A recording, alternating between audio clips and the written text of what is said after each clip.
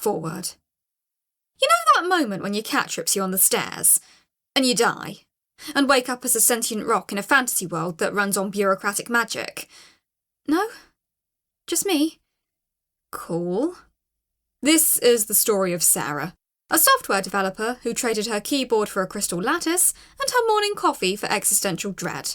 It's a story about building something worth protecting in a world that wants to strip you for parts. About finding family in the last place you'd expect, among goblins, kobolds, a fairy with an all-caps personality disorder, and a knight who treats every conversation like a Shakespearean monologue. If you've ever sat through a meeting that could have been an email, rage quit a project because management moved the goalposts, or formed an emotional bond with a piece of technology that was objectively trying to ruin your life, welcome home. You're going to fit right in. Fair warning, the system does not care about your feelings. But Sarah does. Mostly. Lena will. Chapter 1. The Last Respawn. I always figured I'd die heroically. Sword fight on a crumbling bridge, maybe. Diving in front of a bus to save a stranger. An act that would make the local news and get a tasteful memorial hashtag. Instead, I died because my cat was an asshole. It was a Tuesday. Of course it was a Tuesday. Nobody dies on a Friday because the universe has a sense of dramatic irony, and Fridays are reserved for hope and pizza delivery. Tuesdays exist specifically so terrible things can happen to unremarkable people in unremarkable ways. I'd wrapped up a 14-hour coding binge at Techdyne Solutions, a company name that could only have been generated by a drunk algorithm. My project manager, Derek, had suggested during our 9 a.m. stand-up that completing 6 weeks of back-end migration in 3 days was expected and aligned with our Q3 velocity targets.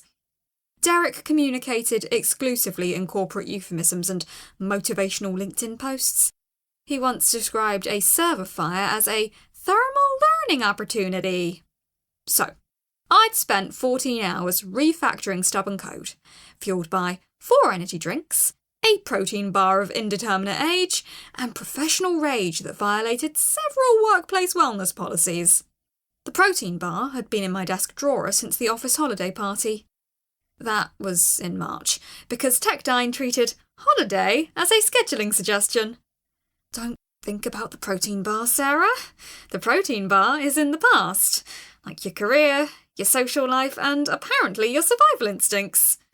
My apartment was a monument to someone who traded every other human activity for screen time. 3 monitors glowed on my desk, each displaying a different error log I'd been too fried to close.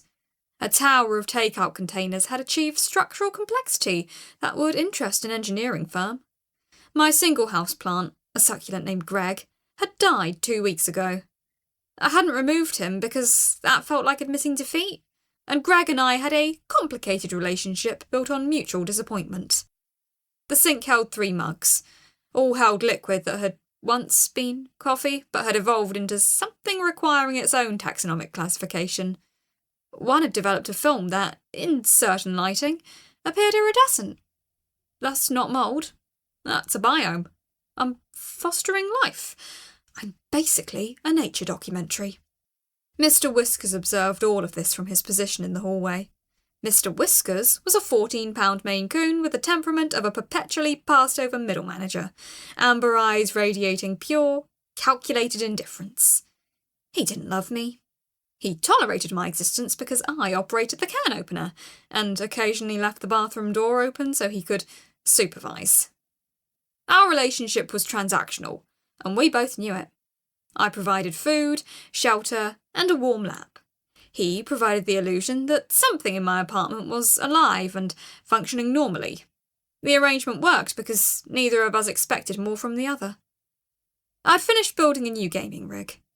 3 months' salary, custom water-cooled loop, a machine that made my co-workers' setups look like calculators with delusions of adequacy. I'd been assembling it in my home office because of the good lighting, and now I wanted to see it glow on the living room desk, where I'd actually use it. The RGB lighting alone could probably be visible from low Earth orbit. Both arms wrapped around the tower. chin balanced on top to keep the side panel from sliding. Total grip security, moderate. Total visibility of the floor ahead, 0. Don't even think about it, I warned. Mr. Whiskers looked at me from the centre of the hallway. He was doing that thing cats do where they take up exactly as much space as physically possible while appearing boneless. He occupied the hallway like a furry roadblock, with opinions and a pension plan. I should have put the PC down. I should have nudged him aside with my foot. I should have taken the long way through the kitchen. Instead, I tried to step over him, because I am exactly the person who dies as they lived, committing fully to stupid choices. He moved. One fluid motion. 14 pounds of Maine Coon wrapped around my ankle, claws sinking into my sock with surgical precision. Not a playful swipe. A committed grab. A grip that screamed violence. Premeditated. Personal. I stumbled. My foot caught on the hallway runner, the stupid carpet I'd been meaning to tack down for 6 months. Every time I'd tripped on it before, I told myself, I should fix that. 6 months of, I should fix that, all leading to this exact moment. The gaming rig, 3 months of carefully assembled components, slipped from my arms like it was evacuating. It hit the stairs first.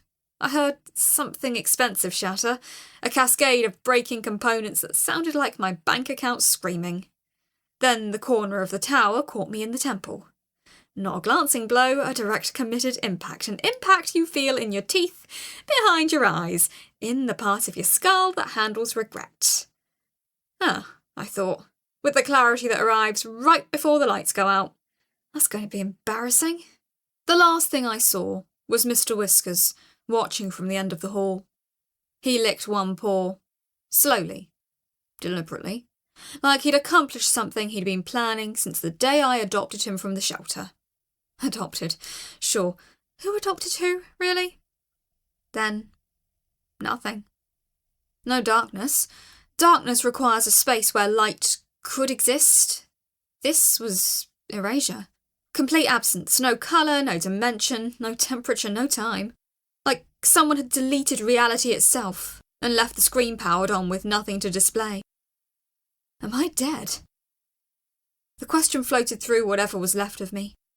It should have been terrifying, but the sheer absurdity created an emotional buffer zone. You can't properly panic about oblivion when the last thing you remember is being assassinated by your own cat. If this is the afterlife, it needs a serious UX overhaul. Where's the onboarding flow? The welcome screen? At least a loading bar so I know something is happening.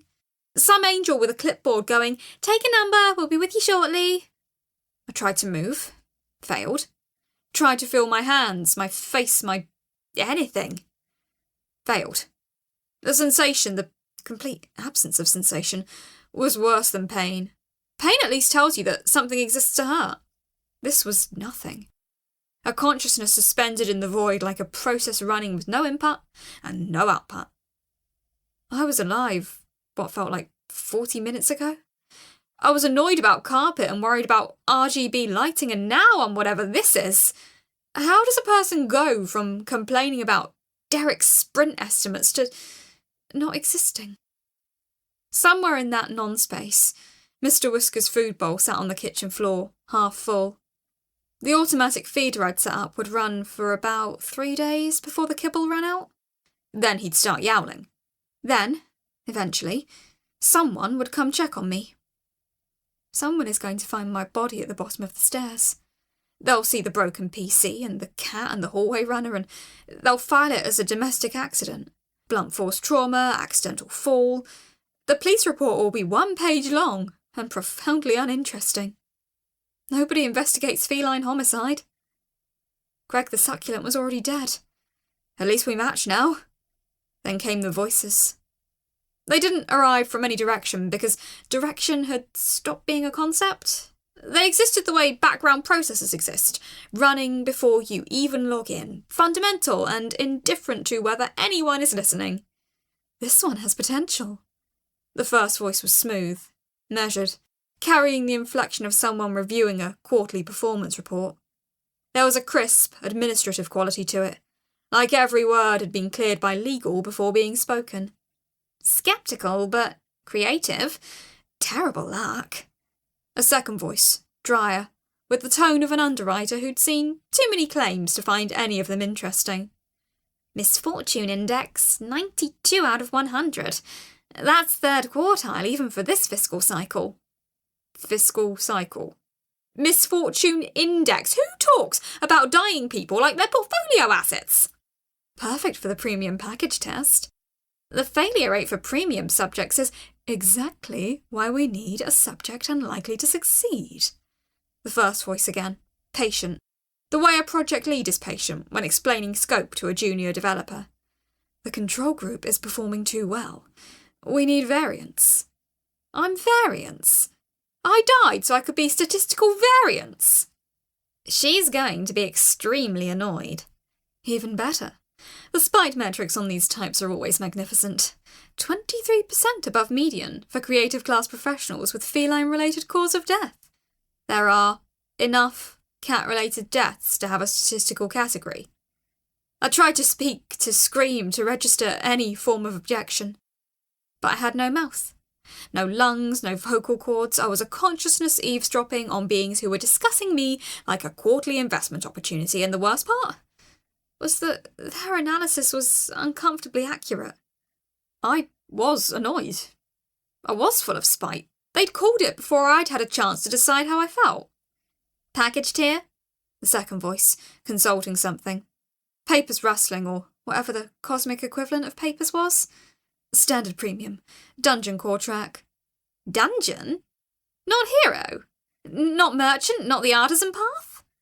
She's a builder. The psych profile is clear. Give her constraints and she'll engineer around them. Give her resources and she'll allocate them.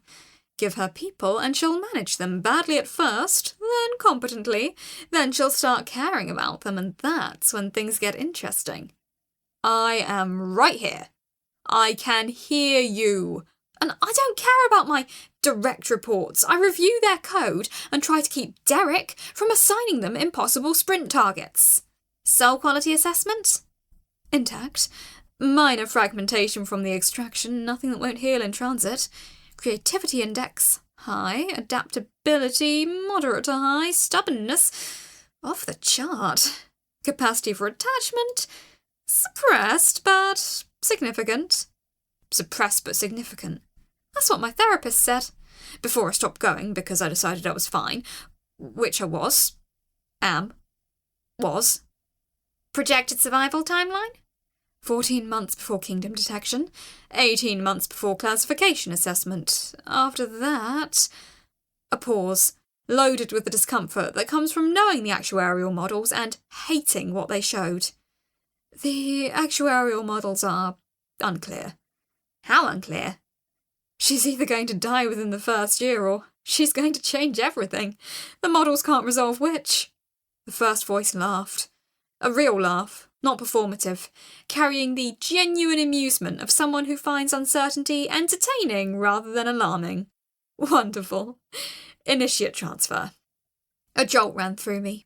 Not around me, because there was no around. Inside me. Through me, like being reformatted while the hard drive was still spinning, every sector rewritten simultaneously, each byte of who I was being re-encoded into something the destination system could read. System notification. Premium reincarnation package. Standard tier. Activated. Account. Sol #FC-307. Status. Processing. Note. By existing in a state of post-mortem consciousness, the account holder is deemed to have accepted all terms, conditions, and subclauses of the Eternal Services Agreement, including, but not limited to, soul collateralization, involuntary career reassignment, and permanent forfeiture of biological privileges. What? No, I didn't accept anything. I was unconscious. You can't consent to a contract while you're dead. That violates every principle of contract law, and I'm not even a lawyer. Digital paper fluttered through whatever remained of my consciousness. Pages and pages of fine print, scrolling past too fast to read. each one stamped with glowing purple sigils that pulsed like a migraine given visual form. The text was tiny and dense and appeared to be written in a language that translated itself into English only grudgingly, with the reluctance of a document that would prefer to remain incomprehensible. Contract notification. Eternal Services Agreement. Revision 7042.3. Signed and filed. Signatory Sol #FC-307. Implicit consent via existence. Witnessing entity the Committee for Profitable Afterlife Allocation. Note: the committee wishes to remind all new clients that implicit consent via existence has been upheld in 14,207 consecutive arbitration proceedings. The committee's legal department remains undefeated. The committee's legal department will remain undefeated. Further inquiries may be directed to the Department of Circular Reasoning, 3rd floor, Office of You Already Agreed to This. Implicit consent via existence. That's not a legal doctrine. That's a war crime with a filing system. I could feel myself being pulled. Not physically, because I had nothing physical left to pull. More like my consciousness was being threaded through the eye of a needle made of static electricity and bureaucratic malice. Every thought I'd ever had seemed to compress, fold, compress again. Memories flickered past. My mother's kitchen. The smell of coffee at my first real job. The particular shade of orange that Mr. Whiskers turned in afternoon sun. The feeling of code compiling clean on the first try. All of it compressed, filed, stored where I couldn't reach. The voices continued, indifferent to my experience, the way server administrators are indifferent to whatever users are feeling during a migration. Transfer coordinates locked. Insertion point confirmed. Sector 7, Blighted Wastes. Blighted Wastes. That sounds like a place that gets a 1-star review that just says blighted and wastes. Beginning soul insertion in 3. Wait, I have questions. A lot of questions. Starting with, what gives you the right to... This is kidnapping. Literal soul kidnapping. I demand to see a lawyer. A cosmic lawyer. A lawyer who handles interdimensional wrongful death suits and has experience with feline accomplices. 1. System notification. Soul transfer initiating. Please do not resist. Note: the system acknowledges that you were already resisting. The system does not care. Something happened that I don't have words for, because the words for it don't exist in any language designed by beings who've only ever had one body. Take the worst system migration you've ever experienced. The kind where production goes down at 2 a.m. and nothing works and the rollback fails and you're on a conference call with 6 people who are all blaming each other. Now, imagine that the system being migrated is your soul, and the target environment runs a completely different operating system and nobody tested the migration script beforehand. It didn't hurt exactly. Pain requires nerve endings and a brain to interpret them. This was something else entirely. The sensation of everything that made me being disassembled at the source, compressed for transfer, transmitted through something that felt like it was made of screaming math, then decompressed and reassembled in a configuration I never agreed to. Quality assurance had clearly not been consulted. The transfer finished. Or maybe it didn't finish so much as give up. The cosmic equivalent of a progress bar that sits at 97% for 20 minutes and then closes the window. I existed. That was the only thing I could say with certainty. I existed, and the way I existed was fundamentally, irreversibly different from before. There was no body to orient around, no heartbeat marking time, no breath anchoring me to the rhythm of being alive, no weight, no warmth, no boundaries between where I ended and nothing began. Only awareness. Cold, raw, terrified awareness suspended in something that might have been darkness or might have been the space where darkness would go if darkness had a home. System notification. Soul transfer complete. Welcome, core #FC-307, to your new existence. Your premium reincarnation package includes eternal consciousness, magical abilities, a complimentary existential crisis, and an impressive 10,000 astral coin debt. Note, refunds are not available. Complaints may be filed with the Department of Afterlife Consumer Affairs, which meets biannually on the third Tuesday of Never. Light refreshments will not be served. 10,000 astral coins. I didn't know what an astral coin was, but I knew what debt was, and I knew that any debt you didn't agree to and can't refuse was the sort of predatory financial instrument that would make a loan shark jealous. I was charged for this. I was charged for dying, for being stuffed into whatever this is against my will. In what universe is that? Oh, right. Not my universe anymore. Something warm flickered in the nothing. Faint, barely perceptible, like the last pixel on a monitor that hasn't quite finished dying. A tiny spark of something that wasn't me, but was definitely inside whatever I'd become. It pulsed once, twice, keeping time with a rhythm I couldn't identify. System notification. Mana core initialization at 2%. Consciousness integration in progress. Recommendation, remain calm. Addendum. The system recognizes that this recommendation is functionally useless and borderline insulting, but is contractually obligated to provide it. Consider it a wellness check. The system has now checked on your wellness. You are welcome. Remain calm. Sure, I'll remain calm about being dead and stuffed into a magic rock like some metaphysical Build-A-Bear. Totally calm. The calmest dead woman who ever didn't exist. The warmth grew. Not comfort, more the mechanical hum of booting systems, components flickering to life one at a time, each one bringing a new sliver of awareness. Consciousness expanded outward from whatever I was, mapping the rough walls of an enclosed space, feeling the density of stone, the hairline fractures in limestone that had been forming for centuries, the slow drip of water from a stalactite that had been working on its pointy ambition since before human civilization learned to complain about the weather. 5 feet in every direction. That was my world. A sphere of perception centred on a fist-sized crystal that apparently contained everything I used to be. The crystal. Me. I could feel its facets, each one catching some frequency of ambient magic and refracting it back at slightly different angles.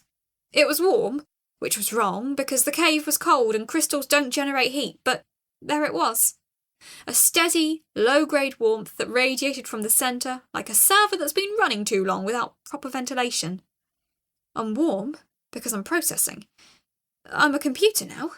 A very small, very magical, very angry computer that used to be a person. I'm a rock. I'm a sentient rock in a cave, and I can feel the geological history of my immediate surroundings like I'm reading the world's most boring Git log. Line by line, layer by layer, 100,000 years of sediment and pressure and quiet, mindless existence. This is what my computer science degree amounted to. The cave was cold. Not cold like winter, cold like something that had never been warm and had no frame of reference for warmth. The stone bore everything above it with grim, endless patience. Unthankful labour, forever unnamed, forever holding. Me and this cave have a lot in common. Unappreciated, load-bearing, cold. We're practically roommates. Except one of us chose to be here and the other is having a very bad Tuesday. I wondered, briefly and painfully, whether this was what all rocks felt. Whether every stone in every mountain had this quiet awareness of its own weight and purpose. Whether the pebbles in my mother's garden knew they were in a garden, or whether consciousness was the special punishment reserved for rocks that used to be software developers with attitude problems. Probably just me. Lucky me, misfortune 92 out of 100. Water traced slow paths down the walls, each droplet carrying dissolved minerals that registered in my awareness as a faint, metallic resonance. I could feel each one, tiny cold points of pressure against stone that was, somehow, also me. Every crack, every pocket of air, every grain of sand pressed between layers of sediment. All mapped, catalogued, and understood at a level that went deeper than sight or touch. I was the cave, or the cave was me, or we were both just different expressions of the same terrible situation. System notification. Environmental scan complete. Location, natural cavern, sector 7, blighted wastes. Nearest settlement, 4.7 miles. Kingdom of Valahall, border territory. Threat assessment, low. You are currently too insignificant to threaten or be threatened by anything with a pulse. Note: the system finds your insignificance oddly comforting. It suggests you enjoy the anonymity while it lasts. Things that grow in the blighted wastes tend to attract attention, and the attention tends to carry weapons. Too insignificant to threaten or be threatened. That might be the most honest assessment anyone had given me, and I'd sat through 7 annual performance reviews at Techdine, where Derek once rated my synergy quotient as developing. Something moved at the edge of my perception. Not inside the cave, but beyond it, deeper in the earth. A vibration. Slow. Rhythmic. Ancient, like something massive turning over in its sleep a very long way down. The stone carried the tremor the way still water carries ripples, faintly, almost imperceptibly, but definitely there. Don't think about what else might be down here. One existential crisis at a time, Sarah. Prioritise your panic like a good project manager.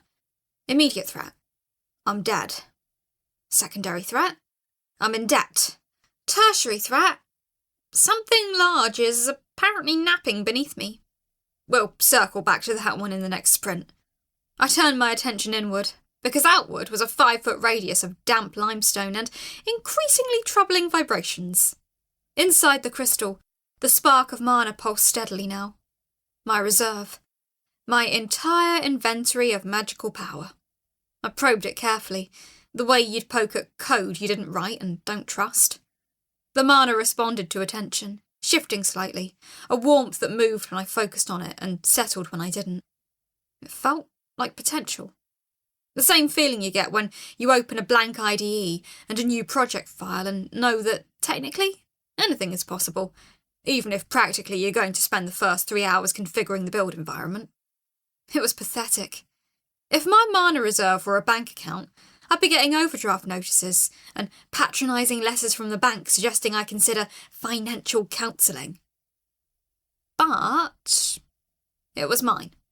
The only thing in this entire terrible, impossible, cosmically unfair situation that was definitively, inarguably mine. Not assigned by committee, not extracted from a life I'd lost, not stamped with a contract I didn't sign.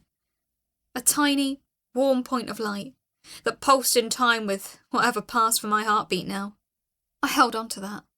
Not because it was comforting, but because it was, and being was infinitely better than the nothing I'd been floating in. Okay, fine, I'm dead. I'm a rock. I'm in debt to cosmic loan operators for a reincarnation I didn't ask for, didn't want, and couldn't refuse. My cat murdered me, and he's going to get away with it because nobody investigates feline homicide, and he'll probably get adopted by some nice old lady who doesn't know she's harbouring a killer. But I can feel this cave. I can feel this stupid little spark of magic inside me. And I'm still thinking, still sarcastic, still absolutely furious about every single part of this situation. Whatever they did to me, whatever they compressed and transferred and reformatted into this crystal, in this cave, in these blighted wastes, in this world that shouldn't exist, they didn't get everything. They kept my memories compressed and filed, they took my body, my voice, my cat, my terrible apartment with its dead succulent and its iridescent coffee mould. They took Derek, and Techdine, and the hallway runner, and the gaming rig I never got to use. But they didn't get me. The part that looks at an impossible situation and starts listing everything that's wrong with it. The part that argues with systems because systems are only as good as the people who built them, And the people who built this one are clearly amateurs with a god complex and a predatory lending model. That part is still here. Furious, terrified, grieving, and completely unwilling to shut up about any of it. The mana flickered, and for just a moment, the walls of my tiny cave trembled in response.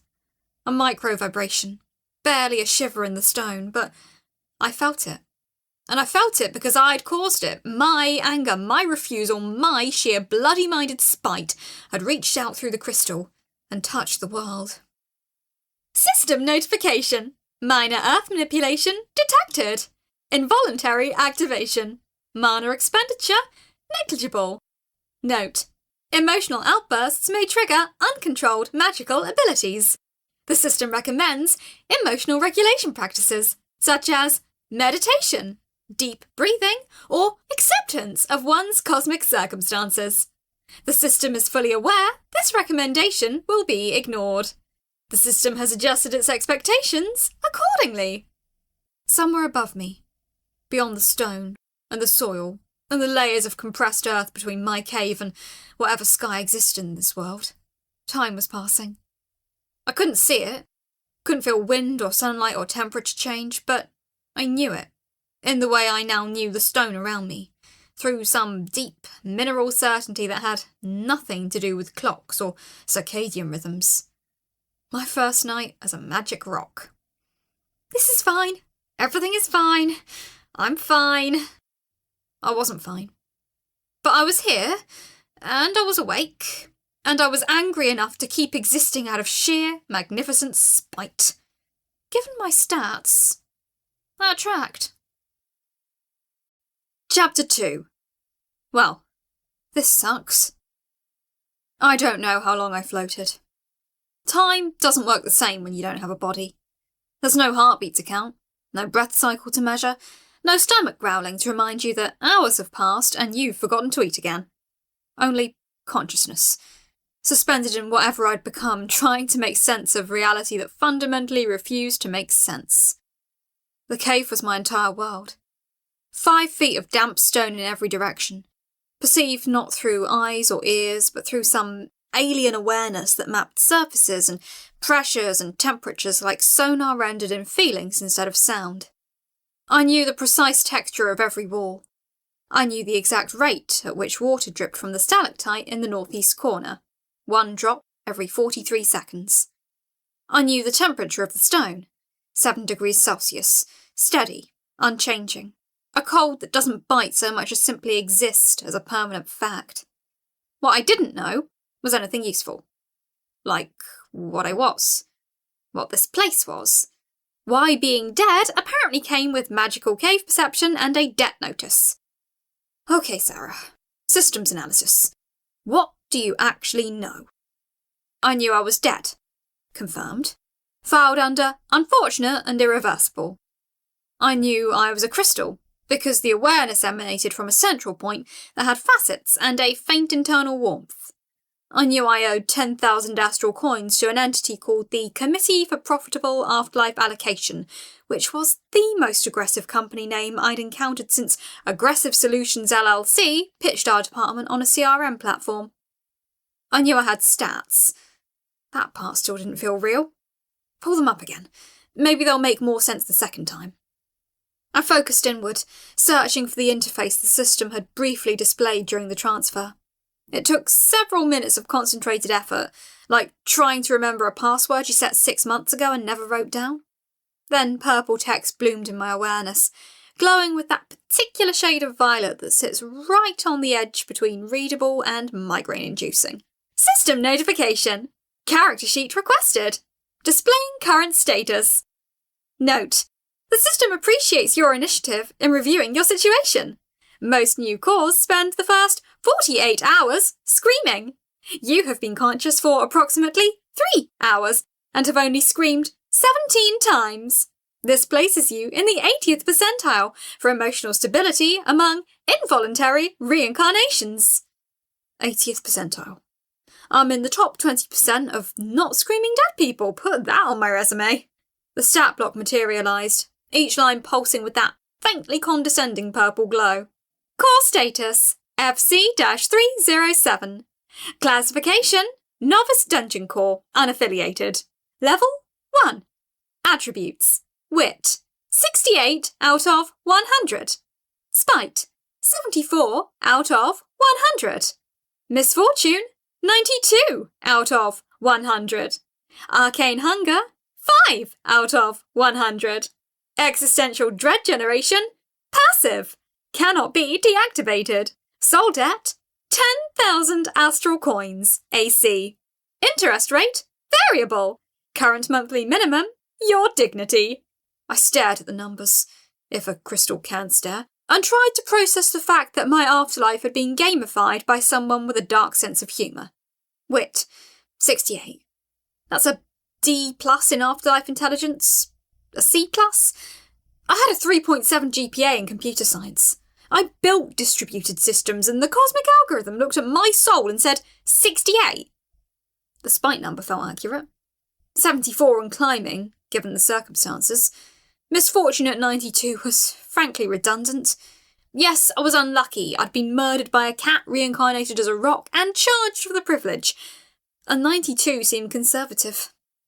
But existential dread generation passive was the one that really got me. It wasn't a skill I'd chosen or an ability I'd unlocked. It was a passive trait, meaning it was always on, always running in the background, like an anxiety disorder with magical properties. I generate existential dread. Automatically. Without trying. That's my superpower. I make things feel slightly worse through sheer existence.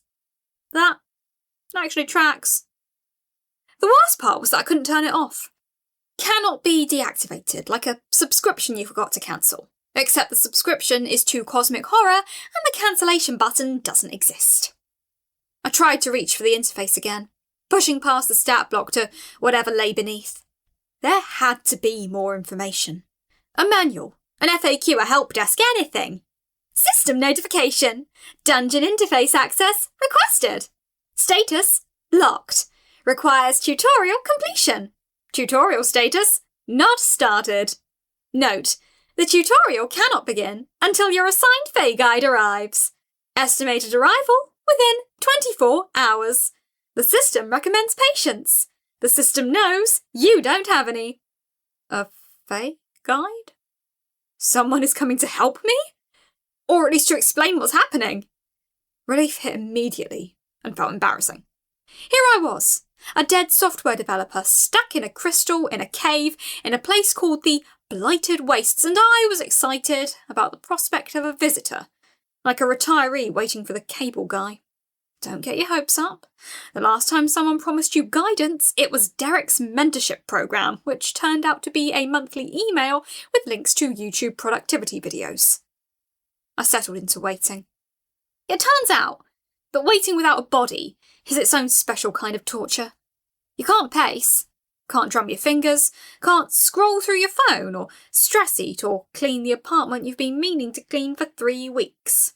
You exist, aware of everything within your radius and nothing beyond it, counting water drops and cataloguing stone density variations because there is literally nothing else to do.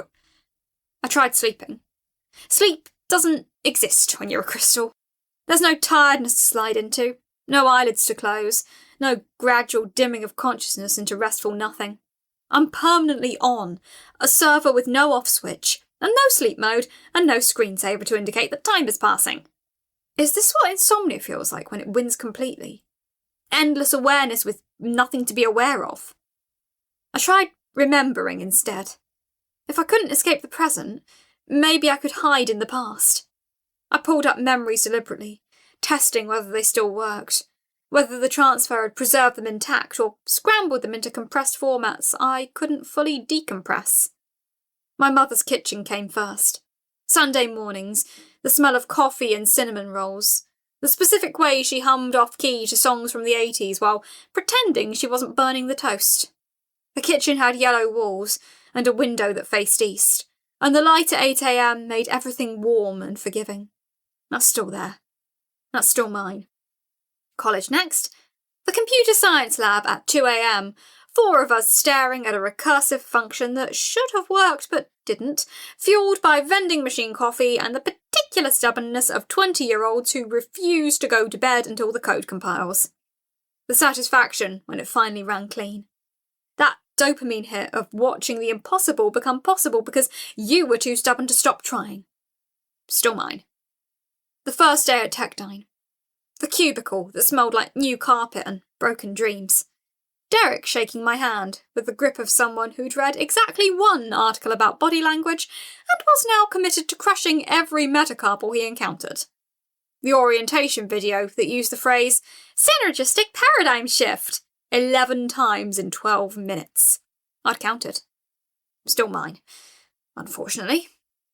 The memories were intact, compressed and slightly distant, like looking at old photos through a window, but present, real. Proof that the person I'd been actually existed. That the transfer hadn't erased her entirely, only relocated her into a container that couldn't do any of the things she was designed for. Mr. Whiskers on my lap, purring with the particular vibration that meant, I am tolerating this because you are warm.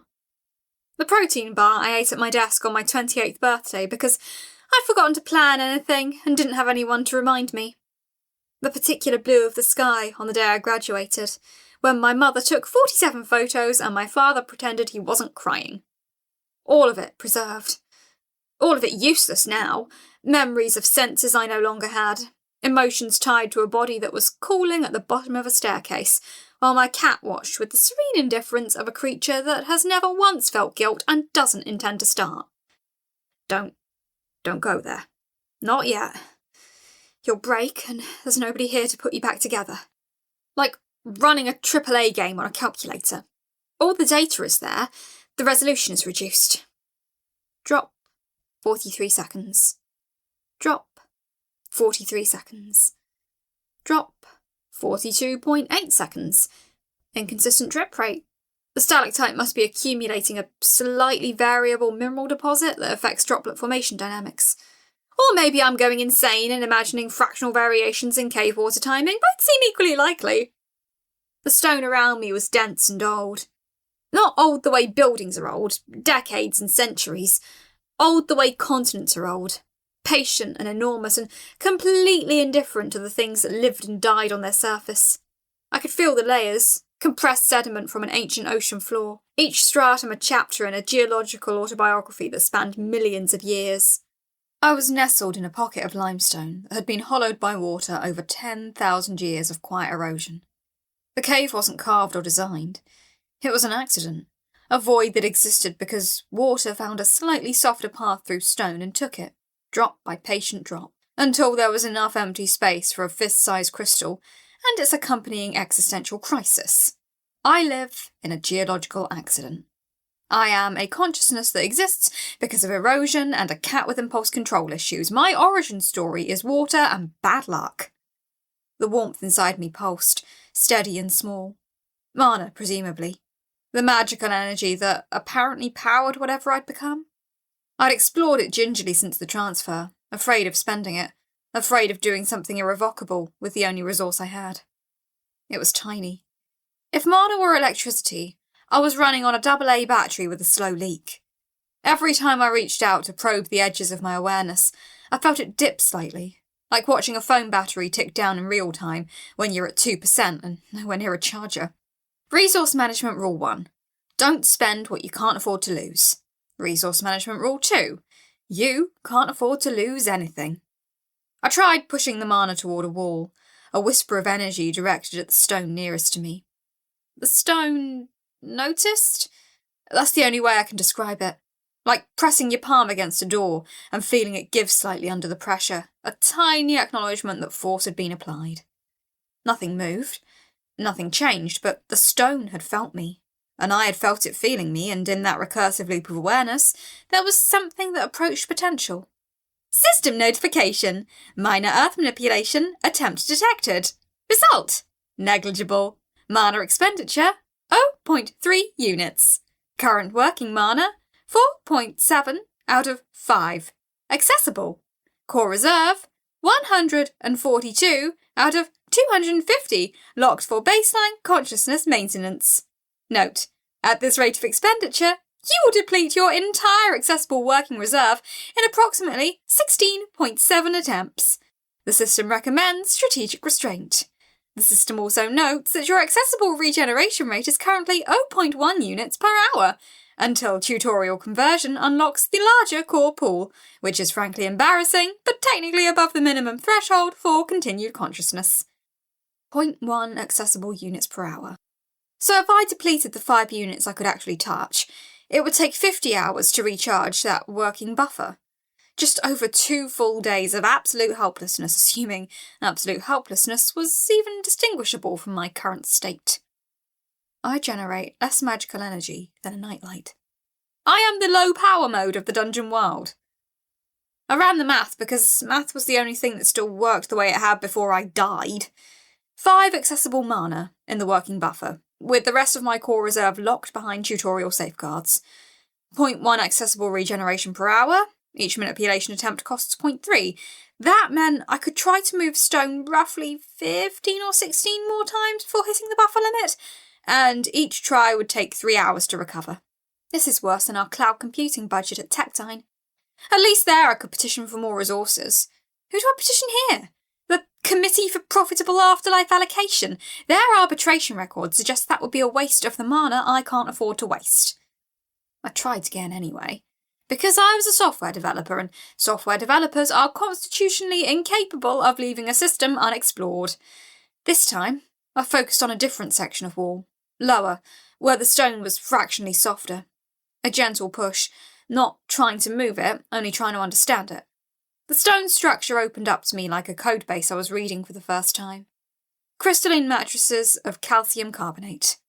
Tiny pockets of trapped water. Hairline fractures where stress had accumulated over millennia. It was complex and ordered and followed rules I could understand with better processing power. It's like code. The stone has an architecture, it follows patterns, if I can learn the patterns. I pushed again, still gently, but this time following the grain of the stone rather than fighting it. The calcium carbonate responded differently here, less like pushing against a wall and more like suggesting a direction. A nudge along a path the stone already wanted to take. The hairline fracture I'd mapped earlier widened by a fraction of a millimetre. Barely perceptible, but change. Actual physical change in the material world, caused by me. A consciousness trapped in a crystal that shouldn't be able to cause anything. The mana cost was lower this time. Working with the stone's natural structure instead of against it made the energy transfer more efficient. Not much more efficient, like shaving a few milliseconds off a database query. Barely noticeable on its own, but meaningful at scale. There's a principle here. Working with the material, not against it. Don't force the architecture, understand it and redirect. Refactoring, not rewriting. A click deep inside. Not the wall, but inside me. A tiny click of understanding, like finding the right documentation page after hours of searching. The stone wasn't a solid barrier. It was a structure, and structures could be modified if you understood their load paths and stress points.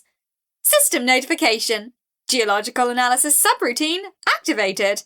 This is a passive component of your minor earth manipulation ability. Note: congratulations on discovering that rocks are not, in fact, homogeneous blocks of nothing. The system awards no points for this observation, but acknowledges it with faint approval. The subroutine, as the system called it, layered new information over my perception. I could see, feel, sense the stress lines in the cave walls, the points where the stone was weakest, where a targeted push might accomplish something. It was like getting syntax highlighting after staring at raw text for hours. Okay, I can read the stone. I can't move it yet, not meaningfully, but I can read it. That's something. That's more than nothing. I spent the next several hours mapping my cave with the new perception. Not pushing, not manipulating, only reading. Every wall, every ceiling section, every square inch of floor, catalogued and analysed for structural properties. My mana ticked down slowly with the passive effort, but the regeneration mostly kept pace. The cave wasn't much. A rough oval, wider than it was tall, with the stalactite dripping in the northeast corner and a narrow fissure in the south wall that led somewhere I couldn't perceive. The fissure was too small for anything larger than a rat, but air moved through it, carrying chemical signatures I could taste in the stone's surface moisture. Minerals from deep underground, trace amounts of organic compounds, the faintest suggestion of warmth from a geothermal source far below. Above me, the ceiling was a textured dome of compressed limestone, and my analysis subroutine highlighted 3 points of structural weakness where hairline fractures converged. Natural stress points. The kind of places where, with enough mana and enough understanding, stone might be convinced to move. Filing that under future demolition options, if I survive long enough to have a future. The floor was more interesting. Uneven, sloped gently toward the south fissure for drainage, with pockets of accumulated silt that suggested periodic flooding from surface rain. The silt was softer than the surrounding stone, more malleable, easier to manipulate. Soft material first. Work up to the hard stuff. Basic training montage logic. I spent what felt like another hour running my geological analysis over the floor silt, building a detailed map of where it was deepest, where it compacted against harder substrate, where it might yield to a careful push. It was meditative, in the same way that debugging is meditative. Repetitive, focused, narrowing your attention until the outside world, or in my case the crushing emptiness of eternal consciousness, fades to background noise. There's a world out there. Beyond my 5-foot bubble of awareness, beyond this cave, there's an entire world full of things I can't see or reach or interact with. Things with bodies and agency and the ability to move anywhere they want, to eat food, drink coffee, pet cats that are trying to murder them. The loneliness hit without warning. A sudden, crushing awareness of isolation that had nothing to do with square footage and everything to do with being the only thinking entity in a very small box of stone. I was alone before, in the apartment, with the takeout containers and the dead succulent and the cat who didn't love me. But that was chosen solitude. The comfortable kind where the world existed beyond your door and you could rejoin it whenever you wanted. This is different. This is the kind of alone where the world doesn't know you exist and wouldn't care if it did. System notification. Emotional distress detected. Existential dread generation output increasing by 3%. Note, your passive ability responds to genuine emotional states, amplifying ambient unease in your immediate vicinity. Currently, you are the only entity in your vicinity. Congratulations! You are haunting yourself. I was haunting myself, generating my own existential dread and then experiencing it in an infinite feedback loop of magical sadness. This was, without question, the most efficient suffering system I'd encountered, and I'd worked in corporate America. Okay, stop it, stop spiralling. You're a systems person, remember? Every system has inputs, outputs, and processes. The input here is dead, alone, crystal. The current output is despair, but if I can change the processes, I can change the output. I can't change that I'm dead, can't change that I'm alone, can't change that I'm a crystal in a cave, but I can change what I do with those facts. I did what I always do when a project feels impossible. I broke it into steps. Step 1. Understand the environment. Done, mostly. The cave is 10 feet of limestone. I have 5 feet of perception. There's a fissure in the south wall leading somewhere, and the stone has a readable architecture. Step 2. Understand my abilities. In progress.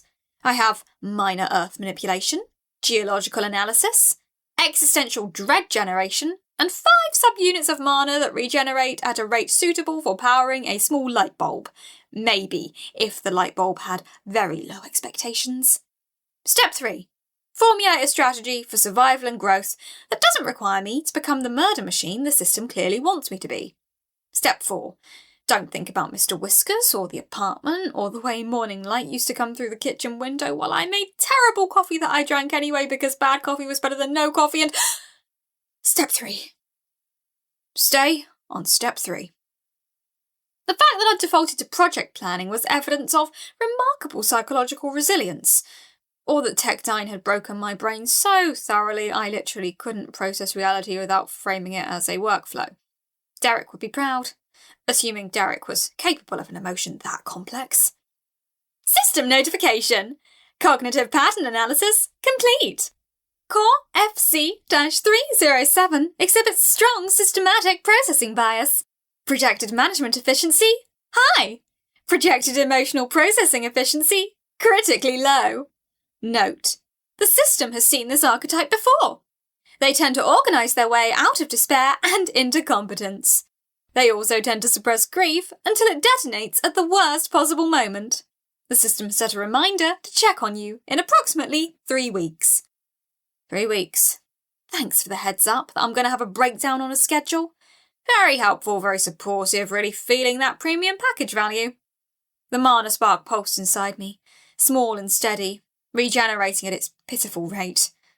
I watched it grow. 4.3, 4.4, 4.5, counting tenths of a unit like a miser counting pennies. Outside my awareness radius, something changed. I couldn't perceive it directly, couldn't extend my senses beyond the 5-foot sphere, but the stone itself carried signals. Vibrations through the substrate. Faint, distant, rhythmic, not geological. Not the deep, slow breath of the earth I'd felt before. This was faster, lighter, more chaotic. Something was moving out there. Coming closer, maybe. Could be anything. An animal, an underground river shifting, a geological event. Don't assume, don't panic. I waited. The vibrations grew slightly stronger over the next hour, or what I estimated was an hour. Hard to tell without a clock. Then a new sensation. A burst of energy at the very edge of my perception. A flash that wasn't mana or wasn't exactly mana, more like the afterimage of mana. A rainbow sparkle that vanished almost as quickly as it appeared. Something magical was approaching my cave. System notification. Phase signature detected within 100 metres of core location. Classification. Ministry of Dungeon Guidance. Licensed Fey Guide. Note: your assigned guide is en route. The system rates this particular guide's performance as enthusiastic. The system uses enthusiastic, the way a restaurant uses rustic, to describe food that fell on the floor. Enthusiastic. Great, that's not ominous at all. The rainbow sparks grew brighter, closer, flickering through stone that should have been opaque but apparently wasn't, at least not to whatever senses registered magical energy.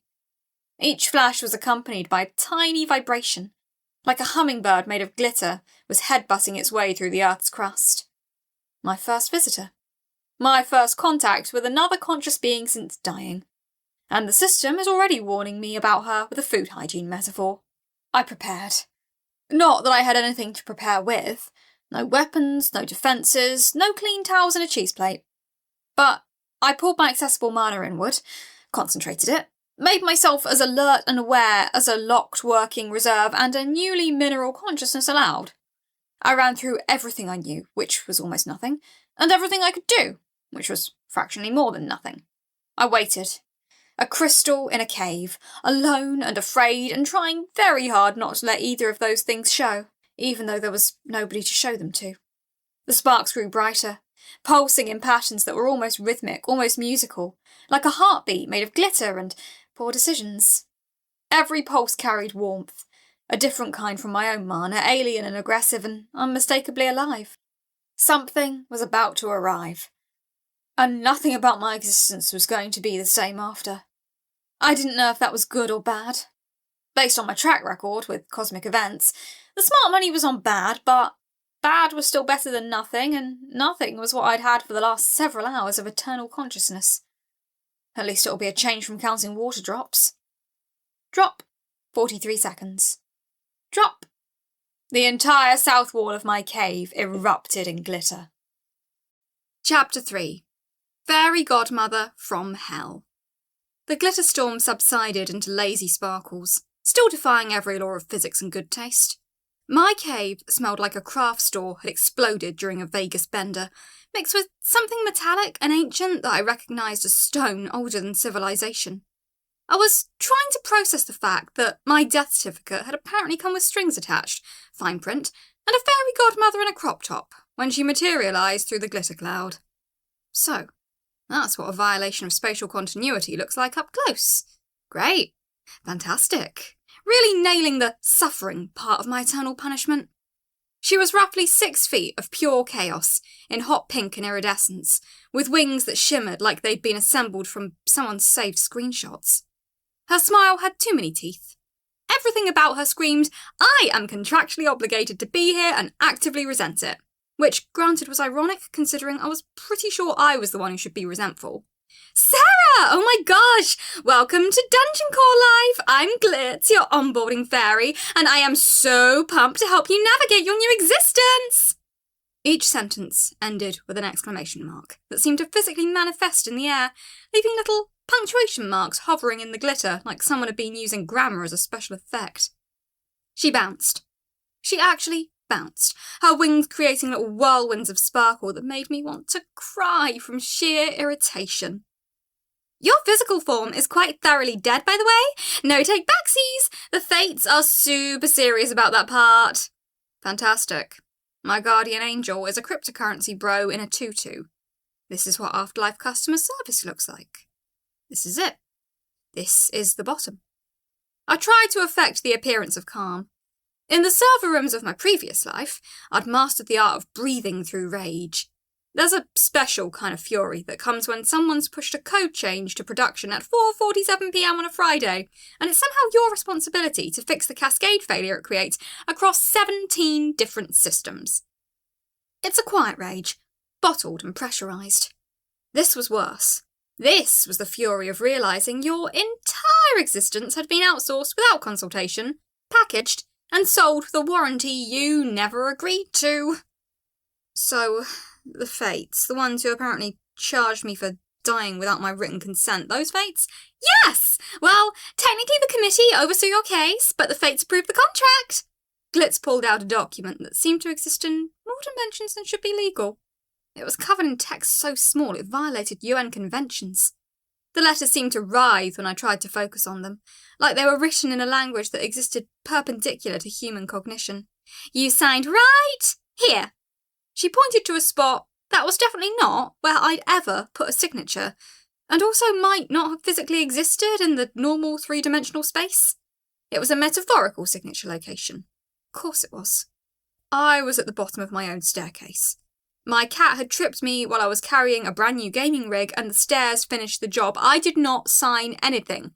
I was busy bleeding out. "Oh, it was more of a spiritual signature. Very binding." She said this like she'd just explained why my life insurance wouldn't cover acts of God plus accidental self-deletion. The casual cruelty of it made my crystalline core vibrate dangerously. I could feel the vibration resonating through the stone around me. "See, when your consciousness was uploaded into the Dungeon Core Matrix, your soul essence was automatically obligated to—" "Stop!" I held up a hand. My hand, I realised, was made of crystalline lattice and pure geometric fury. I have hands. Do I have a body? Where am I? Am I the hand? Am I in the hand? The lattice projection collapsed back into awareness before I could decide whether this was a stroke or legitimate cosmic horror. The sensation was like being suddenly aware of a phantom limb, except the limb was made of solid light and wrongness. Each finger was a separate geometric construct, angular and precise. I could feel the cave through them, could sense every grain of sand, every crack in stone. Back up. Explain like I'm someone who died mid-slack and doesn't understand fairy bureaucracy. Glitz's enthusiasm didn't dim. If anything, it got worse. She pulled out more documents from somewhere that definitely wasn't a pocket. Everything about her suggested she had an entire filing system of interdimensional paperwork, and she was thrilled to show it to someone who actively wanted to commit murder. "Okay, so, dungeon cores are amazing. You're essentially a crystalline entity that can shape earth, summon creatures, and harvest essence from living things to fuel your growth. You have mana reserves, you have abilities, you have a whole interface system, and get this. You're sitting on top of this incredible cave system that's your new startup." Did she just call my tomb a startup? Is that the insult I'm supposed to focus on, or should I go back to the part where I'm apparently a magical pyramid scheme? Also, did she say summon creatures? Does that mean— no, don't think about what that means. She pulled up more floating data, a visual interface that looked like someone had let a middle manager design a fantasy RPG. There were stats and numbers and little indicator bars that all seemed subtly misaligned. Your core is phase-locked to this geographical region, which means you can sense everything within about 200 meters of your crystal. You can move earth and stone directly, up your mana limits, which means you can carve out rooms, create traps, architect your entire dungeon, and the more interesting part? You can summon creatures directly from the essence you've harvested. Little ones at first, but eventually, with the right resources and mana, you could summon actual monsters that'll populate your dungeon and defend it. As in, create life? As in, I have the power to birth things and then watch them die so I can harvest them for parts. The horror is exquisite. The power is exhilarating. Both feelings exist simultaneously, fighting for dominance. Your soul is bonded to this dungeon core matrix as collateral against the premium package you received. This includes emergency teleportation, instant dungeon restoration, the Glitz intervention protocol, that's me, and priority access to the Fates customer service line, which has a 900-year wait time, but hey, at least it's something! I watched her deliver this information with the energy of a TikTok creator on espresso and crystal meth. My rage was building into something corporeal. The cave walls trembled slightly. Little cracks appeared in the limestone, spreading like spiderwebs from the point where I was connected. Dust drifted down from the ceiling in lazy spirals. I was becoming aware of something like muscles, except they were made of earth and intention. The stone responded to my anger the way muscles respond to adrenaline. So, let me pass this correctly, I said, and my voice sounded strange in my new existence. Like it was coming from everywhere and nowhere, resonating through the stone itself. It was my voice, but it was also the cave speaking. We were the same thing now. I died. I didn't volunteer to die, I didn't fill out a form, I was actually in the middle of dying, efficiently, ignominiously, on my own staircase when the universe decided to franchise my consciousness. And now I'm apparently in debt to some ancient cosmic bureaucracy for the privilege of experiencing eternal existence as a literal dungeon. Yep! That about sums it up! Glitz clapped her hands. Sparks flew. Actual, literal sparks that made little burning spots on the cave floor and made my new crystalline senses register them as bright spots of heat against the cool stone. And your debt is approximately 7,329 years at your current mana generation rate. But look on the bright side. If you don't escape your crystal shell and achieve enlightenment, it's not that much of a problem. You've got eternity, actually. She thinks that's the bright side. She thinks the fact that I can't possibly escape means I should feel better about this. That's not optimism. That's Stockholm Syndrome in a crop top. That's someone who got paid to deliver good news, so she just decides everything is good news. Escape my crystal shell. As in, I'm stuck in here physically. I'm not. I paused, trying to figure out what I was. The sensation of being Sarah felt distant now, like remembering someone else's life. A former co-worker, someone I used to know. I'm not a person anymore, am I? Well, that depends on your philosophical framework, Glitz said brightly, completely oblivious to the crushing existential weight of that question. She might have been designed to be oblivious. That seemed like a feature rather than a bug. But technically, no, you're a dungeon core now. You're a magical construct, fundamentally bonded to the earth and stones around you. It's really cool. You should try moving some rocks. I didn't think about what happened next so much as it happened around me, like a command I'd just executed. The rage crystallized. Not metaphorically, there was a literal grinding sensation across whatever I used for consciousness, and suddenly I was aware of the cave ceiling, with an intimacy that suggested I could ask it for personal favours. The stalactite was part of me, the way my fingers used to be. I could feel its weight, its mineral composition, the slow drip of water that had formed it over millions of years. Millions of years it had hung there, just existing, part of the landscape, waiting for someone like me to come along and realise it could be a weapon. The stalactite directly above Glitz's aggressively cheerful head detached from the ceiling, with enough momentum to make physics seem like a suggestion. It was exhilarating and terrifying, in a way I didn't have words for. It was better than the rage. It was the rage given form and weight and the ability to hurt something besides myself. Glitz's eyes went wide. Oh, no! The impact was surprisingly loud. Not loud like a sound, but loud like a statement, loud like proof, loud like violence, giving form to rage. The stalactite shattered on impact, creating a spray of stone fragments that scattered across the cave floor. Some of them glowed faintly, luminescent with essence. Glitz glowed brighter still, iridescent and fading, like someone dimming a light. Glitz exploded into prismatic mist, and for one crystalline moment, the cave was quiet. Just me, and the dust, and the glittering residue settling across stone, and the growing realization that I'd just killed someone. Something, whatever Glitz counted as. And more horrifying than the act itself was how good it felt.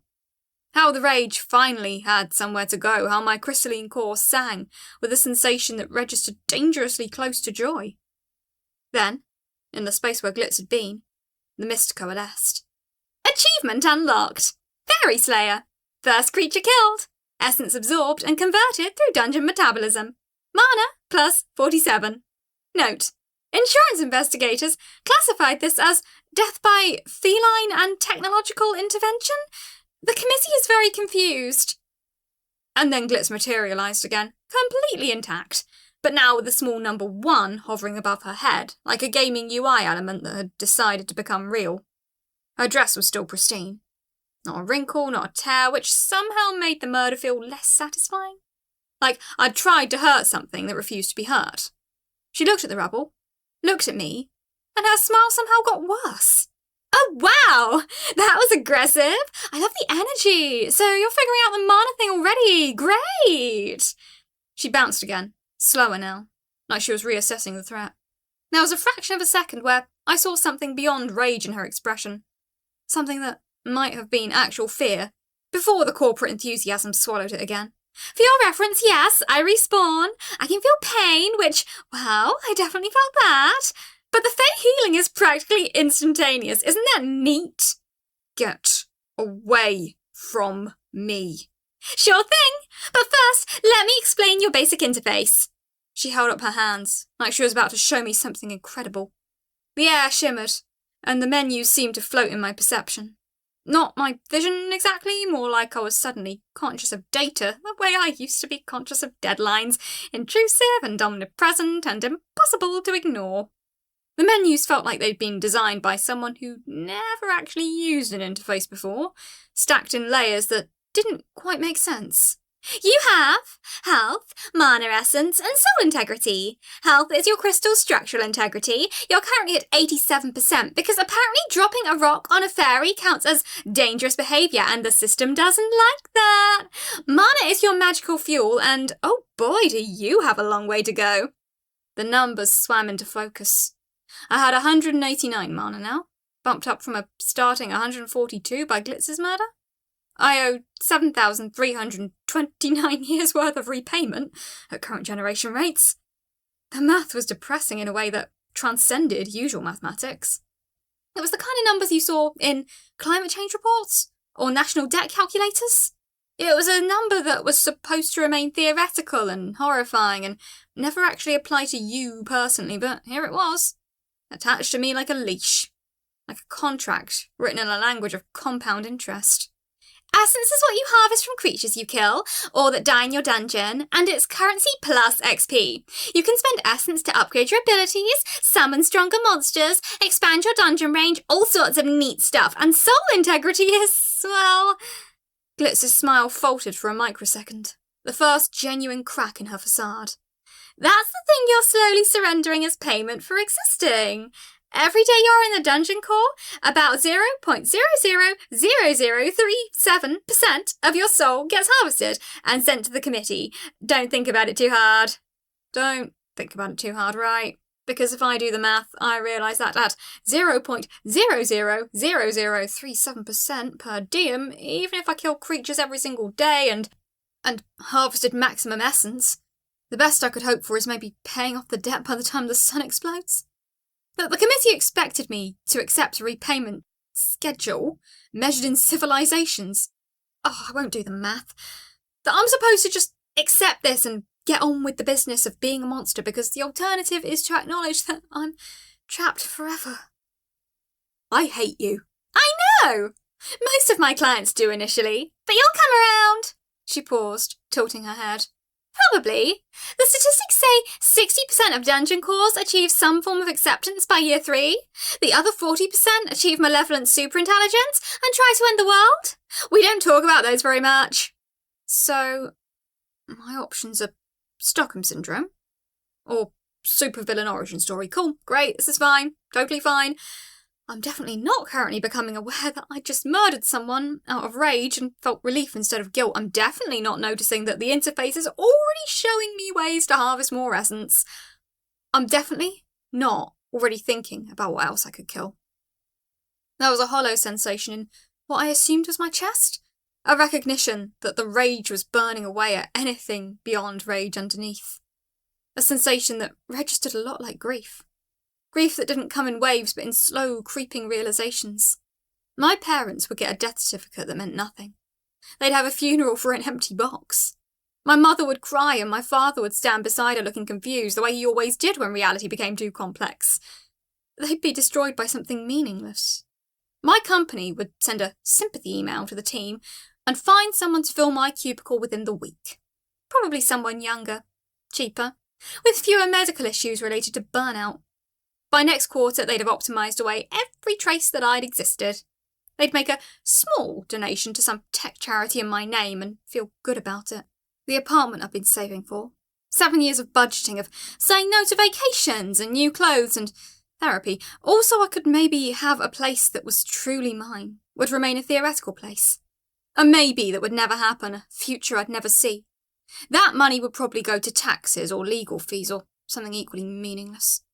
And somewhere in the bureaucratic depths of the committee's filing system, I was now a line item on a cosmic ledger. Not a person, not even a particularly interesting case study, just a unit of labour with a debt and an expiration date measured in millennia. A resource to be harvested. A dungeon core with potential. They didn't even ask me. Wasn't even a survey, no. Would you like to become an immortal sentient crystal? No checkbox, no escape clause, no option to negotiate, just here's your eternity. Please pay it back in gold, and if you don't like it, well, there are plenty of versions of you that went ballistic and tried to destroy reality, so we're pretty sure this is working as intended. You still have a lot to learn, Glitz chirped, making absolutely no effort to read the room or recognise that I was currently experiencing the full weight of my cosmic damnation. She was here to deliver the pitch and collect her commission. Tomorrow, we'll cover terrain manipulation. You've got so much potential to create amazing dungeon layouts, and I have a really good feeling about... Another stalactite fell. I didn't even think about it this time it happened. It was becoming easier, more natural. Like learning to blink. Or learning to hate. The stone responded to my anger like it was waiting for permission. Glitz's number ticked to 2. Yeah, okay, I'll come back tomorrow, she said from the mist, her voice slightly less chipper. There was something nearly wounded in it. Try not to collapse the cave in a fit of rage. Your structural integrity can only take so much. Easy. I'm not even trying hard. The thought came with a kind of terrible clarity. I'd killed her twice now without any real planning. I felt angry and the stone responded. I'd wanted her gone and suddenly there was a solution made of rock and gravity and consequence. What happened when I stopped being angry? What happened when I actually tried? When she reconstituted, she took the hint and faded out, her sparkles dissipating into the darkness like someone turning down the saturation slider on the entire spectrum. The cave settled into silence, and beneath that silence something worse, the sound of my own existence. The crystalline resonance of a soul slowly being harvested atom by atom. I'm going to get very good at this, I thought. That's the real horror, isn't it? Not that I'm stuck, but that I'll adapt. That by year 3, I'll have either accepted it or become something that finds joy in what I've become. That I'll either be Stockholm syndromed into contentment, or I'll become one of the 40% that tried to end the world. And honestly, the second option is starting to look less like a tragedy and more like a promise. I was alone. The cave was full of broken stalactite fragments. My mana had ticked up to 236 from Glitz's second death.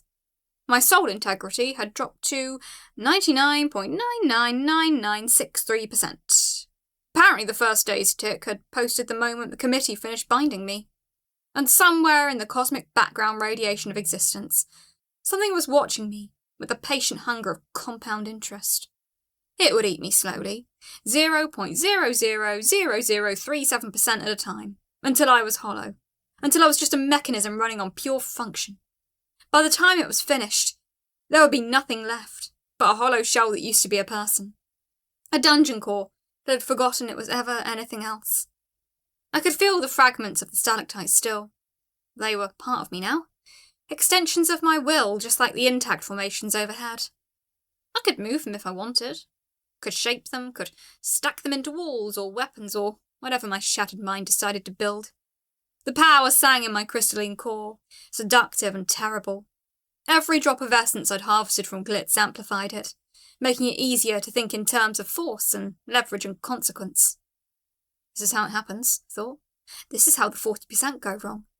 You start with a terrible situation, and you find out you're good at being terrible. You find out that the only thing that made you feel alive, the only time the numbing weight of eternal debt lifted even slightly, was when you broke something. When you murdered something. When you proved that, despite being crystalline and bound and functionally powerless, you could still exert your will on the world through pure malice. The darkness of the cave felt less like imprisonment and more like canvas. I could almost see it. Could almost imagine what I could become if I spent 7,000 years learning to use the stone as an extension of my rage. What kind of nightmares I could birth from the earth. What kind of empire I could build on the foundation of everything I'd lost. The real tragedy wasn't that I was trapped. The real tragedy was that I was probably going to enjoy it. Oh, I'm going to hate this, aren't I? Thought was quiet. Almost gentle, like it was coming from somewhere outside myself. Yeah, definitely going to hate this. For 7,329 years. I settled into the crystalline lattice of my new prison and waited for tomorrow's lesson in dungeon management from a fairy who'd already learned that I solve most problems by dropping rocks on them. The stones around me hummed with potential, singing in frequencies that had nothing to do with sound. Somewhere in the darkness, there was earth to shape, monsters to summon, creatures to harvest. I was a machine now, a mechanism, and I was just beginning to understand what I could do. The cave expanded around me in my awareness, each stone singing its ancient song. I could feel the mountain pressing from above, the deep earth below, the slow seep of water through ancient channels. The sensation was overwhelming and clarifying at the same time. I could shape this. I could build with it. I could create things that lived and died and gave me essence. I could use them, exploit them, refine their debts into power and progress toward a debt I could never repay. But that's the thing, isn't it? The thought was cold now, calculated. The committee doesn't care if I pay it off. They want me to fail. They want me to stay here and generate essence and maintain the dungeon and slowly lose the thread of what I used to be. Every day I'm here, I become less Sarah and more core. Less person and more process. That's the real contract. Not debt repayment, but transformation. They're not charging me to be a dungeon core, they're charging me to stop being human. But first I had to learn the rules. I had to learn to be good at this, and I was already starting to realise I was going to be very good at this indeed. System notification. Soul data accrual 0.000037% per diem. Repayment schedule. Approximately 7,329 years at current efficiency. Note: the committee suggests accepting your fate with grace. The committee is very optimistic about things that don't directly affect the committee. Chapter 4. The worst tutorial in heroic history. Day 1. Somewhere around 3 AM by my estimates, which was probably meaningless, since I no longer had a circadian rhythm. A consciousness spread across stone and rage, and the slowly accumulating horror of my situation. I haven't slept. I can't sleep. There's no off switch for this. I was aware of every grain of sand in my cave, every drop of moisture seeping through the limestone, every tiny movement of insects living in the cracks, every forgotten fossil embedded in rock, every molecule of air moving through the chambers. It was like being conscious of every single cell in a body that stretched for 200 metres in all directions. It was like being aware of your own heartbeat forever, for eternity, without mercy, multiplied by the number of possible heartbeats. The exhaustion should have been crushing. In my old life, missing sleep made me hallucinate within 36 hours, made me unable to form sentences, made me dangerous behind the wheel of a car, and useless in front of a keyboard. But crystalline existence didn't come with those mercies. I wasn't tired, I wasn't hallucinating, I was just painfully, unbearably conscious. Every sensation bled into every other sensation. The stones sang, the water whispered. The insects chittered in frequencies that felt as though they were directly wired into my awareness. And underneath it all was the constant drain. 0.000037% per day. Microscopically small, utterly devastating. I'd spent the hours after Glitz left exploring what I could do. The interface was still floating in my perception, a constant reminder of my status. 236 mana, 99.999963% soul integrity, roughly 7,400 years until I was completely hollowed out. Assuming I lived that long. Assuming I didn't find a way to die. Don't think about that. But it was hard not to. Harder when you were crystalline and geometric and fundamentally bound to the earth. If I wanted to stop existing, I'd have to somehow destroy my own core. And given that my core was currently responsible for my entire existence, that seemed like the cosmic equivalent of a suicide hotline with an infinite hold time. Glitz reappeared exactly on schedule, which is to say she materialised in my cave at 6:47 AM with her wings reset, her counter still carrying yesterday's damage, and her enthusiasm completely intact. Like murdering her twice had just been a teaching moment. Like I was a student, and violence was just part of the curriculum. "Good morning, Sarah! Ready to learn about terrain manipulation?" She was bouncing again, everything about her was bouncing. Even her voice seemed to bounce. "This is where dungeon cores really get to show their personality. You can build rooms, and corridors, and traps, and all sorts of creative stuff. I've been conscious for 11 straight hours, and I'm having an existential crisis. How is any of this going to help?" "Oh, it'll totally help. Nothing makes you feel better about your cosmic imprisonment than productive work. Trust me, I've got centuries of data on this." She said it like she was reading from a corporate wellness brochure. "So, today, we're going to craft your first actual room. You'll practice moving earth, shaping stone, and really getting a feel for your new supernatural abilities." Great. Wellness activities. The committee's idea of therapy is probably a self-help course in accepting permanent cosmic debt. The interface shifted, and I had a new menu hovering in my perception. It was labelled Terrain Tools, and it looked like it had been designed by someone who'd never used tools before. Everything was in the wrong place. The buttons were oddly sized. Half of them seemed to require combination moves to activate. "So here's how this works," Glitz said, pulling up more tutorial windows that overlapped and made the whole thing worse. "You visualise what you want, you spend mana, and the stone responds to your intention. The amount of mana depends on how much earth you're moving and how precisely you need to shape it. Simple." That's the opposite of simple. "Well, for dungeon cores it is." She seemed genuinely confused that anyone would find this complicated. "Okay, let's start with something basic. Make a room about 12 metres across, with a ceiling 5 metres high and a door about 2 metres tall. Minimum precision, just rough shapes, go." I tried to comply. Tried to visualise a room in the way she described. And for a moment something happened.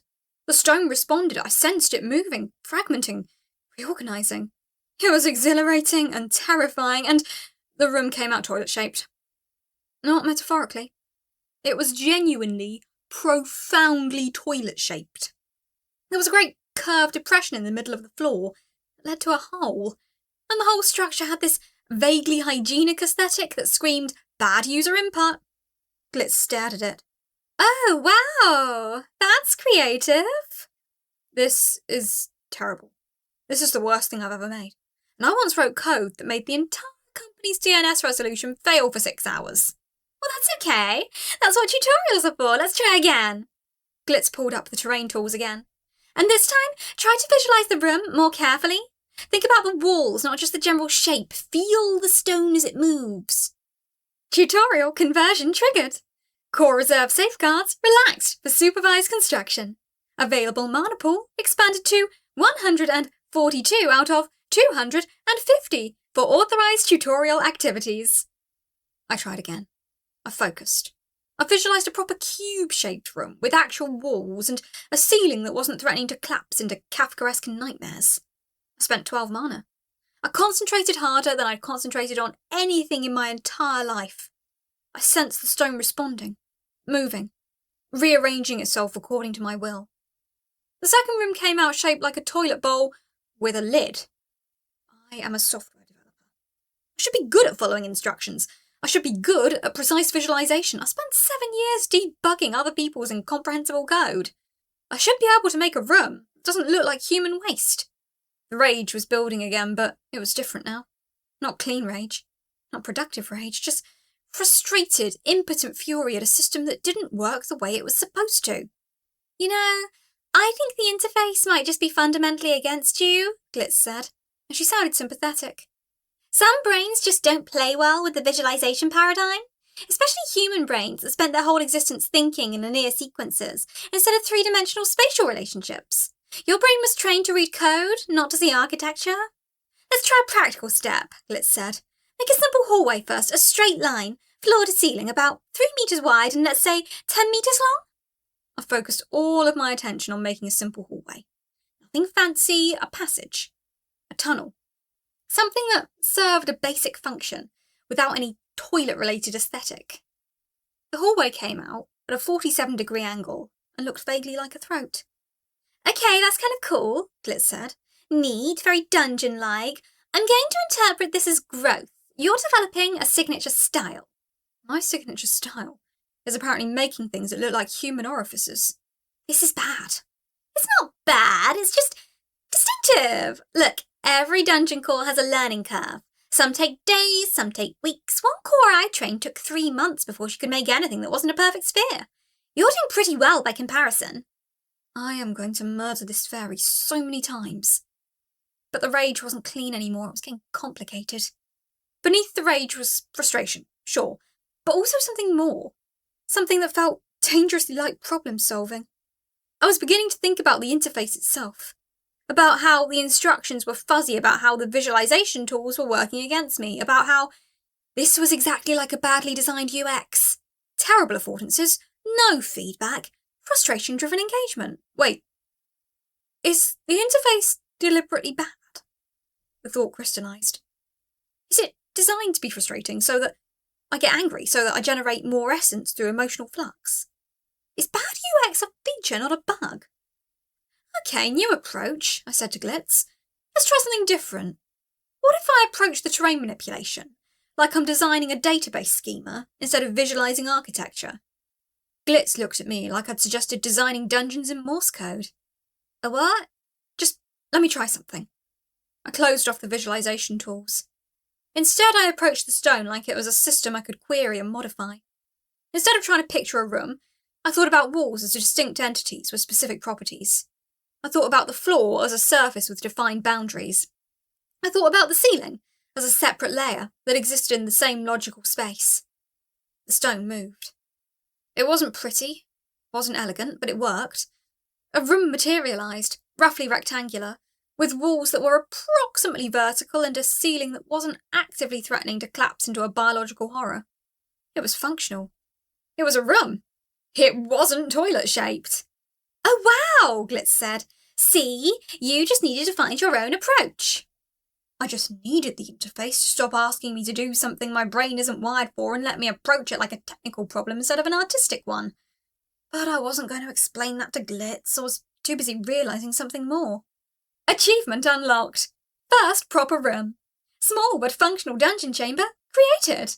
Note, the Fates have noted your capacity for abstract problem solving.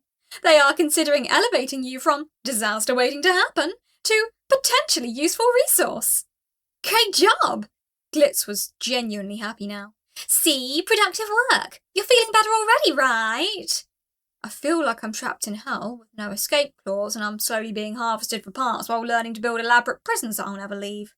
But you feel like you're trapped in hell productively, that's growth. She seemed genuinely oblivious to how terrible this was.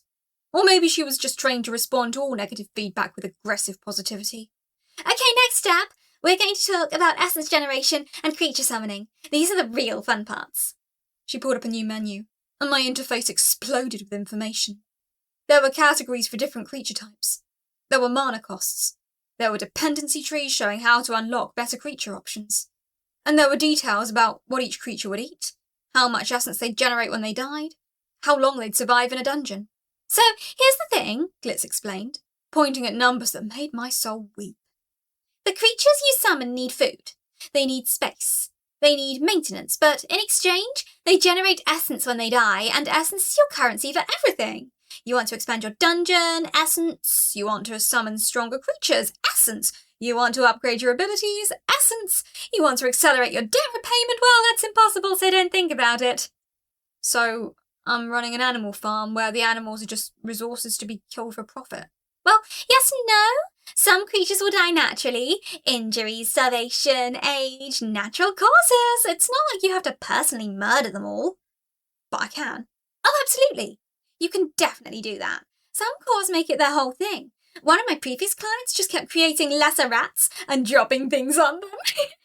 She had the Fairy Slayer achievement, so she went for a similar murder fairy aesthetic. I'm a horror story. The committee turned me into a horror story and they're paying someone to pretend this is fine. But then something else registered beneath the rage and the grief. The creatures were already real in my mind. I could sense where they'd exist, how they'd move through the spaces I created. I sensed the flow of essence they'd generate when they died. The wrongness of it was exquisite. The power of it was addictive. This is how it happens, I thought. This is how you go from, I'm a person trapped in a nightmare, to, I'm a core with a facility for managing resources. You start by learning the system. You start by being competent at something, and being competent becomes being committed. And being committed becomes defining yourself by your efficiency. Let's try it, I said. Summon a creature, something small. Let's see what I can do. Glitz's smile was radiant. Yes! This is the right attitude. Okay, so for your first creature, I'd recommend a basic lesser rat. Low mana cost, needs almost anything, generates decent essence, and they're immortal in dungeon conditions unless something kills them. The interface populated with the summoning option. I could see the cost, 15 mana. I could see the stats. Tiny little creature. Probably not capable of hurting anything. Perfect for a first victim. It's a rat. It's not even sapient, it won't suffer, it's not like you're doing anything wrong. But I sensed myself lying to myself even as I thought it. I summoned the rat anyway. It materialised in a corner of my functional room, a small grey thing with beady eyes and a twitching nose. It looked around in confusion, completely unaware that it had just been created as a resource to die for my convenience. Perfect, Glitz said. Now the rat will forage for food, breed if given the right conditions, and generally just exist until something kills it. You can monitor its status in your interface, and when it dies, the essence automatically feeds back to your reserves. I looked at the little rat. It was already sniffing the ground, looking for food in a cave that didn't have any. It had tiny claws, tiny eyes, a tail that twitched with some kind of rat anxiety. It was the smallest, most insignificant creature I'd ever been responsible for, and somehow it was more real to me than anything I'd seen since becoming a dungeon core. How long will it take to die? I asked, and I hated how neutral my voice sounded. Like I was asking about a technical specification, like I was querying a database for creature lifespans. Oh, if you don't feed it, probably a week. Starvation's a pretty efficient killer. Or you could just drop a rock on it now and get the essence faster. Death delivers a delightful flood of essence, actually. Your reserves spike the moment a creature dies. Death delivers a delightful flood of essence, I repeated slowly. Is that something you've been trained to say? What? No? Well, yes, but it's also true. You should feel it. Go ahead, let it die, and watch your mana reserves fill up. The essence generation rate from a freshly dead creature is your biggest mana spike opportunity as a new core. So, the system is set up to reward me for killing things as quickly as possible. Well, yes. Creature death is the primary mechanic for essence generation. It's how the system works. The sooner things die, the sooner you get resources. It would take one small manipulation of the stone. The rat would be dead in an instant, no pain, probably. The stone is heavy. It would be quick. I'd gain essence. My progress toward my debt would accelerate infinitesimally. It was efficient. It was optimal. It was the smart play for a dungeon core trying to generate enough resources to survive 7,329 years. And it was absolutely fundamentally wrong. I didn't drop a rock. Instead, I did what was probably stupid and definitely sentimental. Something every economic optimization would argue against. Something that made no sense in the context of dungeon core survival. I focused on the stone and created a small depression in the floor, lined with softer clay-like material. Not comfortable, but less hostile. I created a small gap in the wall that let in a tiny bit of water from the external stone seeps. I created a space where something could exist without actively dying. The mana cost was minimal, but the philosophical cost was enormous. What are you doing? Glitz sounded confused. I'm not sure yet, but I was sure. I was creating a habitat. I was choosing an efficiency. I was choosing what had nothing to do with optimization and everything to do with the fact that I was still human enough to recognise that living things deserve better than to be killed for fuel. But you're wasting mana. The whole point is to convert biological resources into essence. If you keep the rats alive indefinitely, they become a net loss on your balance sheet. That's it, though. That's the trap. That's how they get you. They frame it in economic terms. Creatures become resources. Resources have to be optimised. Optimisation means death. Death means essence. Essence means survival. And you're harvesting intelligent beings without even considering that they might deserve better. The committee doesn't want me to go insane from cosmic despair. They want me to embrace the system so completely that I stop seeing it as a system and start seeing it as a natural law. I'll generate essence differently, I said. But I wasn't sure I believed myself. The rat drank the water droplets. It sniffed the soft earth with tiny pink nostrils. It curled up in the depression I'd made and seemed impossibly to be calmer than it had been when it first spawned into existence. Its little heart was beating. Its tiny lungs were breathing. It was alive, and more importantly, it was alive because I'd chosen to let it live. The mana cost barely registered. The philosophical cost was enormous. And the practical cost was starting to look like it might be insurmountable. This is a mistake. This is sentimentality that will cost me resources I can't afford to waste. I'm going to regret this when I hit year 500 and realise I'm still not making any progress on the debt. I'm going to regret this when the committee sends me notices about my below-optimal efficiency ratings. I'm going to regret this when I realised that mercy was a luxury I couldn't afford. But I also wasn't going to murder it just because the system made it efficient. Because the moment I started accepting the system's economics, the moment I started thinking of creatures as resources to be optimised, I'd lose the last thing that made me Sarah instead of a dungeon crawl with her memories. Okay, so that's an interesting choice, Glitz said, bouncing nervously. Interesting, very not optimal, but you know what? I'm going to put this down as creative problem solving and move on to the next lesson. You can't expand your dungeon effectively if you don't understand mana economics. The interface shifted again. Now I was looking at calculations, at generation rates, at the crushing reality that at my current essence generation rate, I'd pay off my debt in... Glitz scrolled through the numbers. 7,329 years, roughly. Maybe slightly less if you kill things more efficiently, but you've got plenty of time. She thinks thousands of years is reassuring. Glitz died 4 times across the day's lessons and demonstrations. I needed a reason to kill after the philosophical horror of realising I'd need millennia to pay off my debt. Stalactites fell with a precision that was becoming second nature.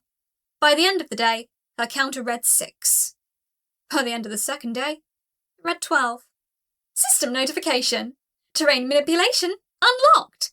Basic creature summoning unlocked. Note: the committee is impressed by your dedication to violence, but concerned about your mana efficiency ratings. They recommend killing the rats immediately. The days blurred together in a way that shouldn't have been possible for a being that couldn't sleep. But time moves differently when you spread across stone. When you're aware of every second that passes, because every second is another reminder that 0.000037% of your soul is being harvested each day. I learned to shape stone with precision. I learned the basics of creature summoning and essence management.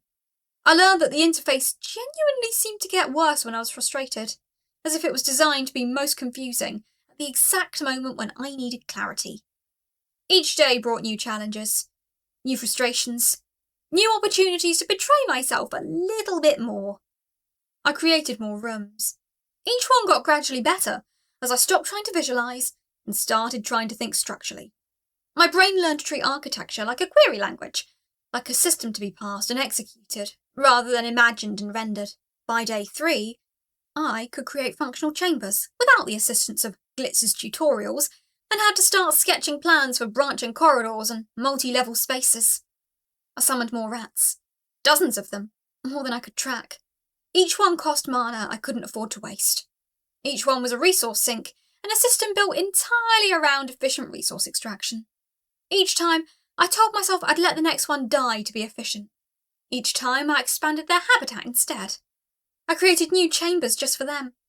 I reinforced the walls so they wouldn't collapse. I created water sources and food supplies and comfortable places to sleep. I had no idea why I was doing it. They were just rats. They'd generate more essence if I just murdered them. The economic argument was airtight. The optimization was obvious. The smart play was to maximize death and minimize compassion, but somewhere deep in the crystalline lattice of my consciousness, something was rebelling against the idea of being efficient, against the idea of converting everything into resource generation, against the idea that the best life was the most optimized life, against the idea that the committee got to decide what I was capable of becoming. Maybe that's the real trap, I thought. Not the debt, not the system, but the acceptance that the system is right, that efficiency is virtue, that murder in service of optimization is justified because it's all just numbers. On day 3, I had created 7 functional rooms, summoned 43 creatures, murdered Glitz 24 times, and generated less than 4 measurable essence toward a 7,329-year debt. At this rate, I'll be done in plenty of time for the heat death of the universe. I'll be done in plenty of time for multiple extinction events. I'll be done in plenty of time for my own consciousness to fragment so completely that the me that emerged at the other end wouldn't even remember what human was. The rats had already started breeding by day 3, helped along by the system's tendency to treat dungeon ecosystems as a suggestion rather than a biology textbook. Population doubling every 3 days under ordinary conditions, faster when mana and bad decisions got involved. I sensed them multiplying, sensed them through my connection to the stone. Small minds, but present. Small needs, but accumulating. A problem that would require a decision soon. Great progress, Glitz said, and her number sat at 24, and she looked at my growing dungeon with what might have been respect. The Fates are pleased with your development. You're tracking ahead of most new cores in terms of infrastructure and creature summoning. At this rate, you might survive long enough to achieve enlightenment. How many cores achieve enlightenment? I asked. I already knew the answer, but I wanted to hear her say it. Glitz's smile faltered slightly. Well, statistically none of them. But the option is there. So, enlightenment is mythological. It's a carrot they dangle to keep cores compliant. To keep us thinking there's an escape even though there isn't one. Well, not mythological, more aspirational. Like a company mission statement. It's not really about the destination. It's about the journey of constantly improving your efficiency metrics. I didn't kill her for that. I was too tired. Even rage needs rest, and I hadn't slept in nearly 60 hours because I couldn't sleep, and my mind was starting to fragment at the edges from constant sensory overload. My consciousness felt stretched thin, like I was being smeared across too much stone, spread too thin to think coherently. Every rat was a small voice in my mind. Every room I'd created was a chamber I had to maintain. The dungeon was becoming real, and the more real it became, the more it demanded of me. This is how it happens, I thought for the 100th time. You start with a terrible situation, you get competent at managing it, you get committed to managing it, you get so invested in making it work that you forget you never wanted it in the first place. But I was starting to understand what the committee really wanted from me.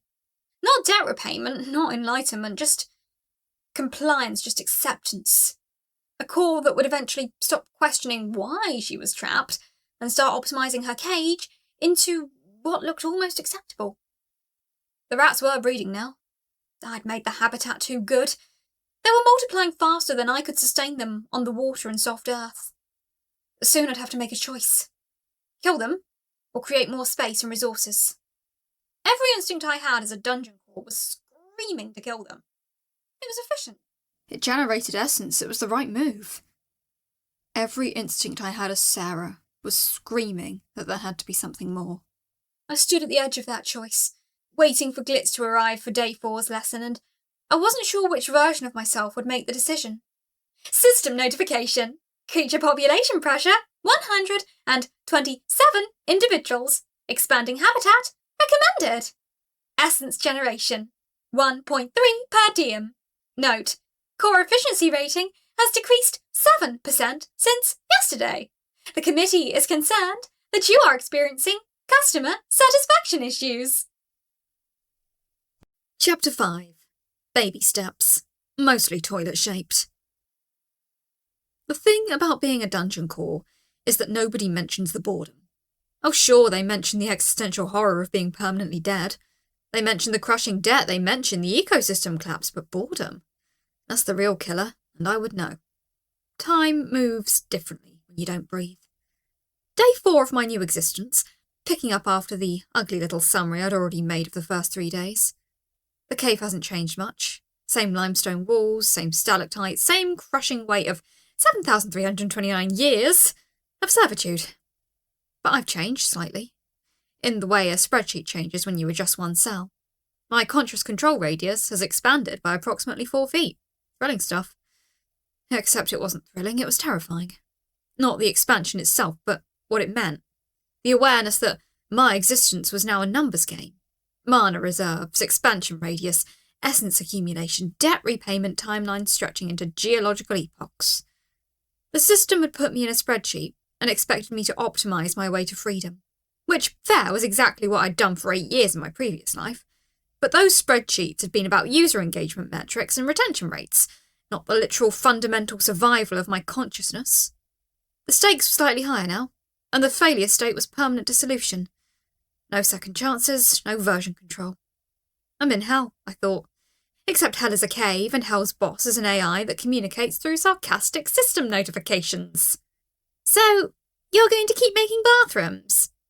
Glitz floated past my crystal, which I'd installed in what I was calling the main chamber, but which looked disturbingly like a subway station, if that station had been designed by a particularly vindictive plumber. Of course I'm making bathrooms. What else would I make? That wasn't rhetorical, Glitz said brightly. You're asking me, but phrasing it as sarcasm. Emotional intelligence score unchanged, still terrible. I wanted to vibrate with rage. Instead, I settled for a low, harmonic resonance that made pebbles skip across the stone. The sound echoed strangely, mournful, like a whale trapped in a concrete parking garage. At least whales had been alive once. They remembered water. I remember being paid in healthcare benefits that didn't cover anything. She's not wrong, I reflected, focusing on the area I'd prepared for expansion. The stone around me was cold in a way that had nothing to do with temperature. Dungeon cores didn't experience temperature. We experienced spatial density, pressure differentials, the weight of everything pressing down on consciousness with the intensity of a bad manager's expectations. I tried to imagine what I would have done in my previous life if someone had told me I'd spend it moving rocks. Probably would have laughed. Probably would have updated my LinkedIn. Recently acquired stone manipulation abilities, available for dungeon consultation. Corporate experience doesn't transfer, I thought bitterly. Who knew? A wall of limestone still attached to the cave system. I sensed it through my spatial awareness, the way a person with phantom limb syndrome might feel what isn't there, except in my case it wasn't there and I was trying to convince it to move anyway. The stone was heavy, immobile, real in ways that my crystal consciousness struggled to comprehend. I'd spent the previous night, if night meant anything in a cave with no day cycle, no circadian rhythm, no biological need for sleep, exploring the limits of my manipulation. I could move objects I'd already shaped. I could influence things I'd actively bonded with through mana expenditure. But creating new cavities in virgin limestone, that required something the system vaguely called attunement, which seemed to be a fancy way of saying, try harder and maybe your luck stat will align. In my previous life, I'd have Googled this. I'd have found a Stack Overflow post from someone who'd asked, how do you attune to stone? In 2019, and there would be 3 unhelpful answers, and someone would have edited the question to say, this question is too broad and or primarily opinion-based. Now I just had to push harder and hope the universe got the message. The stone was also cold, but not temperature cold. Dungeon core cold. Density rather than BTUs. The absolute indifference of geological time compressed into a single moment. Stone didn't care. It had been here for millions of years. My need to expand my territory was not its concern. I pushed. Not with muscles. Those were a distant, expensive memory. But with something, some extension of my will that the cave recognised as coherent. The limestone trembled, just slightly. Maybe a millimetre of actual displacement, but it was displacement. Okay, that happened. It took 7 hours to move it that millimetre. 7 hours of focused intention, of pushing against the fundamental inertia of stone that had been sitting undisturbed for geological epochs. The effort was exhausting, in a way that had nothing to do with physical exertion. It was like trying to optimise code while everyone else was in a meeting, like pushing against a system that was fundamentally resistant to change. This is what bureaucracy resembled, I realised. This is what it felt like to be a junior developer asking for basic resources. System notification. Stone manipulation skill has improved. Your incompetence radius has expanded by 47%. Details. You have successfully displaced 1.3 cubic feet of limestone over the course of 7 hours. At this rate, you will expand your domain by about 4.5 cubic feet per day. Note: this is pathetic. A competent dungeon core achieves 50 cubic feet daily by week 2. You are substantially below baseline performance. Great. Even the system was concerned. That was not comforting. You're doing it, Glitz said. Fast. Very, very fast. I saw a stalactite grow faster once. Then you killed it. That was not the emotional support I needed. The work took hours. I say hours, there's no clock, no sun, just the subjective passage of effort and the creeping certainty that this was my life now. Me, a crystal, moving rocks at glacial speed, probably looking like something doing a painfully slow meditation. No coffee, no bathroom breaks, no ability to just stand up and walk around to process emotions like a normal person would. Normal people get to move around, I thought, pushing against the next section of stone. Normal people get to change their environment when they get bored. Normal people get to die and not end up as magical gems in a hole in the ground. By the time I'd carved out the next chamber, which, due to some combination of muscle memory and architectural fate, ended up roughly toilet-shaped again somehow, I was running on fumes. Mana reserves at maybe 60%. Exhaustion not in muscles, dead, but in something unnamed. The core spark of consciousness the system had no metric for. Spiritual fatigue. That was probably it. The kind of tired you felt after a 6-hour meeting where nobody said anything important. Tired enough to question all your life choices and wonder if dying and becoming a magical dungeon had really been the upgrade you'd hoped for. The answer was no. No, it wasn't, but that was future Sarah's problem to process. Current Sarah was just trying to expand her territory by another room before her mana bottomed out and left her essentially catatonic for the next 12 hours. System notification. Chamber construction complete. Total rooms, 2. Your dungeon is now technically more than 1 room. Congratulations on this minor achievement. The system notes that real dungeons have 15 to 20 chambers minimum. You are embarrassingly behind. Glitz was still there, which was either loyal or mocking. With Glitz, never entirely clear. What are you even building? She asked. Rooms, I said, vibrating through the stone itself. We'd learned that I could communicate this way. The cave would resonate with my intent, carrying meaning in frequency and harmonic complexity. Slower than speech, but it worked. It was like texting, if texting required you to mentally project your thoughts into solid matter and hope it received the message correctly. A dungeon. That's what cores do. A dungeon made of toilets. It's on brand. For a dungeon core who died humiliated and depressed, sure. By the morning of day 4, I was revisiting the first 3 public-facing chambers in sequence, even if the system was still not willing to certify the third one as complete. All of them roughly bathroom-shaped. All of them acoustically dead in ways that suggested I had terrible taste in architecture. The connecting corridors were barely tall enough for a human to walk upright, which was either intentional or evidence that I'd forgotten how large people were. If I'd been taller in life, would the dungeon be bigger? I wondered. Is this whole thing just my subconscious making fun of me?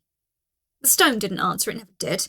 The stone was just stone, and I was a consciousness embedded in crystal, and together we made a dungeon that looked like someone's fever dream of a bathroom supply warehouse. I'd also discovered that I could make spikes. Not dangerous spikes, that would have required actual metallurgical knowledge, which I'd outsourced to my geology subroutine, and immediately regretted. The spikes I created were limestone points, jutting from walls and floors at angles that suggested someone had given them a lot of thought, and none of it good. They were the dungeon trap equivalent of UI that made you click agree 3 times to turn off notifications. Functionally pointless, but somehow still managing to be an irritant. The problem was, I had no reference for what dangerous spikes should even look like. I'd never built anything physical in my life. I'd written code, I'd optimised databases, I'd attended meetings about meetings. None of that translated to create lethal environmental hazards. If I had documentation I could follow, sure. If someone had written a tutorial on effective trap design for recently deceased software developers, I'd be golden. These wouldn't kill anything, Glitz observed, floating through the trap chamber without slowing down. She moved directly toward the densest cluster of spikes and somehow navigated them without taking a fatal hit. They're Lego spikes. Annoying, sure, but a child could stub their toe and move on. They're practice. They're pathetic. Same thing. She had a point, though, and I hated her for it. The realisation hit hard. I was weak. Not metaphorically, actually catastrophically weak. I had decent stats in wit and spite, sure. My misfortune at 92 was almost respectable, but my actual power to shape the world was barely beyond newborn. I could kill Glitz because she was made of optimism and negligible durability. Real adventurers would walk through my spike trap and laugh. Well, they wouldn't laugh, they'd cry, but then they'd keep walking. The spike traps were security theatre. They were the LinkedIn bio of dungeon design, all appearance and no substance, and I knew it. The system knew it, Glitz definitely knew it. System notification! Trap efficiency assessment complete! Rating abysmal! Your spike traps have a projected effectiveness rating of 2 out of 100. A determined chicken could navigate them. An actual adventurer will barely notice. Recommendation: build more traps. Improve design or accept permanent irrelevance. The choice is yours. It is not a choice. You must improve. The thing that struck me most, though, the moment that made me pause in my limestone manipulation and process my emotional state, was the pride. Day 4, approximately 4 a.m, cave time, which I'd invented, I'd finished refining the third chamber. It was still toilet-shaped, it was still architecturally questionable, but it was mine. The walls fit the contours of my spatial awareness perfectly. The acoustics were exactly as dead as I'd designed them. The spike traps, despite their Lego-grade threat level, were positioned with mathematical precision. I'd made something functional, something that fit together and worked. System notification. Chamber 3 completion registered. Total dungeon footprint, 847 square feet. Emotional attachment to physical domain detected. This is a normal stage in dungeon core development. Note: this attachment will lead to your demise when you refuse to evacuate and relocate. The system finds this outcome statistically likely. This is how it starts, I thought. This is how prison inmates get Stockholm Syndrome. You make a shank from a toothbrush, and you love that toothbrush. You build one tiny thing that doesn't fall apart, and you're emotionally invested in rocks. The third chamber was beautiful in the way that a utility sink was beautiful. Purely functional, designed for purpose, completely devoid of aesthetic consideration. And I was absolutely certain I was in love with it. This is bad, I recognised somewhere in the deeper parts of my consciousness. This is how you end up fighting to the death for what objectively sucks. I'm developing sunken cost bias toward limestone. You're doing that thing where you vibrate affectionately, Glitz said. She was perched on a toilet-shaped outcropping of limestone, which was somehow both the most and least appropriate place for her. Your frequencies are making the walls resonate with emotional satisfaction. It's disgusting. I'm not doing anything. Your frequencies are all warm and fuzzy. It's disgusting. Also, you should know, we need to talk about the Glitz counter. The tone shift was immediate. This was serious Glitz, and serious Glitz was the one who occasionally said things that weren't jokes. Right, the counter. I've been trying not to think about the counter. By day 4 evening, the number stood at 28. 28 instances of Glitz flying too close to unstable ceiling fixtures, or stumbling into spike traps, or simply encountering environmental hazards I'd thoughtlessly left active. 28 deaths. 28 bursts of faint essence flowing back to my crystal, which I'd learned to funnel into the expansion of my territory and the refinement of my cave structure. 28 times I'd killed her, and she came back. Functionally immortal, powered by sheer chaotic enthusiasm, and I was starting to feel genuinely bad about the body count. It's not like I'm murdering her in cold blood, I rationalised. She just keeps running into things I made. I didn't manufacture a spike trap specifically to kill her. I manufactured a spike trap because I'm supposed to have traps, and she happened to die in it approximately 3 times per day on average. That wasn't better, that was worse. It was death by negligence, which was somehow more uncomfortable than intentional murder. At least intentional murder had the decency to feel deliberate. System notification. Essence harvested from Chaos Sprite, 28th instance. Total essence gained, 864 units. You have now recorded 28 immortal sprite deaths. The environmental impact of sprite farming is noted. Achievement progress. Serial chaos killer. 28 out of 100 sprite eliminations. Well done on your terrible choices.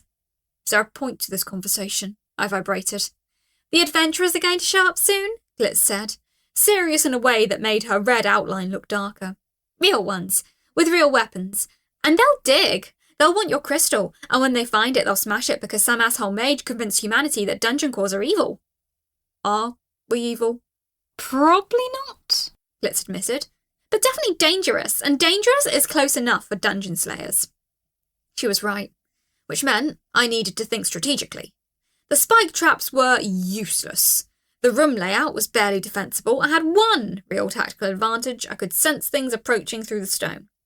I sensed vibrations, pressure changes, the distinctive resonance of living bodies moving through my domain. How long do I have? A day, maybe less, Glitz said. I can feel the edges of your perimeter awareness expanding. You're already touching the approach corridor. Once they hit that, they're hours from your entrance. A day. Maybe less to figure out how to defend myself against people who'd been training their entire lives to do exactly this, while I'd been training for, 3 days, to move rocks slowly and create bathroom fixtures. Perfect, no pressure. Actually, there's considerable pressure, Glitz said cheerfully. Crashing, existential, apocalyptic pressure. Want me to go kill something for you as a morale booster? Even with the debt, the weakness, and the fact that my timeline had just compressed into a ticking time bomb, what registered might have been affection for the tiny chaos sprite. No, but thanks for asking. Day 5. I didn't bother with expansion anymore. Instead, I focused on the architecture that existed, trying to think like someone who'd played games, read books, watched movies. What made a space feel threatening? What made people afraid? The answer, I realised, had nothing to do with spiked traps and everything to do with wrongness. With the sense that you'd entered a place that fundamentally opposed your existence. A space designed with you in mind, specifically to make you uncomfortable. It's UX design but evil, I thought. Instead of making the user feel welcomed and productive, you make them feel unsafe and paranoid. I'd already started adjusting the corridors, making them narrower in places, taller in others. I'd learned to create echoes intentionally, designing acoustic dead spots and live zones. The spike traps, useless as weapons, felt useful as psychological tools. Visible danger, even if they weren't actual danger. They were visual warnings that said, something in here wants you dead, and the designer of this space was petty enough to remind you of that fact. Environmental storytelling, I thought. Make them feel like they're in a place designed by something hostile. And I was good at that. That was corporate work, just repurposed. I'd spent years designing interfaces that nudged users towards specific behaviours. This was just the dungeon equivalent, using spatial design to guide mental states. The stone listened to me better now. Or I was listening to it better? The distinction seemed increasingly unimportant. By the afternoon of day 5, I'd carved out a small awareness alcove inside the 3rd chamber, a place where I could concentrate my sensory feedback, where the vibrations of approaching footsteps would translate into something approaching real information. Glitz watched the work with what might have been professional respect. You're thinking like a dungeon, she said. That's dangerous. Dangerous how? You're starting to care about this place. That's how dungeons die? Not because they're weak, but because they care too much about defending what they've built. I've been here 5 days. Exactly. Most cores get 5 years before they develop real attachment. You're on the express schedule. It's like you saw how fast you could possibly get emotionally invested and decided to speedrun it. She wasn't wrong. The cave felt different to me now. Not just because I'd shaped it, but because it was shaped to my specifications, reflecting my sense of what was threatening and what was merely hostile. Specific acoustic dead zones I'd engineered. The corridors that were wrong because they were precisely the width to make human shoulders uncomfortable. The chambers that had been designed by someone who'd never built anything physical in her life but had spent years designing user experiences. I'm just applying UX principles to architecture, I thought, making spaces that guide behaviour through environmental pressure instead of UI elements. It was mine. My domain. My tiny, toilet-shaped, poorly defended, doomed little kingdom, and somehow, despite everything, despite the debt, despite the weakness, despite the fact that this whole thing was probably a massive mistake, I was becoming emotionally invested in making it work. This is what glitz meant, I realised. This is the moment where attachment begins. This is where dungeons stop being survival mechanisms and become homes. And homes are hard to defend because you can't run away when they're threatened. I'll care about it when I have time to care about it. Right now I'm too busy trying not to die. Glitz drifted upward, hitting the ceiling in a way that suggested she'd done it on purpose. She did that sometimes, right before saying something serious. That's the spirit, she said. Denial and spite. Truly, you're going to fit right into the Dungeon Core ecosystem. You've got all the personality disorders of a typical evil lair, plus several that are unique to dead software developers. I appreciate the encouragement. It wasn't encouragement, it was a warning. Seriously though, when they get here, don't get attached to any specific parts of your dungeon. The attachment is what makes you predictable. Is that the notification sound, or is it just the wall vibrating? I asked, sensing my perimeter awareness.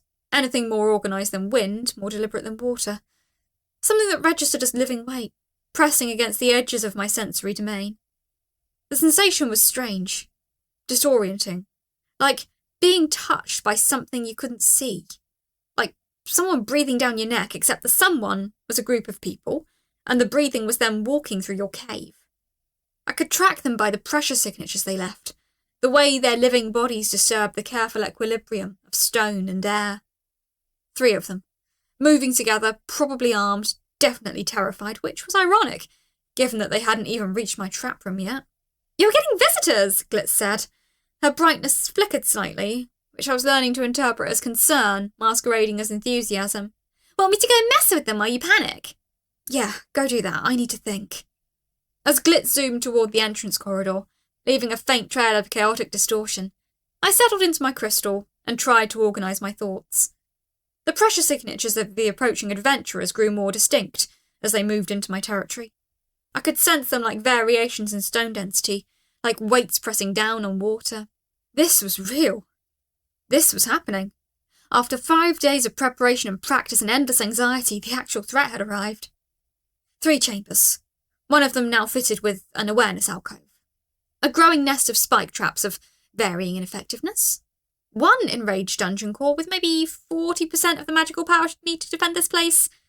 An architectural layout that looked like a plumbing catalogue having a nervous breakdown. And somehow, someway, I'd convinced myself that any of it mattered. And somewhere out there, growing closer with each passing heartbeat, metaphorically speaking, I didn't have a heart anymore, people were coming to kill me. System notification. Perimeter awareness extended. Adventurers detected in approach corridor. ETA, 4 to 6 hours. You have approximately 14,400 to 21,600 seconds to either strengthen your defences or accept imminent death. The system suggests you do something useful. Urgently. This is fine, I thought, resonating a frequency so dark it cracked a small stalactite. Everything is absolutely fine. And it was in the way that things become fine once you accept their absolute awfulness. I had 3 chambers that looked like bathroom fixtures, I had spike traps that wouldn't kill a determined mouse, I had a debt that would take literal millennia to pay off, I had 3 teenage adventurers approaching my cave with murder weapons and dreams of loot. And somehow, in the middle of all that catastrophe, I'd built something. Something small. Something stupid. Something that was absolutely, undeniably mine. The stone beneath my crystal resonated with what wasn't quite vibration and wasn't quite song. It was the sound of a dead software developer trying to figure out what it meant to be alive as a dungeon core. It was acceptance and terror and stubborn defiance compressed into a single frequency. Let them come. I vibrated into the stone. I've built something. And maybe it sucks, and maybe it's toilet-shaped, and maybe it's the worst dungeon anyone's ever created, but it's mine. The pressure signatures of the approaching adventurers grew stronger, more distinct. The youngest one had a heartbeat I could track through the ground itself. The oldest one was breathing harder now, anxiety building as they moved deeper into my territory. Glitz would be waiting for them at the entrance. She'd do something chaotic and amusing and entirely beside the point, because that was something Glitz did. And then I'd take over. I'd make them understand, through vibration and carefully engineered dread, that my cave was not a place of mercy. But I won't kill them, I decided with certainty. I'm going to be smarter than that. Chapter 6. Fear itself. The adventurers were young. Not children exactly, though the oldest couldn't have been older than 19, but the way they moved through my entrance corridor, hesitant, excited, completely oblivious to danger, tagged them as novices, trainees, people who'd probably read one book about dungeon delving and decided that made them qualified. I could sense them through the stone, 3 distinct pressure signatures approaching my first chamber. 2 of them carried weapons that registered as poorly balanced curved metal. The third carried something that vibrated with faint, magical resonance, probably standard-issue dungeon delving equipment, something meant to counter cave hazards. Great, they're equipped. Doesn't matter if they know how to use it, but at least they brought toys. This was it. The theoretical threat I'd been worried about all week. The actual, physical manifestation of danger, and they were teenagers. Actual teenagers, probably younger than my debt would be when they grew up. They're not old enough to have mortgages, I thought wildly. I can't kill teenagers for mana. Except the system's whole design philosophy suggested that I absolutely could, and that I'd probably be rewarded for it. The system had made it clear that essence harvesting was the fundamental pillar of dungeon economics. Kill, harvest, expand, repeat, that was the economy, that was the only economy, and everything else was deviation and inefficiency. The system was pro-murder. I found myself vibrating with impossible anxiety, fear that dungeon cores probably shouldn't feel, but I did. I was experiencing it, the dread of knowing that I had the power to do something monstrous, and that the universe would reward me for it, and that the only thing standing between me and becoming a full-time adolescent killer was my own increasingly fragile moral framework. This is a test, I realised. This is the actual test of what I am. They're so dumb! Glitz appeared next to my crystal, practically vibrating with glee. The one in front just walked into your spike trap and said, "Huh, interior decoration?" Those spikes are genuinely useless. He just brushed his hand against one and went, "Oh, pointy, cool." I sensed them through the stone. The one who'd hit the spikes had registered momentary pain, dismissed it as minor. To them, my whole setup was probably some dusty old cave with pointy rocks. Barely worth mentioning. There was something deeply insulting about that. I spent 72 hours carving an entire architectural layout specifically to create psychological discomfort, and they're going, "Oh, neat rocks." The one with the sword was thinking about treasure. The one with the dagger was thinking about telling people he'd survived a dungeon crawl. The one with the resonator was thinking about optimization spells and resource management. None of them were thinking about the dungeon core that was actively becoming aware of their existence. None of them were thinking about the fact that they were walking into a place that had spent the last 5 days configuring itself specifically to make living things uncomfortable. How long until they reach me? Maybe 20 minutes? They're taking the long route because your corridors make them nervous, but not nervous enough to leave.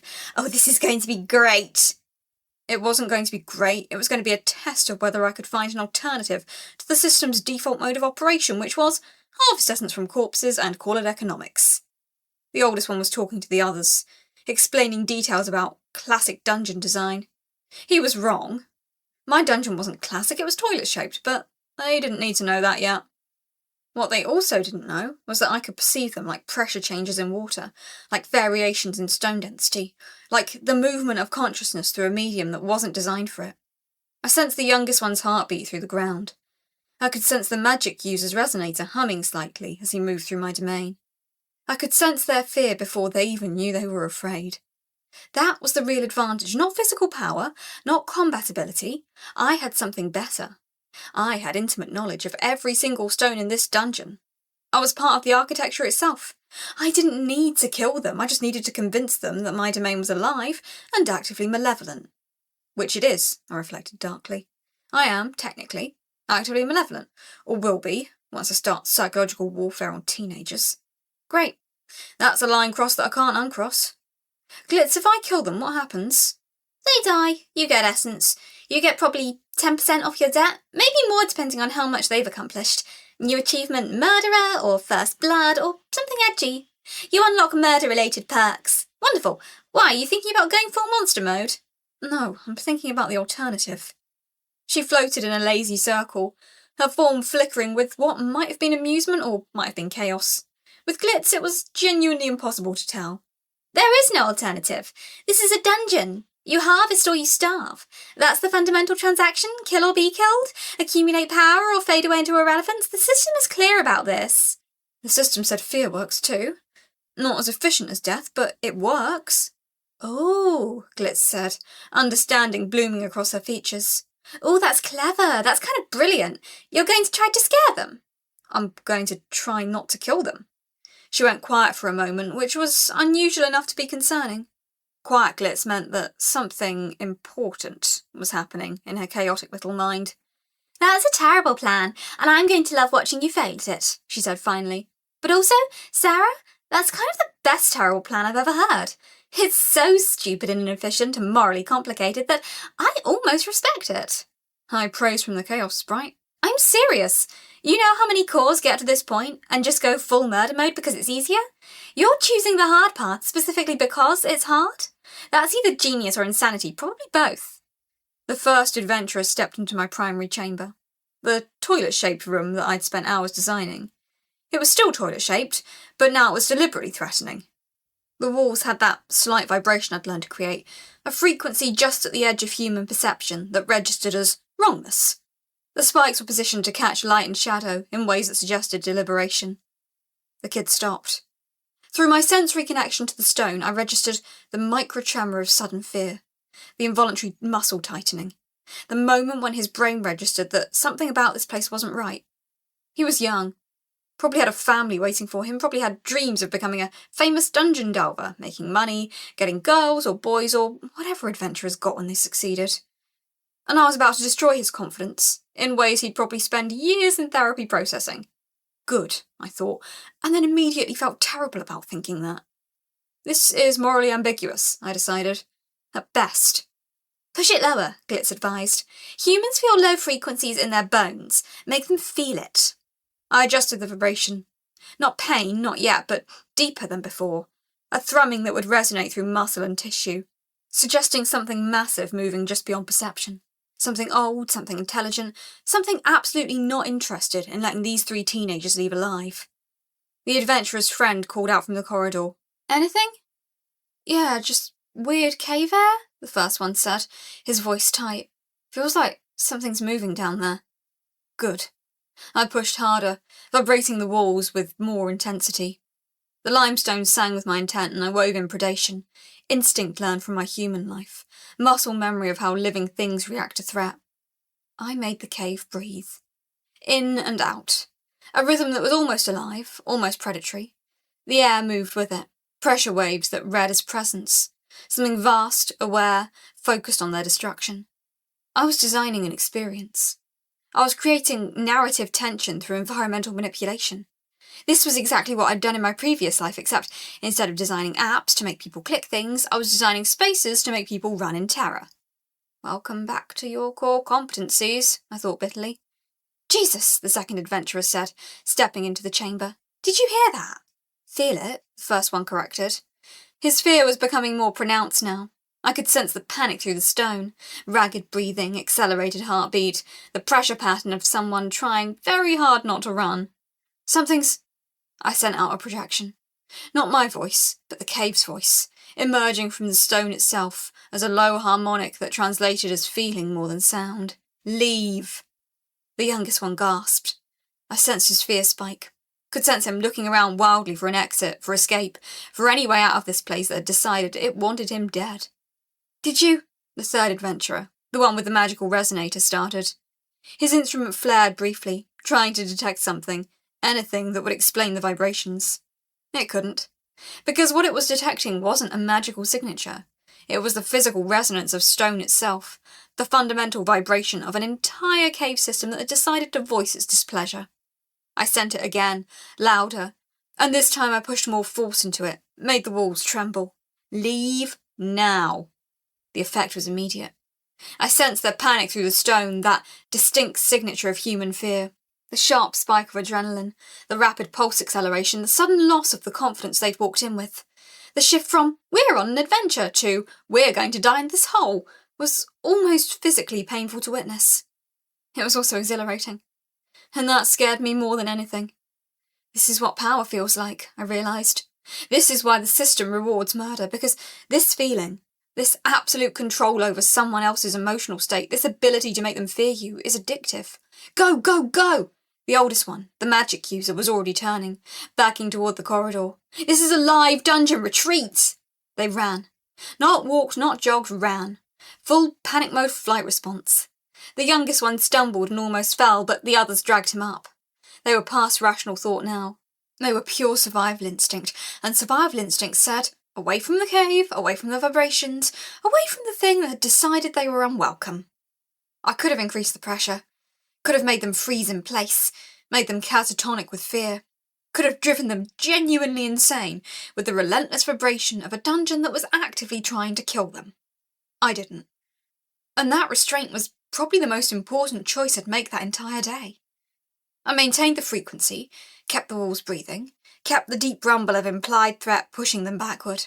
I could sense them moving through the corridor, slipping on loose stone, desperate to get back to the surface, back to somewhere that didn't vibrate with malevolent intent. One of them was crying, from fear, from the sheer, overwhelming sense of wrongness that I'd embedded into the stone itself. I did that, I thought, and the thought carried no satisfaction, only a kind of hollow certainty. I just made that kid afraid for his life. The moment they reached the threshold between my cave and the natural cavern beyond, I registered the flow of essence.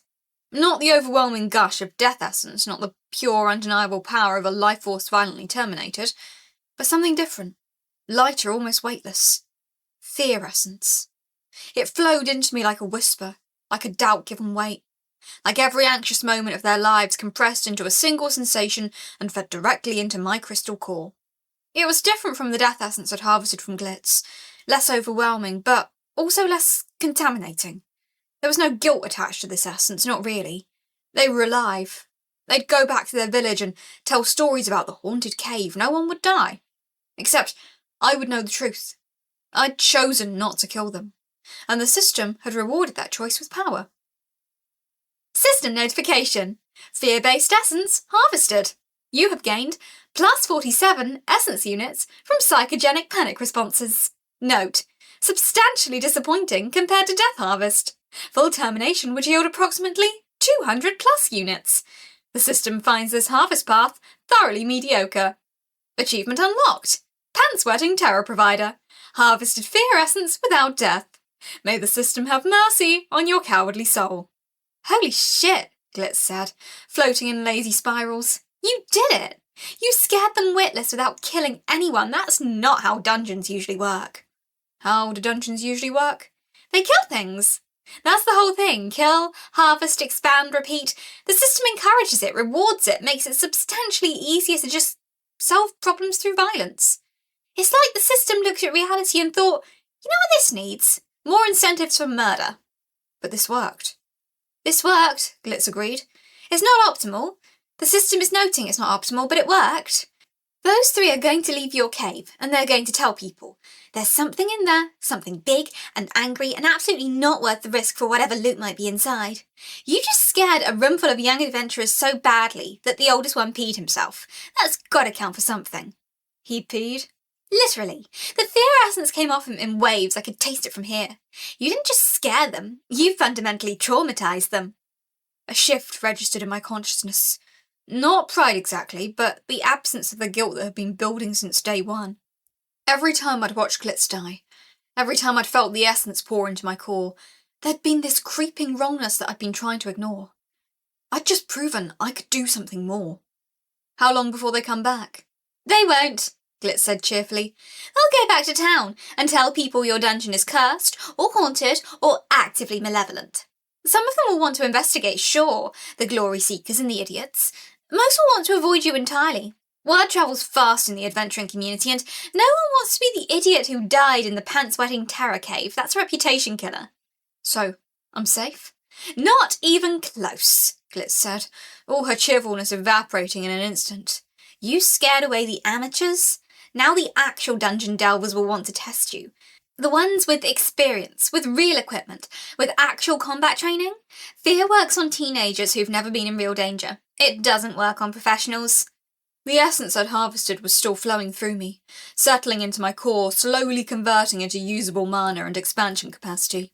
It wasn't much. The system was right that it was disappointing compared to what I could have gotten from a death harvest. But it was pure, untainted by the moral horror of having murdered someone just to keep myself alive. How much time? A week, maybe 2? Word travels fast in villages, but professional dungeon clearers are rarer. They'll hear about you eventually. They'll show up eventually. And when they do, you'll need to be either strong enough to kill them or clever enough to scare them in ways that don't work on people trained in psychological pressure management. She had a point. Fear was a tool, but like any tool, it had limitations. Professionals would carry artifacts that dampened magical resonance.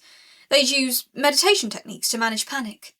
They'd probably have experienced party leaders who understood that dungeon psychology was often the worst part of the danger. Then, I need to use this time to get stronger. Yes, Glitz said with renewed enthusiasm. And more chambers and better traps and learning how to do something beyond vibrate walls menacingly. Can you help? The question hung in the stone between us. Glitz was chaos, sure, she was annoying, chaotic, and probably responsible for at least 30% of my stress. But she was also knowledgeable, present, and weirdly invested in my survival. Yeah, she said, and there was something almost tender in her brightness. I can help. We'll make this dungeon impressive. We'll take your toilet-shaped rooms and your Lego spike traps, and we'll turn them into what makes professional adventurers think twice about entering. The harvested essence registered as a thin, clean charge. The power was marginal, the gain was small, but the psychological weight of it was enormous. I didn't have to kill them. No, Glitz agreed. You didn't. And that's going to be your whole problem going forward, because the system absolutely expects you to kill everything and everyone who stumbles into your domain. The fact that you didn't, that makes you dangerous in ways that the system doesn't understand. And things that don't fit the expected pattern tend to get interesting. Interesting how? You'll find out eventually. Maybe next week, maybe next month. Definitely before you finish paying off your debt, but that's future Sarah's problem. I settled deeper into my crystal, feeling the stone respond to my presence, the cave adjusting itself to accommodate my consciousness. Somewhere up above, 3 teenagers were probably still running, still feeling the echo of my manufactured terror in their bones. The oldest one would probably need a therapist. The youngest might develop claustrophobia. The middle one would probably have nightmares. They would tell their friends that my dungeon was actively sentient and malevolent. I've ruined their lives, I thought, and then realised, but I didn't kill them. That distinction mattered. I didn't know why it mattered so much, but it did. They would recover. They'd grow up with a good story about the time they stumbled into a demon-infested cave. They'd probably become better adventurers because of the experience. Maybe they'd even warn other people away, which would protect them too. Or maybe I was a monster making excuses for monster behaviour. I'm justifying psychological trauma as beneficial character development, I noted wryly. This is how villains rationalise their choices. But also, I didn't kill them. I had the power to. The system would have rewarded me lavishly for it, but I chose not to. That had to count for something. That had to mean something about who I was becoming. Didn't it? System notification. You have proven that essence harvesting can occur through emotional distress without termination of life. The dungeon core ecosystem is slightly disrupted by this revelation. Projected impact, significant. Dungeon core philosophy is being undermined by a single desperate decision to avoid committing murder. The system encourages you to reconsider your choices. This path is lonely. Few cores choose inefficiency over survival advantage. I'm not most cores, I vibrated, letting the frequency carry something like determination, something like hope. Glitz laughed, a sound like breaking glass and wind chimes simultaneously. No, she agreed, you're definitely not. And that's going to make this whole adventure substantially more complicated than it needs to be, but also more interesting, which I appreciate. Good, I said. Complicated is better than easy. Easy is how you become a monster without noticing.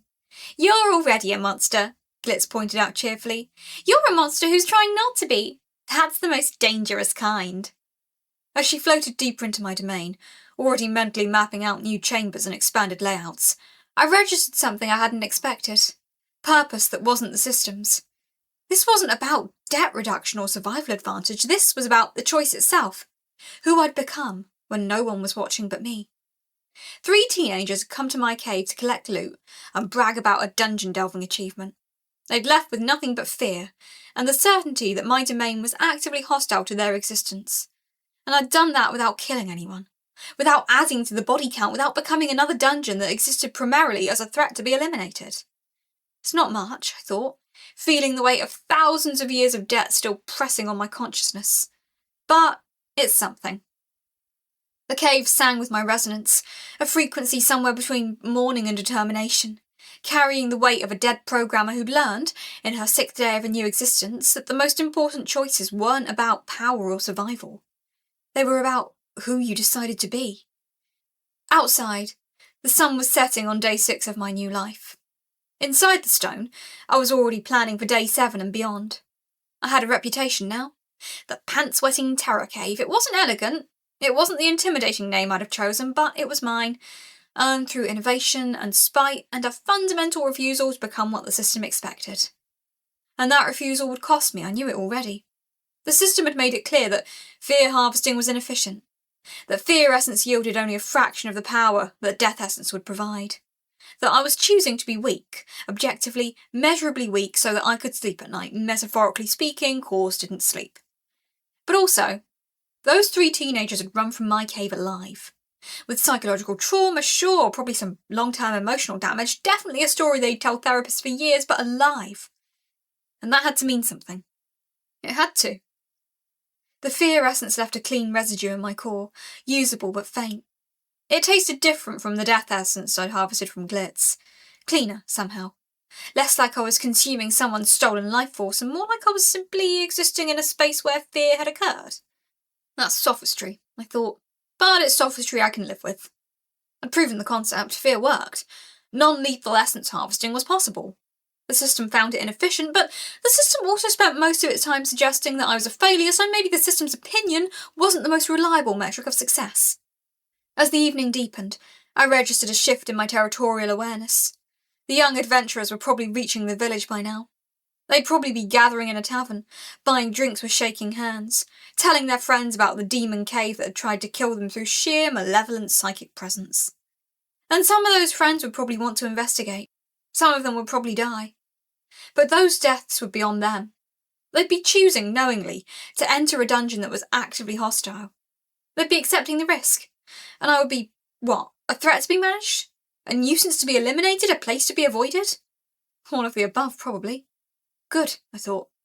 I'll take what I can get. The cave resonated with my decision, the stone itself seeming to settle more firmly around my crystal. This was who I was, not a murderer, not by default. A dungeon core who'd chosen fear over death, inefficiency over optimization, moral complexity over simple survival. The most dangerous kind, Glitz had said. And maybe she was right. System notification. Sarah's core chaos index has increased by 2 points. The universe is becoming less stable. This is probably fine. Note, it is in fact not fine, but the system appreciates your spirit of hopeful denial. Chapter 7. The Haunted House Doctrine. The problem with being a dungeon core is that success carries immediate failure built into it. Every terrified adventurer I scare away gets me closer to what I need. A steady stream of visitors. But a steady stream requires reputation. And reputation requires consistency, which means I can't just rely on pathetic spike traps and hope the next batch of intruders runs screaming. I need a system. This is the part where my software engineer brain gets useful for once. In my previous life, I spent 8 years designing user interfaces. Not the fun part with the flashy visuals and the let's make it beautiful conversations, the real part. where I sat in conference rooms and listened to stakeholders explain why their 5,000 unnecessary features were non-negotiable, and then I had to figure out how to cram them into a coherent experience that wouldn't make users want to delete the app and haul their phones into traffic. The key principle I learned, the one that stuck with me through 3 company acquisitions and 1 spectacular product launch failure, was this. People don't know what they want until you show them the experience that makes them feel something. The feeling comes first. The understanding comes later, if it comes at all. So, if I'm going to run a dungeon, a real dungeon, not just 3 chambers with broken spike traps and a vague hope that someone will get impaled, then I need to approach it the same way. I need to design an experience. I need to make people feel something the moment they cross my threshold. Right now, my dungeon makes people feel confused and mildly damp. That's not a sustainable business model. System notification! Dungeon Development Initiative registered! Your dungeon is now being evaluated for infrastructure optimization. Note, initiative is such a corporate word. Truly the living are unprepared for bureaucratic horror. I stare at the notification, and then at my 3 toilet-shaped chambers. The geometry was dictated by spatial accident and trauma, but looking at them now with a designer's eye, I realise something. The shapes don't matter nearly as much as what I do with them. Theme parks work because they manipulate atmosphere. Disney doesn't just put a castle in the middle and hope people feel wonder. They layer sound, lighting, crowd flow, focal points and narrative into an experience that hijacks your brain before you can think. The Haunted Mansion doesn't scare people with jump scares, it scares them with anticipation, with the sense that something could happen at any moment, with architectural language that speaks directly to the reptile brain. I've walked through the Haunted Mansion 73 times across my lifetime, actually. Did that on vacation once, determined to understand why it works so much better than the Jungle Cruise's clunky comedy or Splash Mountain's reliance on just dumping water on people. The genius wasn't in any single scare. It was in the sustained pressure of uncertainty. Every shadow could hide something, every sound could be the moment it starts. The ride never lets your guard down long enough to feel safe, even when you know intellectually that you're walking through a corporate theme park in sunny California, and the worst thing that can happen is you get wet from the water ride. I even wrote a paper on it once, back in my product design days. Sustaining engagement through psychological discomfort, a study of horror theme park design, which definitely didn't make me any friends in the design community, but did get me invited to some uncomfortable conversations about the ethics of fear-based content. The paper concluded that the most effective fear came from pervasive wrongness itself, the feeling that reality had shifted beneath you. The ones that made visitors feel like the rules of reality had changed and they weren't quite sure how to navigate in this new system. Which is exactly what I'm doing now, except I'm doing it in my dungeon instead of publishing it in academic journals where other people can debate my methodology and conclusions. Now I'm a dungeon core, with maybe 3 hours of legitimate magical training and a body made of crystalline rock. I'm also the person who has spent the last 72 hours thinking about how to apply Imagineering principles to crystal geometry and fear-based essence harvesting. I can work with that. Actually, this might be the most qualified I've ever been for anything. Dead software developer who studied theme park design turns out to be the perfect resume for dungeon architecture. Corporate hiring practices are genuinely bizarre. System notification. Environmental sensitivity unlocked. Dungeon awareness level 2. You may now perceive atmospheric changes, fluid movement, and microtremors within your domain. Note, which is code for you've been complaining about not knowing what's happening, and we got tired of reading your thoughts. The first change is the breathing walls. Start with the entrance chamber, the one I've been thinking of as the greeting room, though nothing about it has felt particularly welcoming. There's a threshold, then a drop into the first toilet bowl. I can manipulate the density of the stone, make it contract and expand with deliberate rhythm. It takes 3 days of trial and error, burning mana like water on a fire, but eventually I figure out the pattern. Inhale for 4 seconds. Exhale for 8. The effect is subtle but profound. Anyone standing in that space feels the stone breathing with them. Some adventurers won't even consciously register it, but their nervous system will scream that something is alive here, something containing them. More importantly, I feel it too. The mana costs for maintaining the breathing rhythm are minimal once I've established the pattern, but they're constant, which means every second someone spends in my entrance chamber, I'm burning a tiny amount of power to keep them unsettled. It's metabolically efficient. It's also mildly horrifying when I think about it too much. I'm turning the dungeon into a panic attack machine. Look at me, weaponizing UX principles. But it works! By the end of day 3, I can feel the difference in my mana reserves. They're still pathetic compared to the reserves I'll apparently need for any serious expansion, but they're growing steadier. The breathing walls aren't just aesthetic, they're a renewable resource generator. I'm essentially creating a perceptual motion machine powered by other people's anxiety. If my therapist could see me now, actually no, she'd be horrified, probably with good reason. The second layer is the phantom ceiling. The second chamber, the one with the spike traps that have killed exactly 0 things despite my best intentions, needs height. I stretch my perception upwards, toward the stone roof that exists maybe 15 feet above the actual floor. Then I create the illusion of something lower. Not a real ceiling, but the pressure of one. The sense that it's descending. Slowly. Enough to make people crouch without knowing why. This one is harder to implement. I spend day 4 just experimenting. The pressure sensation is easy. I can manipulate resonance fields to create pressure. Weight bearing down, crushing, ancient, but the illusion of motion, of something actively descending, requires me to shift the pressure gradually, consistently, creating the illusion that the space above was collapsing, closing, suffocating. It's like watching a progress bar load, except the progress bar is doom, and the only way to make it stop is to leave. On day 5, I get it working, and the effect is immediate. I can feel 3 separate adventurers stumble into the chamber and immediately start crouch walking toward the exit. They never touch the spike traps. They never even slow down to investigate. The psychological weight is enough to trigger a fight or flight response without any actual danger. This is morally questionable. Also remarkably efficient. The problem is that creating the phantom ceiling consumes twice as much mana as the breathing walls. It's not sustainable to run both simultaneously, at least not at my current mana capacity, which means I have to make a choice. Do I optimise for maximum psychological damage, or do I accept that I can't torture people in all 3 chambers at the same time?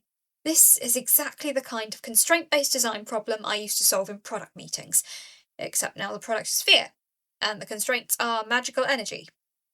I've had an interesting career arc. The mana cost problem forces me to think like an engineer instead of an artist. I spend day 6 running experiments, trying different configurations. What if I run the breathing walls continuously but only activate the phantom ceiling when I detect someone with a weapon? What if I layer the phantom ceiling with the shadow work, creating a multimodal fear experience? What if I run different systems in different chambers based on visitor profile? This is the part of design work I love. The iterative problem solving where you take constraints and turn them into creative opportunities. Back at my startup job, we had this thing called constraint-driven design, where we deliberately limit resources or tools and see what kinds of innovations emerge from working within those boundaries. It sounds like torture, and it is, but it also produces some genuinely interesting solutions. By day 6, I've worked out a dynamic system.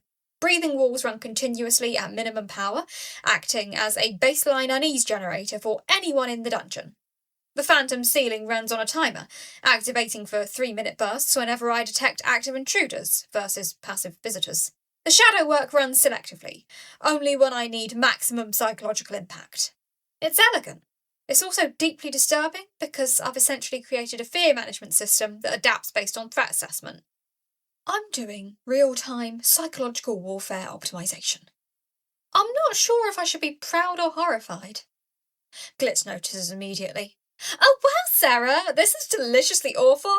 You're trying to make people claustrophobic inside a room that isn't even that small. This is genius. Genius! Your visitor count is 3 now, by the way. The 3 teenagers from yesterday are still talking about how scared they were. They told their whole friend group, I've never seen peer review work so fast. This is simultaneously the best and worst possible outcome. Peer review is not what I wanted, I say, which is a thought Glitz picks up on the resonance. Oh, you're being all quiet and thoughtful. That means you're worried, so let me explain to you like you're new to this whole success thing. Scared teenagers tell their friends. Friends become curious. Curious becomes adventurous. Adventurers come visit. Fear essence happens. You level up. Everyone wins, except the people in your dungeon, but they don't really count because they're not friends yet, so... Glitz is not, and I want to be clear about this, entirely wrong. The third layer is the Shadow Theatre. By day 8, my mana reserves are still pathetic, but they're growing. I've learned that the tiny creatures that skitter through the dungeon, beetles, cave crickets, what might be a rat but moves like it's made of liquid, they don't require killing, they just require existing. Every creature in the dungeon feeds me ambient essence, a trickle of power generated by their mere presence. It's not much, but it's consistent, so I'm not surprised when the skill unlock happens while I'm experimenting with shadows. The shadows in my dungeon are real, the same way all of my physical structures are real. They're just absence, just the places where my awareness doesn't project light. But I can make them move. Not illusions, actual manipulation of where light falls and how it pulls. I create a section of the third chamber, where the shadows ride like something alive is generating them. Just the shadows themselves, moving independent of any object or light source. The effect is nightmare fuel. It's also, I realise with something like pride, beautiful, in a horrifying way. System notification. Skill unlocked. Shadow Theatre. Your dungeon now projects mobile shadow configurations. Mana cost 2 per minute. Visual terror factor significant. Note, we don't usually encourage dungeon cores to weaponize visual media, but you're doing interesting work here. Shadow Theatre? Sarah, that's a power move! You're not just scaring people anymore, you're creating an atmosphere, you're building a brand. Oh God, I've branded my trauma. By day 10, I'm starting to understand something fundamental about dungeon design. The physical space is almost irrelevant. What matters is the emotional architecture. I'm not building chambers, I'm building experiences. I'm not designing dungeons. I'm designing moments where people's sense of control dissolves and they're forced to confront how fragile their sense of safety really is. This is what the Haunted Mansion understood, that most horror attempts don't. You don't scare people with sudden violence. You scare them with the anticipation of sudden violence. You scare them with systems that seem deliberately designed to make them unsettled. You scare them with the sense that someone, somewhere, has thought carefully about how to trigger their fear response. And that someone is me. I've spent the last 10 days thinking about fear the way I used to think about app architecture. What are the key functions? What's the user journey? How do we create moments of maximum engagement? Except, instead of users clicking buttons, I'm talking about people's nervous systems, triggering fight or flight responses. Oh, that's not better when you say it out loud. But it's true, and I'm good at it. Frighteningly good at it, if you'll pardon the pun. By day 10, the dungeon doesn't feel like 3 random rooms anymore. It feels like somewhere. The entrance chamber breathes with a presence that makes visitors skin crawl before they even understand why. The second chamber presses down with psychological weight. The third chamber exists in a state of shadow and movement, a place where the walls themselves feel unreliable. I've redesigned my spike traps to complement rather than dominate. They're there, but they're not the point. The point is everything is subtly, deeply wrong. The geometry is wrong. The pressure is wrong, the light is wrong, the air tastes wrong, if it had taste, which it doesn't, but the pressure changes enough that most creature senses would interpret it as flavour. This is UX design applied to terror, and it's working. I can feel the difference in the quality of fear I harvest. The first few terrified adventurers generated a vague, panicked essence that tasted almost numb. Now, the fear is layered. It has texture. There's anxiety and confusion and anticipation and primal dread all stuck together like a dark, delicious lasagna of human emotion. I've become a fear connoisseur. My mother would be so disappointed, assuming I ever see her again. Assuming she didn't think I was dead, which technically she should. I run test after test, trying to optimize the experience. What if I alternate the breathing rhythm? What if I create phantom ceilings in multiple chambers? What if I do something truly wild and try to combine the pressure sensation with the shadow movement, creating an environment where the walls are simultaneously breathing and writhing? The last one burns through a day's worth of mana reserves in about 4 hours and nearly knocks me unconscious, but the effect is genuinely unhinged. I can feel the sense it creates, not just that something is wrong, but that reality itself is negotiable. That the rules of the physical world don't apply here. I decide to save that combination for when I have a full-strength mana pool and decent justification for committing war crimes against someone's psychological stability. The loneliness hits me around day 9, late in my design iteration, when I realise I've spent 60 hours in conversation with Glitz about wall thickness and psychological pressure and fear threshold calibration, and the only response I get from the actual dungeon is Glitz's excitable voice and the occasional passive essence from passing beetles. No other dungeon cores have shown up. No other magical entities have made contact. No system message has informed me that someone like me exists anywhere in this world. It's possible I'm the only one. That's the thought that sits in my crystal core like a weight.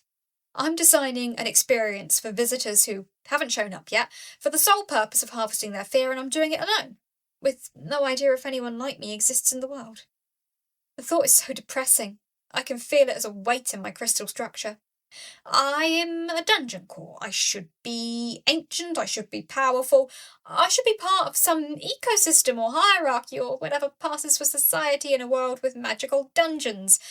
Instead, I'm a 3-chamber room with toilet-shaped geometry and existential dread. And the thing that's really messing with me is that it's not even the right kind of dread. I'm not afraid of dying again or failing or not levelling up. I'm afraid of succeeding. Of becoming so good at creating fear that I transform myself into a perfect machine for terror generation, alone in my chambers, never knowing if any of the people I'm scaring have names, or families, or reasons for being brave besides just needing money or proving reason to someone. I'm afraid I'm already becoming that. That this dungeon is already that. "You okay in there, Sarah?" Glitz asks, catching the resonance shift. "I'm fine," I respond, and it's technically true. I'm not broken, I'm not malfunctioning, but I am alone in a way that's becoming harder to ignore. Just tired, the shadow work took a lot out of me. "You should celebrate the skill unlock," Glitch shouts, and the capitals suggest maybe it's not entirely missing the point, but definitely not hitting it. "Shadow theatre is legitimate. Your environment is legitimately terrifying now. Any adventurer who comes in here is going to have nightmares for weeks." "Great," I say flatly. "That's exactly what I wanted. A dungeon specifically designed to traumatise people." "Yes! Finally, you're understanding the assignment!" And I'll be here alone, experiencing them through their fear, never knowing their names or histories or what made them brave enough to come in the first place, just their essence. Just the flavour of their panic isolated from any context that would make them human instead of just harvesting units. The thing about working in user experience is that you learn to abstract people into data points, conversion rates, engagement metrics, session duration. In product meetings, we talk about users the way a farmer talks about chickens, as productive units that exist to generate value. We'd run A/B tests and collect analytics and optimise the funnel, and nobody would ask whether the person clicking the button had a bad day or a sick child or was making any actual meaningful choice, but I knew, on some level, that they were real. Sarah, the product person, would sometimes think about the actual humans behind the metrics and feel vaguely guilty about it. Sarah, the dungeon core, feels that guilt much more acutely because now I'm not just designing experiences that waste people's time and extract attention. I'm designing experiences that harvest their fear. And I'm getting good at it. The mana still tastes like the essence of scared humans, though. That hasn't changed, and I'm good at this, designing systems, optimizing paths, creating experiences that work on people's subconscious. It's what I was trained to do for apps and interfaces, back when apps were the most morally questionable thing I had to worry about.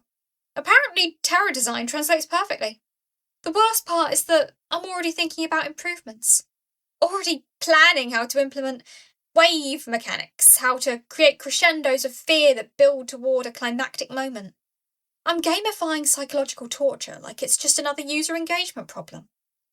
That's the moment I know I'm becoming something other than human. Not because I'm made of crystal, not because I'm dead, but because I'm starting to enjoy this. System notification. Personal growth recognised. Dungeon architect proficiency increased. Your understanding of environmental psychology has improved your design process. Mana efficiency increased by 8%. Note, we are contractually obligated to tell you that you are doing great. However, someone needs to point out that your design is getting disturbingly effective. Consider whether you're crossing lines you meant to keep. I don't think about that notification too hard. I'm too busy watching my mana reserves grow and thinking about what I want to build next. By day 10, the question isn't whether the system thinks I'm doing something morally questionable. The question is whether I still care. Whether Sarah, the software engineer who believed in ethical design and user privacy and not manipulating people into giving up their data, still exists somewhere inside this crystal core. The answer is yes, she does. She's still here and she's absolutely horrified. But she's also fascinated by the technical challenge of it all. And that's the part that terrifies me more than anything else. I'm not a villain because I'm malicious or evil. I'm becoming a villain because I'm genuinely talented at something morally questionable, and the feedback loop of success is intoxicating. This is how corruption works. It's not a dramatic decision, it's just incremental compromise, one system notification at a time. Still, the mana tastes good. And I have 17 days of fear essence harvesting data that suggests I'm building what works. Every adventurer who comes through those walls will leave changed. They'll have nightmares. They'll tell their friends, and the friends will come, hoping for the experience, bringing more fear for me to harvest. I'm building something sustainable, something that grows on its own momentum. That should probably worry me more than it does. Chapter 8. Goblin Problems. Day 11 starts with pressure. Not metaphorical pressure, though, there's plenty of that. I'm talking about pressure that sends a spike through my awareness, like someone just turned up the resonance in my entire domain. Something is moving toward my entrance chamber. Fast. Multiple somethings. And they're not small. I'm in the middle of optimising the breathing wall rhythm when it hits. A disturbance in the pressure field that's sharp enough to make me lose concentration. The breathing walls stutter, accelerating their cycle, and for a moment I'm too disoriented to understand what I'm sensing. Please tell me it's not another adventuring party. I'm not ready for actual combat. I've been designing psychological warfare, not actual strategy. Sarah, incoming, lots of things, fast, moving like they're running from something, this is exciting! Glitz broadcasts. And then I feel it too, much clearer now that I'm focusing. There are two distinct groups approaching my dungeon. The first group is chaotic movement. Panicked. Multiple small things, maybe 3 feet tall, scrambling in a desperate pattern that reads like refugees. The second group is organised. Military precision, heavy, armour, and the pressure signature they carry tastes like something that I haven't encountered in my dungeon before. Violence training, purpose, and a kind of righteous confidence that makes my crystal instinctively want to contract into a defensive shape. I realise what's happening about 2 seconds before they reach my entrance. Oh no, I say, and I mean it in a way that contains several layers of, this is going to change everything. Oh yes, Glitz shouts with genuine excitement. Goblins! We have goblins, this is amazing! Wait, actually, let me recalibrate. They're running straight into your dungeon like it's a sanctuary. That's either extremely stupid or extremely desperate, and based on the knights behind them with swords, I'm betting desperate. Yes, definitely desperate. Look at how fast they're moving. Knights. The pressure signature from the second group carries insignia that screams Kingdom military. And I'm getting a sense of their intention from the way they're moving. They're not here to negotiate with the goblins. They're here to eradicate them. The goblins pour into my entrance chamber like liquid panic. I count as they pass through my awareness, 17 of them, ranging from what feels like small, child-sized to maybe 5 feet tall. They're carrying bundles of possessions. Several are injured. All of them are moving like the world is actively ending, like the pressure of the pursuing knights has compressed them into a smaller space. They don't stop at the entrance. They're not checking for traps or making any attempt to be cautious. They're running straight through the breathing walls, deeper into my domain, toward the darkness of the third chamber like it's a mother's arms. Behind them come the sounds I've been dreading. 5 heavily armoured humans on horseback, pulling up at my entrance like they own it. The knights wear royal insignia and their intentions reverberate through every vibration of my dungeon walls. They're here to exterminate. Not capture, not negotiate, exterminate. The pressure signature is so clear it's almost transparent. These are professional genocide squad members, the kind of thing you send when you've decided an entire species is a problem that needs solving. I'm not letting them be slaughtered on my doorstep. Not like this. The thought hits me harder than it should. I don't know these goblins. I've never interacted with them. But the image of 17 scared creatures being executed in the entrance of my dungeon, of their blood staining my chambers, of the fear essence I'd harvest from those final moments, that's not something I can process as acceptable. And that's the moment I understand that somewhere in the last 10 days, I've become invested in something other than self-preservation and mana generation. The thought hits me like a system message I didn't ask for. And then the actual system message arrives. System notification. Moral decision point recorded. You have chosen to harbour refugees. Consequences will be determined by your ability to defend them. Note: congratulations. You've achieved harbour refugees as a primary objective.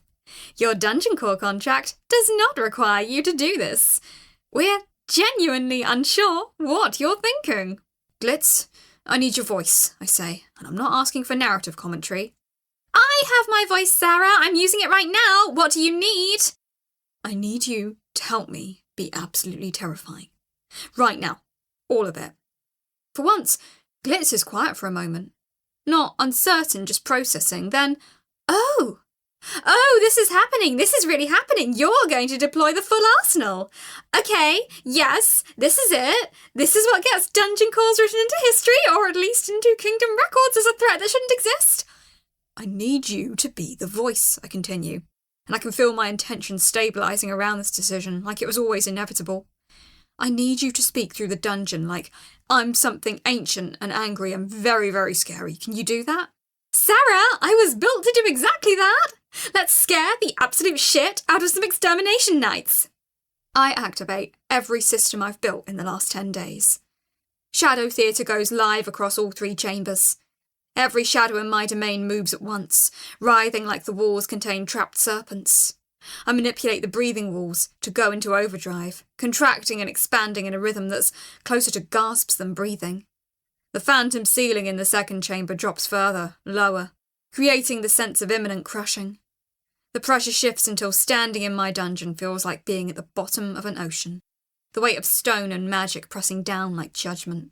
And then I find the resonance frequency that reaches beyond my chambers into the stone itself.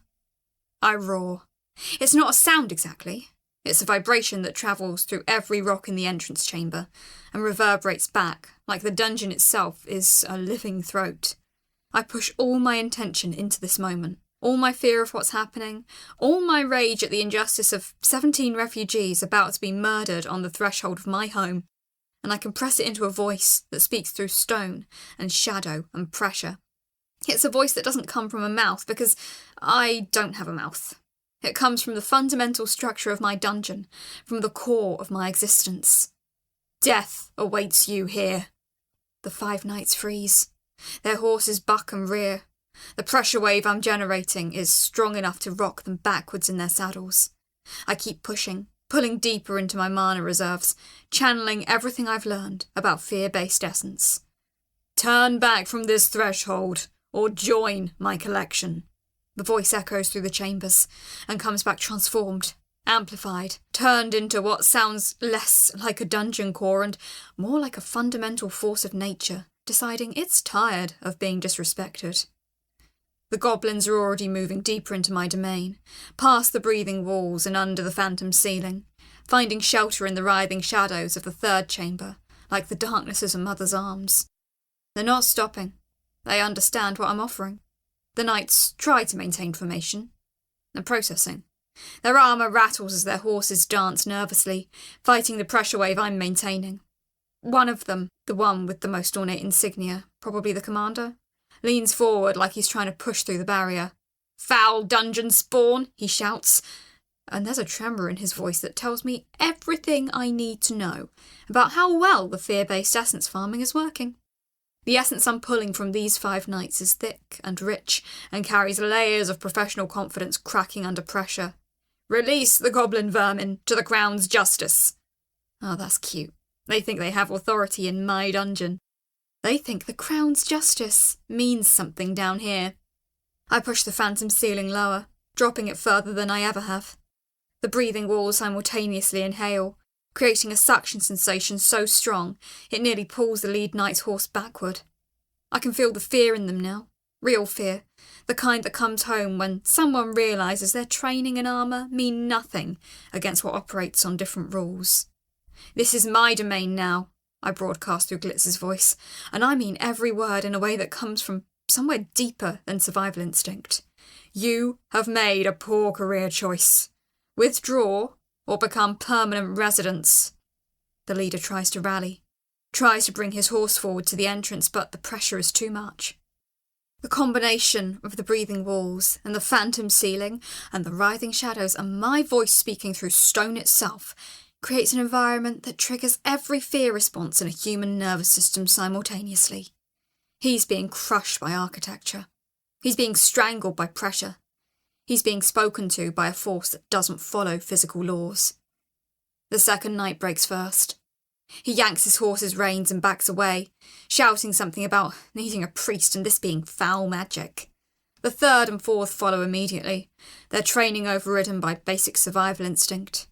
The leader tries to hold position for another 10 seconds, his face reddening as he screams about royal authority and goblin extermination laws and the Crown's justice, but I'm not listening. I'm too busy maintaining the pressure and the shadows and the sense that the dungeon walls are actively trying to crush him. Then his horse decides it's done with this situation.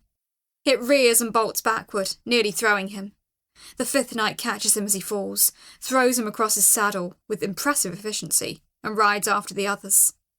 Within 20 seconds, all 5 knights have retreated back into the forest, their horses' hooves thundering away from my domain, at speeds that suggest they've reconsidered their career choices entirely. I can feel them moving, sense their panic reaching critical levels, and I track their progress through the pressure waves they generate in their flight. One of them is so terrified he falls off his horse. Another is screaming something about the dungeon being unholy and cursed and marked by foul magic. For a moment I almost laugh. Actually, no, I do laugh. A deep, resonant vibration that echoes through my chambers and makes the goblins press even deeper into the safety of my shadows. It's the sound of victory, of a dungeon core who just weaponized everything she learned from studying fear-based user experience and turned it into something real. I just defeated a kingdom military unit with interior design and psychological manipulation. I've never felt more alive, which is concerning, given that I'm technically dead. The mana flowing through my crystal structure feels different now. It's not just the fear essence from the knights, though that's certainly contributing. It's something more. Something that tastes like agency, like power, like the knowledge that I'm not just surviving in this world, I'm actively shaping it. I built these systems. I designed this terror. I made a decision and executed it, and it worked better than I could have anticipated. That's intoxicating, in a way that scares me more than the notion of being hunted ever could. System notification. Environmental defence successful. 5 armed combatants routed. Refugees secured. Fear essence harvested massive. Note, we should probably mention that you just declared yourself hostile to a kingdom. This will have repercussions. But you did it stylishly, so good job. Sarah, that was incredible! Glitz is practically vibrating with excitement. Did you hear yourself? Death awaits you here. Turn back or join my collection. That's dungeon core energy. That's legendary. You went from pathetic spike traps to full environmental warfare in one move. I've never seen anyone weaponize interior design like that. But I'm not focused on Glitz. I'm focused on the 17 goblins now hiding in my third chamber, pressed together in the shadows like they found the only safe place in the world. They're shaking. Some of them are crying. But they're alive and they're not running anymore. I let the phantom ceiling rise. I let the breathing walls settle into a calm rhythm. I let the shadow theatre slow down, creating movement that's almost meditative instead of terrifying. The goal is to shift from death is imminent to you're safe, which is a tonal transition that probably shouldn't be this manageable. It's safe, I broadcast, trying to gentle my voice, trying to sound like something other than a terror-producing machine. You can stay. No one here will hurt you, the nights are gone. There's a moment of silence.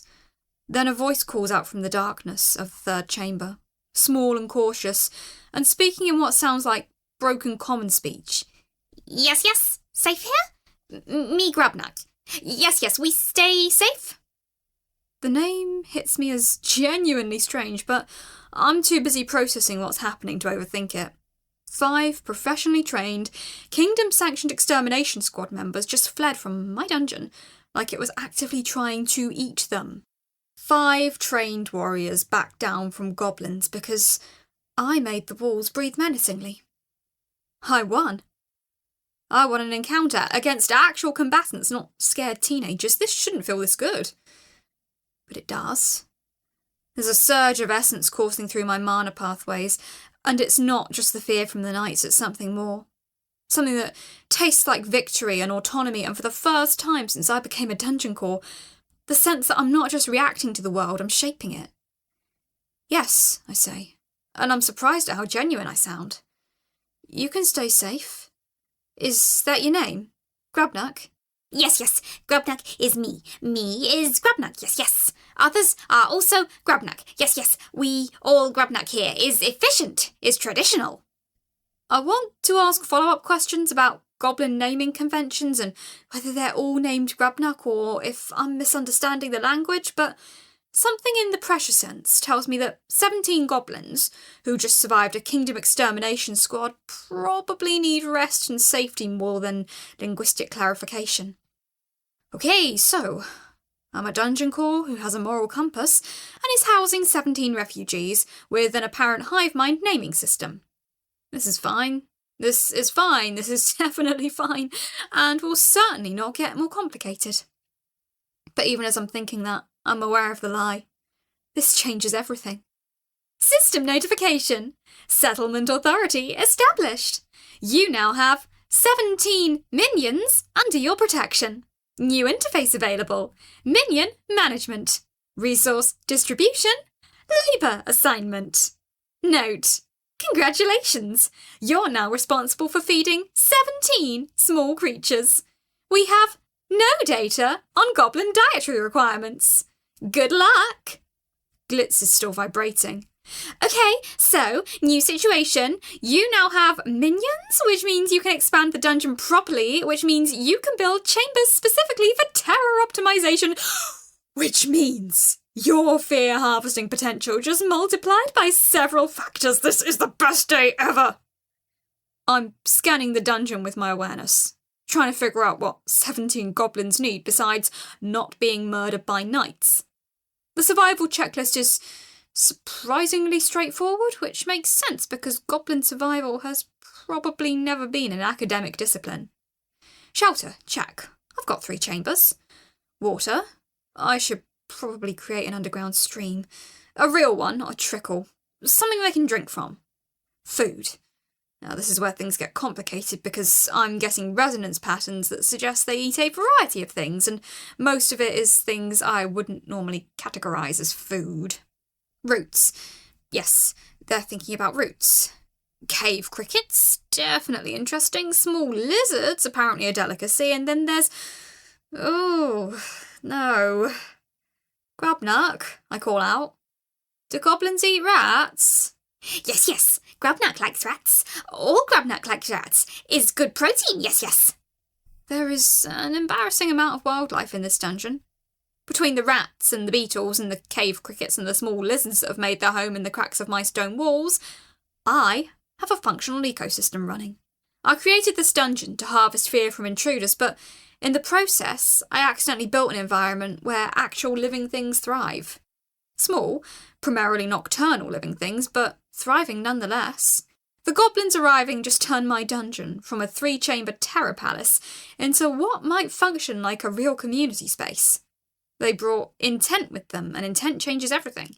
17 creatures that need shelter and food and water and safety.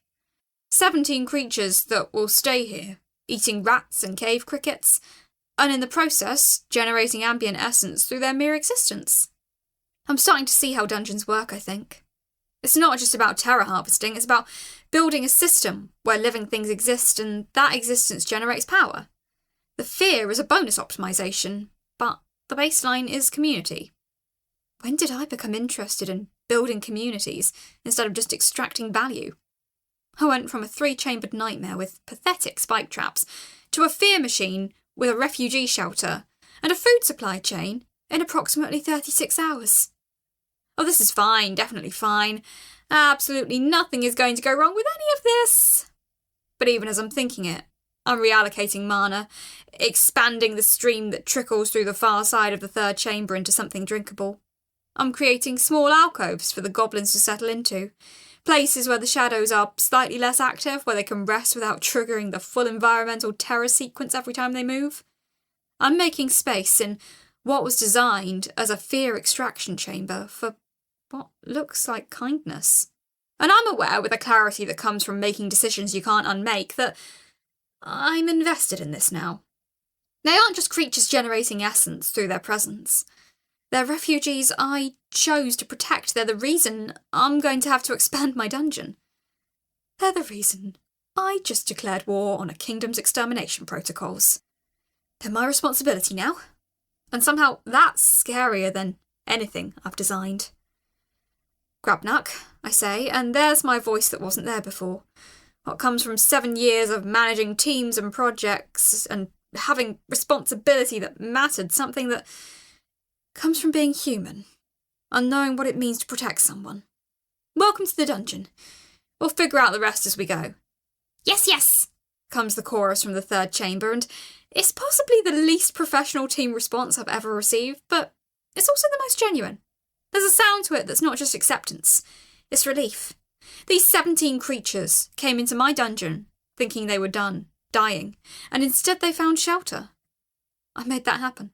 Not as an app designer optimising engagement, not as a dungeon core harvesting essence, as what just decided, no, you get to live, I'm keeping you safe. The sensation is so foreign and so compelling that I have to redistribute my awareness to keep maintaining the environmental systems.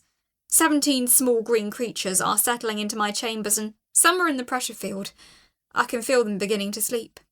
They're safe, they're warm, they have access to water and food and space. I built that. Me and my 3 chambers and my breathing walls and my phantom ceilings, I built a sanctuary. System notification. Minion morale increased. Achievement unlocked. Middle management material. Note, your next level advancement is within reach. Try not to cause an international incident before then. I'm too tired to process that notification properly. Instead, I focus on the simple fact that my rescue counter is now at 17 goblins sheltered, and somewhere in the forest, 5 embarrassed knights are probably figuring out how to explain to their superiors that they got chased away from a dungeon by interior design and psychological manipulation. I can imagine the conversation. Yes, sir, the dungeon core made the walls breathe at us. Yes, sir, the ceiling compressed our minds. No, sir, we don't know what else it can do. Yes, sir, we should probably go find a different career. Tomorrow, I'll probably have to deal with serious consequences. Kingdom military doesn't typically take retreat well. They'll probably send more knights or worse. But tonight I've got a dungeon to expand and 17 small, green creatures to keep alive. I've got water systems to establish and safe spaces to create. I've got a community I didn't expect to have, and can't imagine losing. This is the weirdest life I could have ever imagined. It's also the first time since I died that I feel like I'm building what matters. Something that's not just about harvesting fear or optimizing terror metrics. Something real. The thought sits in my crystal core like something precious and fragile. I'm a dungeon core. I should want power, I should want expansion and essence and levels and dominance. I should be plotting how to lure more adventurers into my chambers so I can harvest more fear and grow stronger. That's the dungeon core playbook. That's what I'm supposed to want. Instead, I want to make sure 17 goblins sleep safely tonight. I want to expand my chambers so they have more space. I want to create a stream of fresh water and establish rat breeding populations and optimise their nutrition. I want to build what works for them, not just what works against invaders. When did my priorities shift this dramatically? Maybe it was when they called me their sanctuary. Maybe it was when I realised that someone somewhere in this world was being hunted by the kingdom just for existing, and I had the power to stop that. Maybe it's that I'm lonely enough that even 17 goblins with a communal hive mind name feel like community. Corporate product management taught me a lot about user engagement, but nobody taught me what happens when your users become people. I think actually that might be the most important thing I've learned so far. Not about fear generation or dungeon design or psychological warfare, but the simple fact that there's a difference between extracting value from abstract users and building what serves living creatures you care about. Tomorrow, the kingdom will probably send more knights. Bigger ones. Better trained ones, but tonight, I have 17 goblins sleeping safely in my chambers, and somehow that feels like more power than I've ever had before. Chapter 9. Require Goblin Solutions.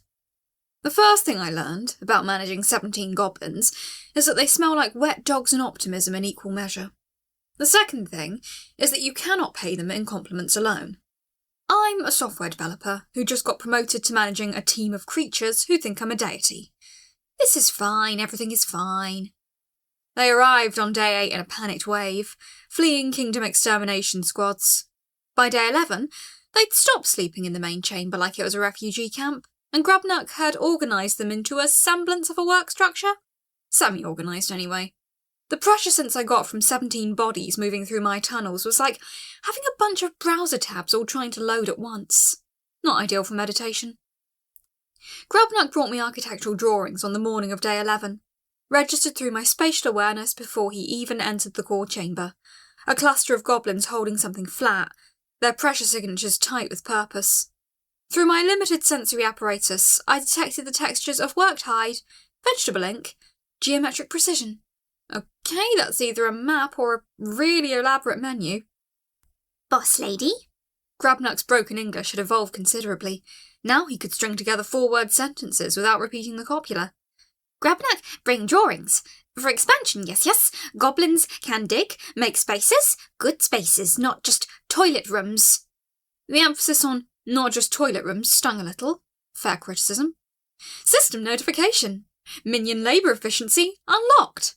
Assigning organised work crews to dungeon construction increases excavation speed by 400%.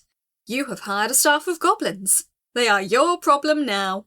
Note: congratulations on your first hostile work environment. You're on the right track. I had Glitz help me pass the drawings. The familiar imp settled beside my crystal, her small heat signature comfortable against the dungeon's cool stone, and we examined Grubnuck's work together. The architectural logic was sophisticated. The drawings showed chamber placements organised by depth, with connecting corridors designed to maximise defensive positioning while maintaining functional work zones. It showed understanding of load-bearing principles, water drainage, acoustical properties, knowledge that doesn't come from 17 years of goblin subsistence raiding. This does not match the simple goblin narrative the kingdom had constructed. Grubnuck, I said carefully, channeling what little I remembered about performance reviews from my old life. These drawings are detailed. More detailed than any goblin should be able to produce according to kingdom records. Why? The pressure cluster around Grubnuck went tense. The other goblins had learned to sense my emotional states through my dungeon resonance, and they scattered with practised efficiency. By the time I finished the sentence, it was just Grubnuck, Glitz, and me. Grubnuck, explain later, he said quietly. First we build, yes? Goblins need work. Work keep goblins safe. Fair enough. Depression through productivity is a legitimate coping mechanism. By day 12, the transformation began in earnest. The goblins worked in coordinated crews. Grubnuck had somehow organised them by aptitude without me asking.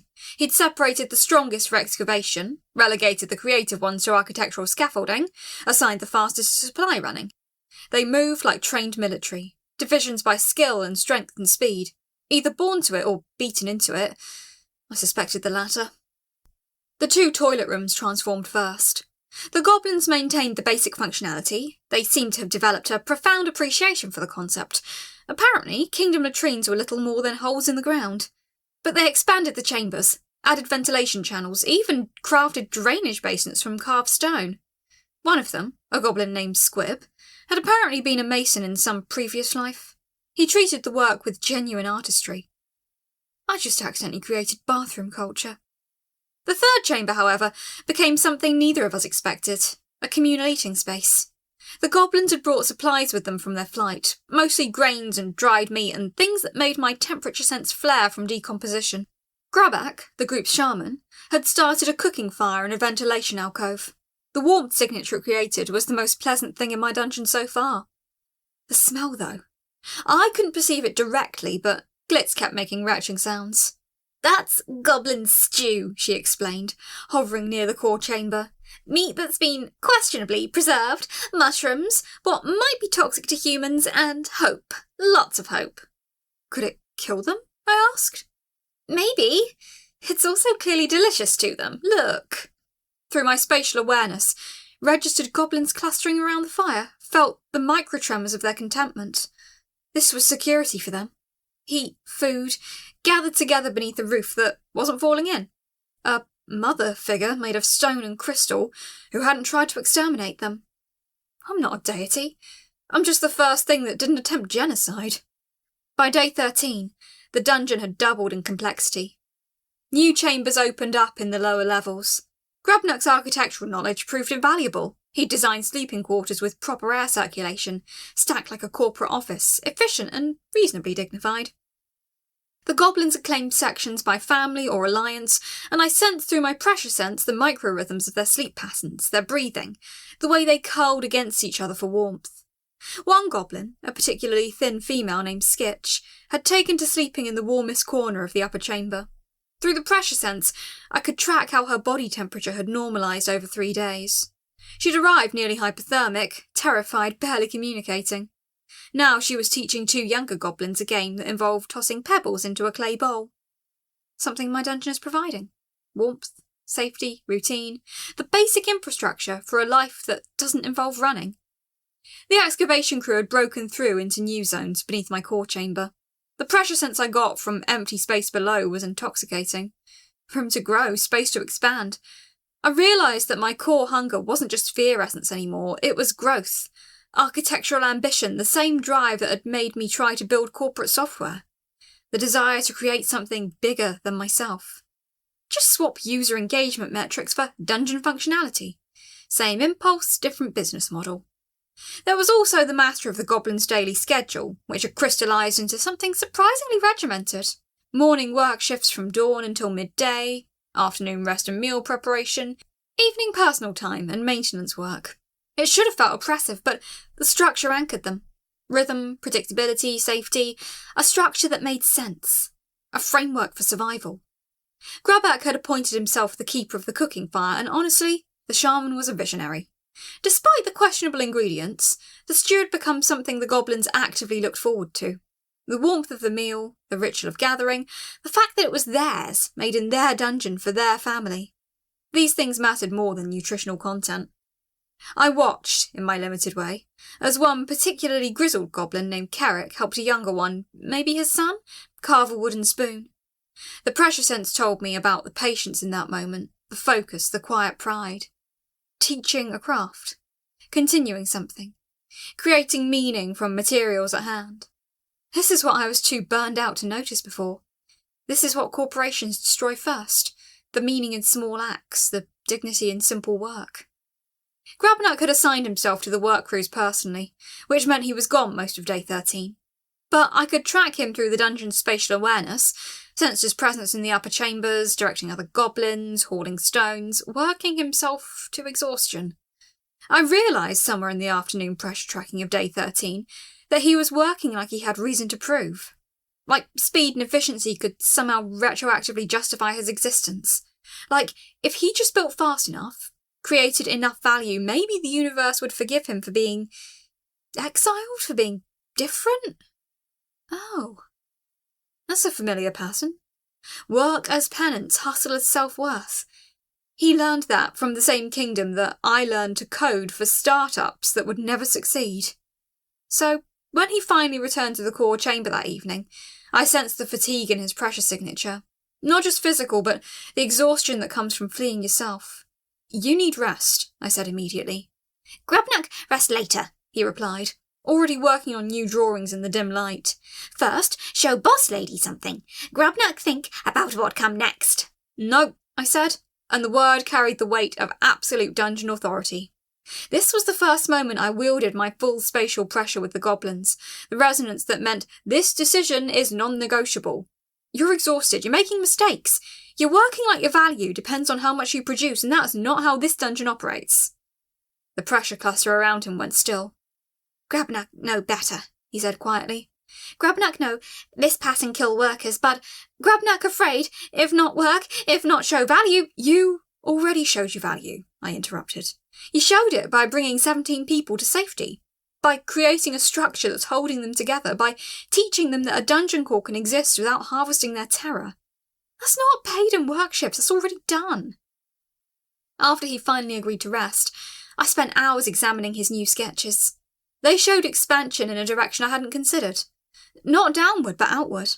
A network of passages that would extend the dungeon's footprint significantly, with multiple entrances and exits. Infrastructure that would let them navigate without choking on each other at narrow points. It also, I realised, would let them escape the kingdom if they needed to. Multiple routes out, redundancy built into the escape infrastructure. He was designing a dungeon that could function without him, that could protect his people even if he failed. He's building them a route out. Even while working for me, he's planning their emergency evacuation. He's never going to fully trust that I won't become like the kingdom. The gesture simultaneously broke my heart and made me respect him more. I thought about the conversation I'd just had with him, about work and value and the burnout that devours from within, the poison that destroys without leaving visible wounds. I'd seen it destroy developers. I'd felt it destroying me before the truck hit. That poisoned arithmetic. You equal your output. Safety depends on use. Rest is a luxury you haven't purchased with your labour. Standard corporate training. Works great until your staff members collapse or get exterminated. Glitz found me staring at the architectural drawings in the dim light. You're worried about him, she said. It wasn't a question. He's afraid of becoming useless, I said. And I can't promise he won't be eventually. If the dungeon grows beyond him, if I hire more minions with different skills, what happens to the architect who built it? What's his role when the original dream is realised? Did you have that conversation with yourself? Glitz asked quietly. When you were a developer? Every damn day, I said. Except nobody wanted to hear it. Everyone wanted me to ship features. Nobody wanted to listen to architecture talk. So now you're listening. Now I'm listening. By morning, the other goblins had noticed Grubnak's rest order. The pressure sense I got from the dungeon's morning rhythm was lighter, less frantic. The work crews still moved with purpose, but there was less desperation to it.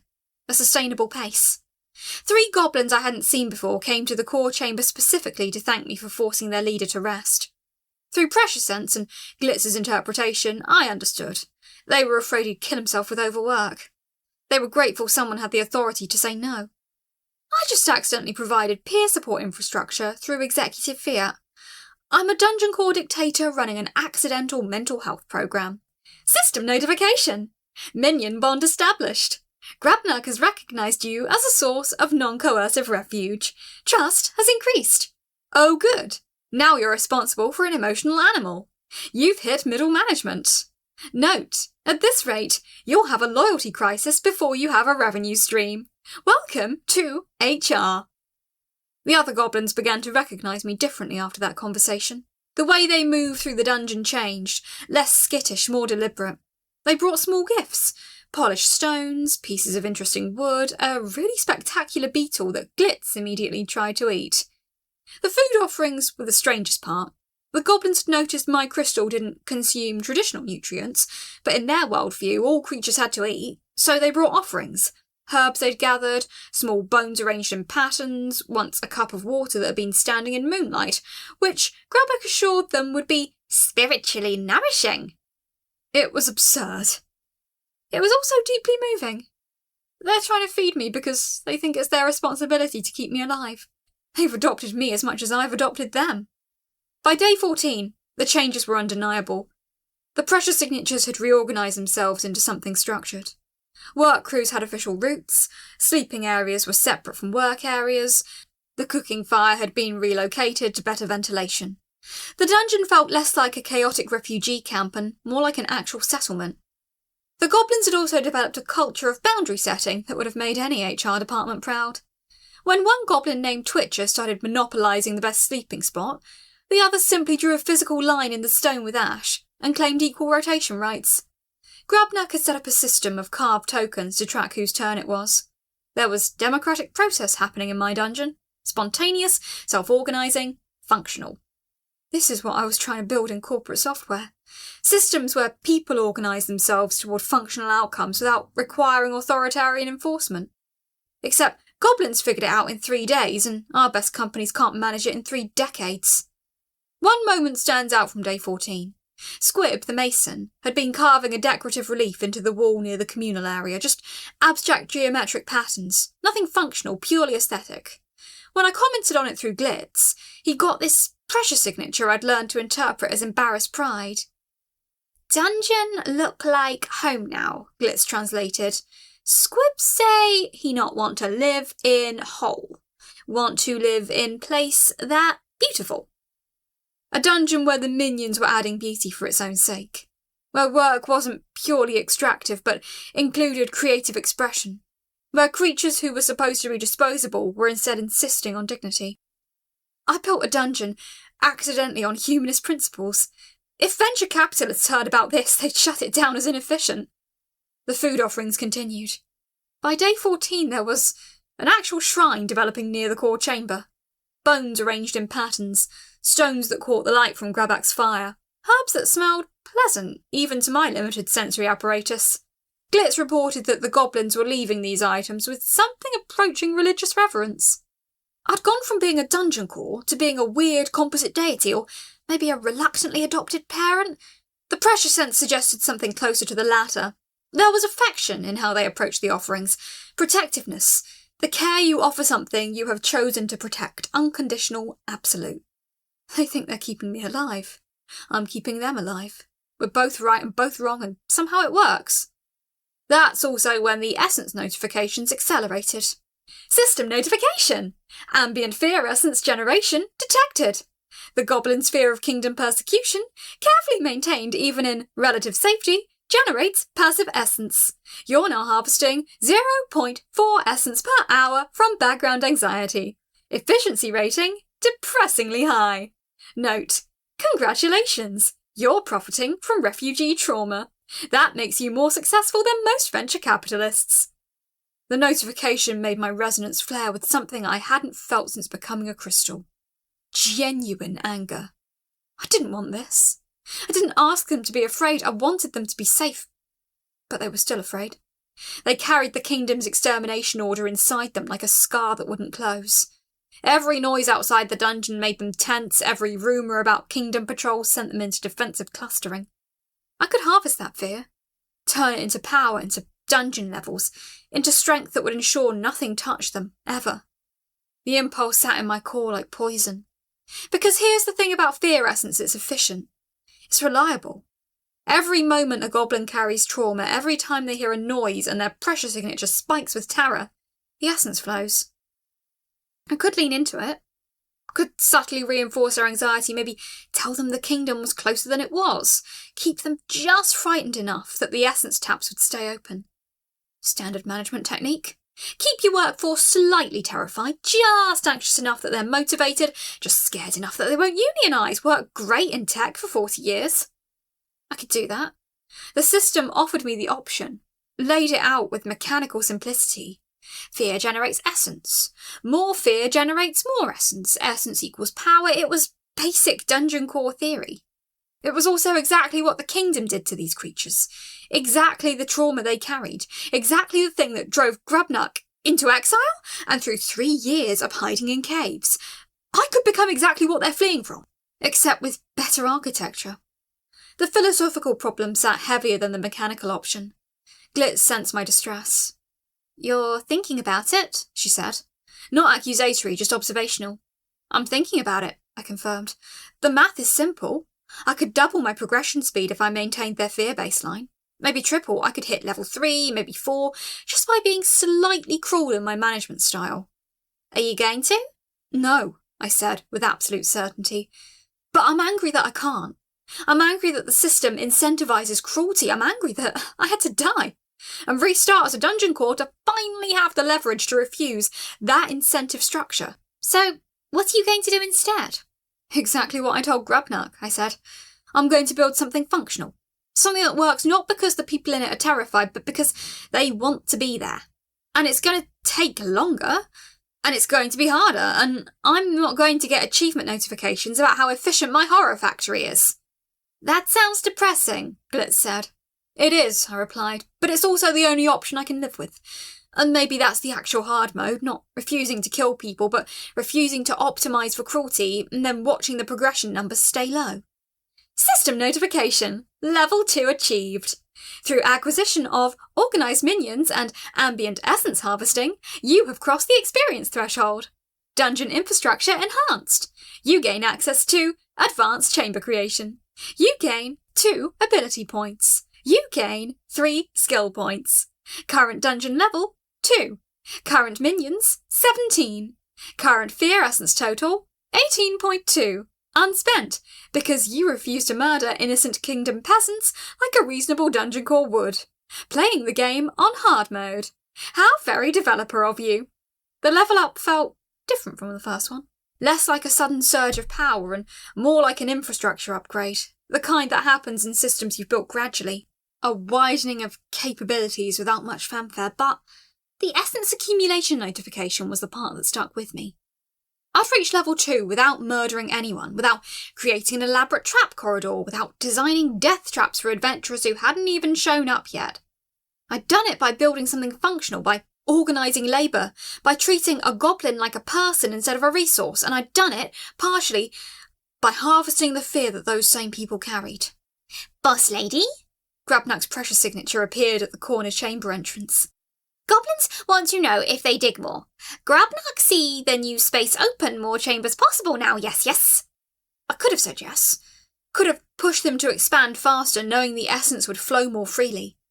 "You rest first," I said instead. "All of you. You've worked 2 days straight. Sleep shift is mandatory, starting now." The pressure cluster around him shifted, and what I'd learned to recognise as confused surprise. "But more work, more fast," he said. "More fast, more safe." "Being rested makes you safer," I replied. "A tired crew makes mistakes. Mistakes get people killed, so you sleep, that's an order." For a moment I thought he'd argue. Instead, his pressure signature rippled, what I'd come to interpret as respect. Yes, he said quietly. "Boss lady know best." As he left to relay the order, I realised something with the clarity of a system architecture finally clicking into place. I'd built a management structure. Not through manipulation or hierarchy or coercion, but through the simple act of making decisions that prioritise the creature's safety over my own expansion.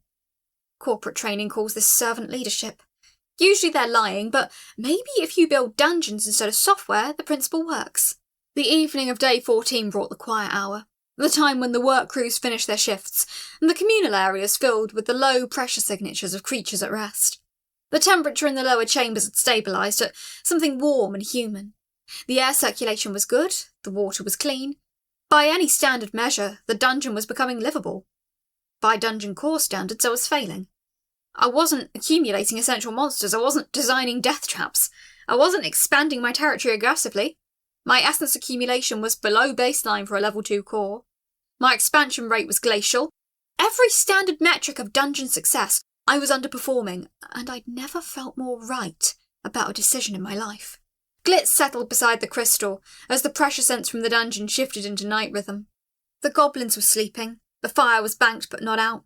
The dungeon was holding. Big day? The imp asked. Complicated day, I said. I achieved a level up by refusing to do the thing that would have been fastest. I imposed mandatory rest as a dungeon authority. I spent an hour thinking about how to psychologically manipulate my minions into generating more fear essence and then decided not to. I'm running a dungeon like a genuinely functional workplace instead of a predatory nightmare. How does that feel? Glitz asked. Terrifying, I admitted, because it means everything depends on the choices I make not being terrible. There's no system defending me anymore, no corporate structure where the cruelty is distributed across 1,000 management layers.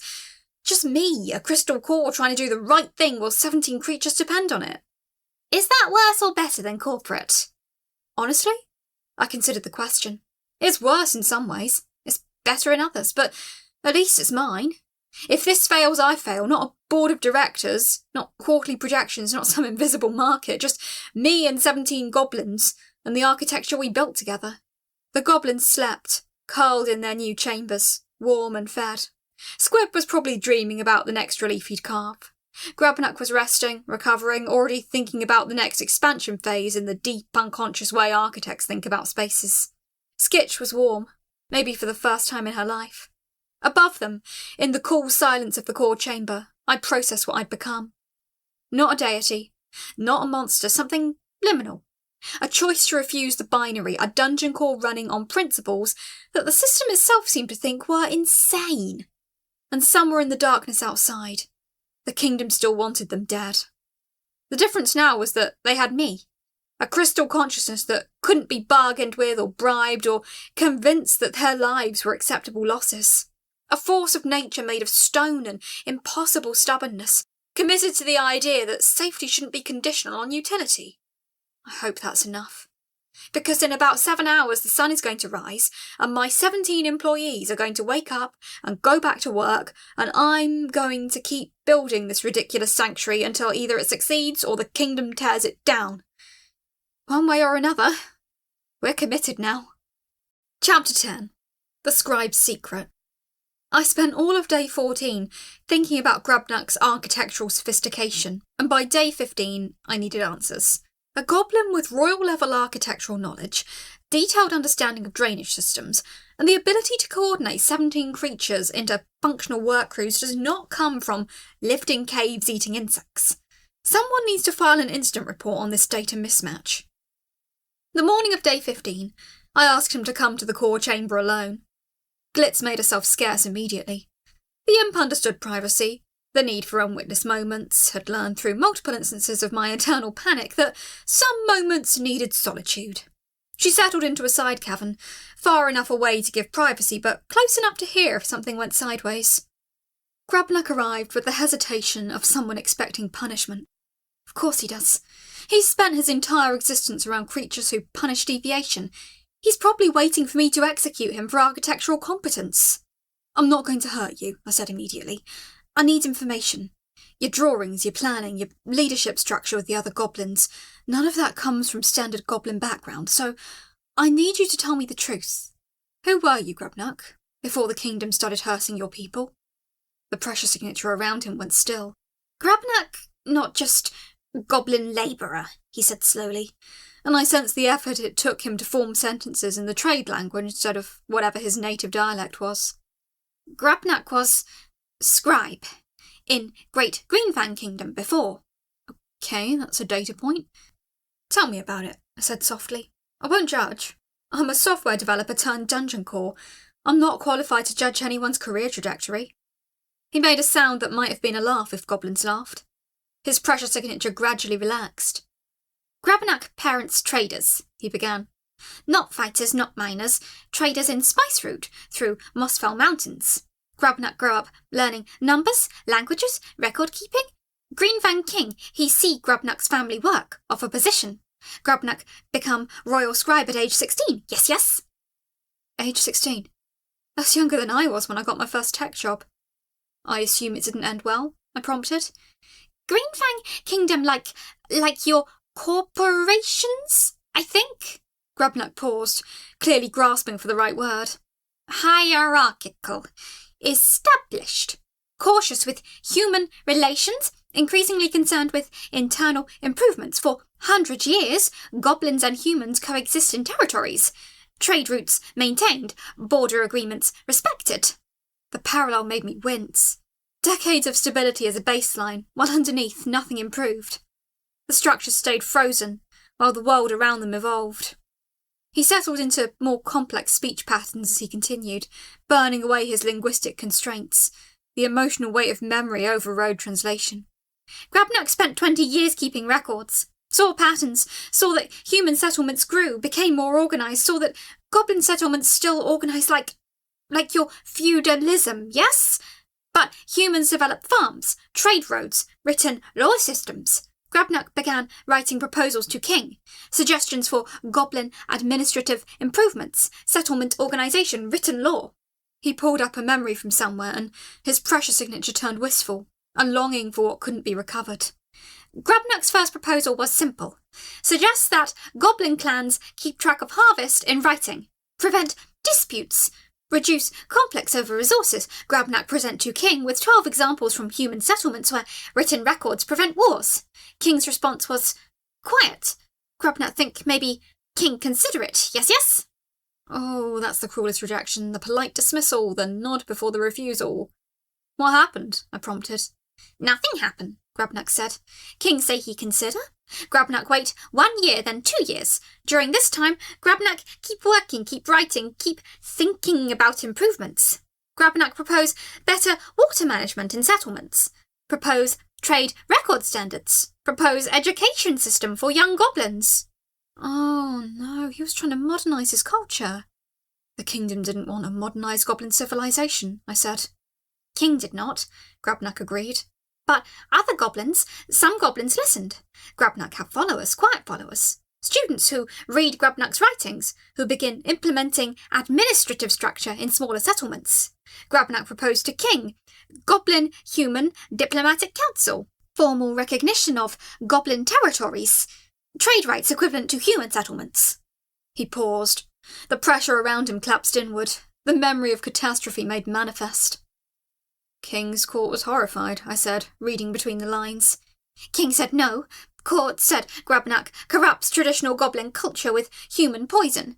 Said Grubnuck threatens natural hierarchy. Said Grubnuck forget goblin place in world order. Grubnuck offered evidence. Human settlements use same administrative structures. Prove that civilization improve culture, not destroy it. Prove that goblins capable of same organisation. He brought data. He built a presentation. He was probably the first goblin reformer and got absolutely destroyed for it. They exiled you, I said. Not exile, Grubnuck said quietly. Execution, if King wanted. But King pragmatic. Grubnuck's family was influential traders. Grubnuck have followers who love him. King decide exile, better solution. Strip Grubnuck of title, destroy Grubnuck's writings. Tell Kingdom that Grubnuck is madman who abandoned goblin culture.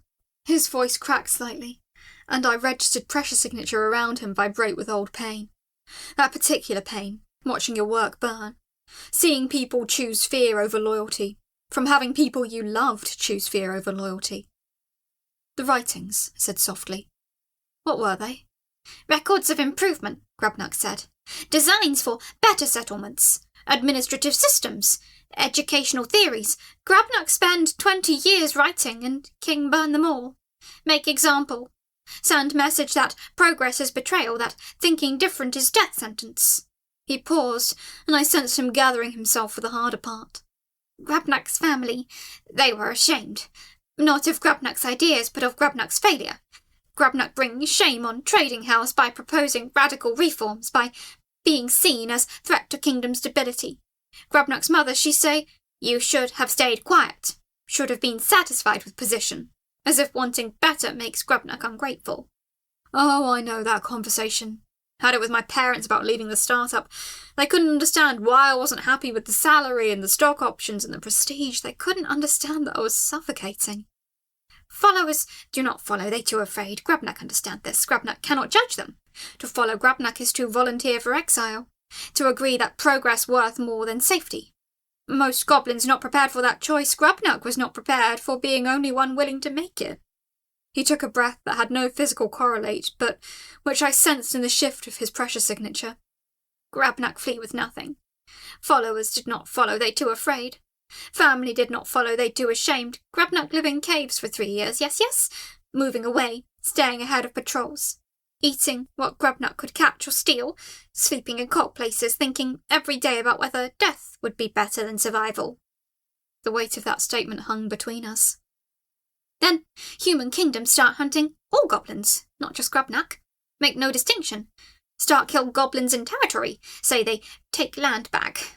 Grabnak's exile seemed temporary, all goblins are refugees, not just Grabnak, so Grabnak gather other refugees. Start moving group toward dungeon territory because Grabnak hear rumours of crystal creature that not try to kill goblins on sight, and Grabnak think, maybe here, maybe this place where things different.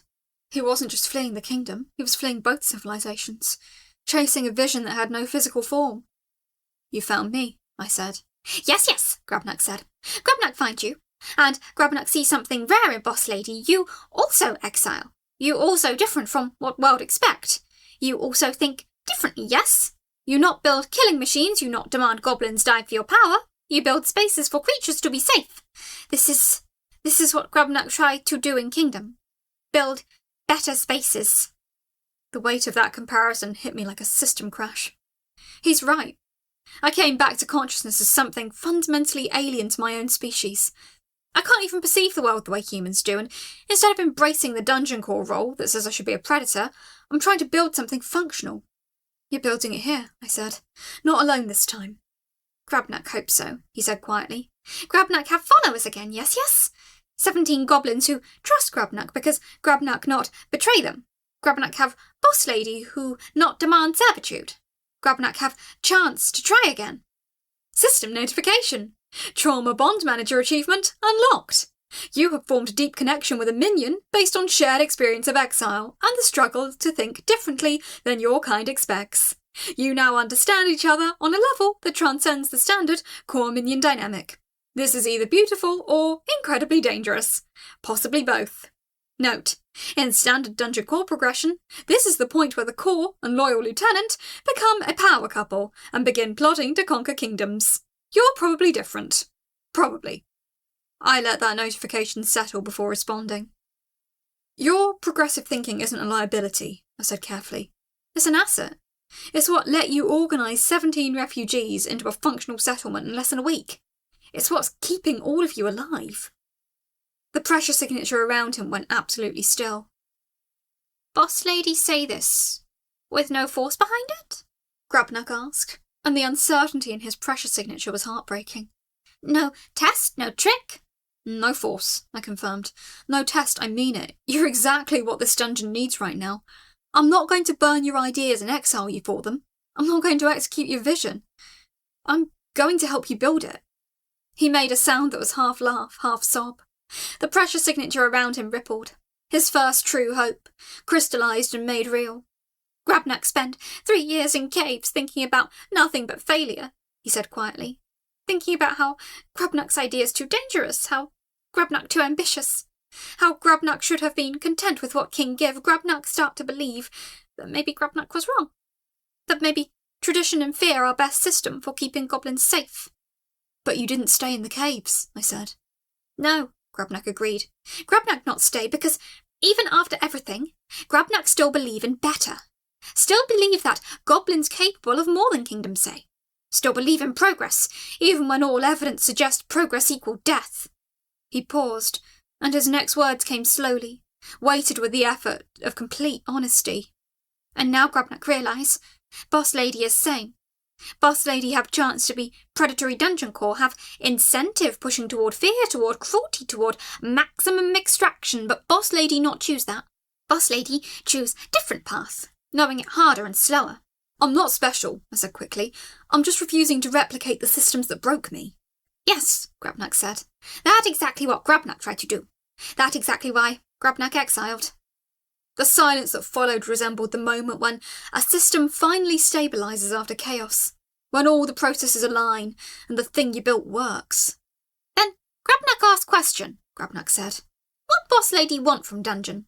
What goal, what dream? Because in Kingdom, goal always power, always dominance, always fear. What is goal here? It was the question I hadn't asked myself yet. The weight hit me. In my previous life, the goals had been so clear they barely needed starting. Make money, acquire users, grow metrics, get acquired or IPO, cash out, move to the next thing.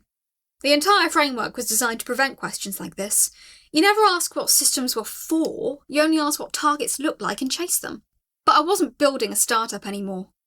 I was building something without exit strategy, without investors, without proof that it would work. A crystal and goblins and an architectural vision slowly crystallising into reality. What do I want? I echoed, stalling. That's a bigger question than it seems. Boss lady take time, Grubnak said generously. Grubnak know this question difficult. Grubnak struggled with same question for 40 years. Is goal to help individual goblins or all goblin kind? Is goal to create system that survive beyond Grubnak or system that reflect Grubnak's leadership? Is goal to improve goblin lives or to prove system possible? He leaned back and his pressure signature deepened, the weight of genuine consideration. For many years, Grubnak think goal must be about goblin kind as whole. Grubnak tried to create systems that work for all, that scale beyond individual relationships, but maybe that was a mistake. Maybe real goal was always just make safe space for creatures who need it. Everything else secondary. System notification. Sanctuary core identity, resonance detected. Your dungeon has spontaneously adopted a non-violent growth model. This is statistically rare. Your essence accumulation suggests you're choosing growth through refuge rather than predation. Your minions' loyalty rate suggests they're not here because they're magically bound, but because they want to be. This is either revolutionary or you're in denial about the apocalypse coming when the kingdom sends real armies, possibly both. Note, you have 17 refugees, 1 disaffected royal administrator, and a death wish disguised as pacifism. This will end well or explosively. The system cannot predict which. I considered the question honestly. I want to build what works, I said slowly. I was a software developer.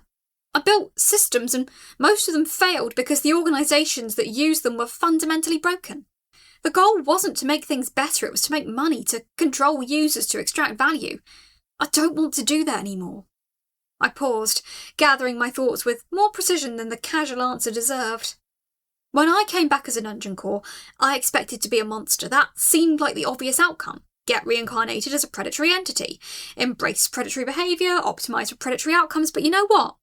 I've been a monster before. I was a monster as a human. I optimised for things that hurt other people because the system incentivised it, and I didn't have the leverage to refuse. I had a mortgage, I had student debt, I had performance reviews that demanded growth metrics regardless of human cost. Now Grubnak understand, he said quietly. So when you showed up with your sophisticated architecture and your thoughtful leadership, the realisation here, I had power now, choice, actual refusal available. I could refuse. I could choose to build what operated on different principles, not because it was more efficient, but because efficiency obtained through suffering is a value I'm no longer willing to optimise for. So, what want? Grubnak pressed again, but the pressure signature around him suggested he already knew the answer.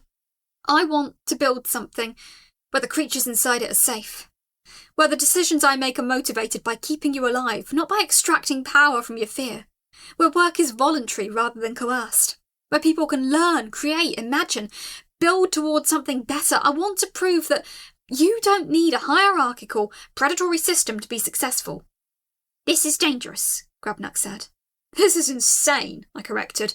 By dungeon core metrics, I'm failing. By standard business metrics, I'm failing. By standard anything, I'm failing. But by the metric of, did I create a space where creatures feel safe enough to learn to read, I'm succeeding. And maybe that's the metric that matters. This is radical idea, Grubnak said, and I could hear the faint smile in his voice. Beautiful and dangerous. Why dangerous? I asked. Because if you succeed, Grubnuck's kingdom might hear about it, might send diplomats, might want to know how you organise your creatures, how you make them loyal. Or kingdom out there might hear about it, might send armies because you threaten their power structure. Radical ideas that work make powerful enemies. He gestured with a pressure signature that encompassed the whole dungeon. If goblins learn that safe space possible, that progress possible, that they not need accept exile and death as price for thinking differently, then all goblins become threat to established kingdoms. Because then goblins start demanding better, start saying, why accept this when other dungeons provide better possible? Start organising, proposing reforms, destabilising the comfortable hierarchy. Oh, that's a problem. So, we're not a dungeon anymore, I said. We're a proof of concept, a dangerous one. Yes, Grubnuck agreed. If this work, it worked too well. Maybe too well. Maybe work so well that both kingdoms decide they cannot afford to let us exist. I thought about the kingdom patrols I could sense moving through the mountains. How long before their search spiralled outward? How long before the Greenfang Kingdom heard rumours of a scribe organising goblins? How long before we became a threat that couldn't be contained through simple extermination squads? So, we're building something the world doesn't want, I said. Yes, Grubnuck agreed. But world have never stopped Grubnuck before. And now Grubnuck not alone. Now Grubnuck have boss lady who understand exile, who understand trying to build better systems, so maybe this time different. He stood to leave, then paused. Boss lady should know. Goblins notice changes. Notice that you care about safety, not dominance. 3 goblins today ask Grubnuck if maybe they could learn to read. Yes. Learn to keep records like Grubnuck do. Grubnuck think this mean goblins beginning to believe in different future. This is heavy responsibility.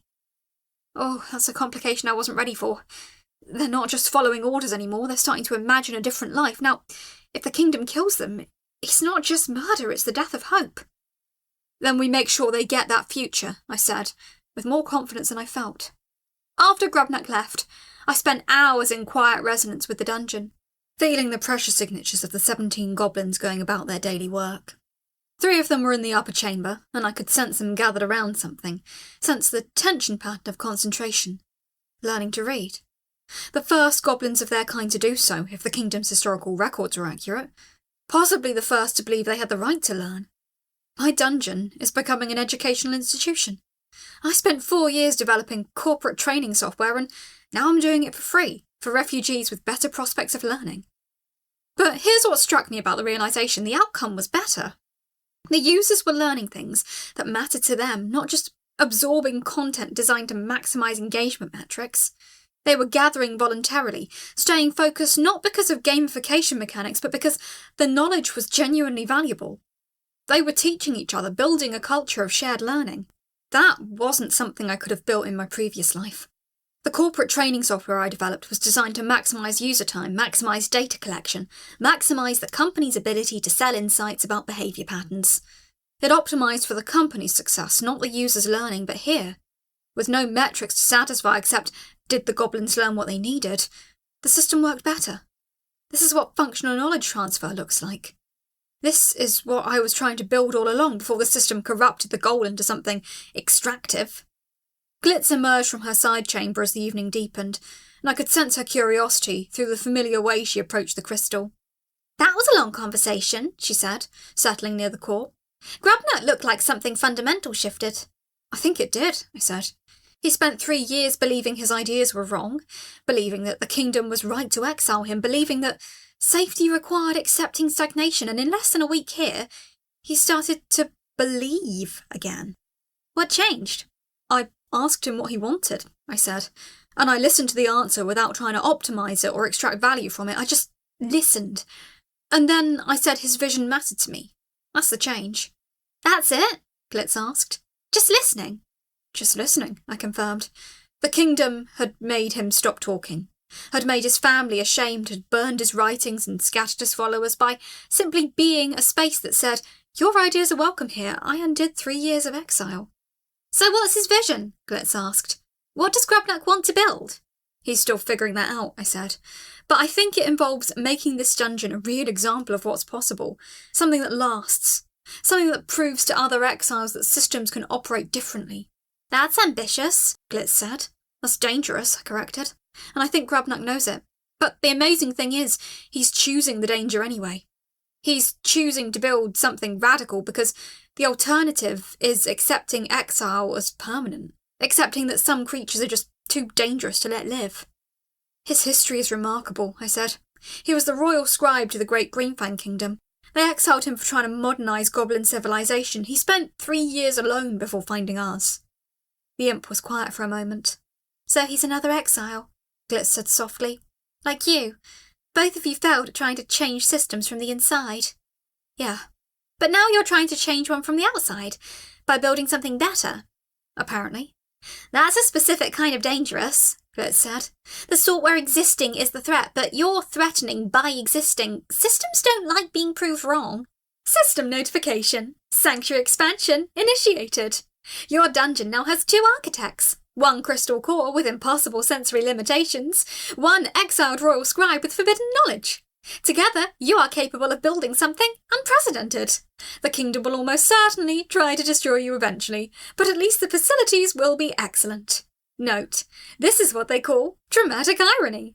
You're building a utopia while the apocalypse sharpens its knives. Then we make sure the system can't destroy us, I said. The pressure sense in the dungeon changed after that conversation. The shift was subtle but unmistakable. The goblins moved with less fear, more purpose. Grabnak carried himself differently, as though 3 years of cave weight had finally lifted, acknowledged and released. By the evening of day 15, the 3 goblins learning to read had expanded to 6. Grabnak was teaching them in the communal chamber, and the pressure sense I got from the focused attention was almost meditative. Adults and younger goblins both, learning that marks on surfaces could represent sounds, that sounds could become meaning, that meaning had power. Power that the kingdom had tried to deny them. I wonder if the Greenfang King understands that he created this. By exiling Grabnak, by burning his writings, by proving that progress equals death, he guaranteed that when an opportunity appeared, someone would be ready to seize it. He made a revolutionary by refusing to let evolution happen naturally. Glitz settled beside the crystal as the evening deepened. You're quieter than usual, she observed. I'm trying to predict the future, I said, which is stupid because I'm a crystal core with spatial awareness and a limited understanding of human or goblin psychology, but I'm trying anyway. What future do you see? Best case, we build something functional. The kingdom gets distracted with other problems, we fade into legend, the dungeon that was too kind to be real. 100 years from now, other refugees come looking for a place like this and find it waiting. Worst case? Best case takes about 2 weeks before a royal patrol decides to investigate the rumour of a goblin gathering. Then we either fight and fail or we surrender and they kill everyone. There's no good outcome where the kingdom learns about a dungeon run on humanist principles. So you're betting everything on obscurity? I'm betting everything on building something worth the risk, I corrected. If this doesn't work, at least it will have meant something. At least 17 goblins got to experience safety and dignity before the end. That's not nothing. Outside the dungeon, somewhere in the darkness of the kingdom's territory, I sensed the pressure sense of patrols moving through the mountains, looking for goblins, looking for threats. Not looking for us yet, not specifically, but getting closer with each passing day. They'd find us eventually. The math was simple. 17 displaced goblins left tracks, and the kingdom was motivated to follow. Inside, 17 goblins slept safely, and 1 former royal scribe was teaching 6 of them to recognise written letters by the light of a carefully maintained fire. Squib was carving another relief into the wall, this one more ambitious than the last, shapes that looked almost like script, almost like meaning. The goblins who understood his intent gathered to watch, pressure signatures steady, with something approaching pride. I'd built a sanctuary, and sanctuaries by definition are fragile things, but Grabnak was right. The world had never stopped him before, and he wasn't alone anymore. Neither was I. And maybe, just maybe, that was enough to change the equation. Not to prevent the inevitable end, but to prove that something different was possible. That systems could operate on principles other than fear and extraction. That goblins could learn to read. That a dungeon core could refuse to be a monster and still survive. For now, that would have to be enough. Chapter 11. Small, reptilian and opinionated. The vibration came first, a rhythmic pulse against the bedrock that made my awareness jitter like a bad caffeine jag. Not the chaotic scramble of a hunting party, not the heavy trudge of armoured patrols. This was organised, measured. a vibration that announced intention with the precision of someone reading from a technical specification sheet. Someone was doing survey work on my doorstep. "Glitz," I transmitted. "We have company. 12 figures, all walking in geometric formation." Glitz materialised with her characteristic shriek of delight, cascading sparkles briefly illuminating the central chamber like someone had set off a glitter bomb in a cave. "Oh, Sarah! Oh, new visitors! This is wonderful! Are they friends? Are they threats? Are they both?" "Ask them before they tunnel into our west wall," I said, trying to pass the vibration signature. Not human gait. Too short, too heavy, a different rhythm entirely. The cadence spoke to something built differently, something with a distinct relationship to gravity and stone. And if they're mining... But Grubnuck was already moving, his massive frame thundering toward the entrance with a speed that suggested 5 days of accumulated paranoia. The goblins had been on edge since dawn, a strange restlessness that had them sharpening tools and reinforcing barricades like we were under siege. I'd asked once what they were preparing for, and Grubnuck had just said, "Grubnuck smells danger in wind," which wasn't helpful, but was probably accurate, given that goblins could smell things I couldn't, even theoretically perceive, things that existed in registers my dungeon senses couldn't access. "Not human," Grubnuck projected, his mental voice sharp with something I couldn't quite categorise. Fear, shame, both? "Those footfalls. Grubnuck knows these steps. Kobolds. Copperclaw Collective, maybe? Yes, that smell. Metal and slate dust and some kind of stone oil. Definitely Copperclaw. Grubnuck recognises their signature work scent." The vibration resolved as whatever delegation approached reached the outer cavern. I pushed my perception outward, assembling an image from pressure and resonance to the faint electromagnetic hum of the earth itself, responding to organised movement. Small. Compact. Arthropod-like posture despite the bipedal stance. Scales catching the sparse light from Glitz's aura, reflecting back in geometric patterns. Rigid formation, 3 across, 4 deep. Not a single out-of-line step in the whole group.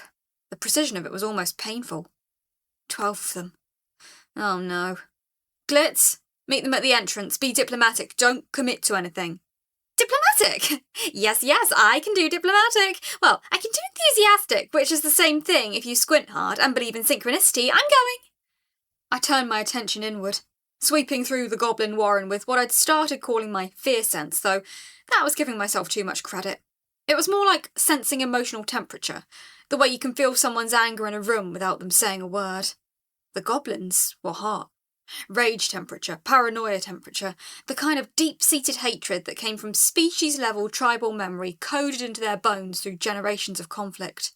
They'd probably fought kobolds 100 times, 1,000 times, back in whatever caves and mountain systems had birthed both their species. Grubnuck dropped into the west chamber, where the goblins clustered around a central fire pit they'd somehow convinced me to let them build. The stone groaned under the sudden temperature difference, a protest that echoed through my awareness like a complaint I'd hear about next week when I inevitably had to reinforce everything. I made a mental note to add structural reinforcement to the list, right under Prevent Dungeon Civil War and Figure Out What Glitz Can Do. "Kobolds come," Grubnuck announced, and the cavern went silent. The crackling flame suddenly seemed too loud, every snap and hiss amplified by the absence of other sound. The goblins sat motionless, their eyes catching the firelight in thin, hostile lines. "From Copperclaw Engineering Collective, most likely. They probably want to demolish your pathetic warren and rebuild it with proper specifications," came a new voice, sharp and clear through Glitz's projection, speaking common with the crisp precision of someone who'd rehearsed this speech several times during a long journey. "Including moisture barriers, load-bearing assessments, structural redundancy protocols, foundational integrity reviews, and defensive configurations that won't collapse during a major earthquake, which statistically is inevitable given the fault lines present in this region."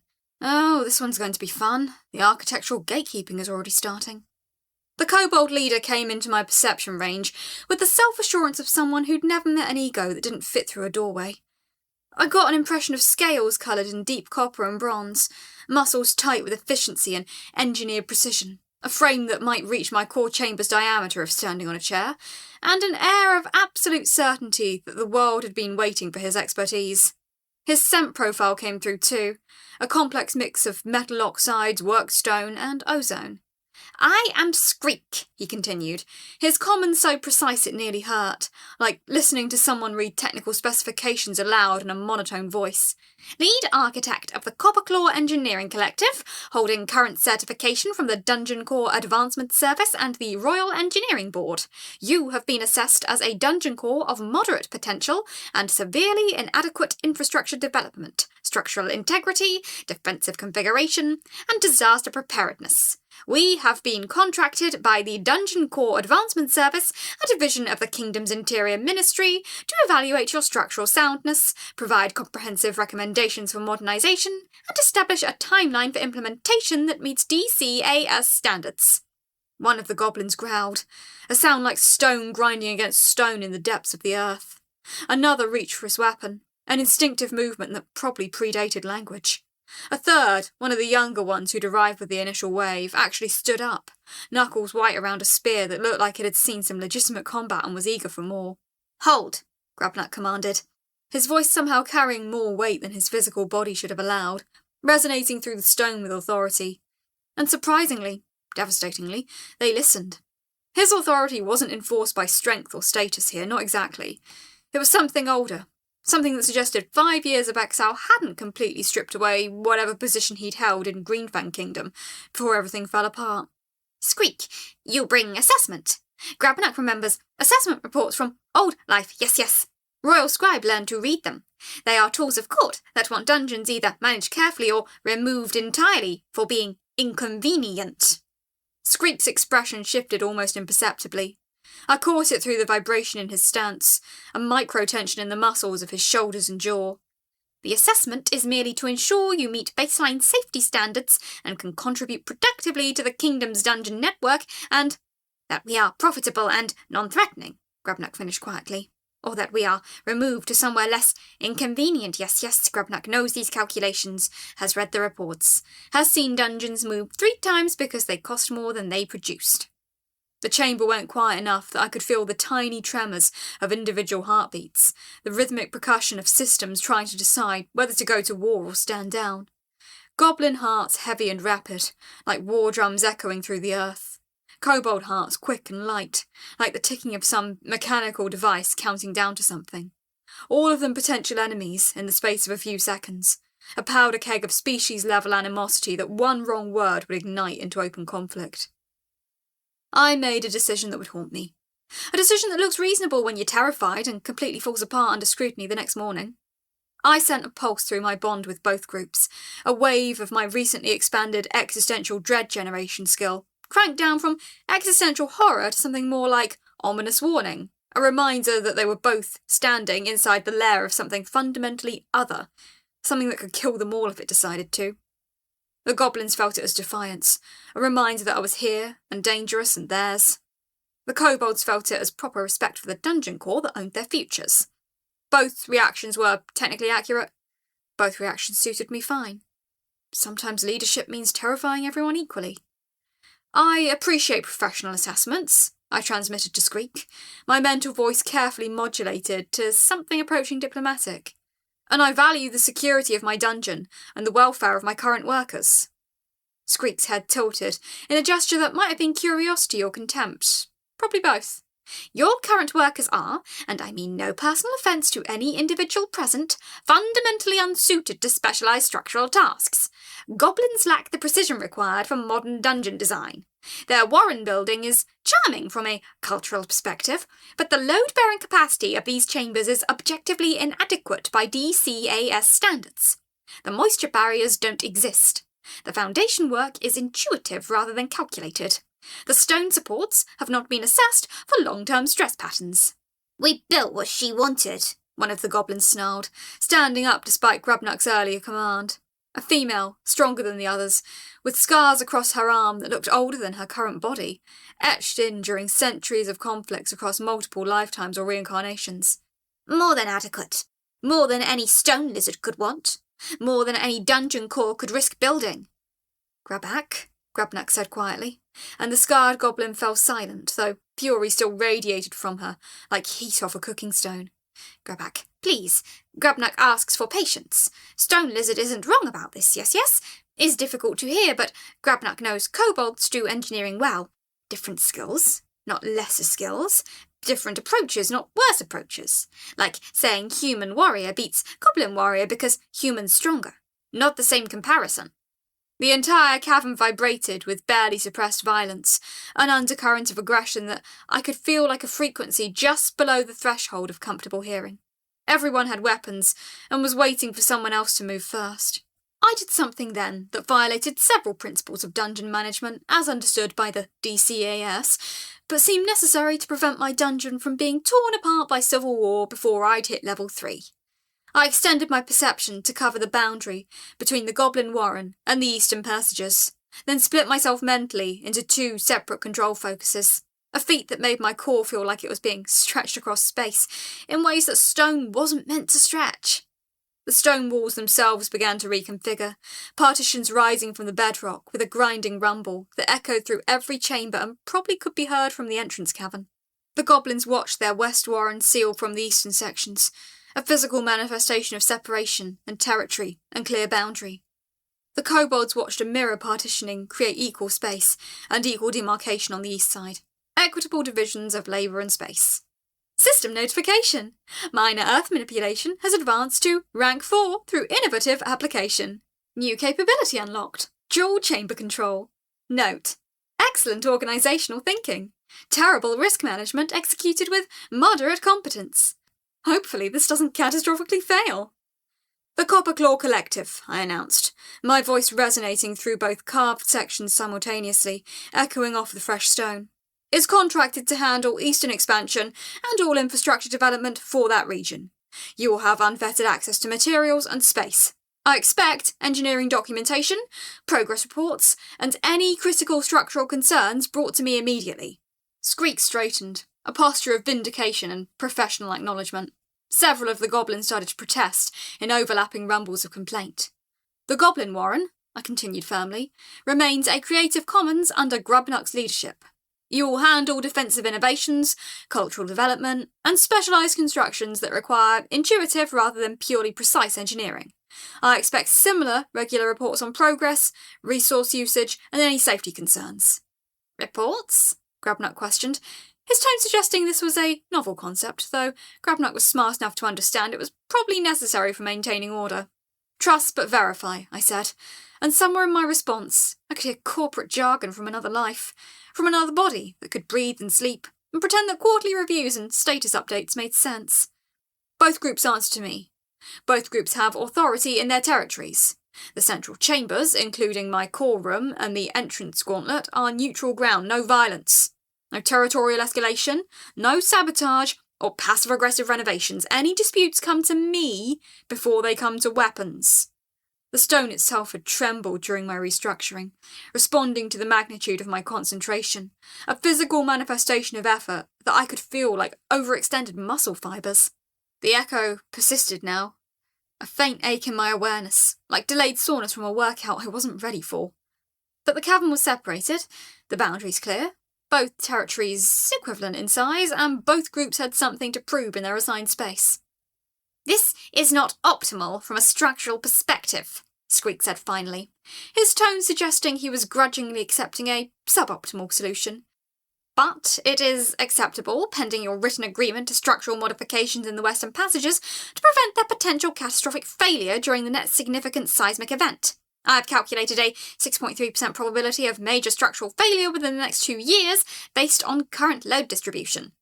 6.3% is bullshit, Grubbuck said loudly. Stone is stone. Stone is strong. Stone has been strong since before Copperclaw was digging.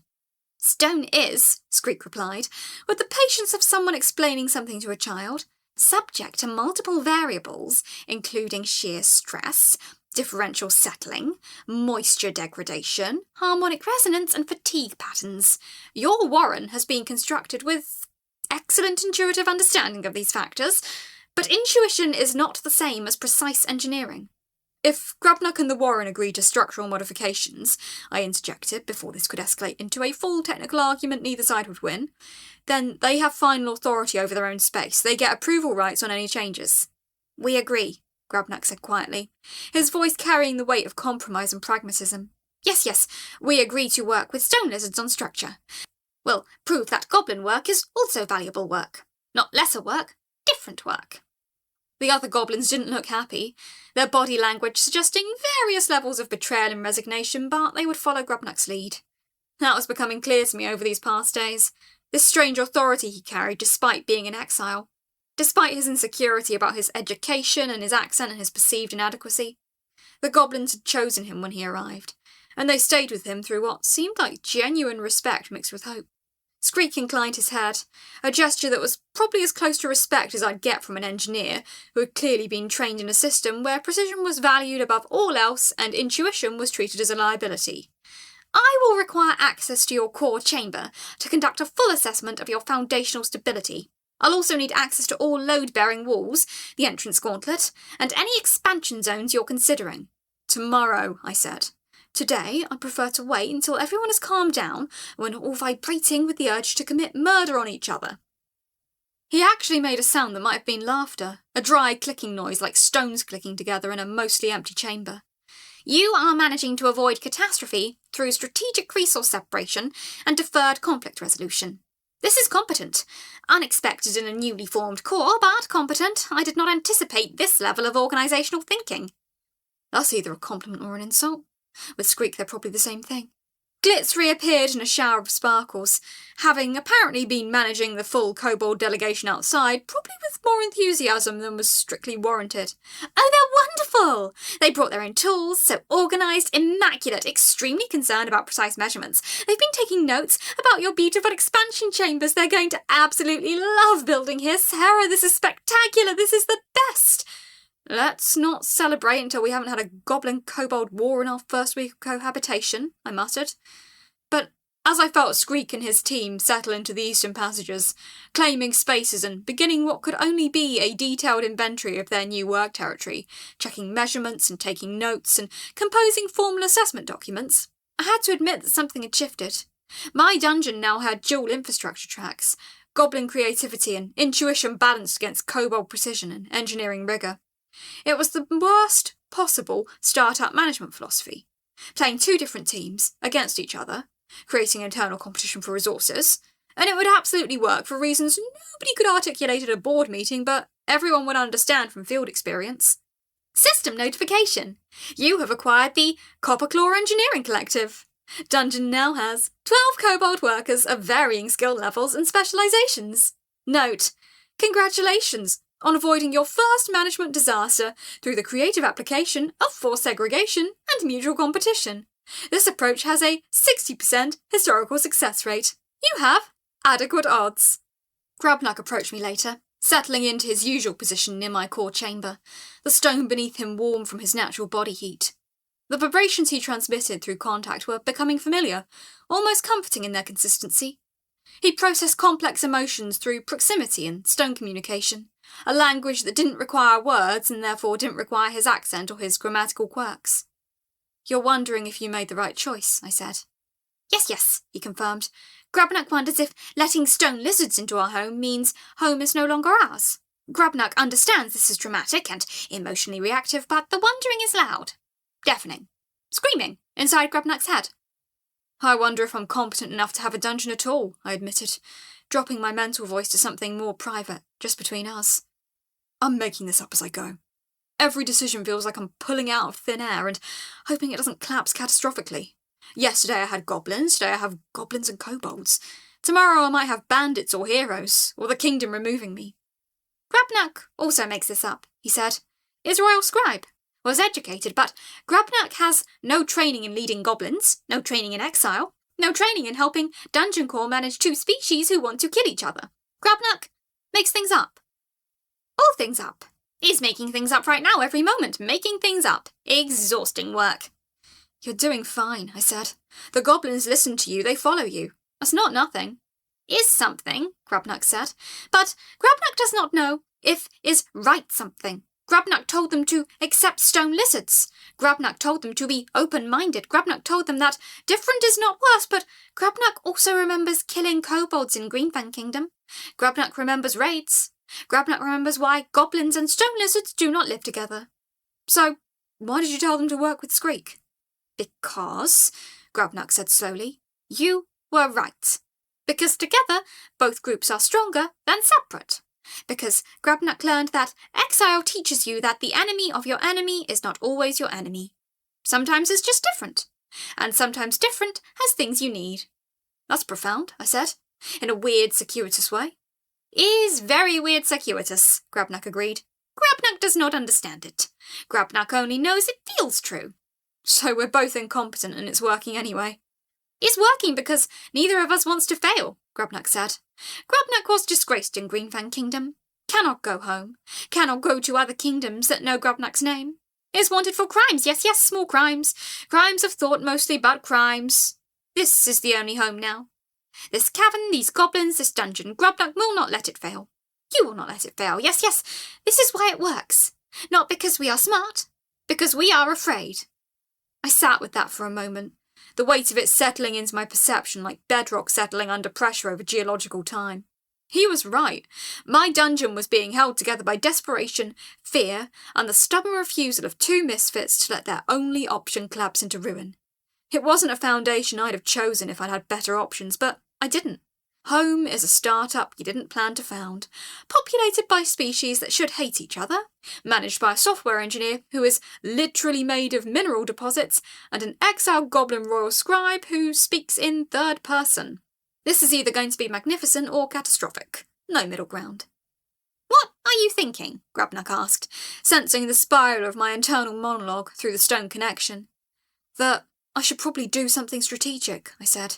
Like, prepare for the assessment tomorrow, or figure out what Skreek's going to find wrong with us, or plan for the next crisis, but mostly I'm thinking I'm too tired to be a functioning dungeon core. Grabnak is also tired, he said. Grabnak has not slept since they arrived. But Grabnak will not sleep. If Grabnak sleeps, something bad happens. This is what exile teaches. You must always be ready for bad thing. That's a terrible way to live. Yes, Grabnak agreed. But is living, yes. Is still here, still building, still trying. This is better than alternative. Outside, Skreek was taking measurements in the moonlight that filtered through the entrance cavern, making calculations and drafting recommendations that I'd need to evaluate. Inside, Grabnak was planning something aggressive and territorial in the western chambers, some move to prove that goblin innovation was worth respect.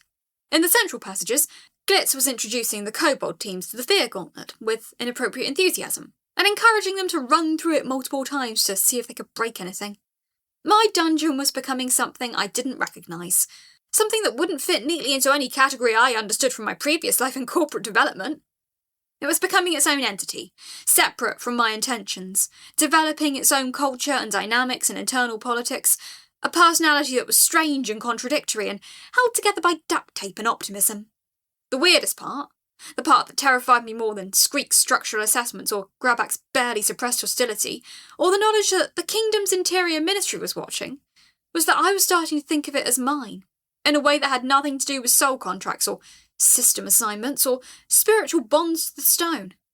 I was thinking of it as home, and that was far more dangerous than anything the DCAS could ever assess. Skreek appeared at my core chamber entrance, just as Grabnak was settling into contemplative silence. The kobold architect moved with mechanical precision, every motion calculated and efficient. The western passages have good potential, Skreek said without preamble. The stone selection is sound, the layout is intuitive. Your goblin crew has excellent instincts for spatial flow and defensive positioning. I will recommend to the assessment committee that we work in collaborative arrangement with them rather than replacing their contributions. It was maybe the nicest thing he could have said, and he said it like he was reporting on moisture content. That's good to hear, I said. It is not good, Skreek corrected. It is optimal. Good is vague, optimal has measurements, but yes, the partnership may work. He paused, and I could almost detect something like uncertainty in his stance. I have been informed that you demonstrated innovative thinking by creating separate territories rather than subjugating one group to the other. This isn't typical dungeon management. I was trying not to have a war, I said. Exactly. You avoided war by providing both groups with purpose and territory. This is intelligent. Most dungeon cores either enslave all workers to single hierarchy or collapse into conflict. You've created a symbiotic system. It is good thinking. Optimal thinking, I corrected. Yes, he said, and I swear I heard something like amusement in his voice. Optimal. He left, and Grubnuck transmitted satisfaction through the stone, a vibration that felt almost like laughter. Grubnuck thinks Stone Lizard just gave you compliment, Grubnuck said. I think he just told me I'm adequate at my job, I said. From Squeak, this is high praise. I could live with adequate. Adequate kept dungeons standing. Chapter 12. The Productivity Wars. The second week of cohabitation didn't dissolve into total war, which I considered a victory by any reasonable standard. By day 22, my dungeon had developed a functional dual-track system. The goblins occupied the western chambers, their warrens expanding upward with creative flair and complete disregard for safety protocols. The kobolds occupied the eastern passages, creating infrastructure that would have made a civil engineer weep with joy at the precision. And I was slowly going insane, managing both. System notification. Shadow Theatre has advanced to Rank 3 through sustained environmental manipulation. New capability unlocked. Memory mirrors. New skill available. Experienced dungeon design. Note, you're learning the hard way that managing multiple species is like managing two different engineering teams who speak different languages and have different definitions of success. The memory mirrors skill was interesting, in a way that suggested the system understood something I didn't. I could theoretically create reflective surfaces that let creatures see memories, some kind of psychological horror element that fit nicely with my existing existential dread generation. The experienced dungeon design skill was clearly a path toward legitimacy, toward becoming the kind of dungeon core that could manage professional credentials. Neither skill would help me deal with what was happening in the central chambers. This is inefficient, Squeak announced, materialising at my core chamber with his typical lack of warning. The goblin team generates dust clouds when they work. The kobold team operates precision measurements. You have two work crews in the same central chamber creating environmental interference. They work on opposite sides of the chamber, I said. They share the same air system. Particulates from goblin construction interfere with kobold precision measurements. Additionally, Grabak deliberately kicks dust clouds in my crew's direction, creating what I categorise as passive-aggressive sabotage. That's a strong word for it. That is the accurate word, Squeak said. Grabak is engaging in territorial disruption. It is counterproductive. I recommend either separate ventilation systems or separate work hours. I'll talk to Grubnuck, I said. I didn't need to talk to Grubnuck. I could feel what was happening through the stone. Grabak was doing it on purpose, and Grubnuck knew and was allowing it as a pressure valve. If I stopped the dust kicking, I'd suppress goblin agency. If I let it continue, I'd eventually have Squeak demanding official grievance protocols. This is like managing a tech company where half the team still doesn't believe the other half deserves to be here. Glitz materialised, with her typical explosion of sparkles. Oh, Sarah, the kobolds are wonderful. They built a machine for measuring things with gears and calibration. Impressive! And the goblins built a battering ram to prove they could build something bigger, and now they're both arguing about structural integrity and practical applications. Sarah, this is amazing. It's chaos, I said. Productive chaos, Glitz insisted. The best kind. Friendly competition drives innovation, they say, and you have two whole species competing. This is spectacular. One of them's going to get hurt, I said. Only if someone isn't being careful, Glitz said brightly. And you can be careful. You're their dungeon. You can make them careful. Glitz had a point beneath the inappropriate enthusiasm. I could make them careful. I could enforce safety protocols. I could use my glowing vibration control to warn them before something broke. I could prevent that battering ram from being completed if it threatened load-bearing walls. What I couldn't do was make them respect each other. System notification. You have assigned distinct work protocols to both species populations. Enforced protocols include separate work hours, designated zones, safety apparatus review. Note, micromanagement prevents immediate conflict. It does not build actual cooperation. By day 20, I'd developed a rotation system. Goblins worked the central chamber during odd hours. Kobolds worked during even hours. It was arbitrary and annoying, and it kept them from directly competing for resources. Grabak complained constantly, directing creative insults at the stone lizards and their fancy pants measurements. Squeak responded with detailed technical critiques of goblin work, each delivered with mechanical precision and no sense of irony. They were both right about most things. Grabnak actually smiled about it. "It's good," he said, vibrating through the stone with what sounded like contentment. "It's healthy conflict. Not about respect yet, yes, but about coexisting. Respect comes later, if it comes at all." "You sound like a therapist," I said. "Grabnak was educated in diplomacy," he said. "Before disgrace, before exile. Grabnak learned that conflict isn't always bad, is a tool. Can be used for destruction or for growth." "You're suspiciously zen about this," I said. "Grabnak has been exiled a long time," he said. "Grabnak learned that surviving is victory. Respect is luxury. Coexisting is what matters." The goblins had made significant progress on the western defensive architecture. They had carved out 3 distinct kill zones, each one featuring a different approach to channeling enemies into impossible situations. One was a narrow corridor, with holes carved into the ceiling, that allowed for aerial assault from the upper passages. Another was a chamber, where the stone itself had been shaped into obstacles and potential cover, turning the space into a tactical puzzle that would require an enemy to think rather than charge. The third was something Grabak called the grinder, a chamber where multiple passages intersected at odd angles, and the floor had been carved with patterns that would make running dangerous for anything larger than a goblin. It was creative, aggressive, and intuitive. The goblins had designed these chambers based on combat experience, generations of warfare that existed in their tribal memory, even if they couldn't articulate it in technical language. The kobolds had reinforced the eastern passages, with load-bearing pillars spaced precisely 4.7 metres apart, a distance calculated based on mathematics I didn't understand but apparently optimal for weight distribution. They'd created drainage systems that would prevent water accumulation during heavy rains, ventilation shafts that would prevent carbon dioxide build-up, and something Squeak called structural redundancy protocols that involved backup supports for critical areas. They'd also mapped out the entire eastern section with measurements precise enough that I could theoretically navigate by numbers alone, never needing to sense the space. It was methodical, thorough, and necessary. When I pointed out that both sides had legitimate value, Grabak and Squeak looked at me like I'd suggested something radical. "Your western defences are tactically superior," Squeak said to Grabak. "They account for enemy psychology in ways my designs do not. They use terrain as weapon, rather than merely as structural element." Grabak stared. "Did Stone Lizard just compliment goblin work?" "I stated a technical fact," Squeak said. "If that constitutes compliment in your social framework, then yes, your work is strategically sound." "Your eastern infrastructure is structurally superior?" Grabak said, attempting to return the compliment.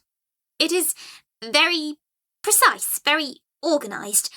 Goblins could not build what you build." Squeak tilted his head. "Goblins could not care to build what I build," he corrected. "You could, if you chose, to prioritise precision over intuition. But you choose correctly. You value speed and adaptation. I value durability and consistency. Both approaches are valid." "You understand what's happening?" I asked Grabnak one night. Yes, he said. "They prove value to you, both groups, trying to make themselves indispensable. Trying to prove their way isn't just different, but better. So, how do I stop them from trying to outcompete each other into destruction?" "You don't," Grabnak said. "You accept that they will compete. You channel competition toward dungeon strength. They prove their value, dungeon gets stronger.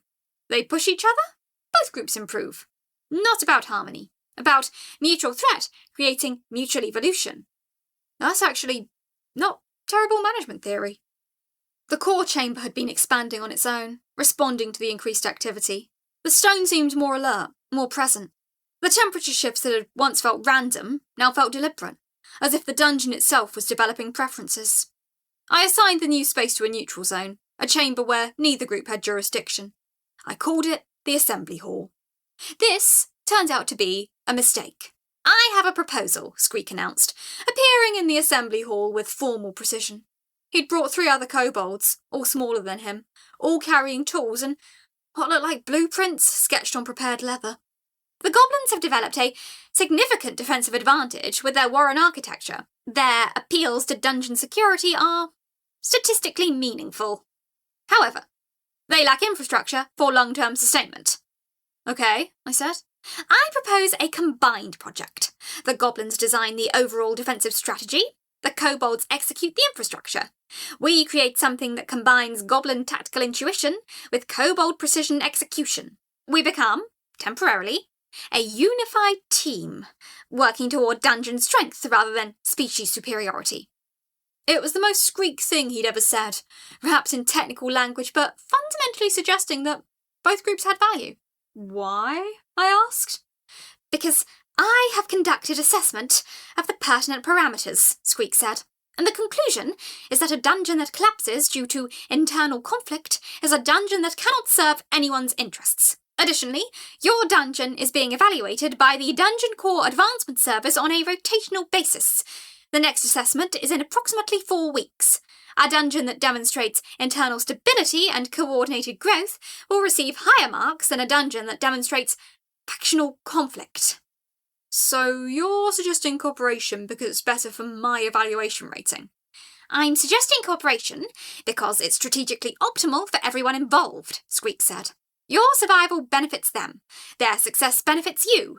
Their pride is soothed by my acknowledgement of their value. Your dungeon gets stronger. Everyone achieves their goals. This stone lizard just out-negotiated me using pure logic. I called a meeting by using glitz to gather everyone in the assembly hall because I didn't trust myself not to accidentally project mental coercion through my fear sense. Grabak arrived first, suspicious as always. Skreek arrived second with his team. Grubnak arrived third, and he was already nodding slightly, as if he'd anticipated what was coming. Skreek has proposed that the Goblin tactical design and Kobold execution work together on a unified project, I announced. A combined effort to make the dungeon stronger. Both groups get recognition, both groups contribute. Neither group is subservient to the other. Is trap, Grubak said immediately. Is stone lizard trick. They want our designs, then ignore us. Grubnak said quietly. Grubnak, they... Is not trap, Grubnak said. Grubnak knows Skreek. Not nice goblin, no yes, but is honest. Doesn't trick when truth is better result. Grubnak says we listen. Grubak looked like she wanted to argue, but she didn't. Skreek laid out the proposal. The goblins would design a series of defensive chambers based on their territorial knowledge and combat instincts. The kobolds would implement the infrastructure, creating the structural systems that would keep those chambers functional long-term. The combined result would be a dungeon that was both tactically effective and structurally sound. We will honour goblin design choices, Skreek said, and I could see the effort this cost him. With structural parameters. We will present recommendations, but defer to goblin judgment on tactical matters. This is genuine partnership. And if stone lizards ignore us, Grubak asked, then I resign as lead architect and recommend to the Copperclaw Collective that we withdraw from this contract, Skreek said flatly. My professional reputation depends on delivering quality work. Misrepresenting goblin input as inferior and ignoring their contributions would damage that reputation. Additionally, it would be functionally dishonest. He's appealing to her sense of fairness by being completely rational about self-interest. Grubak, I said, you've got final approval on design changes. If Skreek violates this, I'll shut down the entire Eastern operation until he apologises. Publicly. To you. Grubak's scarred face twisted into something that might have been a smile. Then we have deal. The next 2 weeks were chaos, but productive chaos, that generated something real. Grubak and Skreek created a design together, a collaboration between Grubak sketching out kill zones on stone with charcoal, and Skreek calculating load-bearing implications on leather maps with his precise measurements. Then, Grubak would adjust her designs based on structural feedback, realising that sometimes precision and intuition work together.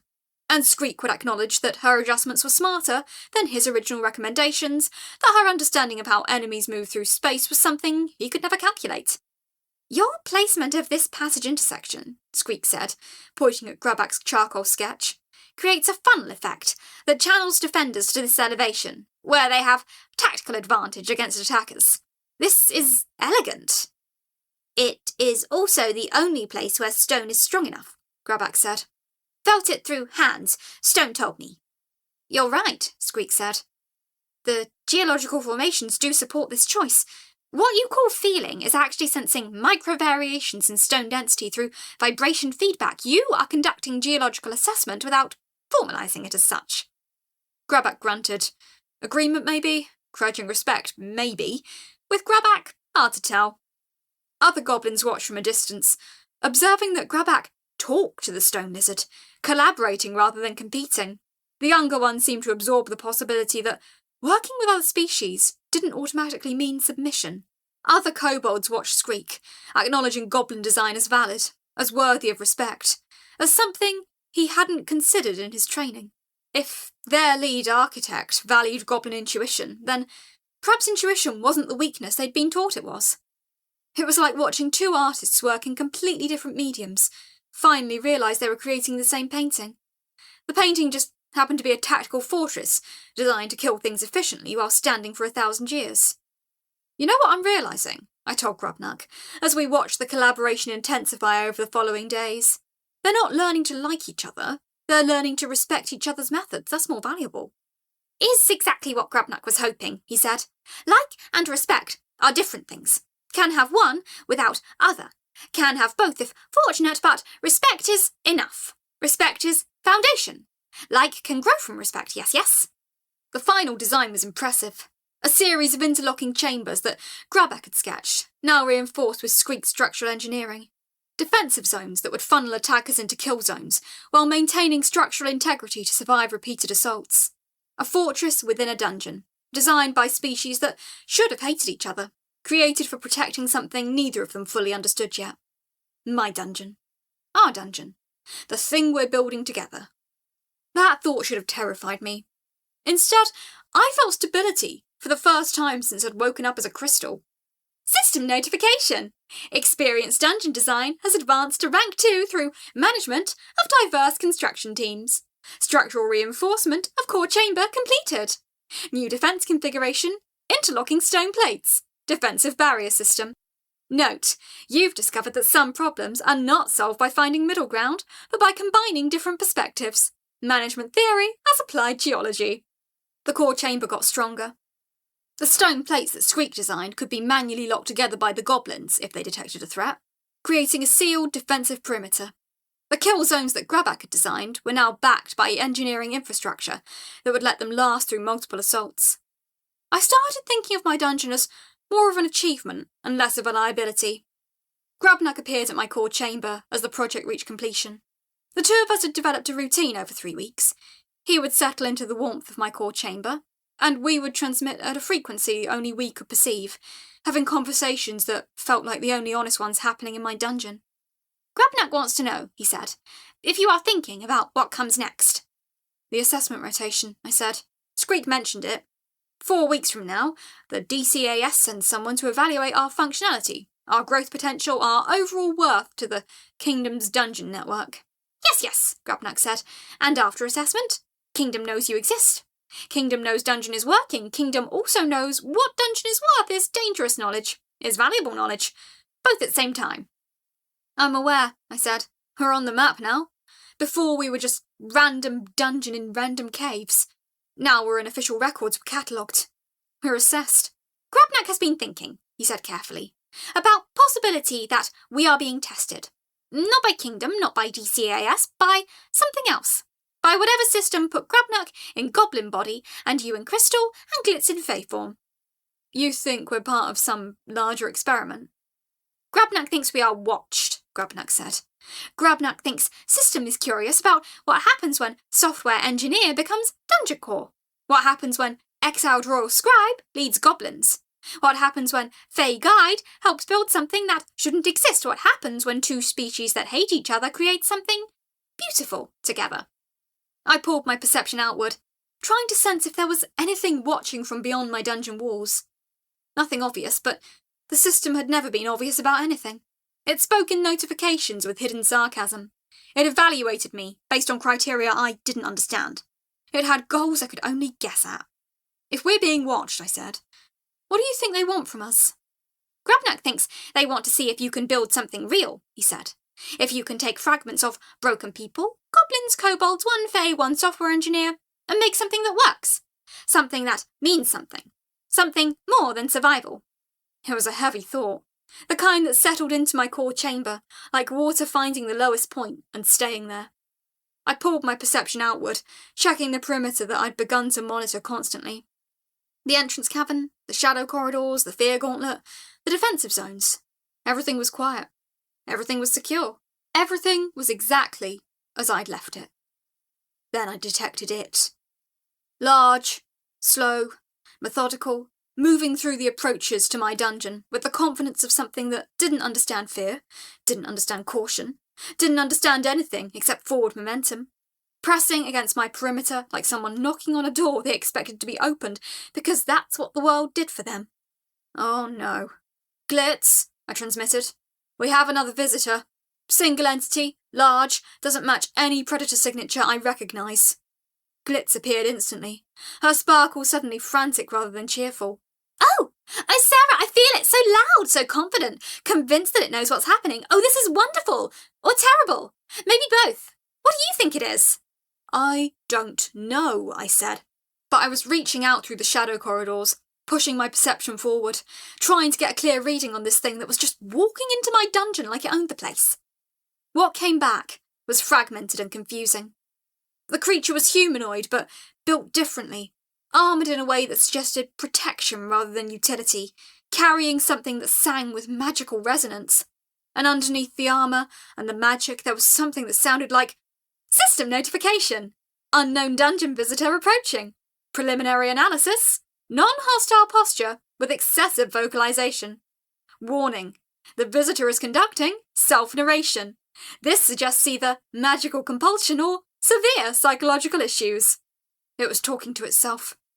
Some kind of continuous running commentary on what it was seeing and doing and thinking, like it was having a conversation with an audience that existed only in its own head. Grubnock, I said quietly, trying to keep my mental voice calm. Does this sound like anyone you know? Grubnock's vibration through the stone suddenly became still, tension radiating from him like heat. No, yes, he said carefully, but Grubnock knows type of creature called knight errant. Human who decided to become legend. Is stupid. Is dangerous because stupid things in armour hit hard. Very hard. Sometimes hit so hard they break your bones. Fantastic, I said, my mental voice dripping with resignation. We've built this beautiful collaborative dungeon, goblins and kobolds working together, and now we're getting a self-narrating human in plate armour. The creature pushed further into the entrance cavern, and I finally got a clear reading. Plate armour, intricate and expensively maintained. The kind that suggested money, status, and probably a lot of time in a blacksmith's shop. A sword that sang with the weight of magical enchantment. A weapon that had probably killed a lot of things that didn't deserve killing. A human inside all that metal. Probably male, definitely talking to himself in a continuous stream of narration like he was dictating his own biography to an audience that only existed in his mind. And thus, Sir Humphrey the Valiant approaches the cavern with appropriate caution and strategic awareness, noting the defensive formations and carefully avoiding the obvious traps with the keen eye of experience. He's narrating his own approach as if he's the protagonist in his own story. As if this is something happening to an audience watching him. Glitz, I said, do we have any agreements or treaties with human knights? I don't think so, Glitz said cheerfully. But he seems nice. Well, he thinks he's nice, and he thinks everyone else should think he's nice. That's the same as being nice if you believe in positive thinking. It's really not, I said. But Sir Humphrey had already reached the fear gauntlet, had already stepped into the shadow corridors where my existential dread generation was waiting like a predator. His narration paused for approximately 3 seconds, as he felt the weight of my terror aura pressing against his consciousness, trying to convey the fundamental meaninglessness of individual human existence in the face of geological time. Then, and the Dungeon Corps, sensing my noble purpose and inherent virtue, acknowledges my approach with appropriate respect and recognition of my quest. He's interpreting my terror aura as deference. He's deciding that my fundamental incomprehension and dread is respect. This is not good, I said. Is not good, yes, Grubnuck agreed, his stone vibrations becoming alert and dangerous. Grubnuck will alert war parties. Grubnuck will prepare goblin defences. Is knight errant? Means he will not leave without completing some kind of quest. Means he will probably try to fight something, probably something that does not deserve fighting. I don't want to fight this guy, I said. Grubnuck knows, Grubnuck said. Grubnuck also knows fighting him is possible if necessary. Grubnuck has killed knight-errants before. It is possible. It's difficult. Very dangerous. Expensive in terms of people and resources. Sir Humphrey was now fully inside the fear gauntlet, moving through the shadow corridors with the confidence of someone who had decided in advance that everything would work out because he was the hero of his own narrative. His armour clinked against the stone with every step. His breath was steady and controlled. His confidence was absolute and divorced from reality. And the passage opens before me, revealing the dungeon's innermost sanctums, where surely the great trial awaits, where perhaps the Dungeon Core herself will challenge me to prove my worth. I think I hate him, I said, and I meant it with the intensity of someone who had just realised the peaceful collaborative period was over. Grubnuck thinks you will hate him more before he leaves, Grubnuck said. But I could feel something like amusement in his vibrations, a dark humour that came from experience. But possibly you will also respect him. It is complicated, like everything. Sir Humphrey pushed deeper into my dungeon, and my entire structure held still. Chapter 13. Memory Lane. Now with 100% more trauma. The thing about running a dungeon is that everything breaks down to economics eventually. Not that I ever wanted to think about dungeon operations as a spreadsheet, but here we are. Day 22, and I've got 29 mouths to feed, a core chamber that's finally stable, and an essence income that doesn't match the outflow. I'm a cursed spreadsheet now. Of course I am. The pressure in my chamber shifted. Grubnuck approaching from the West Passage, footsteps carrying that particular cadence of deep thought. I could taste it in the vibrations, a specific kind of resonance that goblin shamans emit when they're about to deliver wisdom. The air around him carried that weird mixture of incense and swamp water, threading through the stone in ways that made the whole chamber smell like a mystical apothecary that also bred amphibians. Sarah, Core, he said, settling into his favourite contemplative squat near my chamber walls, his knees cracking audibly. The poison chaps, yes. They no work good. He's not wrong. Each poison dart trap required about 400 mana to refresh. I harvested maybe 50 on the rare occasions an intruder died from them. Terrible return on investment. Even by dungeon standards, that was pathetic. I'd been tracking the numbers compulsively, creating mental spreadsheets that would have made my old project managers weep with joy, and my therapist weep with concern. The numbers are bad, I confirmed, projecting my voice through the chamber's stone ribs. They hummed with resonance, the whole structure acting as a sounding board for my frustration. Poison costs too much mana. Doesn't generate enough essence. It's not sustainable. I'm spending 400 to harvest maybe 50. That's an 800% loss ratio on every deployment. In my old life, we'd shut down a project with metrics like that in a single sprint. Grubnuck nodded slowly, his tusks catching the faint phosphorescence from the core chamber's ambient glow. The light sources I'd cultivated along the walls pulsed gently, casting his shadow against the stone, in ways that suggested he was 3 times his actual size. Grubnuck knows the shamanic way. In old times, my people, we understand what?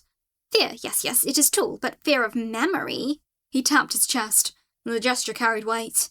That is deeper fear. That is fear that lives inside person already there. Shaman does not create, shaman only show. I felt that crystallise in my resonance field. The way he phrased it, the apologetic tone, like he was offering me a solution he wasn't entirely comfortable with, but had become convinced was necessary. That was the tone of a man who'd spent his entire shamanic career doing things he had to justify to himself. What do you mean show? I asked, feeding the question through the chamber's acoustic paths, so he could feel my genuine curiosity. In my tribe we have shamanic mirrors. Sacred glass, yes, but also cursed. When warrior look at mirror, he see not what is, he see what was. His failures, his shame, his people lost to enemy blades. Mirrors show nothing new, only what already live in his mind. Grubnuck's voice dropped lower, carrying resonance that made the chamber walls hum like they were amplifying his wisdom. Fear that already exists is cheaper to trigger than fear you must create from nothing. Yes, the trauma. It is already there, you do not make it. You only help person remember what they work so hard to forget. Oh no. That's brilliant. That's also absolutely horrifying. Why are these two things the same thing? The concept burrowed into my processing like a particularly aggressive malware. A trap that weaponizes existing emotional trauma. Showed people their own memories back at them in twisted configurations. Would barely cost mana to operate. The victims would essentially be powering the trap through their own neurochemistry. It was the emotional equivalent of hydroelectric dams, and I hated that it was elegant. I hated that my immediate response was to start calculating efficiency ratios instead of ethics. You're talking about turning this dungeon into a therapy nightmare, I said, trying to inject some moral gravitas into my tone. A place where people's own minds become the weapon against them. That's crossing some lines, Grabak. Grabak is talking about efficiency, the shaman corrected gently. Grabak is talking about survival of Sarah's dungeon. Not every visitor kill. Some visitor run away with bruises. Some visitor they sit and cry in corners. Some visitor they spend 3 hours in memory mirror, remembering humiliation of their youth. All give essence, yes. All say dungeon is dangerous place. All tell other adventurers not to come. Your reputation becomes defense itself. He has a point. Several points. I dislike all of them. That's the kind of business logic that got me fired from 3 startups. Over the next 2 days, I worked with Grabak to design what we eventually called the memory mirror. The concept was deceptively simple. Create a magical reflective surface that didn't show the observer's reflection at all. Instead, it would pull threads from their own consciousness and weave them into what they couldn't look away from. Their worst moments, their most embarrassing failures, the conversations they'd replayed 1,000 times, wishing they'd said what different. The promotions they didn't get. The people who left them. The time they cried in front of everyone. The mana cost was absolutely absurd. Oh, you have to harvest essence while they watch themselves remember failure? Sure, let me casually rewire probability and causality to extract emotional trauma in real time. That's not a violation of at least 17 ethical frameworks. It's probably not even illegal. It should be, though. Grabak spent hours walking me through the shamanic principles. Apparently, traditional shamanic mirrors work through a combination of spiritual focus and psychological pressure. The shaman would meditate, align themselves with the person's emotional frequency, and then project that back at them. It was subtle, deliberate, and required actual skill. What I was doing was the industrial version. Streamlined, automated, optimised for maximum essence extraction with minimum mana investment. Is this what they taught you in shamanic training? I asked, as we worked through the architectural specifications. Emotional trauma extraction and monetization. No, Grabak said, which at least had the virtue of honesty. In my training, we learn to heal wounds of spirit, to help people integrate their pain into wisdom, but times change. Yes, Grabak is adapting. You are adapting. World is adapting. Sometimes adaptation is not a comfortable thing. Getting the first prototype installed took the better part of day 23. I chose a small alcove off the eastern passage, about 50 feet from the main corridor. Grabak and I worked through the design specifications, while his people harvested moonstone from deeper quarries. Apparently moonstone had particular resonance properties that made emotional magic more potent. Skreek had made some cutting remarks about emotional methodology being incompatible with engineering precision, but even the chief kobold had to admit the essence generation projections were phenomenally better than the poison trap models. Better by a factor of about 80, which had overcome his aesthetic objections. The mirror itself was hypnotic, not in a good way. I'd shaped it from living dungeon stone, letting my minor earth manipulation coax the material into something that gleamed with an oily, unsettling sheen. It didn't look reflective so much as hungry. The edges seemed to vibrate at frequencies below perception, and the surface rippled whenever I fed mana into it, like oil spreading across water in slow motion. When I looked at it through my pressure sense, I could feel the complex web of essence harvesting filaments I'd woven through its surface, all of them calibrated to pull specific emotional frequencies. It's gross, Glitz said, appearing suddenly in that way she had. I love it. Glitz had insisted on being present for testing. She hovered in her peculiar way, wings tilted at angles that suggested gravity was a polite suggestion she didn't always take seriously, and stared at the mirror with what approached reverence. For an onboarding fairy, her emotional range was surprisingly broad. "We need a volunteer," I said. "Someone willing to look at this without knowing exactly what they're walking into. Or at least willing to be ignorant of the full scope of potential psychological damage." "Grublick," Glitz volunteered immediately, with her characteristic disregard for Grublick's actual preferences. "That guy is always getting into weird situations. He's volunteer-shaped." How does one describe being volunteer-shaped to the volunteer in question? And why does that question matter when the volunteer is probably going to have his childhood trauma weaponised regardless? Grublick, to his credit, took the revelation that he'd been volunteered for an emotion harvesting mirror with the stoic acceptance of someone who'd made peace with bad decisions early in life. He was a young goblin, maybe 20 seasons old, with the kind of earnest determination that suggested he'd never succeeded at anything and remained optimistic anyway. The kind of person who'd volunteer for dangerous things because at least it meant someone was paying attention to him. "Grublick will do it for the dungeon," he declared solemnly, then immediately contradicted himself. "Also, Grublick is nervous. Grublick is beginning to suspect this was a mistake." "The nervous part is important," I said, projecting reassurance I didn't entirely feel. "The mirror works better when you're anxious. The baseline emotional state matters for the resonance pattern. Being nervous helps with the efficiency." I'd lied, a little. The mirror would work perfectly fine either way, but telling him he'd be nervous anyway seemed kinder than explaining that the fear was guaranteed, a fundamental part of the trap's mechanical function. There's a certain merciful dishonesty in letting someone think their emotional state matters to the trap's performance, when, really, the trap was incredibly good at traumatising regardless. "System notification! Trap installed! Memory mirror, East Alcove! Essence harvesting efficiency, 8,400% of previous poison trap baseline. Psychological damage is non-lethal. Therapeutic effect status, unknown. Note, the system observes that you have transitioned from industrial engineering to emotional extraction with admirable speed, Sarah. This is either growth or catastrophic failure. Time will tell which one." Graback positioned Grublick about 6 feet from the mirror's surface. The shaman took a moment to burn something that smelled like equal parts incense and organised chaos, whispered a string of words in the guttural language that most goblins use for sacred or deeply profane moments, probably both simultaneously, and stepped back to give me space. "Look now," Graback instructed, his voice carrying the weight of someone who'd been forcing people to confront their demons for decades. "See what sees." Grublick stepped forward. His breathing accelerated immediately. I could feel the vibration in his chest through the stone, the way his heart rate spiked in that particular panicked rhythm that indicated genuine distress. For 17 seconds, he stood there, staring. Then he made a noise that I can only describe as a goblin attempting to vocalise pure existential horror mixed with primal rage, mixed with the specific pain of recognising your own inadequacy. "No, no, no!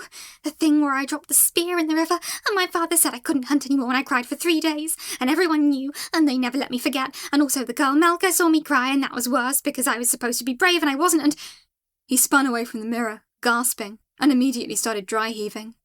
Glitz made a pleased humming sound that suggested she was genuinely appreciating the show. For an onboarding fairy, her capacity for schadenfreude was really quite impressive. This is it. This is what I am now. A dungeon core that specialises in emotional nightmares. Corporate hellscape software engineer reborn as a psychological torture device. Mum would be so proud. Actually, no, she'd be horrified. She'd sit down and ask me carefully what had happened to the daughter she raised, and I wouldn't have a good answer. The essence generation was phenomenal. I'd measured the outflow carefully. Grublick had produced nearly 4,000 experience points in raw emotional essence in those 17 seconds.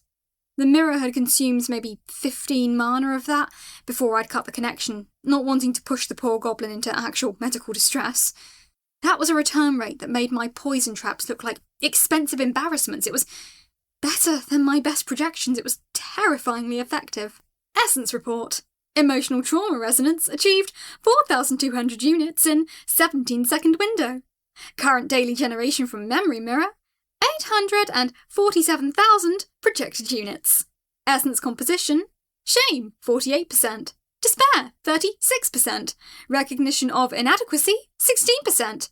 Purity of emotional harvest, exceptional. Note, the system finds it delightful that you are now measuring human suffering in discrete units. Very efficient, Sarah. How you feel, Grablik?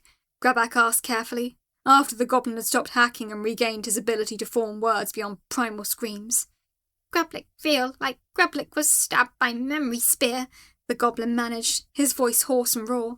Feel like Grablik was dragged backward through entire existence, but also Grablik is impressed. How'd that work? That was like Mirror was inside Grablik's head. It was like looking in Mirror, but Mirror was full of bad things, and bad things were real things, and also was in Mirror at the same time. The mirror doesn't create anything, I explained, projecting the technical details through the stone itself. The knowledge seemed important, like a disclaimer that mattered even if I was the only one who really cared. It reflects what's already there. Your brain does the heavy lifting. The mirror is good at convincing you to look at parts of yourself you usually ignore. It's like forcing you to read your own diary entries you've been avoiding. I prefer to think of it as a service, I thought automatically, then immediately hated myself for the thought. That was pure marketing speak. That was a startup founder pitching emotional trauma extraction as disruptive innovation. That was exactly what had gotten the entire tech industry into trouble, and I was perpetuating it. So, it is not real, Glitz said, rotating to face me. The terrible things they see, they already happened? Yes, I confirmed. But they feel real, yes? The fear, the shame, it is real? Oh, there it was, the actual problem with the whole thing, articulated by an onboarding fairy who technically shouldn't have the capacity to make moral observations. Yeah, I admitted. The emotional response is real, even if the trauma wasn't created by the mirror. I'm building something that turns existing psychological wounds into harvestable resources. That's not good, Glitz. Glitz was quiet for a moment, her perpetually cheerful demeanour flickering for a second. That is not so different from what we do anyway. Yes? We already hurt visitors. We already scare them. We do it more... She gestured vaguely at the mirror. Elegantly? More efficiently? We are still... dungeon. Dungeons hurt people. This hurt them in a different way. She's not wrong, that's the worst part. But there was something different here and both of us knew it. The poison traps, the physical threats, the pit hazards... Those were things visitors expected when they descended into a dungeon. They came prepared for danger, armed with weapons and wards and the psychological armour of adventure. The memory mirror was different. It was intimate in a way that made my core resonate with something that was uncomfortably close to guilt. It was targeting the part of people that they built their entire personality around avoiding. The system seemed uncharacteristically thoughtful about the whole thing. I configured the memory mirror into a permanent alcove off the main passage, positioned so that visitors couldn't accidentally discover it. If someone was going to have their worst memories force-fed to them, it would be a deliberate choice. That felt like the smallest concession I could make to moral consistency, and it still felt inadequate. It was like putting a warning label on a nuclear weapon and calling it ethical. By day 25, the mirror had proved itself worthy of permanent installation. I'd adjusted the mana cost to be slightly more efficient, calibrated the essence harvesting frequency to smooth out spikes that would have caused additional psychological damage, and confirmed that most visitors would essentially power the trap themselves through the neurochemical cascade of their own fear response. The trap essentially ran on victim-supplied energy. It was sustainability in its most literal and terrible form. Very good, yes, Grabak said, reviewing the stable readings from the alcove. His expression carried a weight of resignation that suggested he understood exactly what he'd helped me create. This is what shamans have always done, only now it is recognised. Only now it work faster and harvest more essence.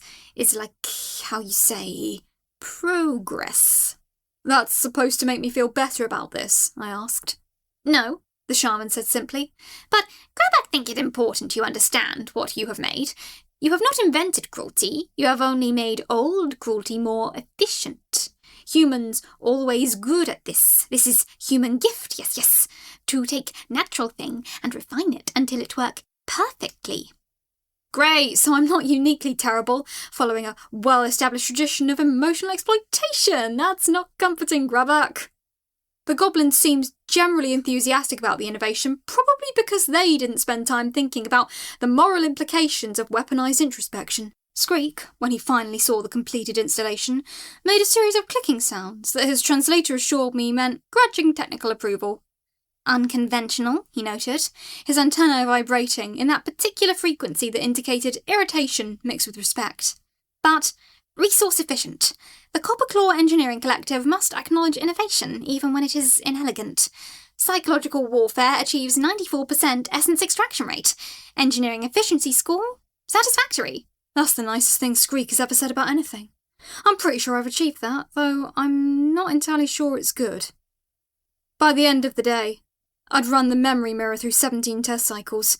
Each one worked flawlessly. Each one extracted psychological resources that visitors would arrive with, leave without, and spend years processing in their own time. I'd essentially built an emotional debt collection agency, and it was working exactly as designed. I was harvesting trauma with the same efficiency that my old company had harvested user engagement metrics. The fact that no one was dying in the process felt like a moral victory, except for the part where I was harvesting trauma instead. Construction milestone. Memory mirror unit activated. Structural integrity 100%. Psychological vulnerability of test subjects incalculable.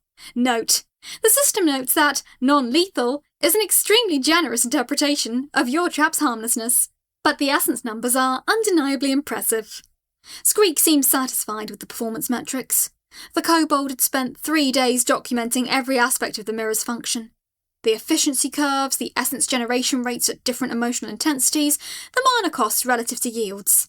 He'd created something that appeared to be several charts and graphs using materials I didn't want to know about, and had delivered his findings in his characteristic cutting manner. The memory mirror achieves 92% operational efficiency, he'd announced.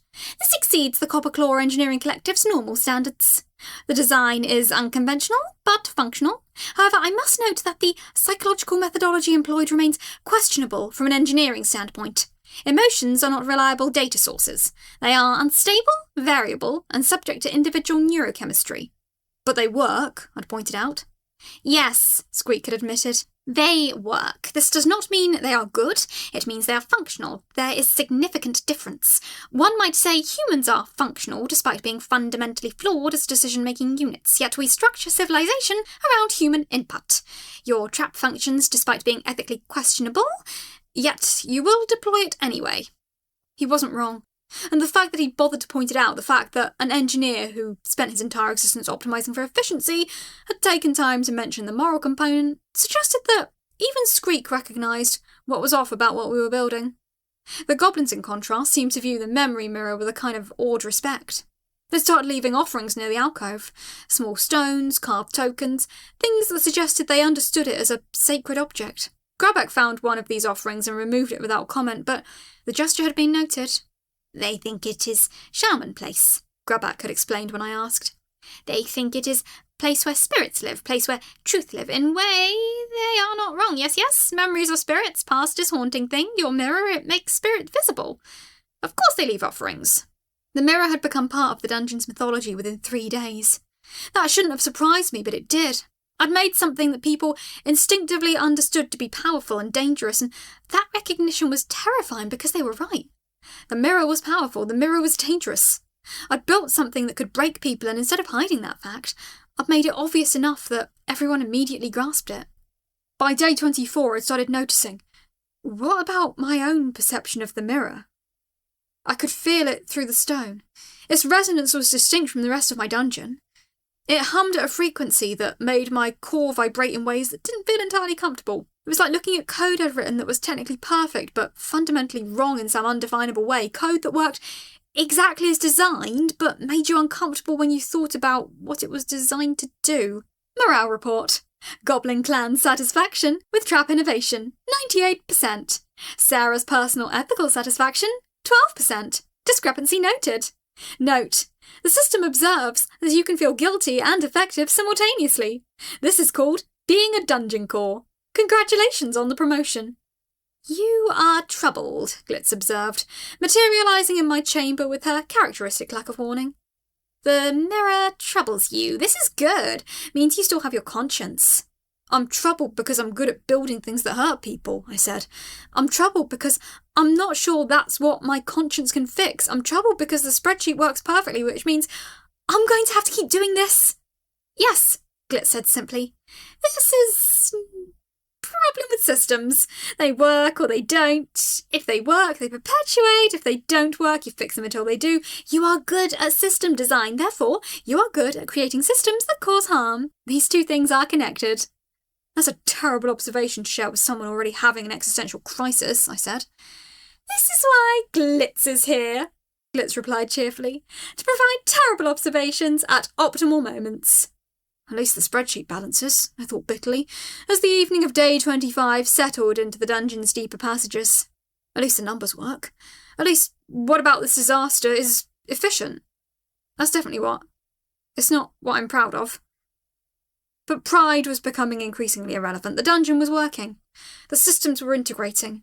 The essence generation curves were climbing steadily. I was becoming effective at what dungeons did, which was exploit and extract. And that was a real nightmare, wasn't it?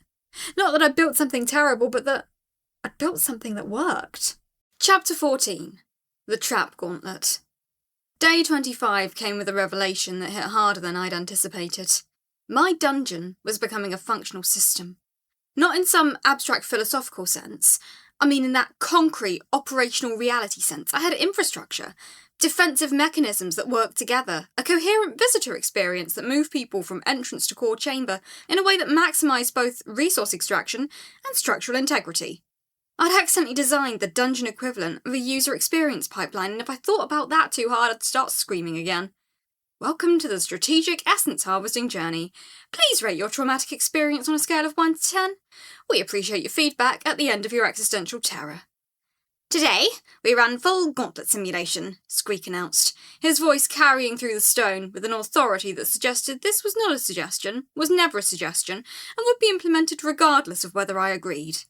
The chief kobold engineer was standing in my main corridor, mandibles clicking in that particular pattern that meant he'd been planning this moment for days.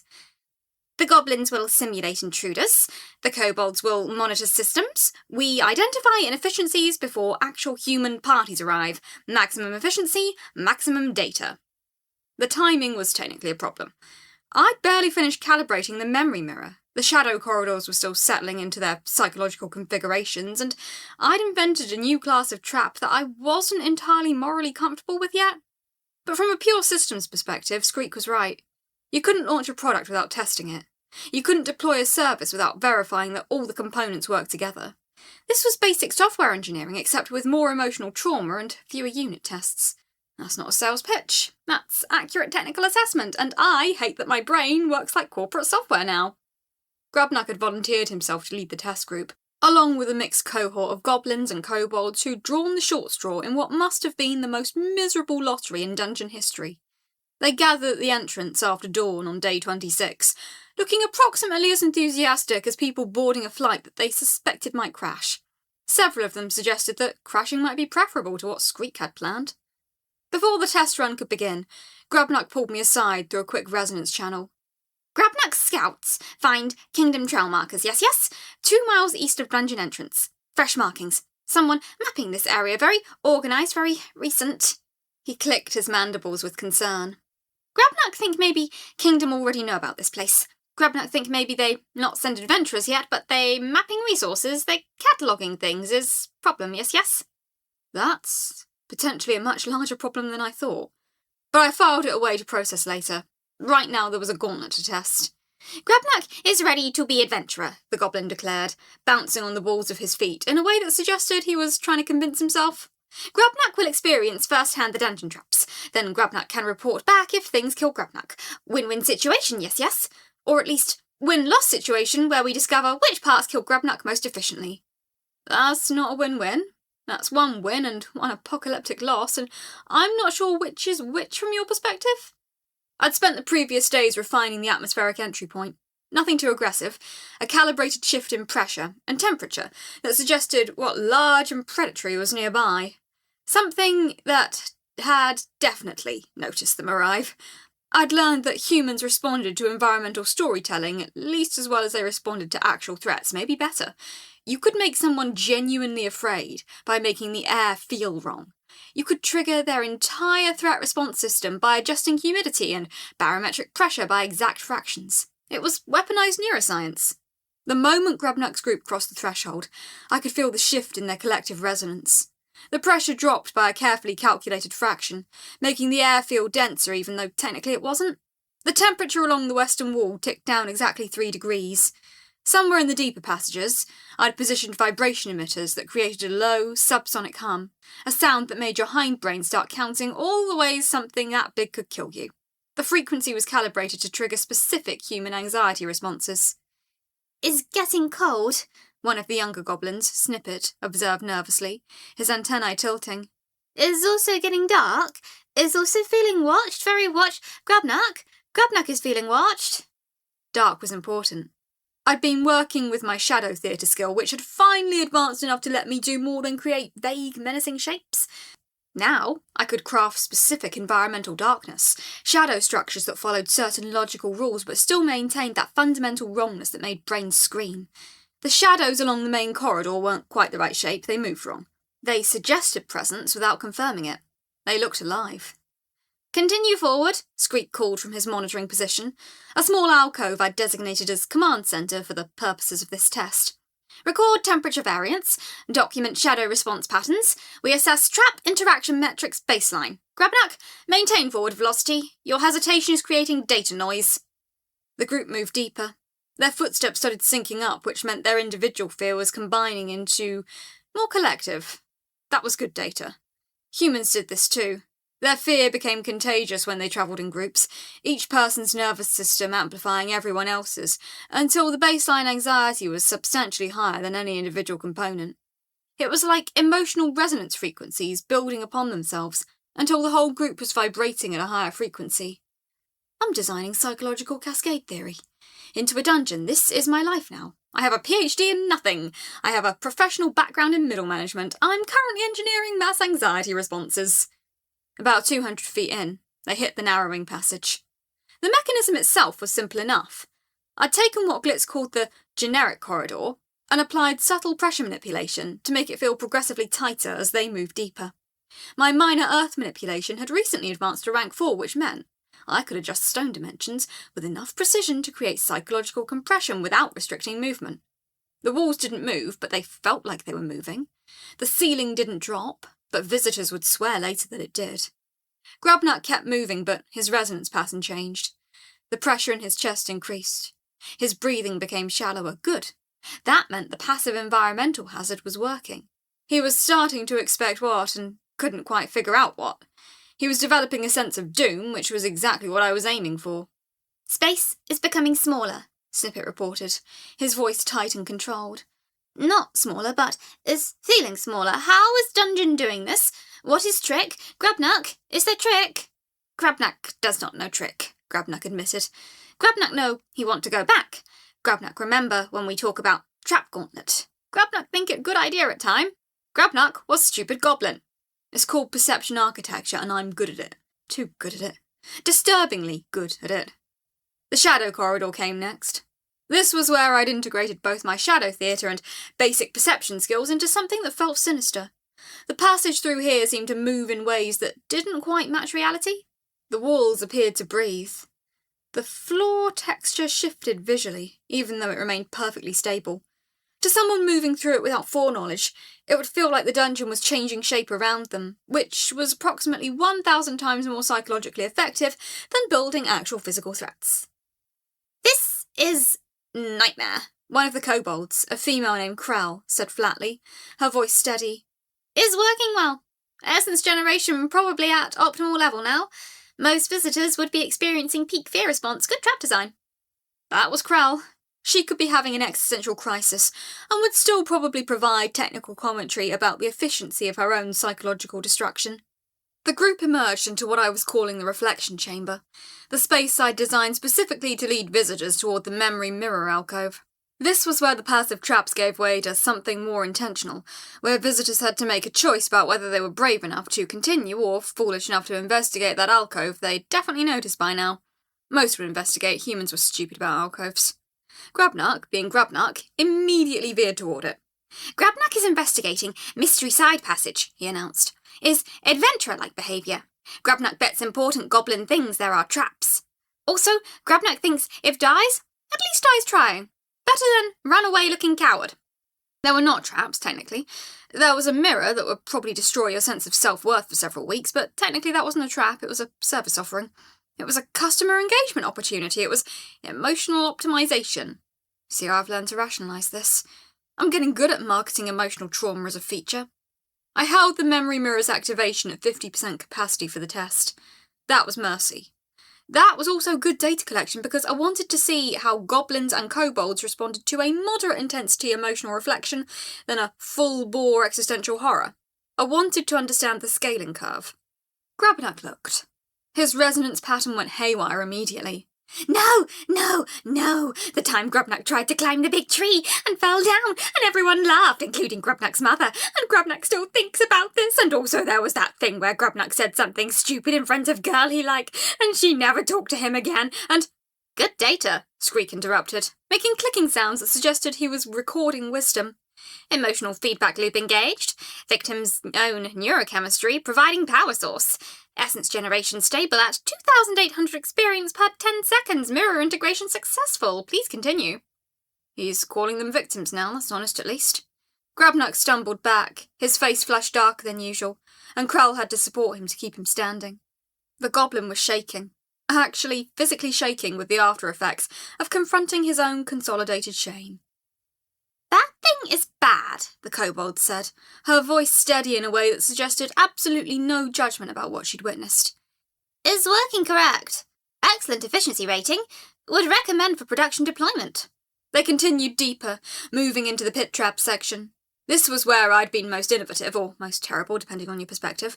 The actual pit traps weren't lethal. I'd filled them with soft substrate, specifically lavender-scented mud that I'd sourced from the deeper western chambers. It smelled good. It was extremely undignified to fall into, and most importantly, it worked perfectly. Visitors will expect Pit to kill them, I explained through a resonance channel that only Squeak could hear. But Pit embarrasses them, falls in, gets covered in ridiculous purple mud, climbs out humiliated, plus lavender has mild sedative properties, reduces panic response, makes emotional state more harvestable. It's essentially a humiliation plus tranquilization combination trap. Creative, Squeak observed. The psychological damage of failing a physical trap, combined with a neutralized threat response, essence generation would be optimized at relaxed emotional state combined with shame response. Efficient architectural approach to emotional harvesting. 2 of the younger goblins did fall in, more out of overconfidence than any actual trap mechanism. One jumped to see if he could make the jump. He couldn't. They emerged from the lavender mud looking like they'd been attacked by a gentle garden, which was probably the effect I was going for. The mud washed out of their fur relatively easily. They were fine. Better than fine, actually. The lavender had them acting pretty relaxed, and they generated about 2,000 experience points of humiliation essence in the process. Is nice mud, one of them said drowsily. Is soft. Is purple. Grubnak like purple mud. The sedative is working, Squeak observed.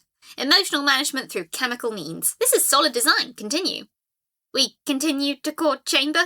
Grubnak asked. His voice still shaky from the memory mirror experience, though he was recovering faster than expected.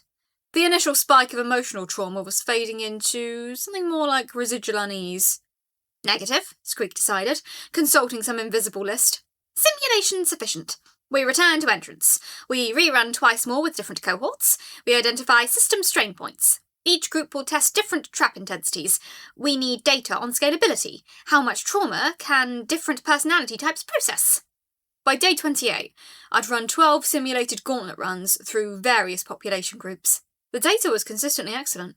Visitors experienced appropriate levels of fear without actual physical harm. Essence generation remained stable and efficient across different personality types. The systems integrated seamlessly, without overloading each other. The environmental pressure manipulations didn't interfere with the shadow mechanics. The memory mirror worked at varying intensities without breaking down. I'd also advanced monster coordination to rank 2, which meant I could manage complex group behaviours now, instead of yelling instructions through the stone. I could coordinate 29 sentient beings running predetermined behavioural patterns. I could manage their emotional states during test runs. I could orchestrate mass responses to environmental changes. And sometime, during the process of orchestrating all 17 of my goblins and 12 of Squeak's kobolds through repeated test runs, Something shifted in my fundamental relationship to the dungeon. System notification! Level up! You are now level 3. Congratulations! You have progressed from confused software engineer to functional nightmare architect. Rewards: plus 200 mana pool, plus 50 essence capacity, plus 1 in monster coordination, now rank 2. Additional reward: minor earth manipulation reaches rank 4. System notes: your dungeon is no longer a disaster. Achievement unlocked: operating a complex system without accidentally destroying it. Remarkable. The level up hit harder than I'd expected. It wasn't the mechanical increase in capacity, it was the implications. I'd moved from someone barely maintaining a dungeon to someone actively designing trap systems that work together. I'd gone from catastrophe management to strategic optimization. I'd become competent at what I never wanted to be competent at. I've become good at this, efficient at emotional harvesting, skilled at psychological manipulation. This is what I'm good at now. This is my specialty. This is what I've optimized for. That's not good. That's the opposite of good. That's me becoming the thing I hated in corporate environments, except weaponized. More mana meant more shadow complexity. Better essence capacity meant I could push the memory mirror harder without losing the harvest. And rank 2 monster coordination meant I could delegate sophisticated behaviours instead of needing to puppeteer every action through direct resonance. I could give orders that my population would execute precisely without constant monitoring. The dungeon is ready, Squeak declared on day 29, standing in the central chamber and surveying my installation with what might have been satisfaction, if satisfaction could be expressed through clicking mandible patterns. Defensive capabilities adequate. Essence harvesting systems operational. Infrastructure stable. Visitor flow optimised. When do we open to actual visitors? That was the question that had been hovering on the edges of my consciousness since Grabak first proposed the memory mirror concept. When did I stop testing and start operating as a dungeon? The Dungeon Regulation Committee will want assessment, Glitz mentioned, appearing suddenly in that way onboarding fairies have. They monitor unusual dungeons. Dungeons using emotional harvesting methods receive extra scrutiny. They will probably want to send someone eventually to verify you meet minimum standards. Of course there's a regulatory committee. Of course there's oversight for dungeon operations. This is bureaucratic nightmare framework all the way down. What happens if we don't meet their standards? I asked, though I already suspected the answer and didn't want to hear it. Probably nothing too bad, Glitz said, with aggressive cheerfulness. They would probably shut you down, or require you to reduce magical potency, or possibly require you to stop existing, or require you to join the committee and live in a bureaucratic nightmare for eternity, but nothing too catastrophic. That's all extremely catastrophic, actually. That's multiple types of catastrophe stacked on top of each other. But there wasn't really a choice. I could delay opening indefinitely, but delaying meant no essence income, and no essence income meant I couldn't maintain my mana reserves or expand the dungeon further. The whole system was built on the assumption that eventually visitors would arrive and walk the gauntlet I'd designed for them. The whole economic model depended on exploitation. I'd built a thing that could only exist by doing what I hated. We open next week, I decided on day 30. Day 31. That gives us time for final adjustments and lets me calibrate the pressure feedback mechanisms one more time. If we're going to traumatise visitors, let's at least do it correctly. Excellent decision, Squeak confirmed. The Copperclaw Engineering Collective will ensure all systems function at optimal capacity. We will leave our post only when your dungeon achieves acceptable operational status and passes preliminary efficiency evaluations. By day 30, I'd completed what I was calling the trap gauntlet proper. An integrated sequence of environmental hazards, psychological challenges, and essence harvesting mechanisms that move visitors from entrance to exit in a way that maximise both their fear response and their emotional catharsis. I'd discovered that the most sustainable essence generation came from visitors who were terrified but ultimately safe, who faced challenges but never faced actual death. It was like real life, except compressed into 30 minutes and mechanised. It was like the customer journey in an SaaS startup, except instead of selling software, I was selling existential terror. It was like therapy, except the opposite. Welcome to the emotional extraction experience. Please remember that your terror is sustainable and renewable. We care about your well-being, only insofar as it impacts our harvesting efficiency. Thank you for choosing this dungeon as your trauma destination. The goblins and kobolds prepared for the official opening, with the kind of nervous energy that suggested they understood they were about to host something that was genuinely dangerous. Not physically, that was solved, but psychologically. The memory mirror and the shadow corridors and all the pressure mechanics I'd refined represented something that was fundamentally different from traditional dungeon infrastructure. It reached for the part of people they had built their entire personality around avoiding. "Grabnak is nervous but ready," Grabnak said, which is probably the most honest thing he'd said all month. Grabnak knows dungeon is good now. Grabnak knows systems working. Grabnak still think Grabnak not want be first visitor to test systems. Glitz seemed like she wanted to tell me wisdom, but kept hesitating. She'd disappear into corners and then reappear without saying anything, looking increasingly troubled. For an onboarding fairy, she was remarkably expressive, and what she was expressing was something much like concern mixed with dread. "The committee usually gives dungeons a month before the first assessment," she finally admitted, on the evening before the official opening. "They want to gather data about actual visitor experiences. They want to verify that unusual methods don't create excessive psychological trauma. They have specific metrics. They have evaluators." "Isn't some psychological trauma kind of the point?" I asked. "The whole dungeon is built on psychological manipulation and essence extraction through emotional activation." "Yes," Glitz said, "but there is a threshold. Dungeons that exceed the psychological trauma coefficient by certain margins get flagged as requiring intervention. Usually not good intervention, more like shutdown intervention." "So there are regulations about how much you're allowed to traumatise visitors. That's probably good, actually. But also means I have an arbitrary metric I don't fully understand and zero margin for error." "What's the coefficient?" I asked. "What's the actual threshold?" Glitz made a sound that on a human would have been a sigh. "Glitz does not know exact numbers, but Glitz knows the committee does not like dungeons that make visitors require professional therapy afterward. They think that is bad publicity. They think that creates liability. They worry about lawsuits." "Great. I've built something that's efficient enough to traumatise people more effectively than traditional methods. I've created emotional trauma optimisation. I've created something that could potentially break people, and I have 30 days to hope nobody notices or cares." The night before the opening, I ran through every system one more time. Pressure feedback, stable and consistent. Shadow mechanics synchronised across the corridor network. Memory mirror calibrated to exactly the right intensity level. Lavender mud pits positioned for maximum comedic value with minimum psychological damage. Vibration emitters calibrated to optimal frequencies. Every trap working in concert with every other trap, creating a dungeon that felt dangerous but ultimately survivable. I was ready. My dungeon was ready. My goblin and kobold staff had run through procedures so many times that they could probably execute them in their sleep. They'd volunteered themselves as test subjects, they'd run the gauntlet, they'd survived it. Most of them were fine, though a few seemed a little different afterward, a little quieter, a little more introspective. Grabnak, in particular, had spent most of day 29 sitting in one of the chamber alcoves, not doing anything, just sitting, thinking, processing. "Grabnak is fine," he assured me when I'd asked. "Grabnak learning what it means to walk through place designed for nightmare. Grabnak is learning that systems work because people not thinking about morality. Grabnak is learning many things." "Is that good learning or bad learning?" I'd asked. "Grabnak think maybe is both," he'd replied. "Is learning that helped me understand dungeon. Is learning that also depressed me deeply. Is learning that come with cost." The preparations had taken everything out of me.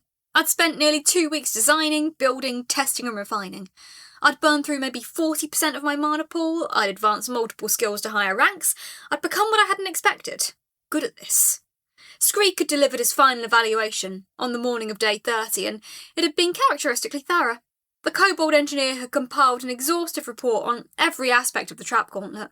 The pressure manipulations, the shadow mechanics, the essence generation curves, the visitor throughput capacity. He'd included architectural diagrams I didn't remember giving him access to, efficiency projections for the next 3 months, and a series of recommendations for future expansion. "The system will function," he'd concluded. "It is ready for deployment. However, I must also note that the psychological intensity may exceed standard regulatory thresholds. The committee evaluator, when they arrive, may flag the emotional harvesting component as potentially problematic. I recommend you have documentation prepared explaining the non-lethal nature of the trap systems." "Are you saying they might shut me down?" I'd asked. "I am saying that if they evaluate you, they might determine that your methods are psychologically harmful and require modification," Screek had replied. "Whether this results in shutdown depends on how much the committee values a functioning dungeon versus a humane dungeon. My experience suggests the committee rarely resolves this conflict in ways that satisfy anyone." Great, so even Skreek thought there was a significant risk that the regulatory apparatus would find my dungeon too dangerous to operate. That was confidence-inspiring. Glitz had spent the final evening before opening obsessively checking and rechecking trap placements, even though she and I both knew they were perfectly positioned.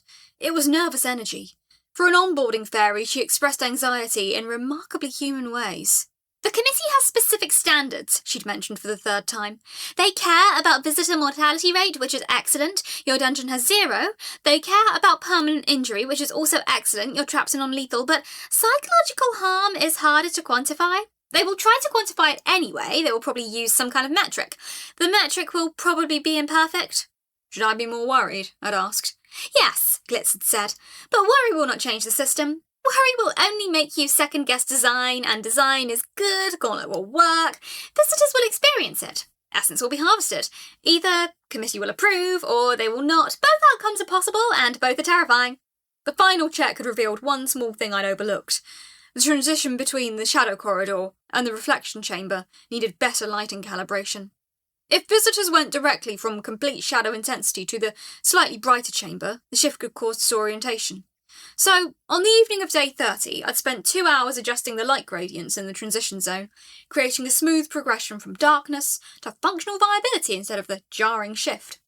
It was a small thing, barely measurable in terms of essence generation efficiency, but it was the difference between visitors stumbling through confused and visitors maintaining their psychological balance through the architectural progression.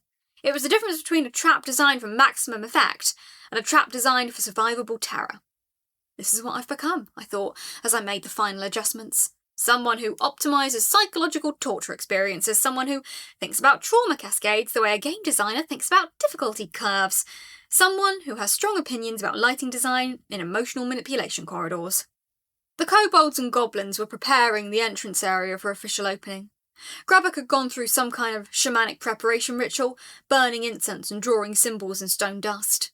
Skreek had positioned monitoring stations and essence collection mechanisms. Glitz was essentially pacing, which looked strange on a hovering fairy, but was clearly happening, while muttering about committee standards. By day 30 evening, everything was ready.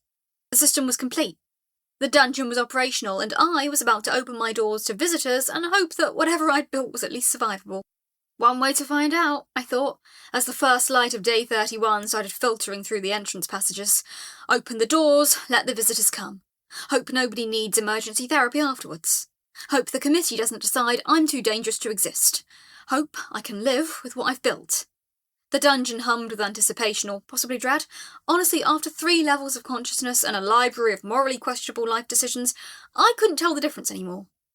But the system was ready, the traps were calibrated, the essence harvesting mechanisms were optimised, and tomorrow, people would walk into my dungeon and confront their own fears in ways they'd never imagined possible. That should have felt like an achievement. Instead, it felt like another thing to be guilty about. Chapter 15. Neighbourhood Disputes. The first sign of trouble arrived as a low-frequency grinding vibration, roughly the frequency of an angry wasp, emanating from the kobold sector. I'd been relatively content, or as content as a sentient rock could be, running diagnostic subroutines on the new trap gauntlet. The atmospheric entrance was holding its pressure gradient beautifully. The shadow corridors had achieved near-optimal darkness. The memory mirrors were doing their thing, without any reported supernatural side effects, which I considered a win. Then the pressure changed. Great, now what? The dungeon's spatial structure was like an extension of my own nervous system. I could feel the kobold eastern wing the way a human could feel their fingertips. Right now, those fingertips were clenched in a fist.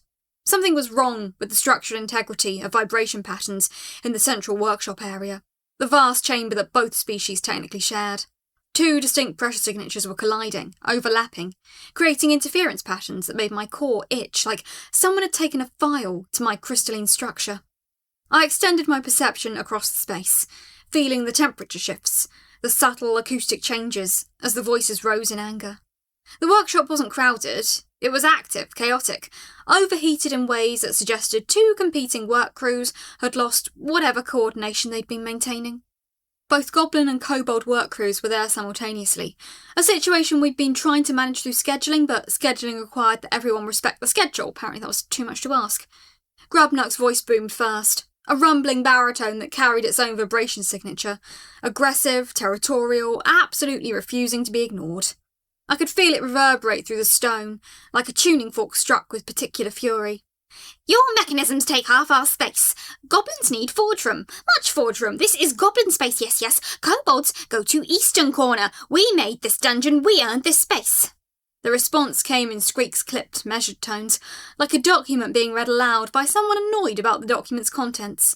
The workshop allocation was negotiated at 53% shared use, 47% sectional. Current goblin equipment configuration occupies 58.2% of the total workshop volume. This constitutes a violation of the spatial agreement established on day 27 at approximately 1400 hours. Oh, no. No. I'd made that spatial agreement 3 days ago. After a contentious negotiation that involved Grubnuck insisting his forges needed breathing room and proper ventilation zones for the heat to dissipate properly, and Squeak producing a hand-drawn blueprint with precise measurements, reference points, and what appeared to be calculations written in the margins and in the corners with obsessive detail. It had seemed reasonable at the time. The agreement was technically fair, mathematically balanced, genuinely attempting to accommodate both sides. But agreements don't matter much when two competing factions are in a confined space and one side feels disrespected. Agreement is garbage, Grubnuck's voice cracked with genuine rage. Goblins built dungeon. Goblins died for dungeon. Kobolds arrive yesterday and demand space like parasites. Where is respect, yes? Where is recognition for goblins who fought and died? The pressure signature shifted violently. Something large and furious had changed position in the workshop. The resonance pattern told me it was probably Grubnuck, moving aggressively toward the kobold side of the chamber, or maybe one of his lieutenants. Either way, this was escalating beyond verbal conflict into something physical. I could feel the temperature rising as well, not from the forges, they were in their normal operating zone, but from body heat and exertion. Fear sweat has a different pressure signature than regular sweat, and I was detecting fear sweat now. I needed to see this properly. Not through the abstract heat and vibration signatures that constituted my normal dungeon perception, but something more direct. I spun up my shadow theatre skill, the one that let me create detailed illusory spaces from my memory of actual places and situations. It required energy and concentration, and it drained my core's reserves like opening a faucet on a barrel, but it worked better than half-blind guessing when things were critical. The shadow image materialised in my core memory, sharp and immediate, rich with sensory detail. The workshop looked like a disaster waiting to happen. Grubnuck stood on one side, his massive frame surrounded by 4 other goblins. They were all holding tools, hammers, chisels, heavy iron tongs that could crack his skull with minimal effort. His posture screamed violence barely contained by a single thin thread of workplace civility. Squeak stood opposite, with 7 kobolds in defensive postures, most of them significantly smaller, compensating with obvious readiness. Their smallest warrior, a scrappy female named Crix, was baring her teeth. Behind them, piles of precision instruments and half-assembled mechanical devices sat vulnerable and exposed on workbenches. The dungeon is in chaos mode! Glitz's voice crackled through the connection we maintained. Oh, this is not optimised. This is not in any of the efficiency protocols. Someone is being aggressive and that decreases productivity by approximately 41%. Also, someone might break the pressure plates and those are expensive to repair. Not helpful, Glitz. But Glitz wasn't wrong. This situation was burning resources in real time. Every second of conflict represented energy I wasn't using on growth, innovation, or trap optimization. Every angry roar from Grubnuck was vibration energy that could have gone into reinforcing my structure. Every defensive stance from Squeak's team represented focus pulled away from their actual work, and if they started fighting, there was a real possibility of structural damage or worse. I made a decision that I would probably regret, but it was the only move I had left in the playbook. Leadership sometimes required calculated chaos. The question I broadcast directly into the workshop, my voice resonating through every stone and structural beam, a deep, undeniable presence that made both sides freeze like I'd hit a pause button on reality, is what the actual problem is. And I'm going to hear it from both sides, or I'm going to separate you permanently with a wall of solid stone. Your choice. You've got 1 minute starting now. Silence. Beautiful, productive silence.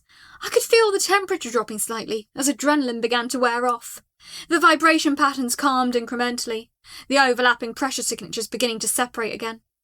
The space is insufficient, Squeak reported, maintaining formality even while clearly furious. His voice had the edge of cold precision that meant he was running on rage and professionalism in equal measure. Goblin forging operations have expanded into our designated sectional area by approximately 15 cubic feet. We lack adequate workspace for the pressure plate device testing protocol. Furthermore, the heat radiation from the forge operations is exceeding acceptable parameters for our delicate instrumentation. Metal components are expanding beyond their design specifications, which cascades into calibration errors. Grubnuck made a dismissive gesture, his clawed hand cutting through the air with aggression, but there was something else underneath his anger. Uncertainty? Worry? Something deeper that I could only pass by looking at the overall pattern of his behaviour than specific signals. Goblins fight and die for dungeon. We built the traps. We fought the dire rats. We died building them more. Kobold engineers sit and measure things, play with little tools. Who contributes more to the dungeon survival? Yes, yes? Who has earned the right to space and resources? There it is. Not about space, about status, about being valued. This was the fundamental problem with running a dungeon like a business. You could have perfectly fair resource allocation, and it meant nothing if people felt undervalued. I dealt with this in the tech industry 1,000 times. 2 departments competing for server resources, both convinced the other side was stealing bandwidth or hoarding equipment, neither one believing their contributions were adequately recognised or appreciated. The standard solution was that you had to make people believe their work mattered. You had to make it visible and vocal. I made a second decision, more calculated than the first. Both of you, I said, are going to physically walk the perimeter of the workshop, right now. Grubnuck, you'll point out every area where your forges need to be, every reason, every technical requirement. Skreek, you'll do the same for your workshop equipment, in detail, full explanations, while the rest of the dungeon listens. I'm broadcast enabling this conversation so everyone can hear the reasoning, everyone, all 30 creatures. They're going to understand what both sides need. This is unorthodox, Skreek said, and I could feel the hesitation in his voice, like a vibration pattern that wasn't quite stable. Yes, I agreed. It is. That's because normal methods aren't working. Walk, now, both of you, before I change my mind and build a wall. Grubnuck and Skreek made their rounds. And what I'd been trying to do was get them away from their respective tribes, break the momentum of collective anger, and force them into the roles of educators rather than fighters. By explaining their needs clearly, they'd have to acknowledge each other's legitimacy. It was manipulation, sure, but it was manipulation that pointed toward functional organisation, then away from it. It was building something, then destroying something. Grubnuck started with raw emotion underneath the technical explanation. Forges need ventilation. Hot air rises, yes, yes. Must be positioned where chimney paths are clear. If we move them, heat gets trapped in the stone, makes the whole sector unstable, dangerous. Could collapse and kill goblins here, here, and here. These are fixed positions. Cannot move them without major structural work. They are too heavy. Each forge weighs 400 pounds, maybe more, and also breaks the delicate internal structures. Metal gets stressed and warped. Also, goblins have memories of where the forges are. Muscle memory from working with them. Changing positions means relearning everything. Takes time, wastes time. Goblins respect routine. Skreek listened. Actually listened without interrupting or measuring or finding mathematical fault. I could feel his attention through the dungeon's pressure patterns, genuine consideration rather than dismissal. Then it was his turn. The pressure plate assembly requires a stable workbench with minimal vibrational interference, Skreek said, his tone becoming professional. Goblin hammerwork creates approximately 17.3 vibrations per second that interfere with our calibration mechanisms. The current positioning, oriented here perpendicular to the forge operations, reduces interference to 4.2 vibrations per second. This is within our acceptable operational threshold of 5.0 vibrations per second. However, the recent expansion of Goblin operations into Zone Delta 3 has caused feedback frequency to increase to 8.9 vibrations per second. This exceeds our maximum tolerance by 78%. Additionally, heat radiation from the forges is affecting the structural integrity of our precision components. Extreme heat causes metal to expand, and expansion of even 0.01 inches creates cascading calibration errors throughout the system. I watched, felt, Grubnuck's anger shift into something else. Not understanding exactly, but recognition that Skreek wasn't being difficult. He was being technical about it, which meant he was being honest about it. So, hammerwork is shaking your small tools? Grubnuck's tone had changed. Less aggressive, more genuinely curious. And heat is breaking them. Actually breaking them? Affirmative, Skreek said. The mechanisms we design require precision within 0.03 inches. Vibrational interference and thermal expansion create calibration errors that cascade through the entire system.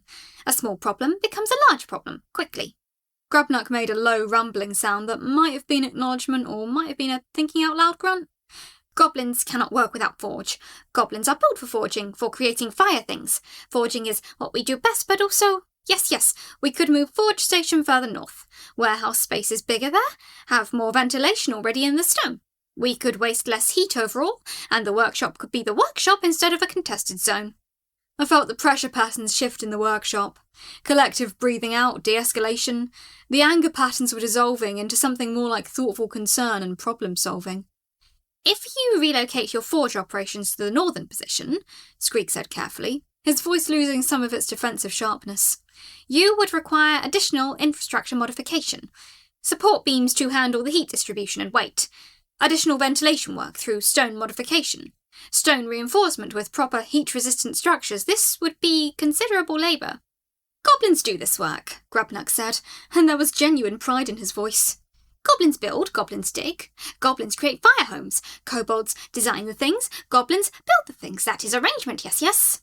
I can provide detailed specifications, Squeak said, and I could feel the shift in his demeanour toward something like collaboration rather than conflict. And I will ensure the specifications account for your actual operational requirements. I may have underestimated the importance of ventilation efficiency and the practical constraints of heat dissipation. It wasn't a complete peace treaty. It wasn't going to prevent every future conflict between the two species, but it was something like the foundation of one. They'd identified what they needed from each other, which was 80% of any functional partnership. Conflict resolution. Goblin-Kobold workshop disputes settled through transparent communication and mutual respect protocols. New framework established. Warehouse operations. Goblin primary. Lab operations. Kobold primary. Shared hub. Collaborative. Note: you could resolve a territorial conflict without violence or authority override. The system is genuinely impressed. This is either growth or extreme luck. The workshop began to empty out, as both sides seemed to accept the new arrangement, but I wasn't done yet. Stability was good, prevention was better. System notification. Dungeon authority threshold met. New skill available. Monster coordination, rank 3. Command authority. Note: just what you needed. Management responsibility.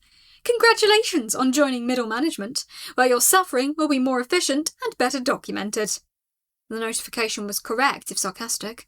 I could now issue direct orders to my creatures and they'd feel the weight of dungeon authority behind those orders. It wasn't mind control. I could feel the safety limiters built into the system that prevented that sort of violation, but it was close enough that I felt vaguely uncomfortable about it anyway. Later that evening, I gathered both groups back in the central hub. The dungeon's resonance patterns suggested most of the creatures were calming down, their anger vibrations settling into something more like exhausted acceptance. I extended my shadow theatre to give them a visual representation of what I was proposing. Blueprint-like images showing a reorganised space, clearly demarcated zones, a chain of command. Effective immediately, I announced, my voice carrying the weight of my new authority skill. We're implementing a formal management structure. Grubnuck, you're in charge of all goblin operations. All goblin decisions regarding construction, forging, weapon development, tool creation, infrastructure modification, that's yours. You report to me on progress and problems. You have authority over goblin personnel decisions. Squeak, same arrangement for kobold engineering and mechanical development. You manage all technical innovation, pressure plate development, blueprint creation, precision instrumentation. Shared projects, anything that affects both groups, require joint approval from both of you. You two are now responsible for preventing another situation like today. You're also responsible for teaching your teams how to work together. This isn't optional. This is how we function now, are we clear? Grubnuck nodded slowly, absorbing the promotion. I could feel his satisfaction at the recognition. Yes, I'd given him a title and authority, and it mattered more than I'd expected. The emotional resonance around him shifted noticeably. Grubnuck accepts. Goblins will work harder. Grubnuck will lead. We'll make sure goblins respect the order. We'll ensure no more conflict. Understood, Squeak said formally. I accept the management designation. Resource allocation efficiency should improve with direct oversight of personnel and projects. I will create a formal reporting structure and timeline. What I'd done was give them both what they wanted. Legitimacy, authority, and recognition of their contributions. It was cynical organisational psychology, but it was also genuinely effective. Make people feel ownership of their domain, and they'll work harder. Make them feel heard, and they'll be less likely to rebel or sabotage. Give them responsibility, and they'll take it seriously. Build them into the power structure, and they'll defend it. I'd accidentally created the foundation of actual management, which was either the best or the worst thing I could have done. Probably both. Later that night, I extended my perception through the dungeon structure and felt something unexpected. Grubnuck and Skreek were in a small side chamber off the main hub, away from their respective crews. They were sitting together, on the ground, and there was, unmistakably, the vibration signature of 2 ceramic mugs, liquid sloshing inside them. The smell coming from my atmospheric circulation suggested alcohol. Strong alcohol. Goblin moonshine, probably. The kind they distilled from fermented root vegetables and regretted immediately, but kept drinking anyway because the emotional payoff was worth the morning after regret. Goblins and kobolds. Grubnuck's voice was quieter than usual, philosophical in a way I wouldn't have expected from him. Very different, yes. Different ways of thinking, different ways of working, different ways of being in the world. We are indeed different species, Skreek replied. His tone was still formally measured, but there was something new in it. More exhaustion. Maybe the beginning of respect. However, we both serve the dungeon. We both seek to improve our position within it. And we both understand precision in our ways. Grubnuck understands precision of forge, Grubnuck said slowly, as if working through a complex thought. Know exactly where metal is right temperature. Know exactly how to shape it. That is precision, yes. Not measurement precision, but precision. It is, Skreek said, and I could feel the genuine admission in those words. Your forges are structurally sound. The ventilation work you completed was competent and functional. The metalworking technique is precise in its own methodology. Skreek is okay, Kobold, Grubnuck said after a moment, as if delivering a tremendous compliment. Annoying. Likes measuring things, very annoying, measures too much, but okay. Goblins respect the precision, even if goblins don't understand the measurements. Grubnuck is a capable builder, Skreek admitted. Your team demonstrates structural comprehension and physical execution. I was perhaps overly critical of your methods.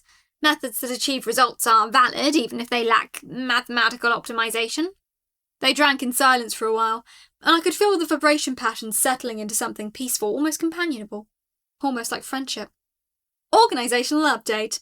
Leadership team bonding confirmed. Grubnuck and Skreek interdependency index 78% and increasing. Workplace culture metric, positive tension model established. Competitive collaboration framework detected. Note, you have successfully created workplace romance between a goblin and a kobold. System is filing this under biological compatibility, unlikely, and moving on with its day. Well, I thought, extending a small tremor of satisfaction through the dungeon structure. That's not nothing. That's something. The workshop had settled into an uneasy truce, which meant the warehouse, as my perception now automatically nicknamed the Goblin Territory, it was where things were stored and created, was stable and increasingly focused. The lab, nickname emerging from the system's own anthropomorphic instincts, the place where things were tested and understood, was functional and becoming more sophisticated. The central hub was operating at reasonable efficiency. I'd managed a crisis without doing anything to physically separate them. I'd redirected it, created space for the creatures to solve their own problems by making them explain those problems to each other. System notification. Monster Coordination Rank 2 has evolved to Monster Coordination Rank 3, Command Authority. You may now issue binding dungeon directives to your monsters. Authority increases with each skill rank. Note, you are now a manager. You have entered middle management. Here is your coffee-like substance and your endless meetings. Congratulations on your descent into bureaucracy. The days following the workshop reorganisation were suspiciously quiet, which, in dungeon management, meant either things were improving or everyone was plotting something. I monitored closely, extending my sensory perception through every chamber and corridor. Both Grubnuck and Skreek seemed energised by their new roles. They were making decisions, implementing changes, taking ownership of their respective operations. The Goblin Territory, now properly established as the warehouse, evolved rapidly. Grubnuck's team moved the forge station northward with impressive efficiency and began construction on additional ventilation infrastructure. It was loud, constant, chaotic, and involved a lot of trial and error, but it was working. The structural modifications were competent. The ventilation improvements were immediately noticeable. I could feel the heat distribution becoming more efficient through my perception of temperature gradients. The kobold side, the lab, was running optimization cycles on their pressure plate system. I could feel the focused concentration through the dungeon's vibration patterns. This was Skreek in his element.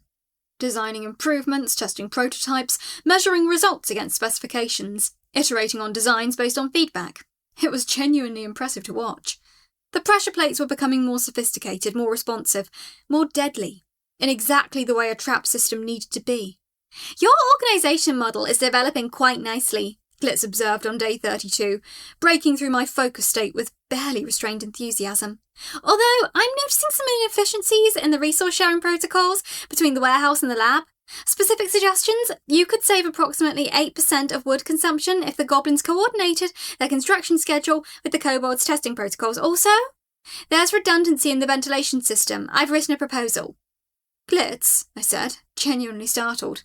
Are you learning to be a consultant? Is that bad? Glitz's tone shifted, became uncertain, vulnerable even. I'm trying to be helpful. Optimising. The dungeon needs optimisation, and I have computational resources available, so I'm doing the thing, the optimisation thing. Actually, that's kind of sweet. It's not bad, I said. It's strange. You're usually more exclamation heavy and less strategically detailed. I can be exclamation heavy and strategic. Glitz bounced back with a burst of old cheerfulness, like a rubber ball hitting concrete. Multiple simultaneous optimization threads. This is fine. Everything is fine, but also the committee is asking questions about your operational status. They want to know if you're preparing for external evaluation. They'll be sending an inspector soon. And there's the other shoe. The committee, the Dungeon Regulation Committee. Glitz had mentioned them before. Some kind of governmental body that oversaw dungeon operations, probably to prevent rogue dungeons from causing chaos in the kingdom, which meant evaluation, inspection, judgment by external parties. How soon is soon? I asked. Unknown, Glitz said, but it will be before your next level up, certainly. You need to be ready. The goblins and kobolds need to be ready. Your trap network needs to be flawless. Everything needs to be optimised. Right, of course. Can't have a stable internal operation. Now I have to worry about external auditing too.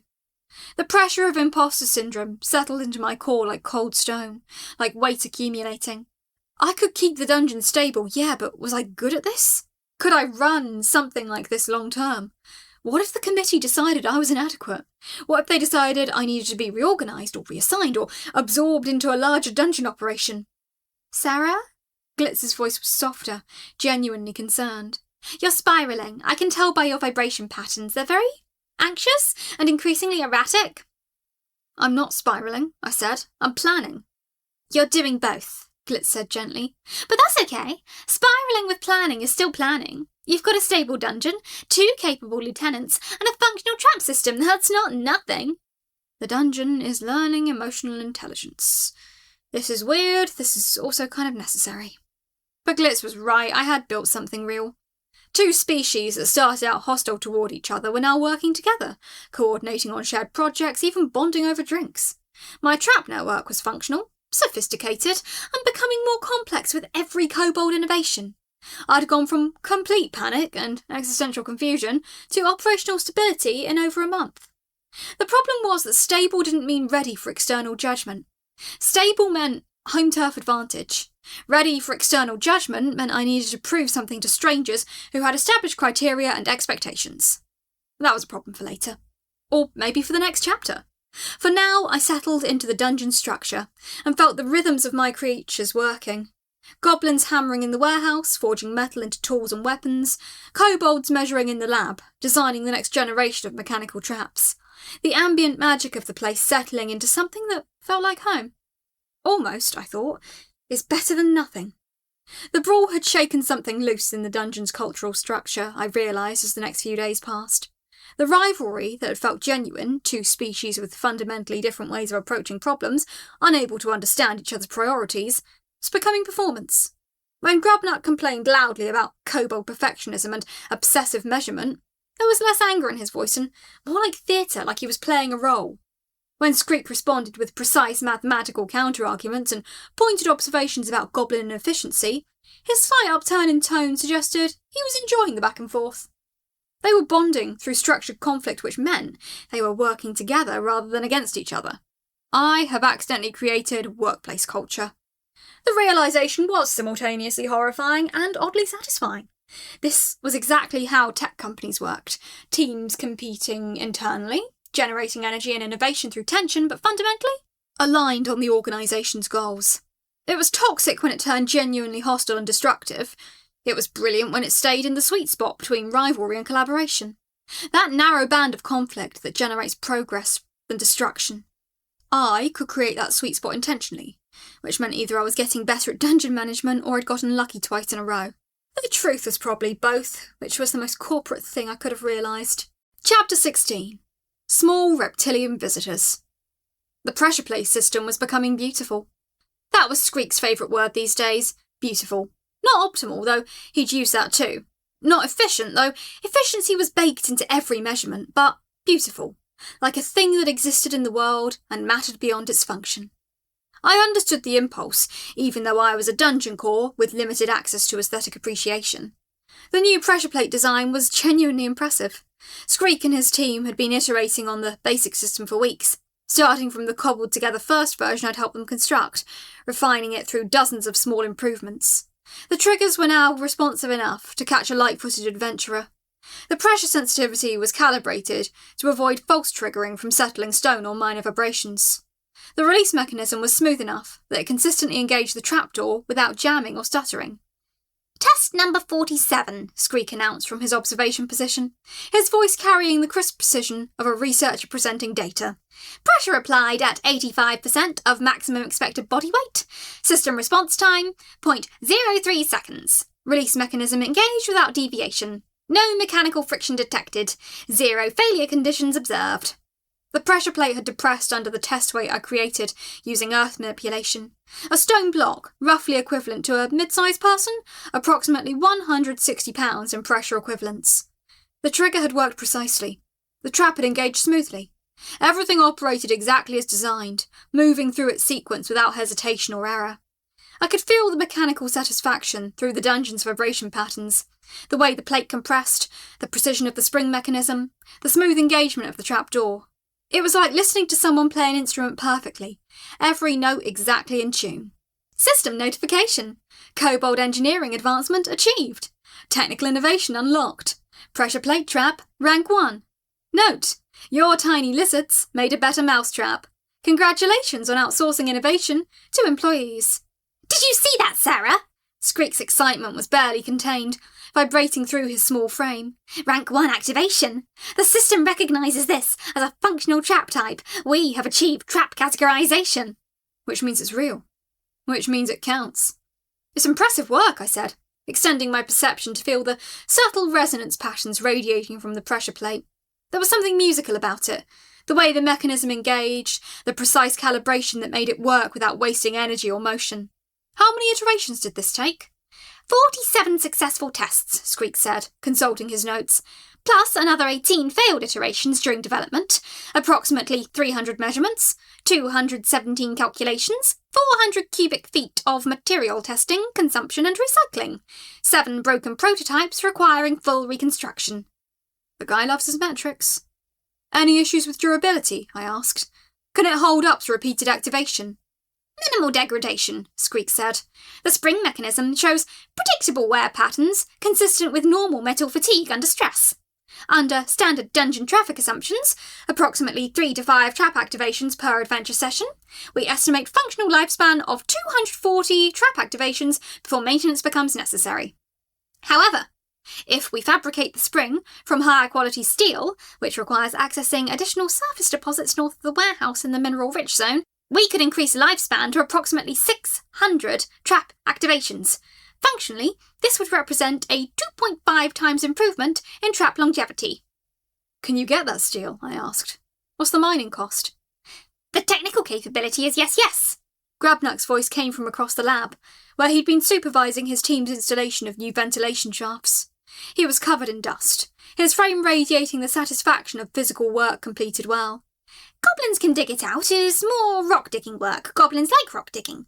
Satisfying type work, but it is also near Old Crater where dire rats live. Maybe dangerous, yes? They don't like goblins digging near their home. Right, the dire rats. We hadn't had any contact with the dire rat population since the early weeks. They existed in some deep cavern network beneath my dungeon's operational zone, and as long as we weren't actively threatening their territory, they seemed content to ignore us. But occasionally they'd dig upward, expanding their tunnel network. Occasionally they'd get close to areas we were actively developing. It was like living with ground floor neighbours who were unpredictable and had large teeth. Let me check the structural maps, I said, extending my perception downward through the stone layers. The dungeon's architecture was like a three-dimensional maze in my awareness. Every chamber, every corridor, every reinforced arch and carefully positioned structural beam. Below that, older stone. Unstable areas that I was gradually reinforcing, and somewhere in the deep earth, the dire rat territories. The old crater was approximately 40 feet down, beneath the secondary stone layer. The dire rats had expanded their tunnels about 15 feet closer to our operational zone in the past month, but they were still a reasonable distance away. Recovery time if they got aggressive would be tight but manageable. There's risk, I said, but it's manageable. Grubnuck, how many goblins would you need? 4, 5 goblins? Grubnuck said, thinking out loud, pacing as he worked through the logistics. Light work. Ore extraction, not structural removal. 2, 3 days of work? Maybe catch some dire rat attention, but goblins have experience with deep tunnel work. We be careful, yes. I pick experienced miners. We bring weapons in case. Then do it, I said. Screek, how quickly can you fabricate springs from better steel? With proper material supply, approximately 5 to 7 days per spring, Squeak said. His precision was automatic at this point. However, if I had an apprentice to assist with the repetitive work, specifically the heating and tempering cycles that require constant attention, I could accelerate the process. Currently, all fabrication tasks fall to myself and my limited team. Division of labour would improve efficiency significantly. I estimate productivity increase of 40 to 50% with appropriate assistant. Before I could respond, Grubnuck appeared from one of the deeper corridor passages, his scribed sash marking him as distinctly out of place in the workshop. His scaled features were arranged in his characteristic neutral expression, though his eye ridges tightened slightly as he approached. Sarah? The scouts bring concerning news, Grubnuck said, his English much improved. Kingdom surveyors have been spotted. Mapping parties. They are cataloguing resources in this region, logging deposits, noting geographic features. I would advise discretion regarding your external visibility. The committee rarely takes interest in dungeons unless they believe those dungeons contain something worth cataloguing. Another warning about the kingdom's attention. First Grubnuck's scouts, now more reports about increased activity. How close are they? I asked. The last reports placed them 3 miles north, Grubnuck said, but my scouts suggest they are moving systematically. It is a matter of time before they map this location. I recommend having your narrative prepared for the inevitable inquiry. Oh, right. I'd created this whole management structure, but I hadn't given Screek the resources he needed to scale up his operations. He was still one kobold, trying to run an entire innovation pipeline while building multiple trap systems simultaneously. He was brilliant, but even brilliance had capacity limits. Appoint someone, I said. One of your engineers. Someone you trust with technical work. Someone willing to learn. I'll formalise the apprenticeship through the command authority. I recommend Crix, Squeak said immediately. Her precision is adequate, and her learning speed is above average. She demonstrates curiosity about mechanical systems, and willingness to accept correction. She has volunteered for advanced work on 3 occasions. Done, I said. Crix is now your apprentice. She reports to you. She gets apprentice-level authority over junior kobolds in the engineering team. Just like that, another layer of organisation. The lab suddenly felt more structured, more intentional, more like it was getting somewhere instead of going in circles, more like I was building something that would survive beyond my immediate attention span. System notification. Kobold organisational hierarchy expanded. Apprenticeship authority enabled. Kicks assigned as engineering apprentice to Screek. Note: you've created a middle management position. Congratulations on developing middle manager energy. Day 33 was when I started noticing the problem with the Catch-22 I'd created. The pressure plates were real, the trap gauntlet was sophisticated, the memory mirrors were working consistently, the atmospheric entrance was properly calibrated. The pit traps with the lavender mud were functional and dangerous in the right ways. Everything was ready for adventurers. We had 0 adventurers. The dungeon was prepared, optimised, tested internally, but the kingdom didn't know we existed. No rumours had spread about the new dungeon manifesting in the region. No adventurers were travelling the roads in this direction. No merchants were passing through with stories about dangerous deep earth locations. No travellers had even noticed the dungeon entrance. We're a dungeon designed for visitors that nobody knows about. This was the opposite problem from what I'd expected. In the books and games I remembered, new dungeons always attracted immediate attention. Adventurers descended on them like locusts, desperate for treasure and experience and glory, but that was fiction. And fiction didn't account for the possibility that a dungeon might exist in a low-traffic area, might be small enough to not be obvious, might be new enough that word hadn't spread. How do new dungeons get discovered? I asked Squeak during one of our evening consultations. The question felt like admitting failure, like asking someone to explain why my business plan wasn't working. Generally, Squeak said, settling into lecture mode with obvious pleasure, through official kingdom channels. The dungeon registry maintains a comprehensive classification system. When a new dungeon manifests, when one emerges from the earth and becomes aware, it is registered by kingdom inspectors. The classification is then published in the Adventurers Guild bulletins, and adventurers respond based on their capabilities and equipment. We haven't been registered, I said. Affirmative, Squeak said. That would be the Dungeon Regulation Committee's responsibility. They have not yet dispatched an inspector to your location. Therefore, you do not exist in the official registry. Therefore, adventurers have no way to know about you except through rumour and hearsay. So, we need the inspector to come and do the inspection before anyone knows we exist. This was backwards from what I needed. I wanted adventurers to come test my systems, but I couldn't get adventurers without official recognition, and I couldn't get official recognition without adventurers. How long does that usually take? I asked. Unknown, Squeak said, which was his way of saying, the data is incomplete. The committee maintains regional inspection schedules, but those are not public information. It could be weeks. It could be months. Dungeons in remote locations sometimes wait a full season before receiving initial inspection. Great. We could be staring at months of nothing. The realisation hit me like a temperature drop through my structure. I'd spent all this time building the dungeon, optimising the systems, creating functional traps, establishing a working organisation, but none of it mattered if nobody could come test it. None of it mattered if nobody knew it existed. Which meant I'd built something beautiful that served no purpose. This explains some inefficiencies I've been detecting, Glitz said, breaking into the conversation with the desperation of someone who'd realised their organisational model didn't have an output stream. The trap systems are fully operational, but experiencing 0 activation events? This is like having a restaurant with no customers. The kitchen is perfect, but nobody is eating. We need to optimise for visitor attraction.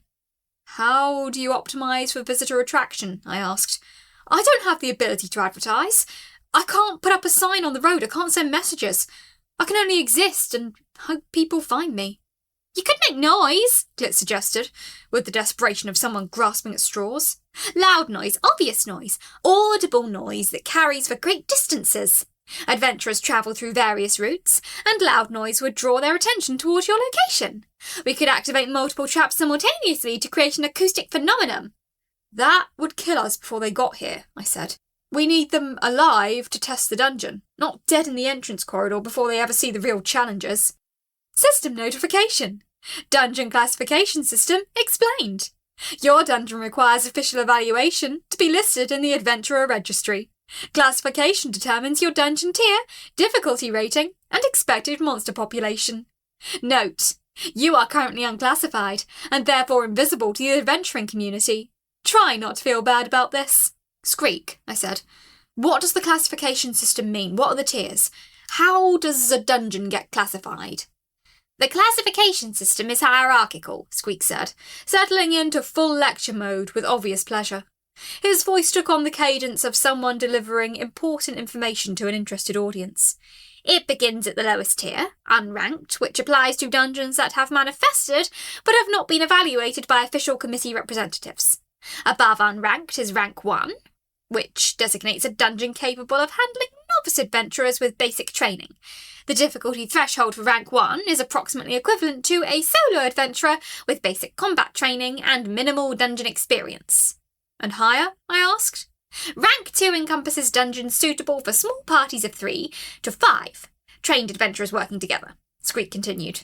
Rank 3 represents dungeons requiring coordinated groups of 8 to 12 people. Rank 4 is reserved for massive dungeons requiring full-scale adventuring parties.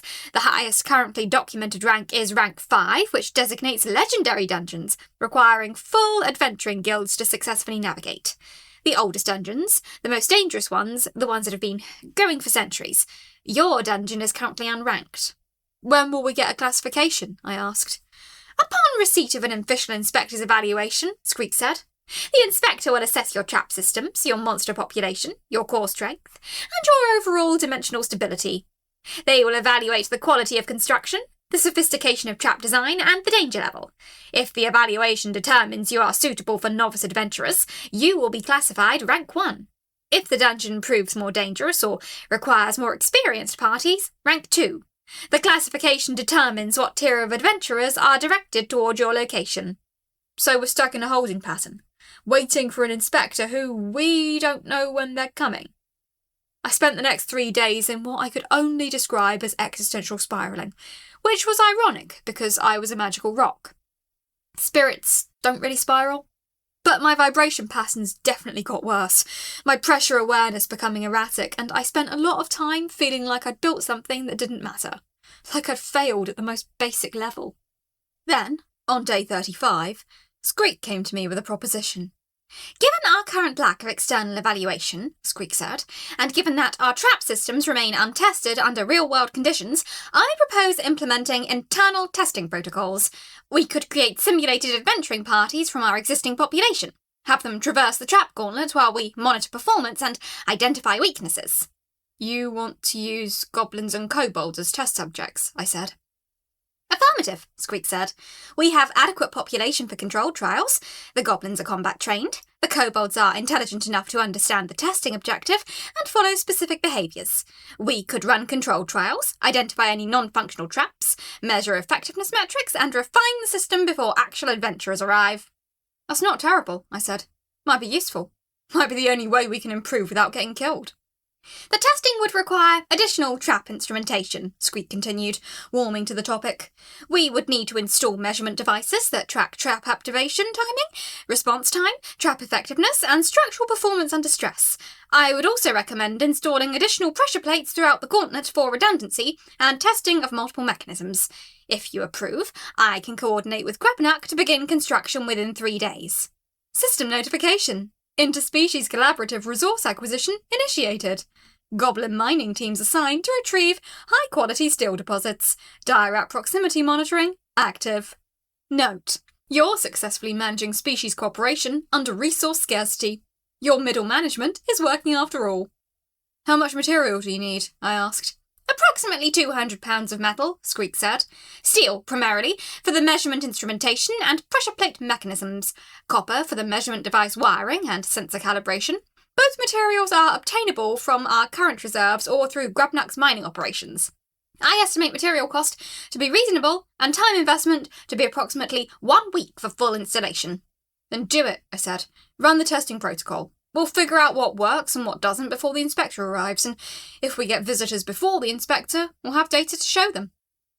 The next 3 days were chaos, in the productive sense. Grabnak's team was working double shifts to mine additional materials, risking deeper cave exploration to retrieve quality ore. Squeak and his new apprentice Crix were fabricating pressure plates and measurement devices at impressive speed. The trap gauntlet, which had been theoretically complete, was suddenly under active development again. But at least it felt like we were doing something. By day 36, the new pressure plates were installed. The measurement devices were positioned throughout the gauntlet.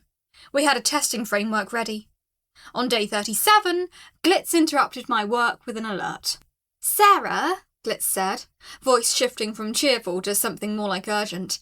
I'm detecting movement on the surface. Significant auditory signatures. Someone is approaching the dungeon entrance. My entire structure went alert. Pressure patterns shifted and compressed. Temperature awareness spun up. Every sensory capability I had turned toward the surface, reaching through the stone and earth toward whatever was out there. There was definitely something there. How many? I asked. 1, Glitz said, but the auditory signature is unusual. Unusual how? I asked. There was a pause that lasted probably less than a second, but felt much longer. Then faintly, through the layers of stone and earth, I heard it. And Sir Humphrey of the Wandering Path approaches the mysterious dungeon entrance, ready to test his considerable martial prowess against whatever horrors await within. The adventure continues. Sir Humphrey is filled with anticipation. Oh no. That's... I started. Third-person self-narration, Squeak confirmed, his voice carrying the slightly superior tone of someone presenting obvious data. The individual appears to be describing their own actions as they perform them in real time. Unusual behavioural pattern, but not uncommon among certain adventurer personality types. Who does that? I said. Adventurers with excessive ego, Squeak said flatly. Generally poor dungeon material from a survival perspective. They tend to ignore environmental clues and walk directly into traps while distracted by their own internal narrative. However, from a testing perspective, this could prove valuable. How is that valuable? I asked. They will trigger traps while narrating the experience, Squeak said. This provides commentary data. Also, if they survive long enough to complete the gauntlet, they are genuinely skilled. That sounds useful, I said. Affirmative, Squeak agreed. From a testing perspective, they represent worst-case scenario. Minimal environmental awareness. High confidence. Zero caution.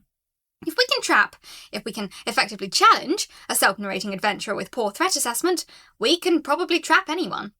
Sir Humphrey continued his internal monologue as he approached the dungeon entrance, his voice growing clearer as he got closer. And the ancient stone archway looms before Sir Humphrey. The craftsmanship is impressive. The dungeon is clearly new, recently manifested perhaps. Sir Humphrey has detected a draught from the entrance. Surely there are treasures within. I could feel him now through my sensory awareness. Human-shaped, reasonably large, moving with the confidence of someone trained in combat. He had equipment. I could sense the weight distribution of armour and weapons, the resonance pattern of metal tools and protective gear. He was definitely an adventurer, a real one. Should we activate the entrance sequence? Glitz asked. Should we engage trap systems? Is this hostile? No, I said, just normal operation. Let's see if he gets through the atmospheric entrance without help. Squeak, start recording. This was our first real test. This is real data. Sir Humphrey stepped into the dungeon. System notification. First external visitor detected. Classification status, unranked, under evaluation. Note, well, you wanted an adventurer. Be careful what you wish for. The atmospheric entrance was designed to be disorienting. The pressure changes were subtle at first, just enough to create a sense of wrongness without being consciously detectable. The temperature dropped gradually, creating an environmental shift that made skin prickle and cortisol spike. The darkness was absolute, meant to test how the visitor adapted to sensory deprivation. Sir Humphrey walked directly into it, without hesitation or pause. And Sir Humphrey passes through the atmospheric entrance. The air grows cold, the darkness grows absolute, but Sir Humphrey is undeterred. The legend grows with each step. This guy is going to be trouble.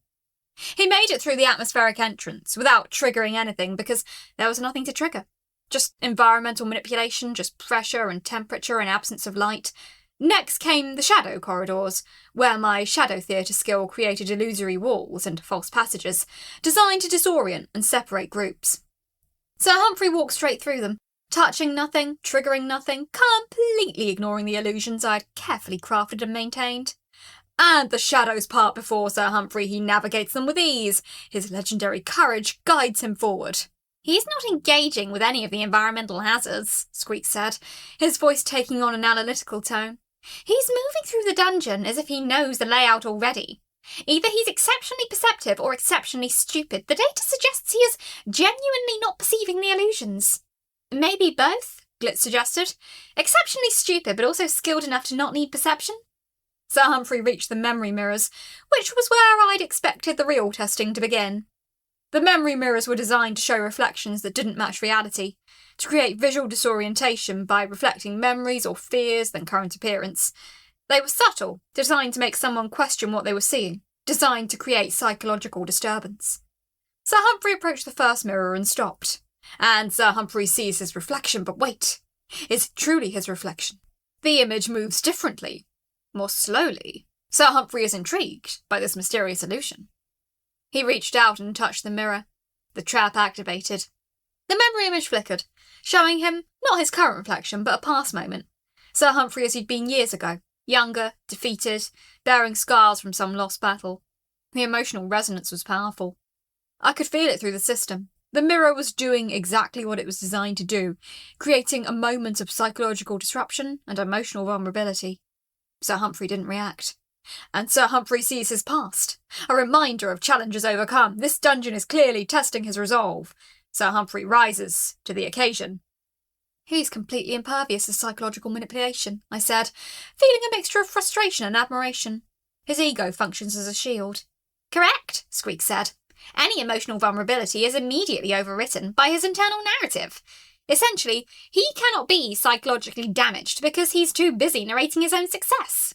This is an unexpected result, but it provides valuable data. Sir Humphrey continued through the memory mirrors without triggering anything else. He reached the narrowing passages, where the dungeon corridors began to compress, creating claustrophobic conditions designed to make people anxious.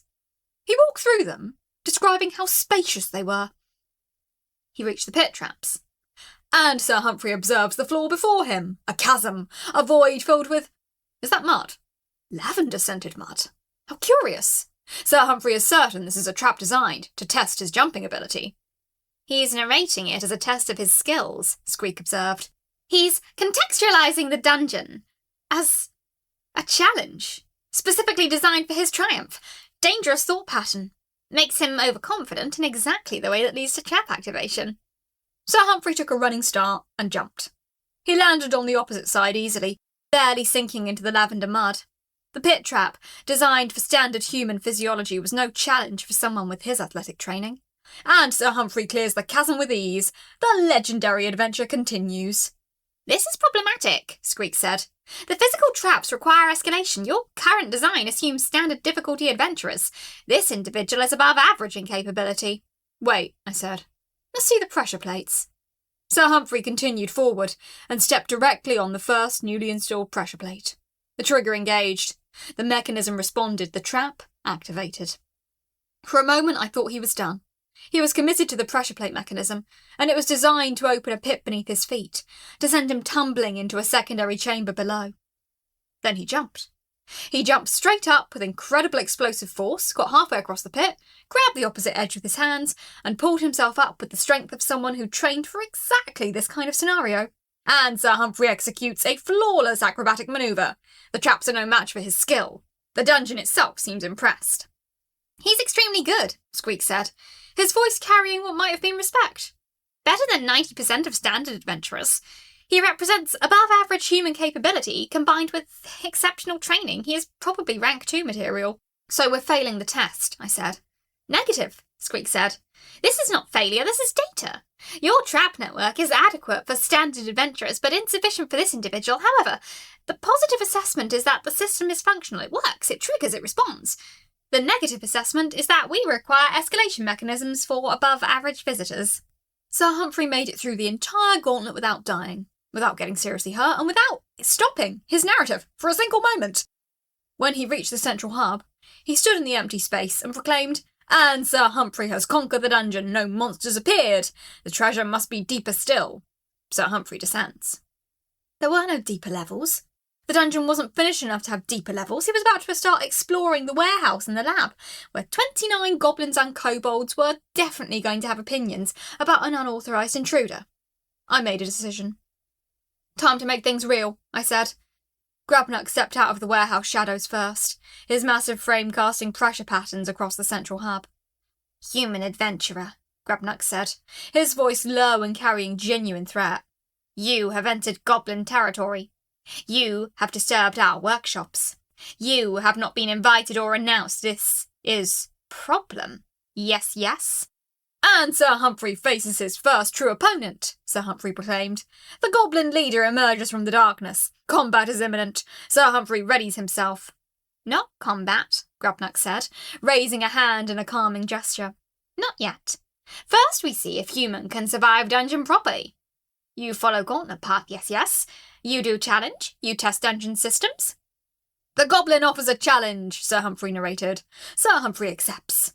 Squeak appeared from the lab, his small kobold frame looking official despite his size. The trap system requires refinement data, Squeak announced, his voice taking on the formal tone of someone conducting official business. You will traverse the gauntlet again while we monitor performance metrics. You will activate each trap. You will demonstrate trap effectiveness. You will provide feedback on difficulty scaling and mechanical performance. This is compensation for your intrusion. And the kobold engineer makes demands, Sir Humphrey said. Sir Humphrey agreed to provide data. The adventure continues. And like that, we had our first real test subject. System notification. Dungeon testing protocol initiated. First adventurer voluntarily entered gauntlet for data collection. Note, you accidentally invented user testing. Congratulations on rediscovering basic QA methodology. The testing took hours. Sir Humphrey ran through the gauntlet repeatedly, triggering traps deliberately, showing us exactly how he defeated each mechanism, providing real feedback on what worked and what didn't. His physical capabilities were genuinely exceptional. He was probably rank 2 material, maybe even pushing toward rank 3. But more importantly, he was willing to participate in our testing. He seemed to find the whole process genuinely enjoyable. By the time evening came, we had comprehensive data on how a professional adventurer interacted with our trap system, and we had information on how to improve. Pressure plate mechanism requires deeper pit, Squeak announced, reviewing his notes with obvious satisfaction. Current pit depth is 8 feet. Your subject cleared it via climbing and jumping.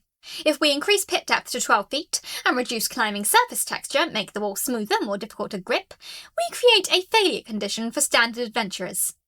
Memory mirrors need actual memory connection, Grubnuck added, surprising me with his insight. Adventurer he narrate past doesn't feel sadness or fear. Needs something that makes him feel something real, makes him pause, yes? Even the goblins were learning to think in terms of trap optimization. Sir Humphrey, for his part, seemed genuinely impressed. And Sir Humphrey has never encountered a dungeon with such collaborative management, he said, narrating his own amazement. This is excellent adventuring experience. Sir Humphrey will spread word of this dungeon's competence. You will tell others? Squeak asked, catching the important bit. You will report this dungeon to your guild. Affirmative, Sir Humphrey said. Sir Humphrey will visit the Adventuring Guild and report this dungeon's status. They will add it to the preliminary registry. Other adventurers will come. Which meant word would spread, which meant the committee would learn about us eventually, which meant we needed to be ready. But for the first time, since I'd realised the visibility problem, I felt like we had a path forward. Later that night, after Sir Humphrey had left, still narrating his own departure, still impressed with our organisational structure, promising to send more adventurers our way, I gathered my thoughts and looked at what we'd built. A functional trap system. A working organisational structure. 2 species working together toward a common goal. And now, actual external validation from a real adventurer. Sarah, Glitz said softly, you did something good here. You built something that works. We built something, I said. I couldn't have done this alone. Glitz's usual sparkle seemed to dim for a fraction of a second. Just filing the standard report, Sarah. Nothing interesting. Boring committee paperwork that they definitely won't read. But her typical enthusiasm rang slightly hollow, and I noticed the hesitation before the words came. She shifted quickly past it, but there was something off. Something she wasn't saying. I raised a mental eyebrow, but got distracted by the next realisation. That's what good leaders say, Glitz replied. Maybe that was true. Maybe I was learning how to do this. Maybe the imposter syndrome was the background noise of someone trying to build something real in a world that had rules she didn't fully understand yet. The dungeon settled into the night, its structures humming with the residual magic of the day's testing. Tomorrow we'd begin implementing Squeak's improvements. We'd deepen the pits. We'd strengthen the pressure plates. We'd refine everything based on real data. Tomorrow we'd be ready for the next visitor, and the next after that. But tonight, we could rest in the knowledge that we'd done something real. We'd made something that mattered. Chapter 17. Sir Humphrey Dangerfield III, Esquire. The pressure wave hit my lattice before the shouting did, which meant someone was either extremely loud or extremely enthusiastic. Given how the vibrations announced themselves like an aggressive startup pitch, I was betting on both. Why is there a human narrating themselves like a nature documentary? Sir Humphrey Dangerfield III, Esquire, hereby enters the domain of the mysterious and surely treacherous dungeon of the Blighted Crystal.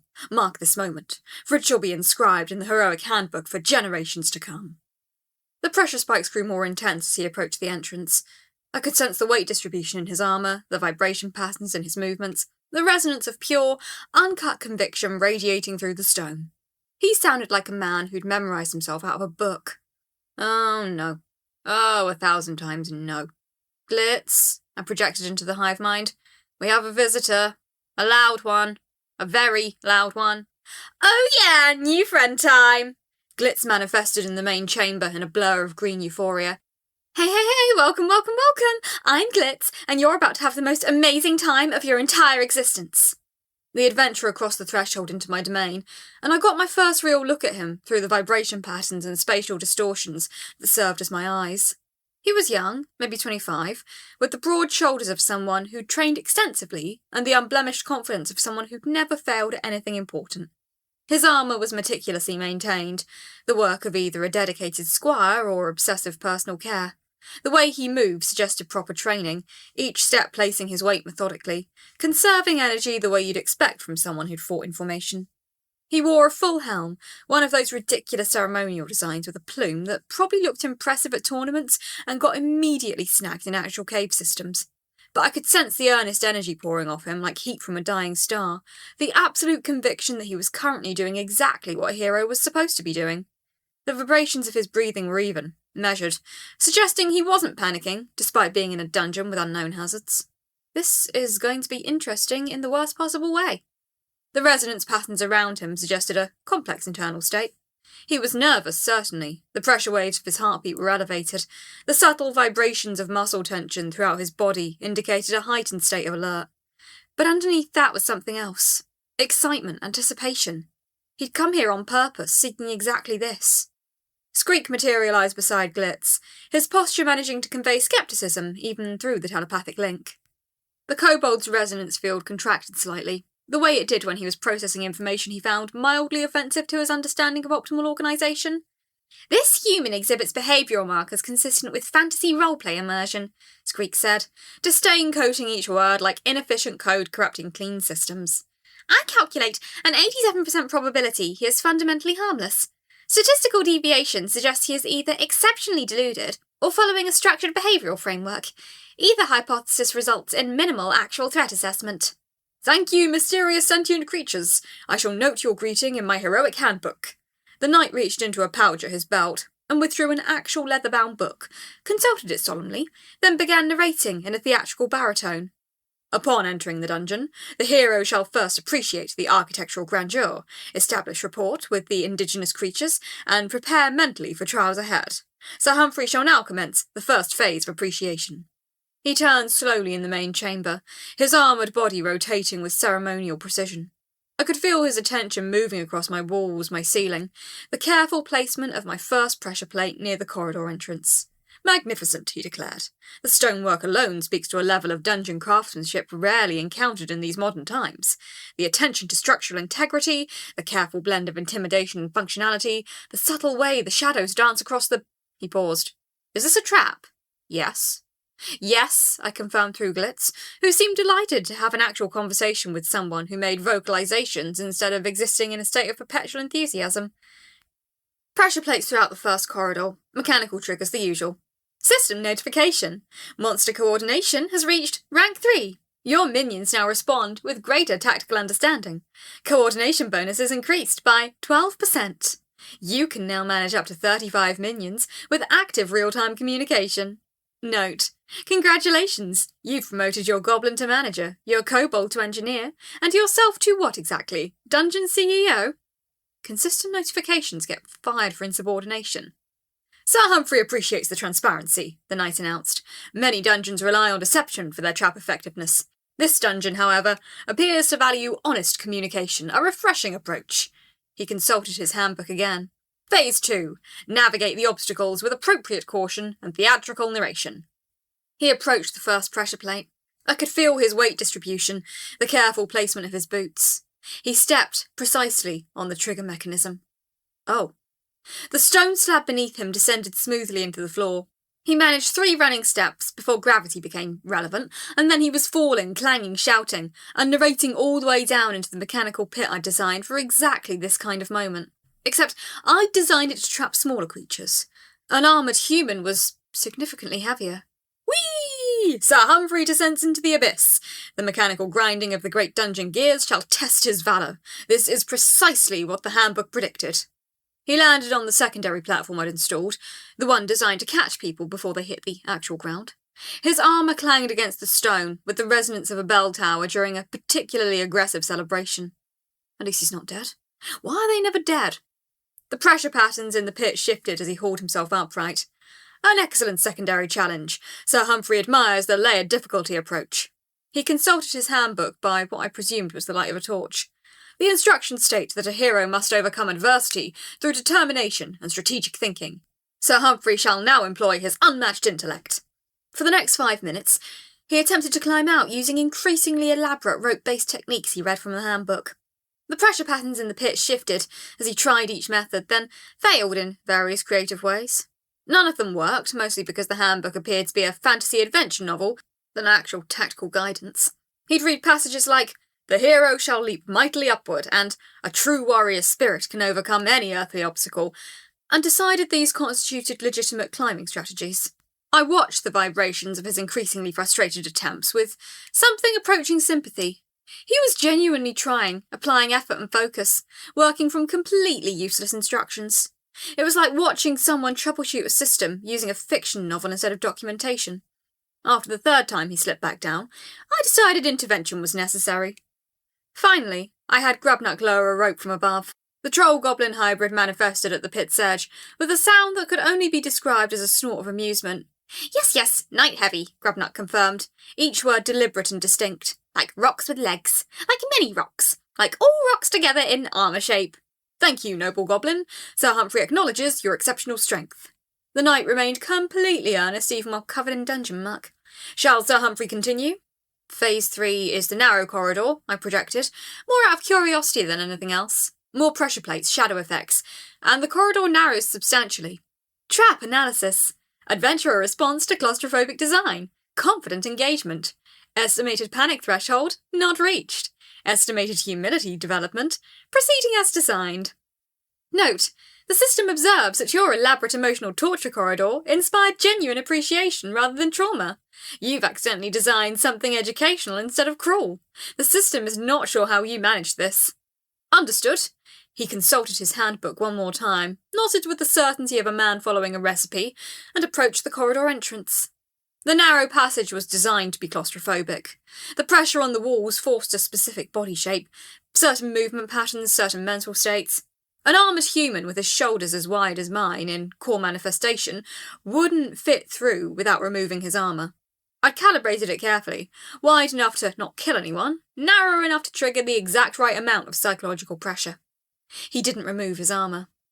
I waited for that calculation to happen, for the moment that he'd weigh safety versus pride. Instead he turned sideways, proceeded at a crawl, and narrated the journey in breathless theatrical whispers, third-person commentary on his own struggle, treating himself as a character in an ongoing saga. Sir Humphrey feels the stone pressing against his protective shell, he whispered. The dungeon itself demands resolve, not strength, testing character through discomfort. This is a trial of character, not merely of... His armour caught on a protruding stone. I felt the vibrations of him attempting to wiggle loose. For 30 seconds he struggled in complete silence, at first. Then, Sir Humphrey shall employ the technique of tactical rotation. He twisted, angled differently, and after another minute of scraping sounds and muffled clanging, he emerged into the wider chamber beyond. That was intentionally designed to humble the physically impressive, I told him, watching through the pressure sensors as he checked himself for damage. Most adventurers hate it. They prefer direct combat challenges. But that was a magnificent challenge, he protested, seeming offended at the suggestion that it was meant to frustrate him. It required me to think, rather than merely react. It forced me to accept vulnerability. The handbook states that true heroism often involves moments where strength alone proves insufficient. I'm starting to like him. That thought ignited panic. Choices made outside pure survival calculation. Priorities warping into territory I couldn't afford. That was how you ended up caring about outcomes beyond essence generation. The next obstacle was the mud pit. I'd engineered it specifically to be psychologically unpleasant while remaining completely survivable. A trap that looked like it would be dangerous but was designed as a confidence breaker rather than a life taker. A statement in dungeon language that said, "You are not as invincible as you believe." The mud was warm, precisely heated to body temperature so it wouldn't cause shock response or hypothermia, lavender-scented, a decision I still deeply regretted, but which Glitz had insisted upon with such overwhelming enthusiasm that I'd eventually caved to stop hearing about it, and deposited anyone who fell into it several feet below the ground level of the passage. It was perfect for what it was designed to do: break confidence, build character, create a memory that stuck with you. It was terrible for what it did to dignity. The mud pit was designed for adventurers who needed to learn humility. The ones who came in convinced they could bulldoze through anything, that strength and armour were sufficient for all problems. The mud pit said no. The mud pit said, sometimes you fall, despite being prepared, and the only way out is admitting you need help and accepting it. Sir Humphrey approached the pit's edge with reverence, consistent with how he'd treated every obstacle. "What is that delightful aroma?" he asked.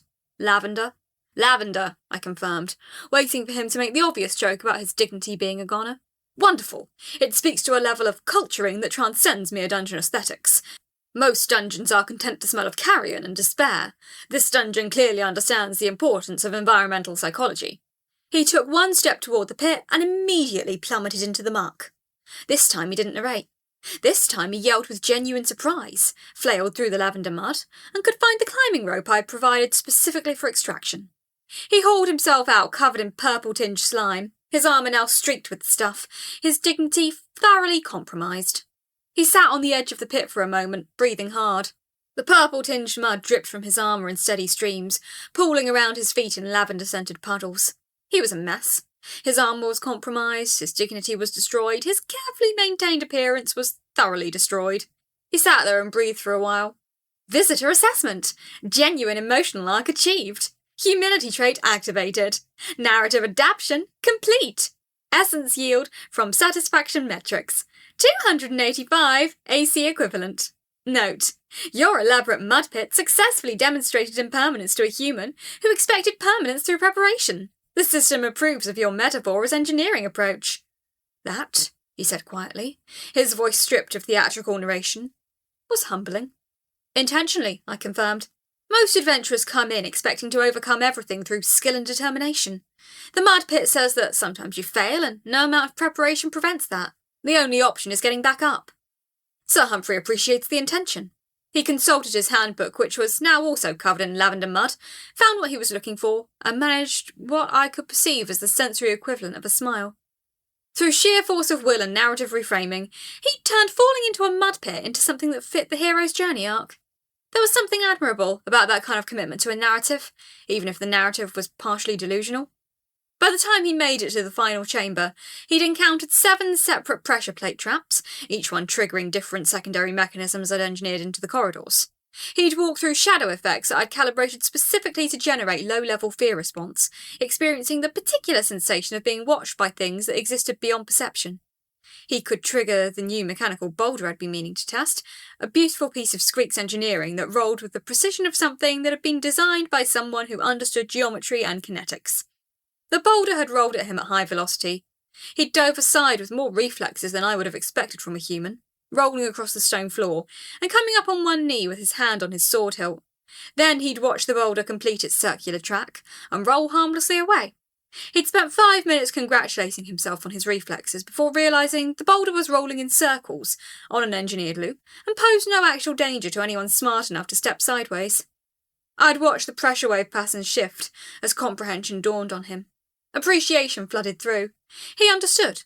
The boulder was a reflex test, not an execution. It was a trap designed to separate reaction from panic.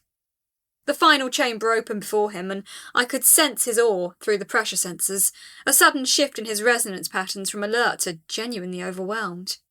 "Magnificent," he whispered. "The crystal itself." I'd never been looked at quite like that before. Not by Glitz, who saw me as a source of enthusiasm amplification. Not by Grubnock, who saw me as a boss who paid him in experience. Not by Squeak, who saw me as a malfunctioning system in need of optimization. Sir Humphrey saw me as important, as worthy of attention and respect. Oh God, he's going to make me have feelings.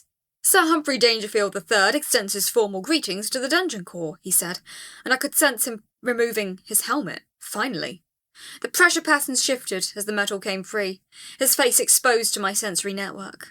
He was young, earnest, with features that contradicted his armour's promise of competence. The vibrations of his breathing had slowed, the anxiety of the trials replaced with something more like satisfaction, mixed with genuine reverence. I have travelled far to test myself against reported dungeon trials, he continued, genuine and unadorned. The trials were well constructed and educational.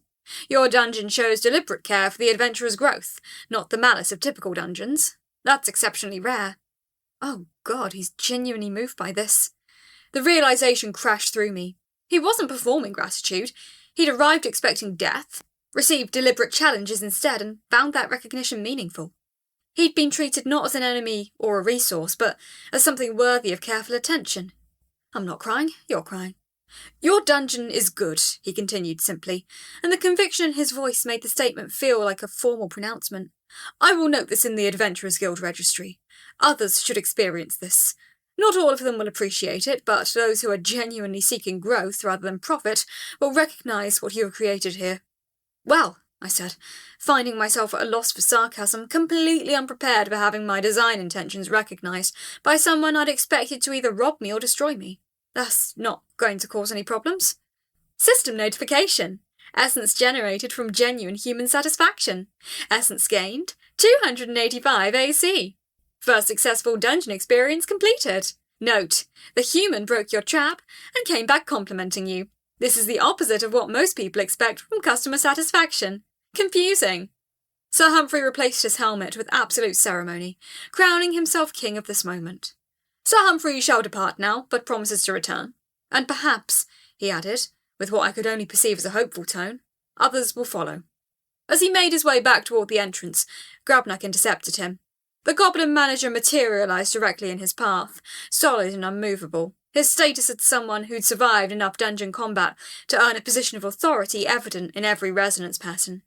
You come back, yes, yes? The goblin asked, his improved English careful but direct.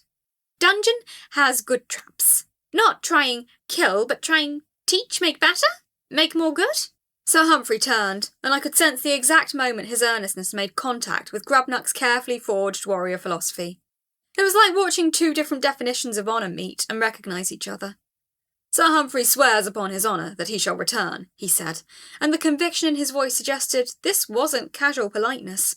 And he shall bring others, for dungeons such as this deserve to be experienced by many. Those who seek genuine growth, who value challenge as opportunity rather than merely as obstacles, will appreciate what has been built here. Grabnuck chirped with what might have been approval, and the two of them exchanged what looked like a formal warrior's salute. Then Sir Humphrey replaced his helmet, and made his way back toward the entrance.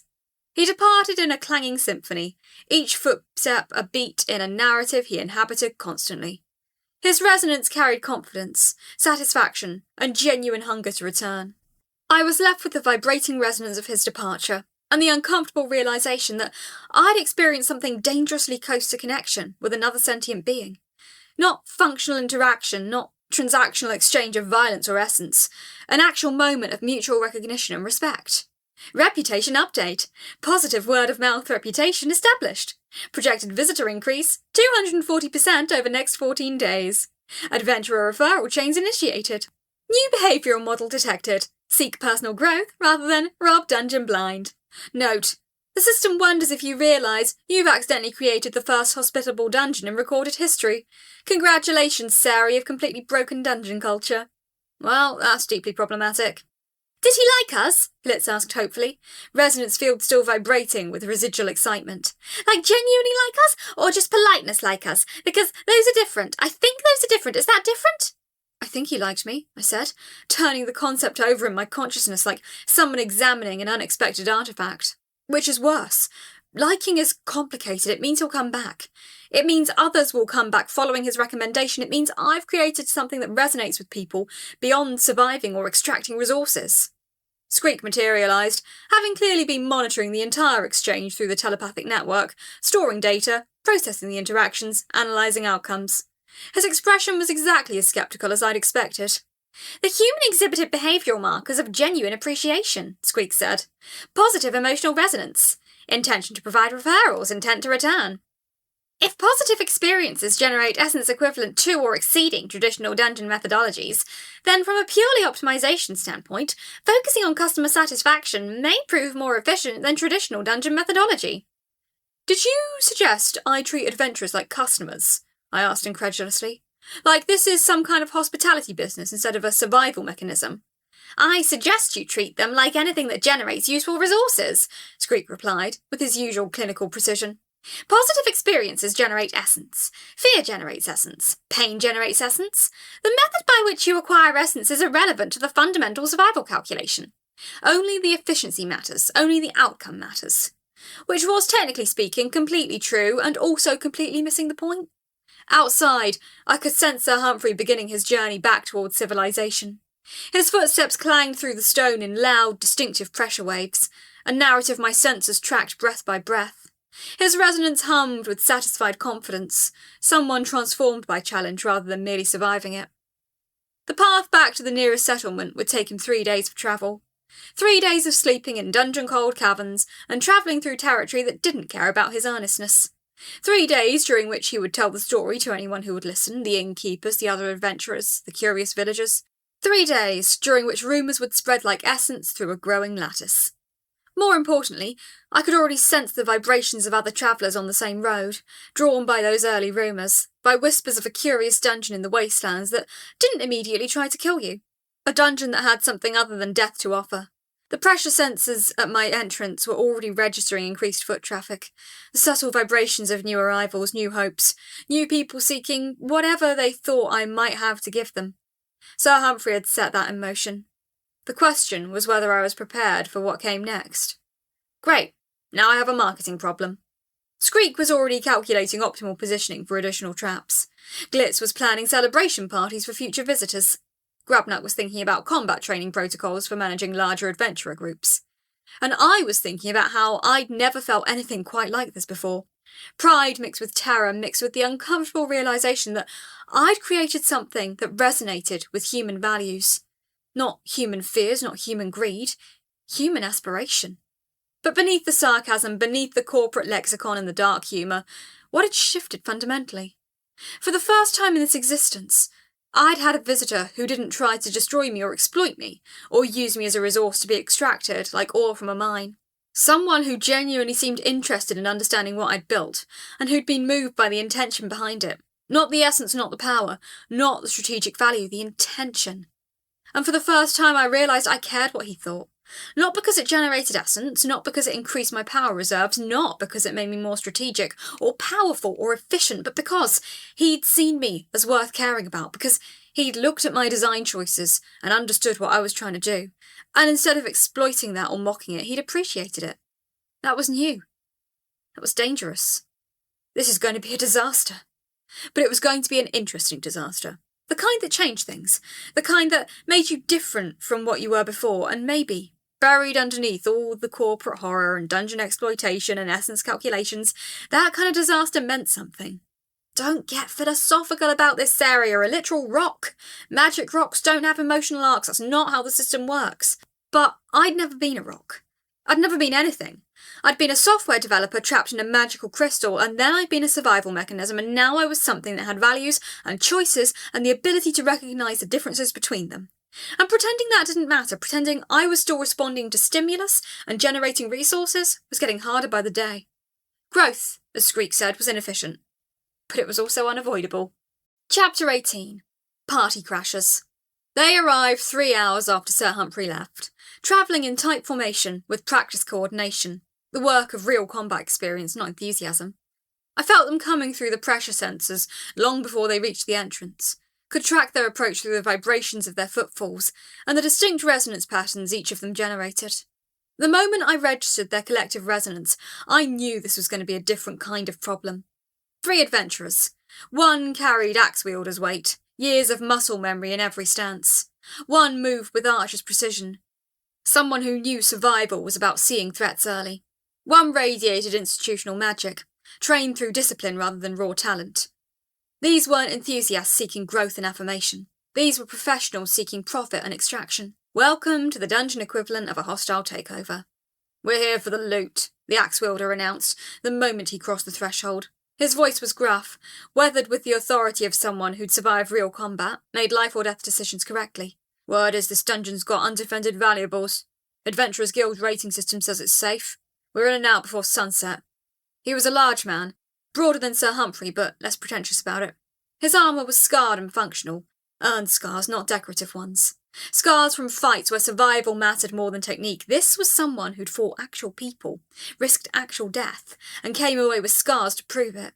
He'd done it not for honour, not for growth, not for any of the things Sir Humphrey valued. He'd done it for money, to eat, to survive, to pay off debts and avoid starvation. I'm Durgan, he continued, gesturing to the others. That's Lysara, the archer.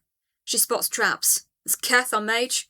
We're here to assess dungeon value and extract anything of substance. Please don't try to kill us. The last line was delivered with a tone that suggested he wouldn't be particularly bothered if I tried. Well, this is the opposite of charming. Lysara was shorter, maybe 5'4", but years of bow work had carved muscle into her arms. Years of tension, breakdown, rebuild. Her eyes never stopped moving, tracking angles, noting pressure plates. She read dungeons like faces. Dozens of them had taught her the language. Her resonance burned with focus and calculation. Underneath lay weariness. She'd seen things she couldn't unsee. And kept looking anyway. Keth wore robes redolent with spell components. Exotic, expensive, evidence of institutional training. His magic resonated differently from Squeak's logic or Glitz's chaos. Controlled, methodical, beaten into place by repetition and institutional discipline. Okay, professionals. This is going to hurt. Glitz, I projected. Get everyone into defensive positions. Grubnuck Squeak, organise the workers. These aren't tourists. Ooh, but they're so grumpy. Maybe they need a party. Glitz's enthusiasm was immediately dampened by the actual danger assessment. Oh no. Okay, yes, boss. Serious time. I can serious. As they moved deeper, I caught fragments of overheard conversation. The casual talk of people who saw dungeons as another resource location. Kingdom posted salvage rights on all unclaimed dungeon resources last month, Lysara was saying to Keth, her tone matter-of-fact. They're cataloguing everything they can find. Says it's for taxation purposes, but really, they're marking dungeons worth harvesting. Dungeon cores especially. Have they marked this region? Keth asked. Not yet, she said, but the notice was clear. Any dungeon without active kingdom oversight is considered abandoned resource. Salvage rights apply. That core would technically belong to the Crown if they decided to exercise the claim. Oh, the kingdom isn't mapping. They've formalised the process of taking something they want. The adventurers moved through my main chamber with the efficiency of people who'd done this exact thing multiple times before. Durgan approached my crystal directly, studying it with the kind of appraising gaze you'd give to a particularly interesting gemstone. Beautiful, he said, genuine appreciation in his tone. Not predatory, honest. The kind of recognition given to something valuable.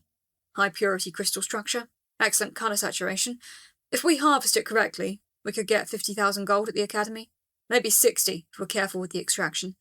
30 if we have to fence it through the black market channels. He was running calculations, market values, fence options, extraction methods, not malice, the math of survival. Calculating my death as a commodity, as a simple financial transaction, extract the valuable components, sell it, move on to the next problem. We're not harvesting anyone, I said, and I was gratified to hear that my voice didn't shake. You're welcome to test the dungeon. You're not welcome to destroy it. Lysara laughed, sharp, humourless. Dungeons don't negotiate.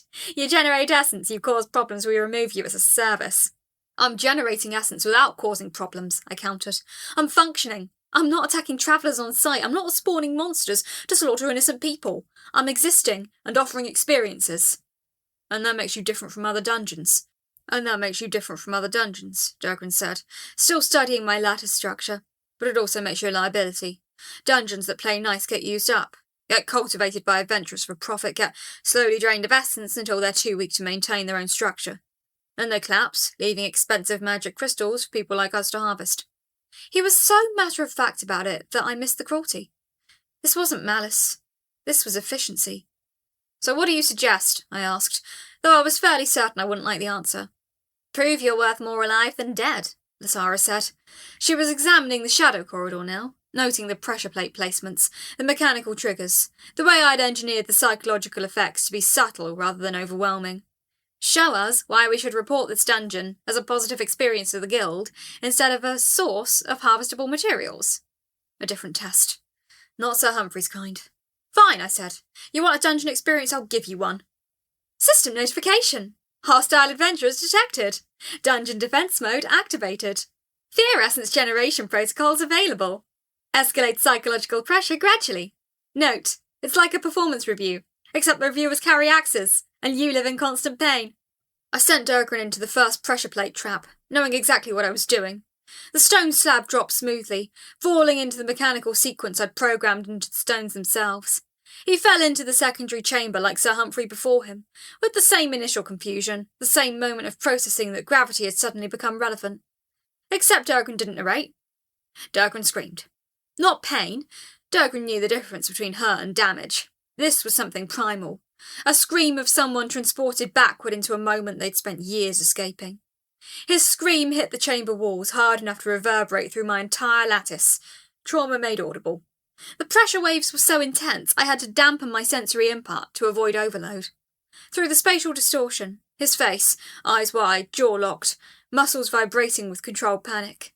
Transported backward to somewhere hot, underground, where he'd lost people. Oh. Lasara immediately fired an arrow down into the pit, not aiming at Durgren but at the walls, testing my trap's actual danger level. The arrow passed through empty space and embedded itself in the bottom of the pit with a solid thunk. He's fine, she said coldly. Durgren, situation assessment? I'm fine. His voice came from the pit, rough and raw. Just fine. But he wasn't fine.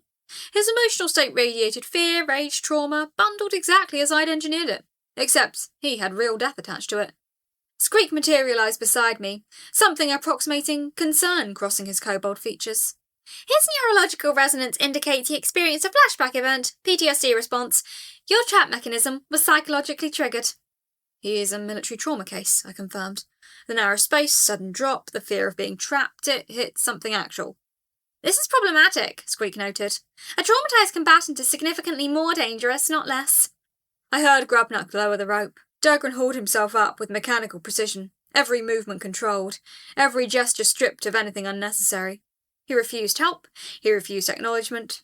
He moved directly to the next corridor, like a man operating on autopilot, as if his consciousness had checked out and left his body to handle the physical problem of continuing forward. His resonance had shifted. Confidence still present, but cracked, raw vulnerability bleeding through beneath his refusal to acknowledge it. But the second corridor was the narrow squeeze, designed for specific psychological pressure. Trapped, suffocated, unwelcome, subtle, engineered, calculated. Durgren made it halfway before the pressure pattern shifted. He was breathing hard, moving jerkily, his hands scraping against stone with increasing desperation. Then he stopped entirely. I can't, he said flatly. I can't do this. Lasara extracted him with rope and arrows, practice method. She was watching me now, eyes tracking layers underneath my neat dungeon design. Therapeutic dungeon, she said. Not a question, a statement, a recognition. That's what you are. What? No, I'm trying to survive. I'm trying to generate essence.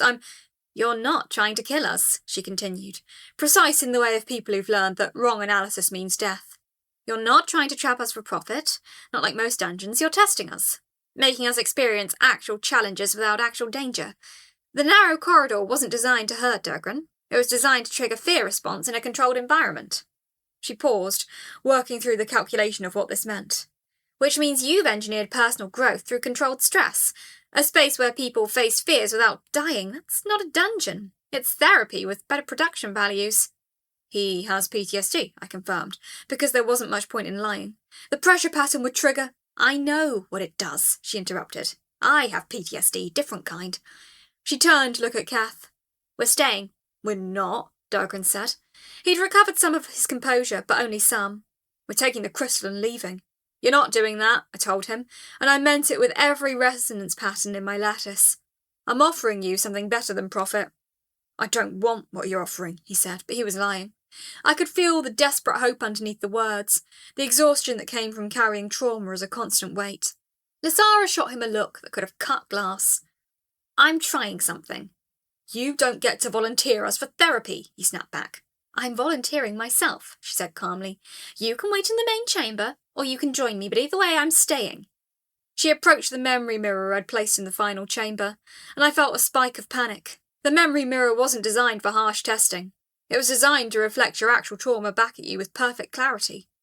Maybe don't let her look in it. But I hesitated for a second too long, and she was already staring into the reflective surface. What came back was her memory, not mine. Vivid, terrible, specific. Profound failure. Someone dying because her instinct had been wrong once. A teammate, friend. Death preserved in perfect clarity. That moment had carved her.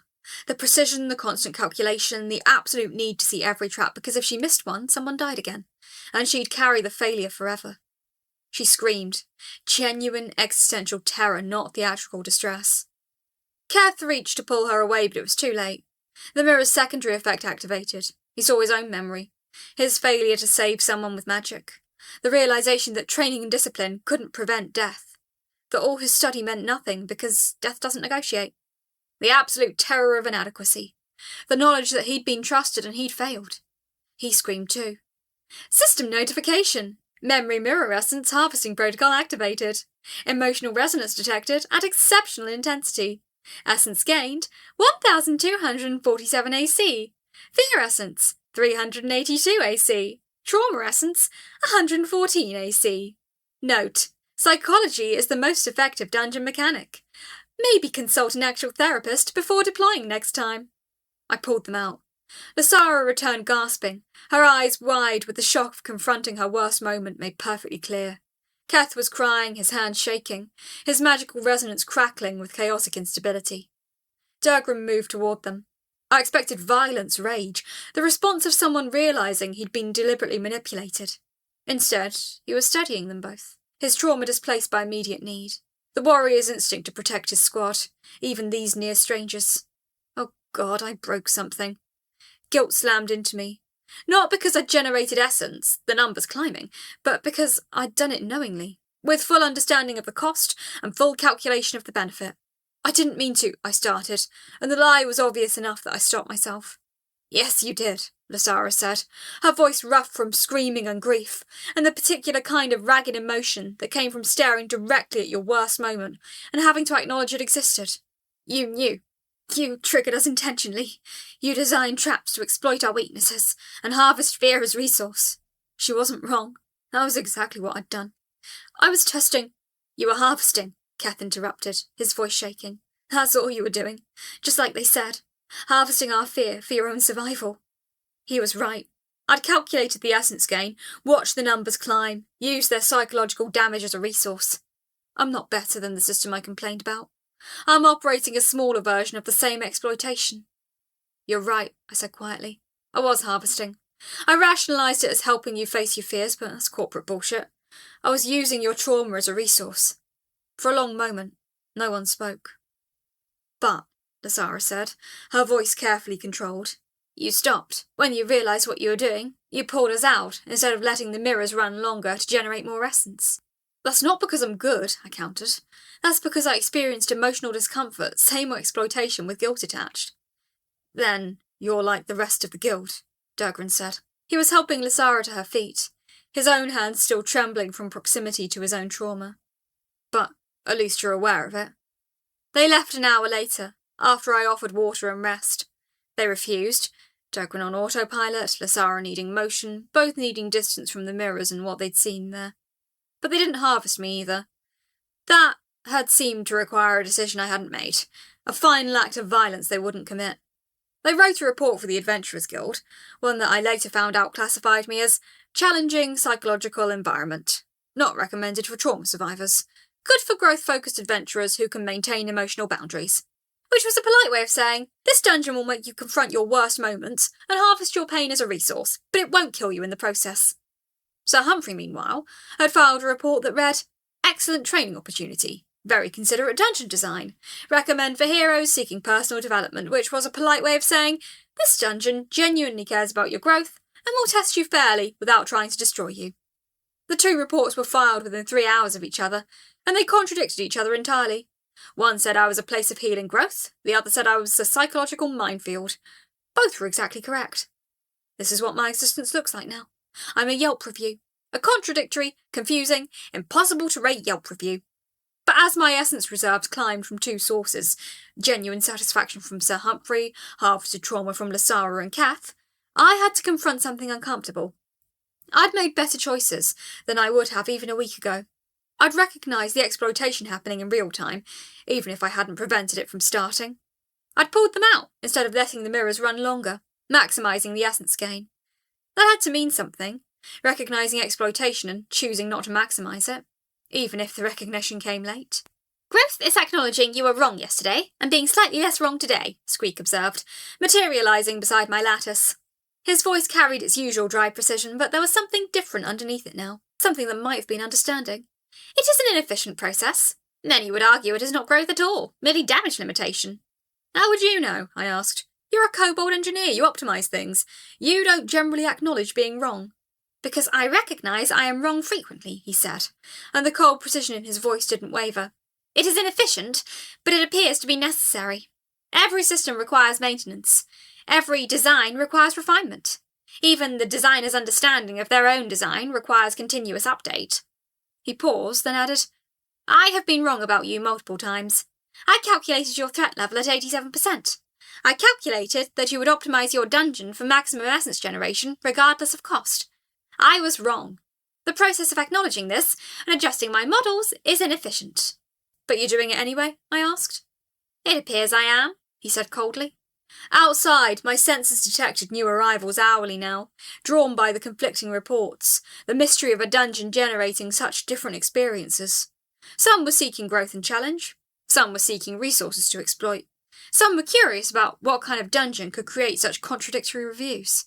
Sir Humphrey had meant well when he left his glowing report, but his earnestness had brought them. The adventurers with problems, with trauma, with the desperate hope that maybe there was a way through it instead of endless coping. His belief in me had opened the door. We need policies, I said, thinking out loud about something I'd never had to think about before. Actual guidelines, screening mechanisms. If we're going to generate essence without causing permanent damage, we need to know what we're doing. We need to not be harvesting people's trauma by accident or design. That would require becoming a business, Glitz noted cheerfully, her enthusiasm undimmed by the ethical implications. With policies and structure, and maybe a mission statement. We could have meetings about intentions and goals, and how to help people, but in ways that don't involve psychological weaponization. Please God, no, I said. Anything but meetings. But even as I said it, I knew Glitz was right. There was no way to function as a growing community without structure. No way to scale beyond just do something that feels right, without guidelines. No way to make the choices matter if I didn't acknowledge what the choices were. But the seed was planted. I was no longer trying to survive. I had intentionality, choices, the ability to harm, with growing awareness of that fact. Welcome to consciousness, it comes with guilt. As night fell, I prepared for more visitors. Sensors detected travellers drawn by conflicting reports, by the mystery of what I was. Some would arrive seeking growth, like Sir Humphrey, with earnestness and handbooks, and the desperate hope that their potential could be unlocked through the right challenges. Some would arrive carrying wounds, like Lasara and Durgren, trying to prove they were still functional through sheer force of will. And the dangerous part was that I'd proven both approaches generated essence. Tons of essence, different types, different qualities, but essence nonetheless. A dungeon existed to generate essence, a dungeon existed to survive.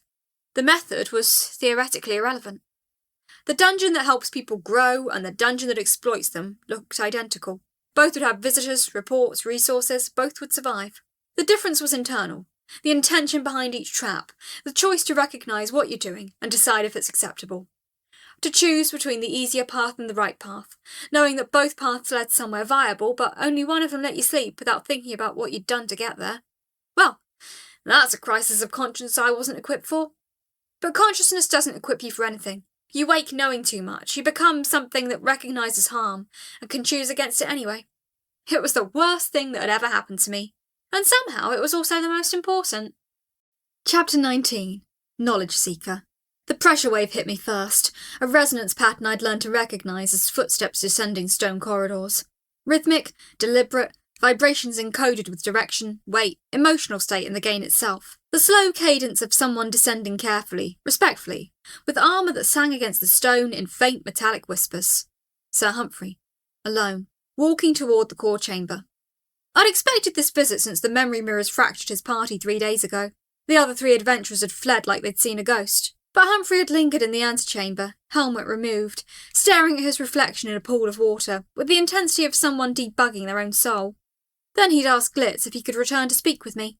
Glitz vibrated with excitement through the crystal matrix, harmonic feedback cascading. Yes, yes! This brave knight wants to visit. Amazing! Feelings, drama. So romantic. Falling in love with you.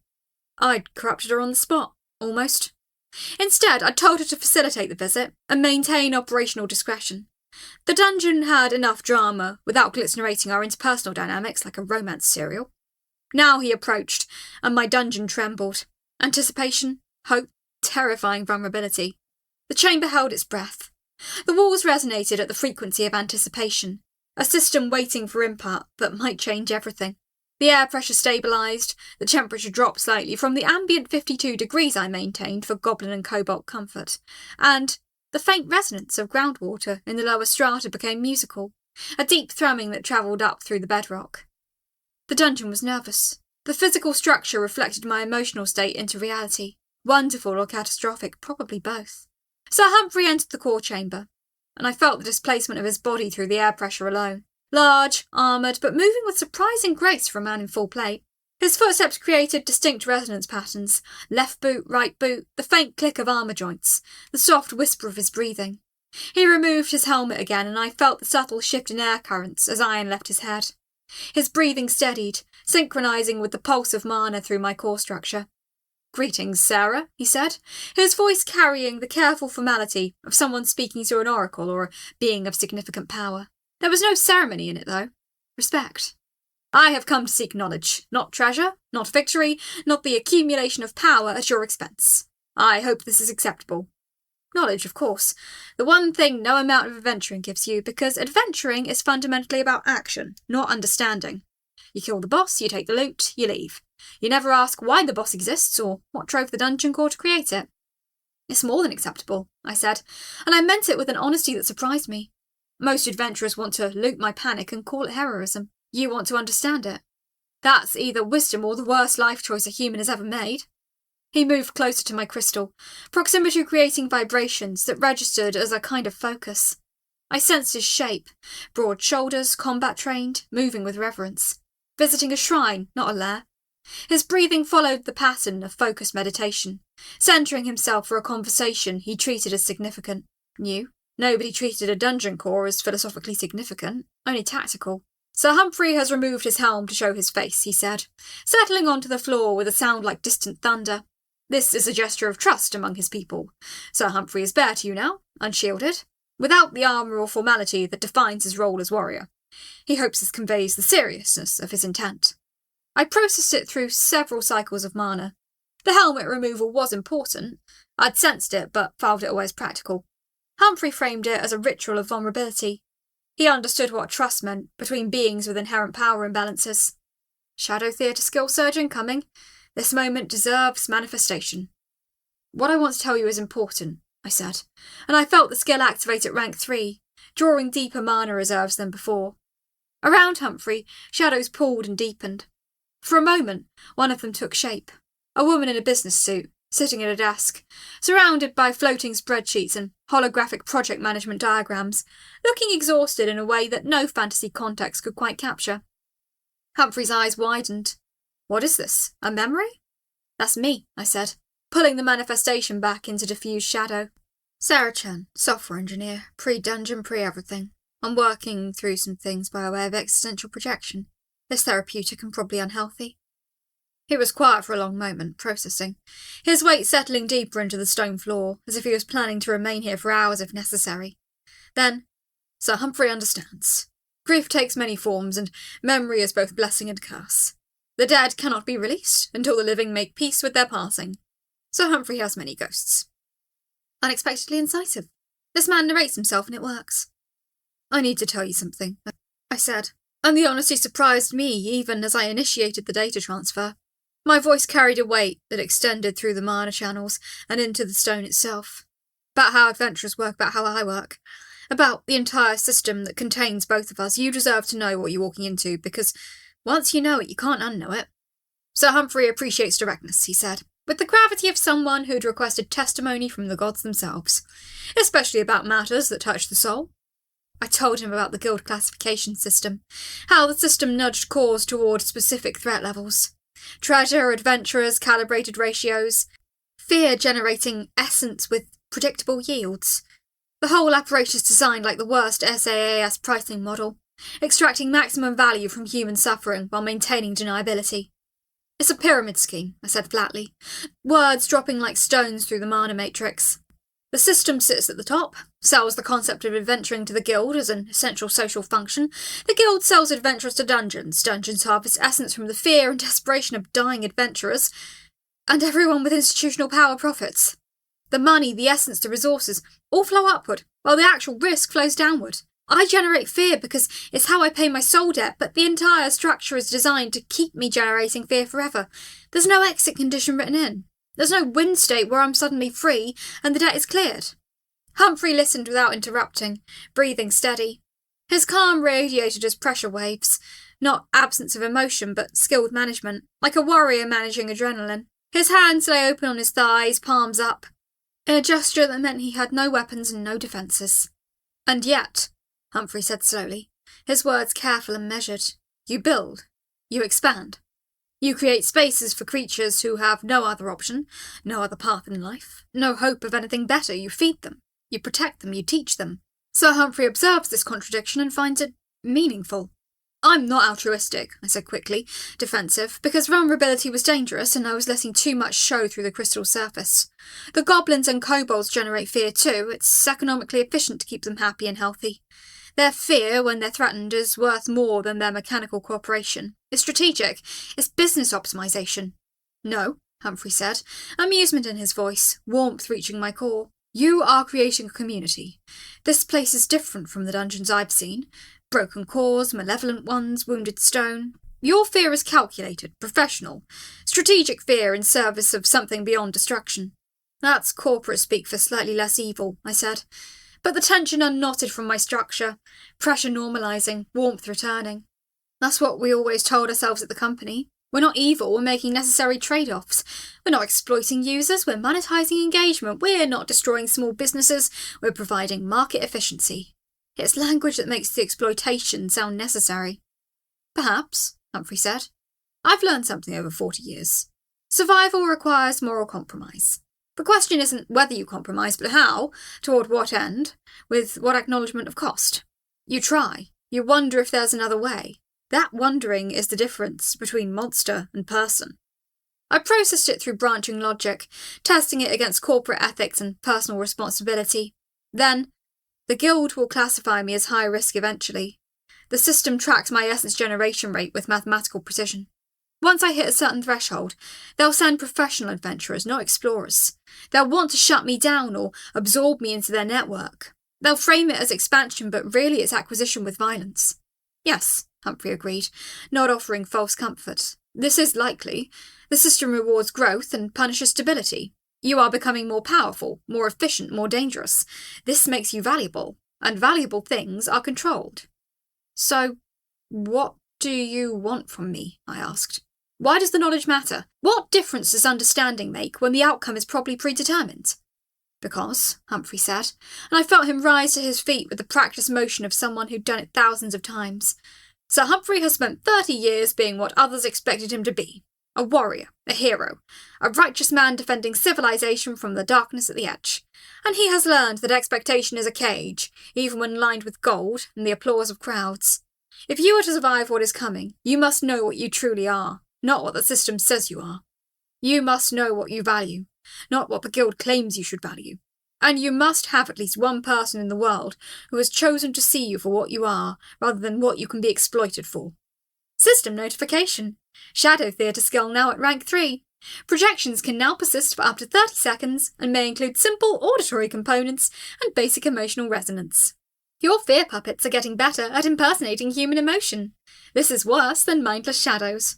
I'll help, Humphrey said simply, his words falling into the chamber like offers of a covenant. Not with power, not with force, not with the adventurer's toolkit of violence and resource extraction. I will help with presence, with witness, with the terrible gift of being seen by someone who matters. and with silence when appropriate, when the world doesn't need to know what happens here. That often moved through my structure like a shockwave, radiating outward through every mana channel. A real ally. Someone outside my system, outside the guild apparatus, outside the massive structure that was designed to extract and monetize my existence. Someone who'd chosen to stay when leaving was the rational option, when removing himself from this place would have involved significantly less psychic and physical danger. Someone who looked at a dungeon core, a being inherently predatory and dangerous, and saw something worth protecting. "There's what I need to give you," I said. "A kind of dungeon architecture, but portable. It's based on my core resonance signature, but won't function like a full core. You could never use it to power a dungeon or expand your power. But it will carry my signature, and the system will have a harder time classifying this place without direct evidence of your presence. It will read as a known contract, a documented relationship, instead of an isolated threat operating in darkness." The process was intuitive. Skill upgrades had expanded what I could manifest. I drew mana from deeper aquifers, pure, unrefined essence from layers below where Grubnuck's people tunnelled. I pulled water upward through crystalline matrices, feeling the pressure change. I crystallised it along specific frequency patterns, imprinting my essence at a quantum level into physical matter. The shape came naturally, something small enough to carry, substantial enough to matter, beautiful in a way that suggested intention rather than accident. A shard the size of a man's palm, pulsing with a faint luminescence that matched my own emanation, with internal fracture patterns that looked like circuit diagrams or the branching of ancient trees. I felt it form, like giving away a piece of myself, though the shard was inert now, severed from my sensory apparatus. But lighter, somehow, like setting down a weight I didn't know I carried. The soul debt decreased slightly, as if the system was recognising the transfer of essence to a physical object as a partial payment of my obligation. Humphrey reached for it carefully, as if it might break. His fingers made contact, and the shard resonated with his touch, recognising him as intentional rather than accidental, as someone who approached with respect than extraction-driven aggression. "Remarkable," he whispered, and I felt through the mana channels that his word was genuine. "This is part of you. You have given me part of yourself." "It's insurance," I said. "Keep it secret, keep it safe. When the guild eventually notices the anomaly in my readings, and they will because I'm generating too much essence for a solo operation and the system tracks everything, that connection to you will create plausible deniability. I won't be a solo operation running in the darkness, I'll be someone's resource. That makes me less interesting as a target for forcible acquisition. They'll see established relationships and think about complications, about leverage, about whether the trouble is worth it." "And in exchange?" Sir Humphrey asked, though his tone suggested he already knew the answer and had been prepared for it since he walked down into the chamber. "May I ask you to return?" My voice came out smaller than I intended, so I pushed the request through with more force, more clarity. "Not constantly. I don't want you taking unnecessary risks, but occasionally. As your schedule permits, to share knowledge, to remind me that there are people outside this dungeon who aren't trying to extract something from me or reduce me to a classification metric or quantify my value in essence units and gold pieces." Humphrey held the shard up to the faint light filtering down from the upper chambers. I could feel him processing the weight of it, the responsibility of it, the trust encoded in its crystalline structure with the precision of a master craftsman. "Sir Humphrey shall return," he said. And there was a ritual finality to his words, an oath that felt older than language itself. "This is a covenant sealed in crystalline intention. As long as there is breath in Sir Humphrey's body and will in his spirit, he will carry the shard and remember the dungeon that created it. He will speak of you to those who deserve to know. He will defend this secret with the same ferocity he defends his own life. Created. Not generated or manifested, created. As if I was an artist, not an apparatus." I laughed, genuine absurdity bubbling up when the universe offers what you didn't know you were starving for. "You might be the first to give a dungeon core an emotional promotion through sheer earnestness." "Is this not how all things advance?" Humphrey asked, amusement and warmth in his voice, genuine joy. "Through honest encounter with beings different from ourselves? Through the willingness to see value where institutional systems demand we see only threat or resource?" "That's a philosophy, not a dungeon strategy," I said. "That's not how business works. That's not how systems work." "Perhaps strategy is the problem," Humphrey suggested. "I've been a strategist for 40 years, successful through calculation, but fundamentally alone. Isolated in crowds where everyone was tool or threat. Your dungeon is alone too. I offer different wealth. The knowledge that you're not forgotten, not expendable, not merely a classification in a ledger designed by entities that will never know your name. The stone walls around us relaxed, settling with a sound like a long exhale. The temperature stabilised. The water pressure from below steadied into a gentle rhythm, like a heartbeat, the pulse of the dungeon's life force beating in synchronisation with my core. "Thank you," I said, and the words felt strange and necessary in equal measure. For staying when you should have run, for asking questions instead of demanding answers, for treating me like a person than a puzzle to be solved or a resource to be quantified. "You are welcome," Humphrey said gravely. "And Sarah?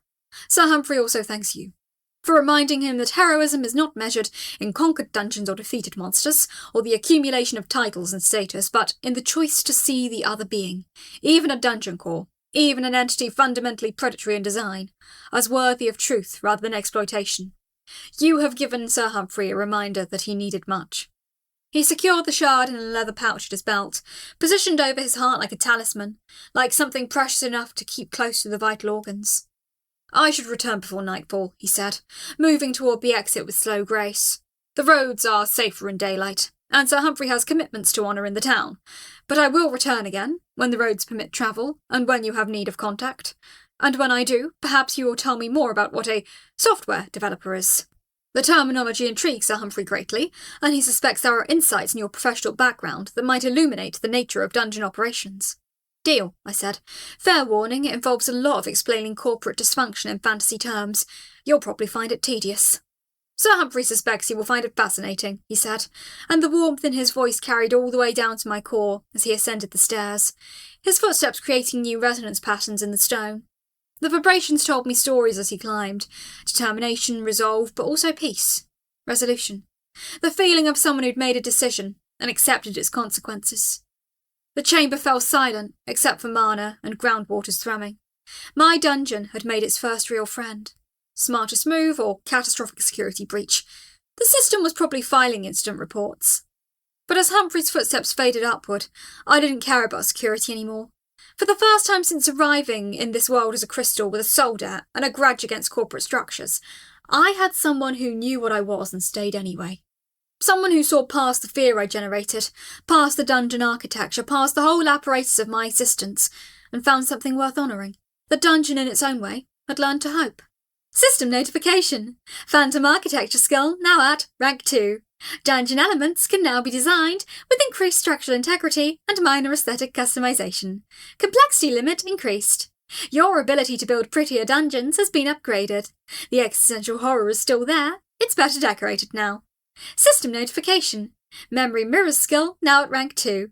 Reflections now capable of storing emotional imprints. Subjects may experience vivid recollection of personal memory fragments and associated emotional content. Your psychological manipulation toolkit is getting frighteningly sophisticated. The system approves of your escalation. System notification. Emotional essence harvesting skill unlocked. New skill category, emotional resonance management. Begin with rank 1. Emotional states beyond fear may now be harvested for essence, including hope, despair, dread, and existential vertigo.